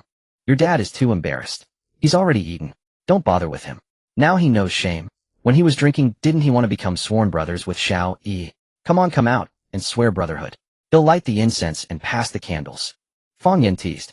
Behind the bedroom door, Su Yoji couldn't help twitching his mouth, thinking, damn door, why is the soundproofing so bad? Let's eat. Hey Xiaoyi, this goose is really fresh. Mom will stew it for you tomorrow. With two, well, stew one and roast one. Extra cumin will make it taste even better. Hearing this, Lin Yi couldn't help but sigh. Truly mother and daughter, even their ideas about cooking were the same. At the table, Su Wanqing told Fang Yin about the origin of the goose and how they got a bunch of fruit for free, making her laugh until she doubled over. With her sharp eyes, she immediately guessed the stall owner wasn't a local because she knew that in the northeast few geese lived long enough to get so fat. After dinner, Lin Yi's family of 4 returned to their room. Although they had tried sleeping in the same bed that afternoon, looking at the small cot, Su Wanqing helplessly put her hands on her hips. It wasn't that she didn't want to be close to her husband, but it was uncomfortable. Yet unable to bear making Lin Yi sleep on the sofa or the floor, she had to compromise. Honey, time for bed. Su Wanqing lay down, pulled the covers over her head, and called out to Lin Yi. But just as he was about to get into bed, he heard a knock at the door, and the hallway suddenly became noisy. Wait till go see. Lin Yi walked out of the bedroom. At the door, his mother-in-law Fang Yin and father-in-law Su Yoji were talking to someone. It was clear Fang Yin was angry, but she suppressed her temper when she caught sight of Lin Yi out of the corner of her eye. Mom, Dad, what's wrong? What happened? Lin Yi asked in confusion, and through the door, he saw neighbors running downstairs. Xiaoyi, hurry back to the room, wake Ching Ching and the kids, take care of Tang Dang and Yuan. We can't sleep in the building tonight. As she spoke, Fang Yan's face showed a hint of apology, but her eyes burned with anger. Sai, what's wrong with the first floor? Renovating in the middle of the night is bad enough, but how dare they dig a cabinet into a load-bearing wall? Su Yoji said helplessly. Only then did Lin Yi understand what had happened. The first-floor resident was renovating at night, and while digging a cabinet had damaged the load-bearing wall. This was ridiculous beyond belief. Lin Yi didn't dare delay. He responded and hurried back to the bedroom, then knocked on Zhang Mailan's door. Honey, you pervert. Seeing Lin Yi return, Su Wanqing put down the shirt she had just lifted, about to scold him for being a lecher, when she noticed his furrowed brows. Honey, what's wrong? Wife, get out of bed quickly and pack up. Dress Tang Tang and Yuan grabbed their bottles. We're going out tonight. Oh. Su Wanqing immediately turned over and got out of bed without even asking why. Such unconditional trust. Is it an earthquake, honey? I didn't get an earthquake alert on my phone. Earthquake? No, it's not an earthquake. The first floor knocked down a load-bearing wall. Oh, a load-bearing wall collapsed. What did you say? The wall collapsed, and it's a load-bearing wall. Suddenly realizing the situation, Su Wanqing was so startled, she blurted out a string of dialect. Her shock came because Fengtian, their hometown, rarely had earthquakes, but she had never encountered a resident demolishing a load-bearing wall either. Why would someone do that? Don't they have any common sense? How dare they break a load-bearing wall? Compared to Fang Yin, Su Wanqing had a much milder temper. Though she muttered under her breath, her hands moved faster instead of stopping. Even knowing the building wouldn't collapse immediately, out of concern for Tang Yuan and her husband, she wanted to leave this dangerous building as soon as possible. Honey, hurry. I'm ready. Let's go downstairs. With that, Su Wanqing quickly settled Tang Tang and Yuan into the stroller. The siblings, who had been drowsy and sleepy, were now both bewildered. What was happening? Where were they? But when the bottle was placed in Tang Tang's arms, the little one immediately perked up. Hee hee. Tang Tang giggled, hugged the bottle, and began sucking with relish. Su Wanqing pushed the stroller, then grabbed Lin Yi's hand, her pretty face full of panic. Only when they reached the living room did she suddenly remember. Mom, Dad, are you ready? Hurry up. Uncle Zhang upstairs is already going down. Coming. Can't even have a peaceful night. Fang Yin shook her head helplessly, grabbing a blanket to cover the stroller. Zhang Mailan, in her haste, hadn't even changed out of her pajamas. Seeing that Su Wanqing and the others were ready, she felt too embarrassed to delay further. Luckily, Su Wanqing noticed Zhang Mailan's predicament and handed her a coat, otherwise her chest would have been too obvious. Downstairs, in the square not far away, over 100 people had already gathered, and as they passed the building, Lin Yi saw a crack had appeared on the load-bearing wall. Even in the pitch-black night, that crack was clearly visible. Single-handedly stirring up the entire building's neighbors, the first-floor resident was quite something. After a moment, Lin Yi realized that the first-floor resident had little capability, but plenty of temper. Facing the accusations from the neighbors, the young couple not only refused to apologize, but instead kept blaming the community's problems. How can you blame me? It's all this community's fault. Too old and shabby. We just touched it lightly, and the wall collapsed. It's not our fault. As soon as these words were spoken, the crowd erupted in an uproar. Young lady, you should speak with a clear conscience. Our community may be old, but what does that have to do with you demolishing the load-bearing wall? We won't argue with you. Let's call the police and let them judge. Hello, police. Someone in our community has smashed the load-bearing wall. Can you come over? The wall. Yes, cracks are showing on the outside, and you can see the light from inside the room. Okay, thank you. You? Are you really going to call the police? At this point, the young couple still hadn't realized how absurd their mistake was. Can't we just hire someone to fix the wall? When they saw that the elderly man had actually called the police, they began to panic. Yet it was baffling how they had managed to navigate society for so many years with such poor judgment. Young lady, we're not deliberately causing trouble, but you've demolished the load-bearing wall, turning the entire building into a dangerous structure. A dangerous building. We may be old, but we haven't lived enough yet, you know. You'd better think of a solution now. Find a lawyer and have your family raise some money. The elderly men kindly reminded them, and only then did the couple's expressions change as they realized the severity of the problem. They began calling their families. Unsurprisingly, the parents on the other end of the line started cursing upon hearing that the load-bearing wall had been smashed. Teacher Su Yoji was helping Lin Yi and his wife steady the stroller, an amusing tang-tang, when a voice called out from behind. Teacher Su, you're fortunate to have such a good son-in-law. Su Yoji twitched the corner of his mouth upon hearing this. His son-in-law was going to sleep in the square on his first day? What luck that was. Of course, he was quite satisfied with Lin Yi and had no complaints. If Lin Yi could just forget about the sworn brotherhood thing, had appreciated even more. Teacher Su, didn't your son-in-law buy you a house to store your millet? Hearing this, Su Yuzi's eyelids twitched. Now everyone knew he loved eating millet. But it was true. They still had another building in the community. So there was no need for his son-in-law to sleep in the square or go to a hotel late at night. With the biggest problem resolved, Su Yoji immediately relaxed and began chatting with his old friends. Meanwhile, Lin Yi wasn't idle. He took out his phone and made a call. He had to find a future residence for his parents-in-law. When the call connected, the person on the other end spoke with utmost respect. Mr. Lin, it's a pleasure to serve you. I need information on all high-end properties in Fengtian City, China. Very well, Mr. Lin. Please hold. The information has been sent to your phone. Is there anything else I can assist you with? Hold on. Su Wanxing blinked in confusion at her husband, and then Lin Yi walked over to Feng Yin and Su Yoji. Dad, Mom, this apartment is no longer livable. I plan to choose a new one for you. Here is information on all the high-end properties in Fengtian. Please take your pick. As Lin Yi finished speaking, Feng Yin, Su Yoji, and their elderly neighbors were all stunned. So straightforward. Buying a house just like that. But it was already dark. Where could they buy one? Xiaoyi, your father and I have saved up a down payment for you too. We'll buy it ourselves. Besides, it's so late now. Can we even buy one? Lin Yi's display made Feng Yin feel proud, especially as she sensed the envious glances from her old friends. Don't worry, Mom. You and Dad just choose. We'll move in tonight. What? We can move in tonight? Feng Yin was utterly astonished. She was once again amazed by her son-in-law's capabilities. In contrast, the honest Su Yoji was already seriously browsing the property listings. This one is good, Yulong First Mansion. It's close to where I teach, convenient transportation and nice greenery. Okay, Dad. Mom, do you have any other requirements? No, none. But can you really buy it? Then Feng Yin took a bank card from her wallet and handed it to Lin Yi. Xiaoyi, this is the money your father and I saved. Take.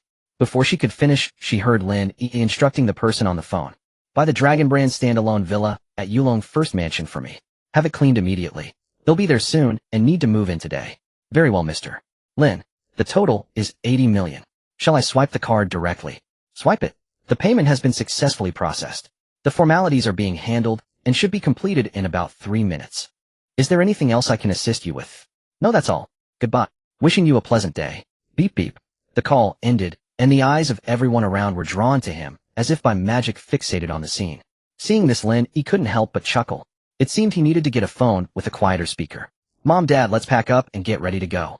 So, it's bought just like that. Feng Yin and Su Yuzi's eyes were filled with disbelief. Clearly Lin Yi's actions had far exceeded their understanding. Yes, it's bought. What kind of card can swipe 80 million in one go? My goodness. Even Su Yoji, a teacher, was stunned. 80 million. So many zeros. He couldn't earn that in 2 lifetimes as a teacher. The card. Dad, if you need it, take it. Lin Yi flipped his hand, and a pitch-black card with the character Lin laser engraved on it appeared in his palm. Whoa. Is that the black card from the novels? Oldly, do you know it? No, but it's so thoroughly black. It must be. Just my guess. Su Yoji looked up at Lin Yi. He had no desire for the black card itself, but he was curious about how powerful it was. Or rather, how powerful his son-in-law was. Seeing his father-in-law's curiosity, Lin Yi didn't hide it and gave a rough explanation. Dad, this card is limited to 5 worldwide. It can grant privileges anywhere in the world. Whether it's turning a plane around or refueling in the desert, it can handle it. In short, it can fulfill any need you have. Turning a plane around. Refueling in the desert. Everyone's eyes widened at Lin Yi's words. This wasn't just about privileges around the world. It was shattering their very understanding of what was possible. Wow, there are only 5 of these in the entire world. Tsuyoshi exclaimed in amazement, having never heard of such a black card before. The appearance of the black card once again reshaped his perception of his son-in-law. Extraordinary beyond measure. Then who are the owners of the other 4 black cards? Dad, I have one too. As soon as Tsuyoshi posed the question, Su Wanxing pulled out a black card from her bosom identical to the one Lin Yi held. What was happening? How could both his son-in-law and his daughter have won? This? Didn't you say there were only 5 in the world? Then Qingqing, yours. Dad, my mother-in-law gave me this one. And indeed there are only 5 in the world, but 3 of them are in Lin Yi's family. Su Wanxing explained, though only a few words were spoken, the information they contained was astonishing. A black card that could wield privileges anywhere in the world, and Lin Yi's family had 3 of them. Tsuyoshi had nothing more to say, simply looking at his daughter Su Wanxing. Qingqing, your mother-in-law gave you this card. Keep it safe. Don't spend recklessly and don't lose it. If someone else picks it up and uses it, that would be a sheer loss. Don't worry, Dad. I won't spend recklessly, but this card has a minimum monthly consumption. If I don't spend at least 2 million, it will be revoked. Su Wanxing said with a hint of helplessness. After all, it was quite a challenge for a college student, whose monthly living expenses were usually under 1,000, to spend 2 million a month. Thus, Su Wanxing inexplicably gained a new worry: how to spend the money. That meant she had to spend 600,000 every day? What a headache. Cough. Cough. Then you must keep it even more secure. What a loss it would be if you dropped it. It's okay, Dad. If someone picked it up and used it to buy things, the black card issuing headquarters would track them down in no time and sentence them to 10 or 8 years in prison, no problem. Upon hearing this, the bystanders, who had been dazzled by the black card's privileges, all shrank their necks in dismay. If turning a plane around was as easy as a word, sending a malicious person to jail was a piece of cake, wasn't it? Tsuyoshi obediently shut his mouth, suddenly realizing his worries were nothing but unnecessary fears. Moments later, several bodyguards in black suits with gold Lin badges on their collars approached Lin Yi. Master, Madam, the vehicles are ready and can depart at any time. Lin Yi nodded and turned to his in-laws. Dad, Mom, it's getting late. Shall we head to the Imperial Dragon Mansion? Tsuyoshi was startled. Had everything been settled in just a few minutes? Beside him, Fang Yan smiled and nodded, feeling a sense of pride. After all, Fang Yan deserved it. She had always adhered to the belief that a son-in-law is a distinguished guest at the door, giving Lin Yi ample respect. Then we'll be going now. Tsuyoshi waved to the neighbors with a smile. The neighbors, who usually held Tsuyoshi in high regard, now had a touch of envy in their eyes. Watching the Su family leave the compound under the escort of bodyguards, the square erupted in chatter. Teacher Su is going to enjoy his blessings. I'm going to give my little Tao a beating later. See if she'll admit to landing a golden son-in-law. If I had that black card ID, make the company spray my tractor with Ferrari's exclusive paint. There was talk about Lin Yi's identity and astonishment at the black card's privileges, but little was said about the first-floor resident who had demolished a load-bearing wall, turning the entire building into a dangerous structure. Even the 2 young residents on the first floor had to join the elderly in their laughter and tears. They knew that when the police arrived and brought up the matter, the elderly would not be as easygoing as they were now. On the other side, Tsuyoshi sat in a luxury car whose brand he couldn't name, marveling. The leather on the car seats alone must have been quite expensive, he thought. He had once touched a leather jacket gifted to an old friend by his daughter, and its texture couldn't compare to the cushion under him. Looking out the window, he saw several luxury cars surrounding theirs, leading the way. The motorcade exuded an impressive presence. Passers-by on the street all pulled out their phones to capture the scene. Inside the car, Tsuyoshi's vanity was thoroughly satisfied. Thinking of his daughter marrying into a good family, his heart was filled with relief. Su Wanxing was his only child, and he wished for nothing but her happiness. Glancing at Su Wanxing, who was holding Lin Yi's arm and leaning on his shoulder while chatting and laughing, Tsuyoshi had nothing more to worry about. Huh. Su Wanxing suddenly let out a soft exclamation, looking out the window. Lin Yi followed her gaze and saw a wedding company on the street with a festive red sedan chair parked in front of the store. Catching the fondness in Su Wanxing's eyes, Lin Yi gently waved his hand. The personal bodyguard whispered into the walkie-talkie, and the motorcade slowed down. Do you like it, eh? I like it. If you like it, well, have a Chinese-style wedding. Lin Yi fondly tousled Su Wanxing's hair and agreed. Su Wanxing sat up with a start, asking in disbelief, Can we, honey? Why not? Lin Yi chuckled. Marriage was a matter for 2 people, and this little fool actually hesitated to voice her opinion. I thought your family only allowed Western-style weddings. Of course not. All right, I'll make arrangements tomorrow to prepare for a Chinese-style wedding. What others don't have you will have, or what others have you will receive more exquisite versions of. That is my promise to you. Thank you, honey. Su Wanqing was deeply moved, gently lifting her fair neck to place a kiss on the corner of Lin Yi's mouth. Lin Yi accepted the kiss, the affection in his eyes almost enough to sweep his in-laws and Zhang Milan out of the car. Fang Yin watched the loving couple with envy, then turned to her husband Su Yoji, almost wanting to kick him out of the car. Su Yoji had no major flaws except that he was a complete straight man. In over 20 years of marriage he had never given a single flower, nor said a single sweet word. Every time she thought of this, Fang Yin ground her teeth in anger. Honey, what's wrong? Are you feeling unwell? Seeing Fang Yin grinding her teeth, Su Yoji asked with concern. The latter raised an eyebrow. Could this blockhead actually care about someone? But when she heard his next words, she was utterly furious. If you're carsick, just get out and walk for a bit to get some fresh air. Fang Yin. Su Wanqing and Lin Yi chatted cheerfully about their upcoming wedding. The ancient handcrafted wedding garments, the phoenix coronet and robes of brocade and satin, and the dazzling array of gold and silver jewels, all painted for Su Wanqing a grand Chinese wedding. With mention of the 3 letters and 6 rites, the 3 matchmakers and 6 betrothal gifts, the 8-carried sedan share, the 10-mile dowry, and the phoenix coronet, Su Wanqing's pretty face flushed with excitement each time. In contrast, Su Yoji and Fang Yin, the old couple, had the former grinning with gritted teeth, and the latter gnashing her own. Were it not for the fear of letting the cold in and catching Tang Tang and Yuan a chill, she would have tossed that old Su out the window. Upon arriving at the Imperial Dragon Mansion and alighting from the car, Su Yoji limped as he walked. Su Wanqing noticed this and puzzled stepped forward to support her father. Dad, what's wrong? Your father's leg is asleep. Ooh, just ignore him. Before Su Yoji could say anything, Fang Yin answered first, then shot a glare at him. Your mother is right. It's numb indeed, pinched numb. He thought helplessly, wondering what this madwoman was up to now. Yet the pain in his thigh was soon diluted by the sight of the villa before them. The motorcade pulled over beside a 3-story villa, its exterior lofty and grand, surrounded by well-maintained greenery that exuded an air of luxury and elegance at a single glance. Though this dragon-class villa was far inferior to the imperial palace, it was at least on par with a general's or minister's mansion. Since Lin Yi had explicitly stated they would stay tonight, the forces behind the black card had used their connections to purchase and clean this villa, making subtle adjustments so it was ready for immediate occupancy. Even the pond in the villa's private courtyard had been thoughtfully stocked with dozens of purple-robed goldfish with red crowns.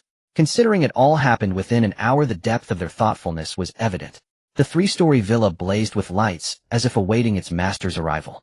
Bodyguards in formal attire stood on either side, though one might have mistaken it for a film crew shooting late into the night.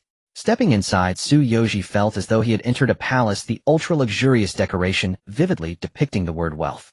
If this 80 million villa is so luxurious, what must an even more expensive house be like? Su Wanqing smiled faintly at this, and said nothing, for she too had a black card, and knew that the Lin family's black card could enjoy discounts when purchasing items. Without the black card discount, this villa might have cost over 100 million, right? The villa had been professionally tidied up and was ready for immediate occupancy, fully equipped. One could even soak in a hot bath.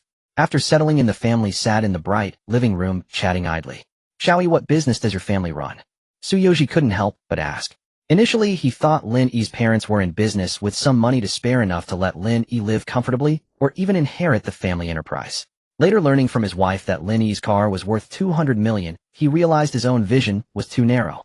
Then Lin Yi produced a black card he had only ever seen in TV dramas, and with a single word spent 80 million. From that point on, he could no longer fathom his son-in-law Lin Yi, or rather his own limited perspective held him back. It wasn't just Su Yoji who wanted to know. Zhang Milan was also curious and immediately pricked up her ears, hoping to hear something to broaden her horizons. Lin Yi had no intention of hiding it. After all, they were to be one family, and there was nothing to conceal anyway. Dad, my family is involved in many businesses. If I had to sum it up, our Lin family has ancestral teachings that later generations must strictly follow. Over time, our family has accumulated a bit of wealth. Hearing Lin Yi modestly say the Lin family had a bit of wealth, even the honest Su Yoji couldn't help but roll his eyes. How could spending hundreds of millions be supported by mere a bit of wealth? Such modesty. I doubt there's any family in all of China that rivals the Lin family's wealth and power. That thought was indeed true, but the reason Lin Yi didn't dare tell the whole truth was for fear of startling his father-in-law. 1/3 of our Lin family's younger generation is engaged in commerce, investment, and other business affairs. Another third works in law and politics. Well, I won't say much about that. The remaining third walks the path of founding enterprises with clear division of labor and harmonious wealth generation. Hearing this, Su Yoji was greatly astonished. At the same time, he understood why the Lin family had such vast wealth and influence. The reason was obvious. Imagine a family involved in money, power, and law. How could they not be wealthy? No wonder Lin Yi always exuded an air of nobility. It was all due to his family's cultivation. Understanding this, it was easy to see why there were many online influencers and fake socialites, but few true heiresses. Their very temperament destined them to be mere pheasants, never phoenixes. I see. Alright, it's getting late. Go to your rooms and rest. Xiao Yi, Qingqing, Milin, you all get some rest. Su Yoji stood up and walked toward the bedroom.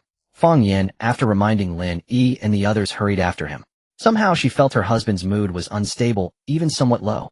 Could it be that she had pinched him too hard in the car? Back in the bedroom, Su Yoji clasped his hands behind his back, examining the colorful paintings on the walls. He had to admit this villa lived up to its dragon designation. Both the decoration and ornamentation were impeccable, exuding luxury at a glance, without appearing vulgar. What's wrong? Your brows are so furrowed they could kill a fly.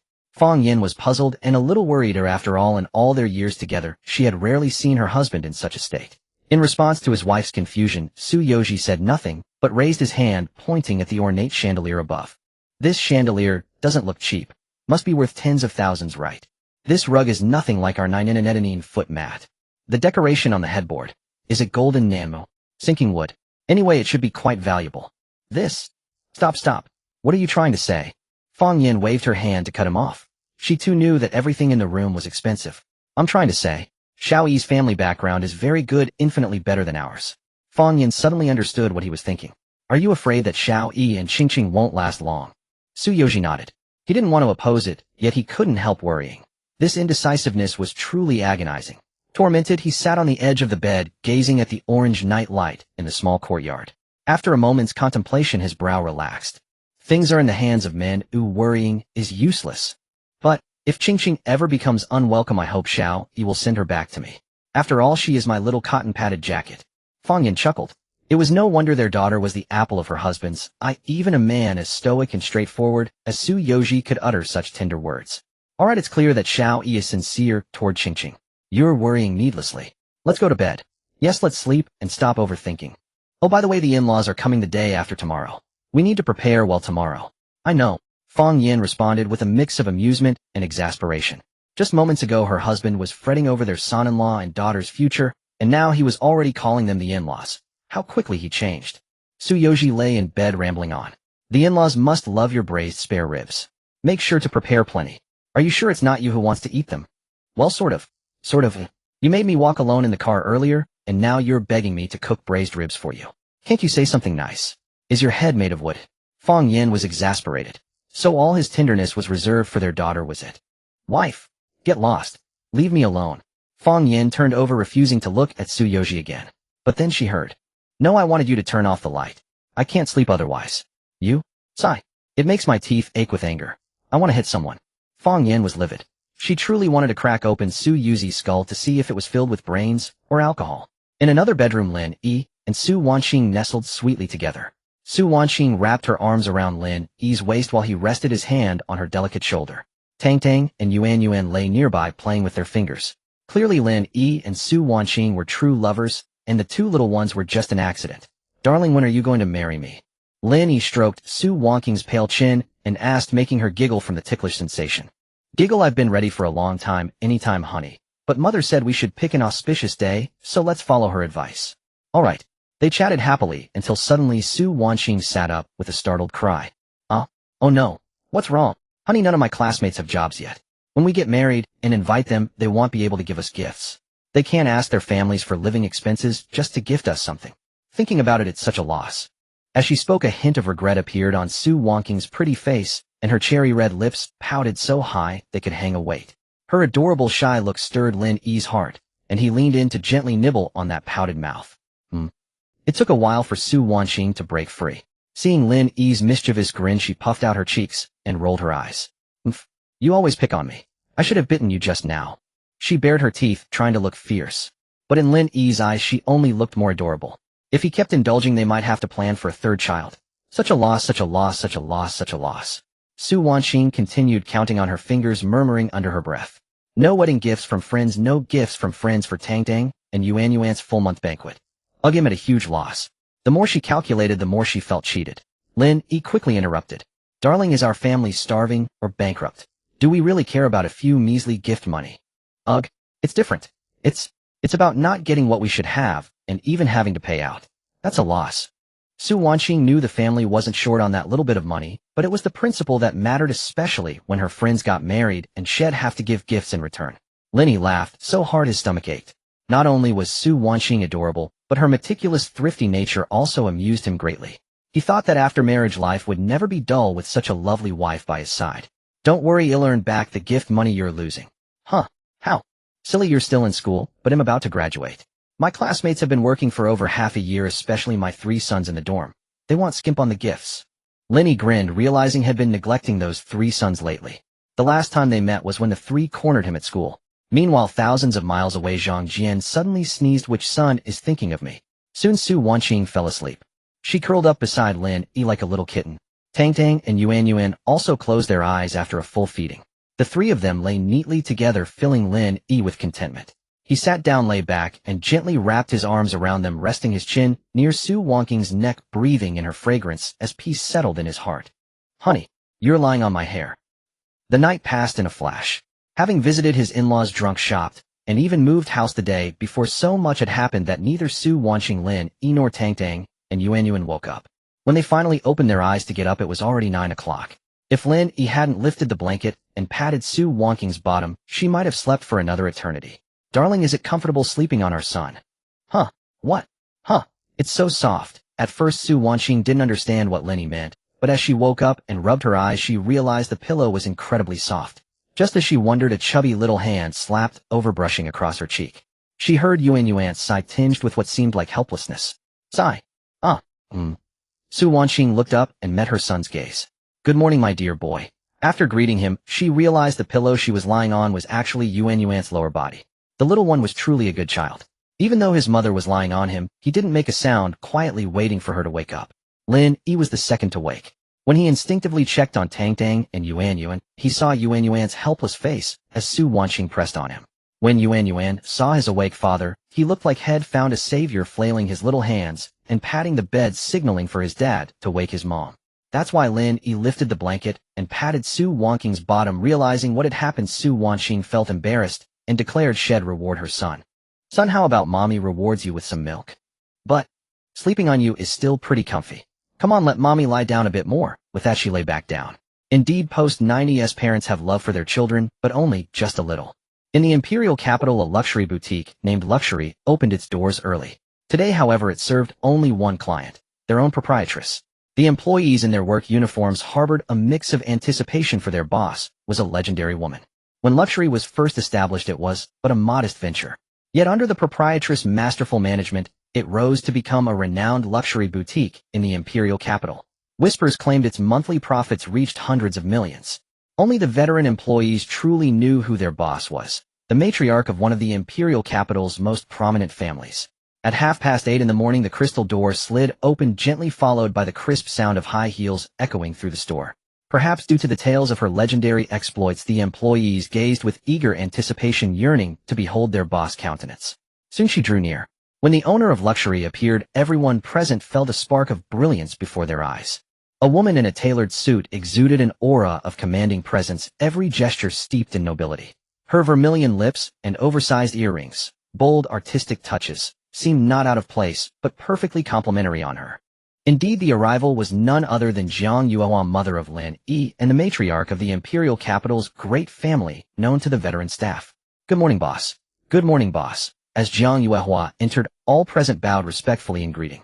Had this scene been mistaken for a film about a chaebol matriarch shopping, no one would have doubted it. Good. You've all worked hard. An extra 666 allowance each. Buy some mung beans and make soup to cool off. Zhang Yuehua smiled as she dispensed this boon, and the girls' faces lit up even more. Madam, you've worked hard. I'm here today to pick out some things for my daughter-in-law. Come along with me. As she spoke, Zhang Yuehua walked deeper along the corridor, the others instinctively half a step behind, surrounding her like stars around the moon. But when the girls heard that Zhang Yuehua was here to select luxuries for her daughter-in-law, a crack formed in their hearts.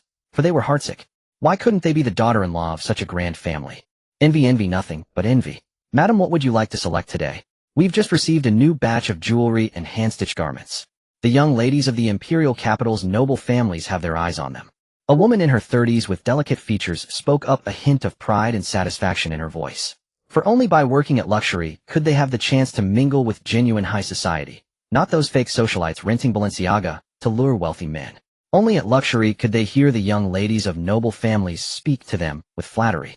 Isn't life about striving for a breath of pride? Since birth hadn't matched them with the noble daughters, it was enough to earn their fawning and dependence. Alright, let's take a look. Turning a corner, a jewelry exhibition hall came into Jiang Yue's view. At the center of the hall stood a display case of exceptional elegance.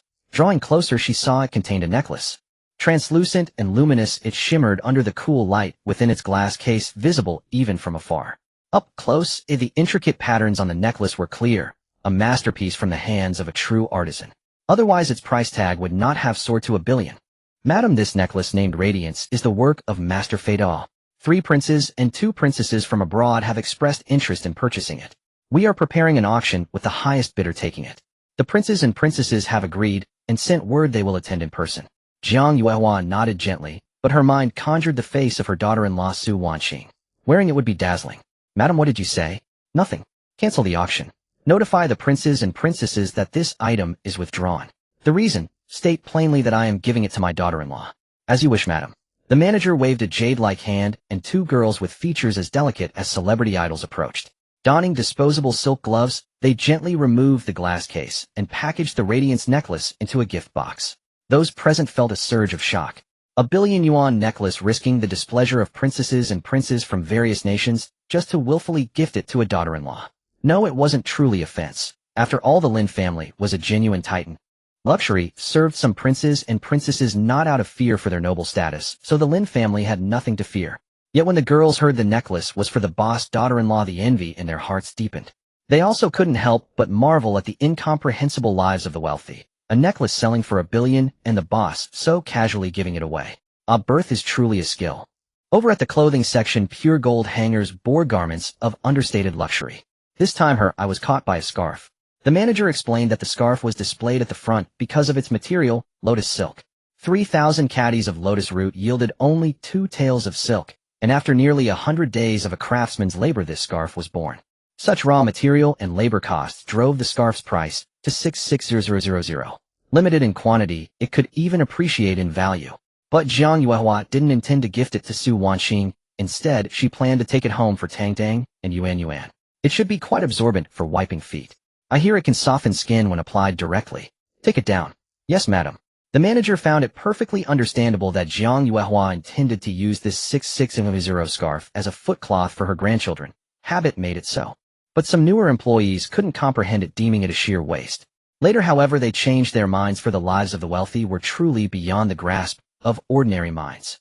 After a full round of selections, Jiang Yue picked out 3 trunks of clothes and 2 boxes of jewelry for her daughter-in-law Su Wanqing. Thoughtful as always, she knew her son and daughter-in-law would return directly to Modu after their trip from Fengtian. These items from their own store could be trusted. The manager watching the trunks was secretly astounded. A rough estimate put their value at tens of billions. Even Pinduoduo's 100 billion subsidy couldn't match that, could it? The day after moving, Su Yoji and Fang Yin busied themselves from dawn till dusk. The following day, Lin Yi's parents, their in-laws, were to arrive. To ensure everything was perfect for the couple, they toiled from 6 in the morning until 6 in the evening. They stewed meat, prepared local delicacies, and Su Yoji even lingered over the Zhuding Ziluopo fish in the courtyard pond. However, upon discovering that a single such fish could buy an apartment in Fengtian, he abandoned the idea of catching it for soup. Though the family adored fish, indulging in one worth hundreds of thousands was out of the question. Lin Yi observed his in-laws' efforts and felt a wave of relief. After all, he had finally settled matters with Su Wanqing. Time slipped by swiftly, and the next day arrived in the blink of an eye. As Lin Yi and Su Wanqing prepared to take Tangdang and Yuan to the airport, their in-laws also readied themselves, seemingly intent on joining them. "Dad, Mom, you're coming too?" Su Wanqing inquired as she and Lin Yi had planned for them to wait at home, expecting a quick return. But Su Yoji and Fang Yin insisted otherwise. "Lin Yi's parents have traveled all the way from the capital as our guests. It's only proper that your mother and I welcome them. It's a matter of courtesy." "Alright, let's set off." Though Su Yoji was a simple man, he was unyielding once decided, stubborn as a mule in Fang Yan's words. Thus the group left home, greeted by a fleet of cars at the gate. Lin Yi first helped his in-laws into the vehicle, then the stroller was gently lifted aboard by the Lin family's bodyguards. Tang Tang grinned at them, radiating an approachable charm. On the road, Su Yoji and Fong Yin were both tense. Though Su Yoji was a teacher accustomed to new students each year, and Fong Yin was known as a warm-hearted neighbor, both were skilled conversationalists. Yet today, meeting their in-laws to discuss their daughter's affairs naturally stirred some anxiety. But being so nervous as to call Lin Yi Big Brother was a bit off. Big Brother, when I meet your parents, should I? What are you calling him? Old fool. Fong Yin snapped, jolting Su Yoji back to reality. No, I mean when I see Lin Yi's father, Brother Lin, should I offer him a cigarette? Su Yoji quickly corrected himself, his face unflinchingly calm, as if embarrassment only struck others. Lin Yi couldn't help but chuckle, recalling his own nerves on the day he arrived. Dad, don't worry, my parents are easy to get along with. Yes, indeed. My in-laws are wonderful people. Su, watching steadying the stroller, chimed in to confirm, only making Su Yoji more anxious. My father doesn't smoke either, so don't overthink it. Oh, he doesn't drink. Su Yoji rambled on, earning a roll of the eyes from Fong Yin, who nearly kicked him out of the car. Despite their nerves, the fleet's pace didn't slow. By 9 in the morning, they arrived at the airport. As Su Yoji unbuckled his seatbelt to head to the arrival gate, the cars drove straight in. Shout, you don't we need to park outside. No need, Dad. We'll go straight in. They should be here any minute. Oh, all right. Su Yoji was bewildered, his mind brimming with questions. Why could the fleet drive directly onto the tarmac? And what flight were his in-laws on? Head scanned the schedule and found no arrivals around 9 o'clock. The fleet halted. Vigorous bodyguards stepped out, opening doors. Lin Yi's group was escorted out, and as the guards lined up in perfect formation behind them, Su Yoji felt a surreal sensation wash over him. He wondered if they were here to pick up guests or shoot a film. Then a rumble from the sky drew their eyes to a sleek, compact plane approaching. The sudden noise caught Tang Tang and Yuan's attention, and the siblings looked up together. Though they had flown before, they'd never seen a plane soar overhead. Their expressions were comical, eyes squinting, tiny fists clenched before them, startled by the massive object. Hee, don't be scared, Tang Tang and Yuan. Grandma and Grandpa are here. Su Wanqing laughed at the sight. Su Yoji looked up, puzzled. How did his daughter know his in-laws were on that plane? Why was it so much smaller than the others on the tarmac? Truly the capital's flights to Fengtian were unique, he mused. Only when the plane landed and passengers emerged did he realize his colossal mistake, his perspective utterly shattered. Ching. This is a private jet, and it belongs to the Lin family. As Lin Yi hurried forward to greet them, Su Yoji asked his daughter in shock, noticing the character Lin emblazoned on the fuselage. Yes, Dad. Good heavens, how much does a private jet like this cost? Just as Su Yoji gaped in astonishment, he heard, and that one over there is also Lin Yi's. We flew back on it the other day. Even Fong Yin was stunned, her mind struggling to keep up. Both of these private jets belong to Lin Yi. Yes, and this runway we're standing on is also his. Su Yoji and Fong Yin exchanged a speechless glance. Lin Yi was repeatedly shattering their perceptions with his wealth. So this was the simple, unadorned life of a great family. Soon Lin Yi brought his parents over to meet his in-laws. Dad, Mom, this is Ching's father, and this is her mother. Before he could finish, Lin Hongji cheerfully approached, Su Yoji taking his hand. Lin Yi caught his father's glance, as if to say, do I need your introduction?